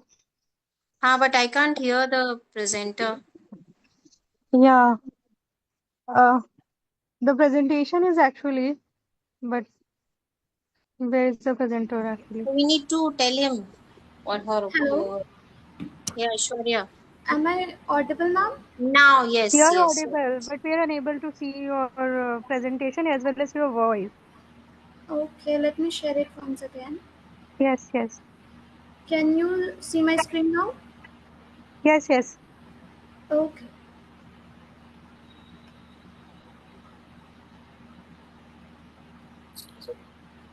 So foreign direct investment serves as a critical driver of economic growth, facilitating capital flows, technology transfer, and job creation. The period from 1990 to 2023 witnessed a dramatic transformation in global FDI patterns, with a notable shift from developed to developing economies. This paper addresses the research question, how have FDI inflows evolved over time in developed and developing nations? Um, the study employs a descriptive and comparative analysis of FDI inflows and GDP growth trends from 1990 to 2023 based on the data from UNCTAD, World Bank World Investment Report 2024, and World Bank datasets. The analysis focuses on global trends of developed countries, which is UK, United Kingdom, United States, Canada, Belgium, and Germany, and developing countries, Brazil, Russia, India, China, and South Africa. So global FDI inflows in developed and developing nations. As you can see in the chart, in the early 1990s, developed economies dominated global FDI inflows, capturing over 80% of the total, with 171 US billion dollars of the 205 billion dollars global FDI in 1990s. Developing nations, by contrast, received minimal inflows. This imbalance began to shift in the 2000s, driven by globalization, trade liberalization, and rising economic potential in developing markets. The 2008 global financial crisis marked a pivotal moment as the developed nations experienced sharp declines in FDI, while developing economies showed a resilience. By 2020, developing nations received around 647 US billion dollars in FDI, nearly twice that of developed economies, which was 338 US billion dollars, a trend that persisted through 2023. This shift reflects the growing attractiveness of developing market fueled by higher growth potential, demographic advantages, and policy reforms. Outward FDI also reflects a changing landscape. In 1990s, developed nations accounted for over 95% of global outflows. This dominance peaked in 2000, with the developed economies investing around 1.8 trillion US dollars. However, post 2008, developing nations, particularly in Asia and Latin America, emerged as significant investors. By 2021, developing nations' outward FDI reached around 505 US billion dollars, signaling their growing economic maturity and the rise of South-South investment flows. This trend underscores a multipolar FDI landscape, with developing nations transitioning from passive recipients to active global investors. Now, let's talk about the country-specific trends. In United Nations, FDI inflows have been volatile, with spikes in 1998 to 2000 and 2016 to 2017, driven by economic optimism and post-Brexit currency depreciation. Declines occurred during the 2008 financial crisis and 2020 COVID-19 pandemic, with recoveries in 2021. Recent policies include a concierge service for financial firms, and the transformation of the UK Infrastructure Bank into around 5.8 billion national wealth funds to support industrial and climate investments. In United States, FDI inflows remain stable at 1 to 3% of GDP, with spikes in the early 1990s, mid 2010s, and post 2020. The 2008 crisis and 2020 pandemic caused significant declines, followed by recoveries driven by fiscal stimulus and technological innovation. Policies like the CHIPS and Science Act allocating around $500 million for tech hubs and CFIUS fast track portals for allied nations aim to enhance investment while prioritizing security. For Canada, Canada's FDI inflows peaked in the early 1990s and mid 2010s, driven by commodity prices, but declined during the 2008 and 2020 crisis. The 2021 recovery was tempered by global uncertainties in 2022 to 2023. Belgium's FDI inflows showed extreme volatility, with peaks exceeding 40% of the GDP due to its role as a financial hub. Decline occurred during global crisis with the 2021 recovery. Uh, in, for Germany, FDI inflows were modest, with a spike post reunification in 1991. GDP growth remained steady, with a downturn in 2008 and 2020. For Brazil, FDI inflows were high in the 1990s and early 2000s due to privatization and reforms, but became volatile post 2010 due to political instability. Aishwarya, Yes, please ma'am. come to your conclusion and findings. Come to your Uh, finding. okay, ma'am. The evolution of FDI inflows reflects a rebalancing of global investment dynamics. Developing nations have gained prominence due to economic reforms, demographic advantages, and resilience to global crises. The 2008 financial crisis and 2020 pandemic highlighted the vulnerability of developed economies, while developing nations leveraged policy liberalization and market potential to attract FDI. Geopolitical tension such as Russia-Ukraine conflict and macroeconomic challenges like inflation and rising interest rates have tempered FDI in recent years. Policy initiatives play a crucial role, with developed nations balancing security and innovation, and developing nations focusing on liberalization and infrastructure development. From 1990 to 2003, global FDI inflows shifted significantly from developed to developing nations, driven by economic reforms, globalization, and crisis. Developing nations now play a dual role as a recipient and source of FDI, reflecting their growing economic maturity. Country-specific policies ranging from tax incentives to screening regimes have shaped these trends. To sustain FDI growth, policymakers must address geopolitical risk, enhance regulatory clarity, and invest in high-tech, sustainable sectors. Thank you. So, Aishwarya, it was a good study, and you focused on how it is moving from developed to developing countries, and the charts you prepared were good. So, good study. Okay. Thank you, ma'am. So, next, can we move to the next? Okay, ma'am. Next presenter is Dr. Narendra Singh Kshatriya. Are you there, sir? Dr. Narendra Singh? Yes, I'm here only. Okay, sir. So you start sharing your screen and presenting, sir. Okay.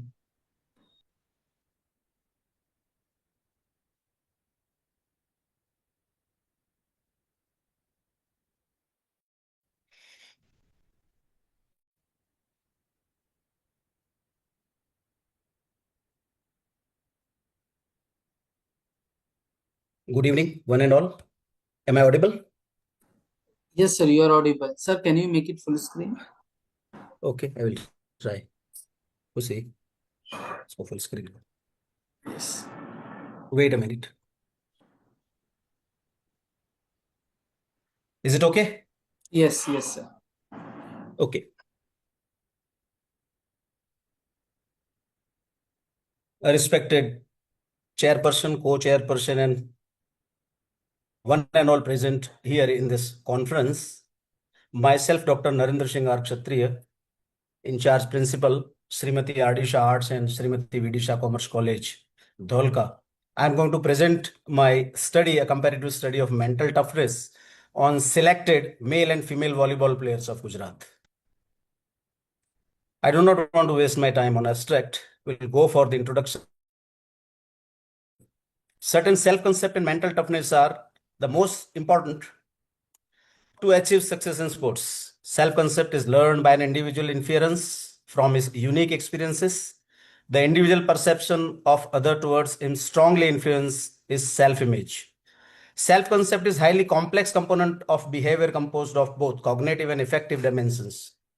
Self-concept has at least four orientation: the real self, the perceived self, the ideal self, and the self as perceived by others. Mental toughness is the ability to consistently sustain one's ideal performance state during competition. The ultimate measure of mental toughness is consistency. The use of thinking skills, imagery, confidence building, and other skills described later can be powerful techniques in reaching a high level of mental toughness. Most number of sports psychologists recognize the fact that attention is multidimensional construct. By being mentally, though you can bring your talent and skill to light consistently.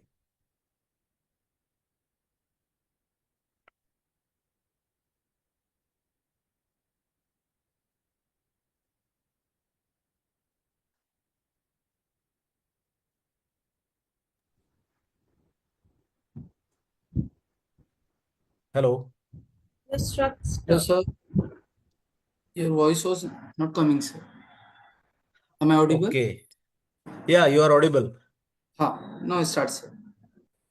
Okay. But my screen is not going to work.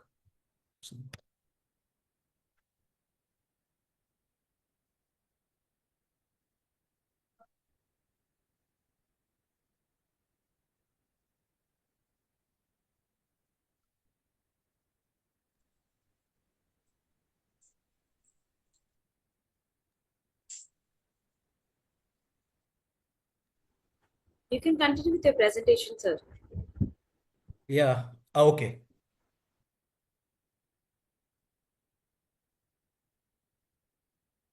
Statement of the problem. A comparative study of self-concept and mental toughness on selected male and female volleyball players of Gujarat. Purpose of the study. The objective of the study were to compare and find the differences among male and female volleyball players of Gujarat in context of self-concept, self-confidence, motivation control, attention control, goal setting, attitude control, visual imagery. Sample. A total number of 100 subjects belonging to age ranging 19 to 26 years were selected. 50 male volleyball players and 50 volleyball players of Gujarat were selected as a subject during the coaching camp at Nadiad for the said study. Methodology. The data was collected from selected 50 male and 50 female volleyball players of Gujarat. The self-concept questionnaire constructed and developed by Rajkumar Saraswat as well Tiwari Sharma and Jyotish mental toughness questionnaire were used as a tool to collect the data on mental toughness were employed to collect the data from the subjects. All the necessary instructions were given to the subject before the subjects were requested to respond the statement in the questionnaire. The calculation of the questionnaire was based on 5 alternatives to give their responsive, ranging most acceptable to least acceptable description of the self-concept. Whereas the questionnaire was based on 5 alternatives to give responsive ranging from strongly disagree to strongly agree description of the mental toughness. With the help of scoring key, the researcher collect the raw scores according to the instruction given in the menu. Data analysis and discussion. The collected data were analyzed statistically, computing mean, standard deviation, and t-ratio to find out significant difference, if any, between two experience group on the psychological parameter considered for the study. The result have been depicted in the following table. Table number 1, significant difference of mean scores at self-concept among male and female volleyball players. You find group compared male and female, the mean score is 16.6 on 0.05 level. T-test showed that there was no significant significant difference in the T value exists between male and female volleyball players on the self concept, as the calculated T 0.22 value is much lower than the tabulated T value 2.04 at 0.5 level. Even though you can find the in the group compared male and female, there is a little difference. 16.6 mean is for the male, 18.2 is for female. You may say that not significantly, but you may say that a female is more focused. They are a little ahead in the tool of self concept than the male athletes. Table number 2 shows the significant difference of mean scores at various tools of mental toughness among male and female volleyball players of Gujarat. Significant at 0.05 level, the T-test showed that there was significant difference in the T value between the elite sportsman and the beginners on the sub and the variables are attention control, attitude control, and self-confidence, whereas no significant difference was found in motivation control, goal setting, visual imagery, and total mental toughness scores among male and female volleyball players of Gujarat. Discussion of finding and conclusion. Within the limitation of the study, the following conclusion may be drawn. In relation to self-concept, the T-test showed that there was no significant difference in the T value exists between male and female volleyball players of Gujarat.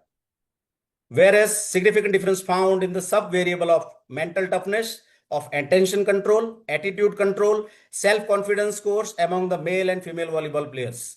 But no significant difference found in motivation control, goal setting, visual and imagery, and total mental toughness scores among the male and female volleyball players. The total mental toughness is considered the mean scores of mental toughness of male volleyball players of Gujarat were found to be more than the female volleyball players. The male volleyball players have reflected better scores in self-confidence, attention control, and attitude control may be attributed to the fact that male volleyball players participate in various levels of competition as well as greater number of participation at various situations, whereas such situations are limited in the female volleyball players of Gujarat.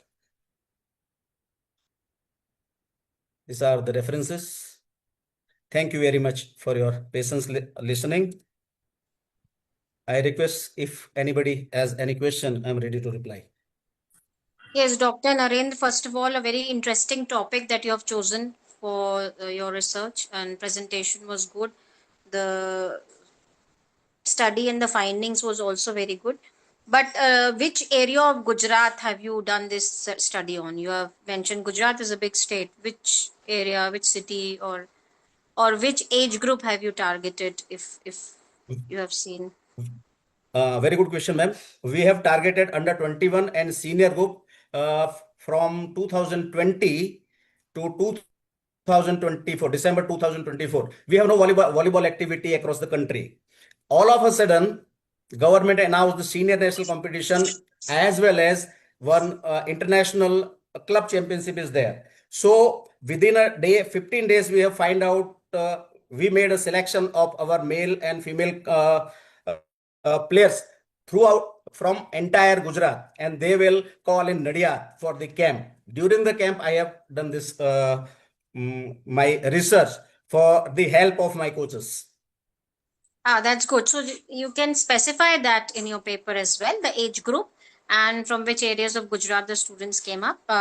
Overall, the study was effective, and your finding was that the male players are mentally more tough because they get more opportunities to play volleyball.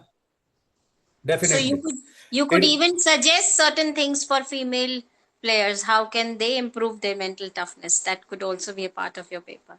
And you can give some suggestions. Yes. Thank you very much. I have my personal opinion that the mental toughness coming directly affected with the experience and the practices. Okay. Nowadays in India, for particular the sports of volleyball, we have so many competition for male. In spite of this situation, male gets professional leagues, club championship, invitation tournament. But across the India, this scenario is not fruitful. and fulfill for the women athlete in volleyball. When women will get more chances, more competition, definitely the self concept of women players are always higher than the male players. This is my second study. I have already, with the personality I have done. So it is my, I am damn sure if women players are getting more chances, more competition, they will get more tougher than the boys in Gujarat. Yes, very nice, Dr. Narendra Singh. Wonderful study. Very good. Thank you Very very much. interesting Thank you. presentation, Ruchi ma'am, and Yes, very different because usually in academic, this thing or the research and all, sports is never considered as a part of studied yeah, yeah, academic research. Either yeah. this is a total performance based or maybe a little bit of only for those who are interested. But this Yeah. kind of cross section study, I'm sure if it is shared properly in some proper Yeah. platform, it will have a far-reaching impact because sports Yes, definitely. Yes, will definitely. I Ma'am, across. if I want to, can I take Yes, a 1 we minute need culture. in your? We really badly need this culture, sir. And your research is really contributing a lot to this part. I'm Yes. sure you carry on with your other areas also, and it is not limited to Gujarat. Thank you very much, ma'am. I just want to share one more experience on my this particular research. Actually, I have done this research for our senior team, right? But after 4 years, without any competition for male and female, we conduct this study and gave the findings to my coach. We brought the coach from Himachal. He was one of the best coach of India.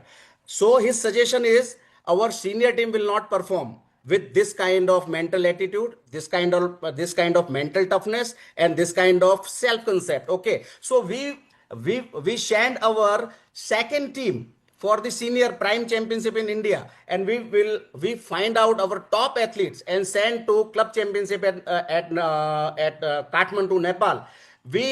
We stood fourth in Nepal and we stood 16th in our national championship. This was the This is direct so result of wonderful. my. I think we would Thank love to you. invite you at our institute. What say Sagar sir and my other staff members, Thank you very much for your Chandrapan sir kind and words, all? ma'am. Thank you We very would much. love to have him, ma'am. We would Yes, love to have him. Yes, yes, definitely. because Yes, we yes. also need some this kind of a very dedicated coach, and our students are there to grasp it totally.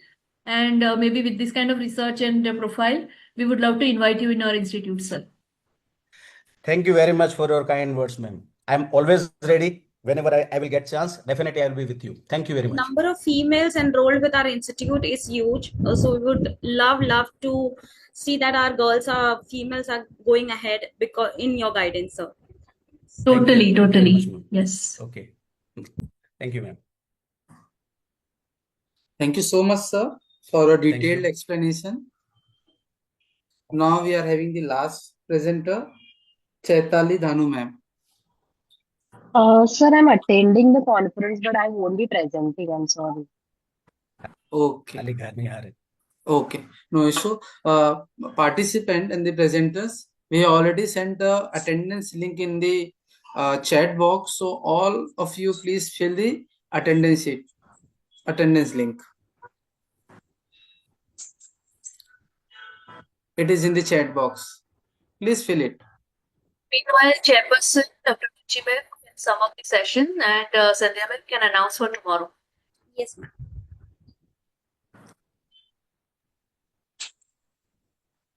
Yes, thank you, Dr. Preeti Oza. I would like to personally thank you for giving me this opportunity, for being part of such a wonderful conference. And I was there in an inaugural session as well, and we had such panel of experts.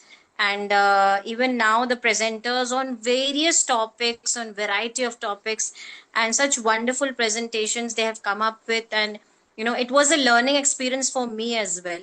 And mostly the papers are focused on digital financial literacy, but there was a paper on English literature. I was very happy to hear it. And also there were others also, like sports. The last one of Dr. Narendra on sports was also a very interesting paper and insightful, and I was enriched as a scholar, as a learner, as a researcher. And I'm sure this conference is going to be a great success and a huge learning experience for all the participants. So congratulations to the organizing team, and special congratulations to Dr. Pretiosa for taking the lead and organizing it and making me a part of it. I remember the days when I came to Mumbai and I was talking to Sangeeta ma'am and everyone, and I was happy to see all those faces again. So it was an endearing experience. And congratulations and best wishes for day 2 tomorrow. And we are going to witness amazing papers again, I'm sure. Yes. Thank you, Ruchi ma'am. It was a great pleasure meeting you again via online platform today. So, having a closing remark for day 1, I would formally like to close up the session.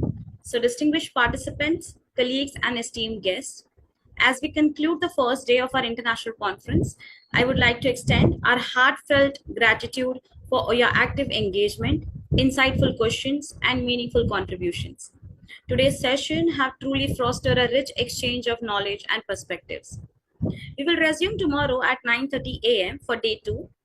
A new Zoom link will be shared with you shortly. Please stay tuned for the updates. On the behalf of the organizing committee, I would wish you a restful evening and look forward to your continued participation in tomorrow's session as we further explore and discuss our theme, our conference, Global Insights, Geopolitics, Commerce, and Humanities. Thank you all and see you tomorrow. Have you taken the pic, ma'am? Yeah, we can request everybody to on their videos if they can, so we can have a screenshot of it.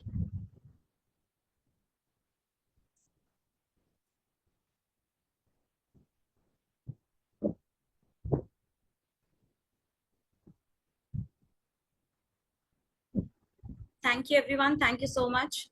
Have a restful evening. See you all tomorrow.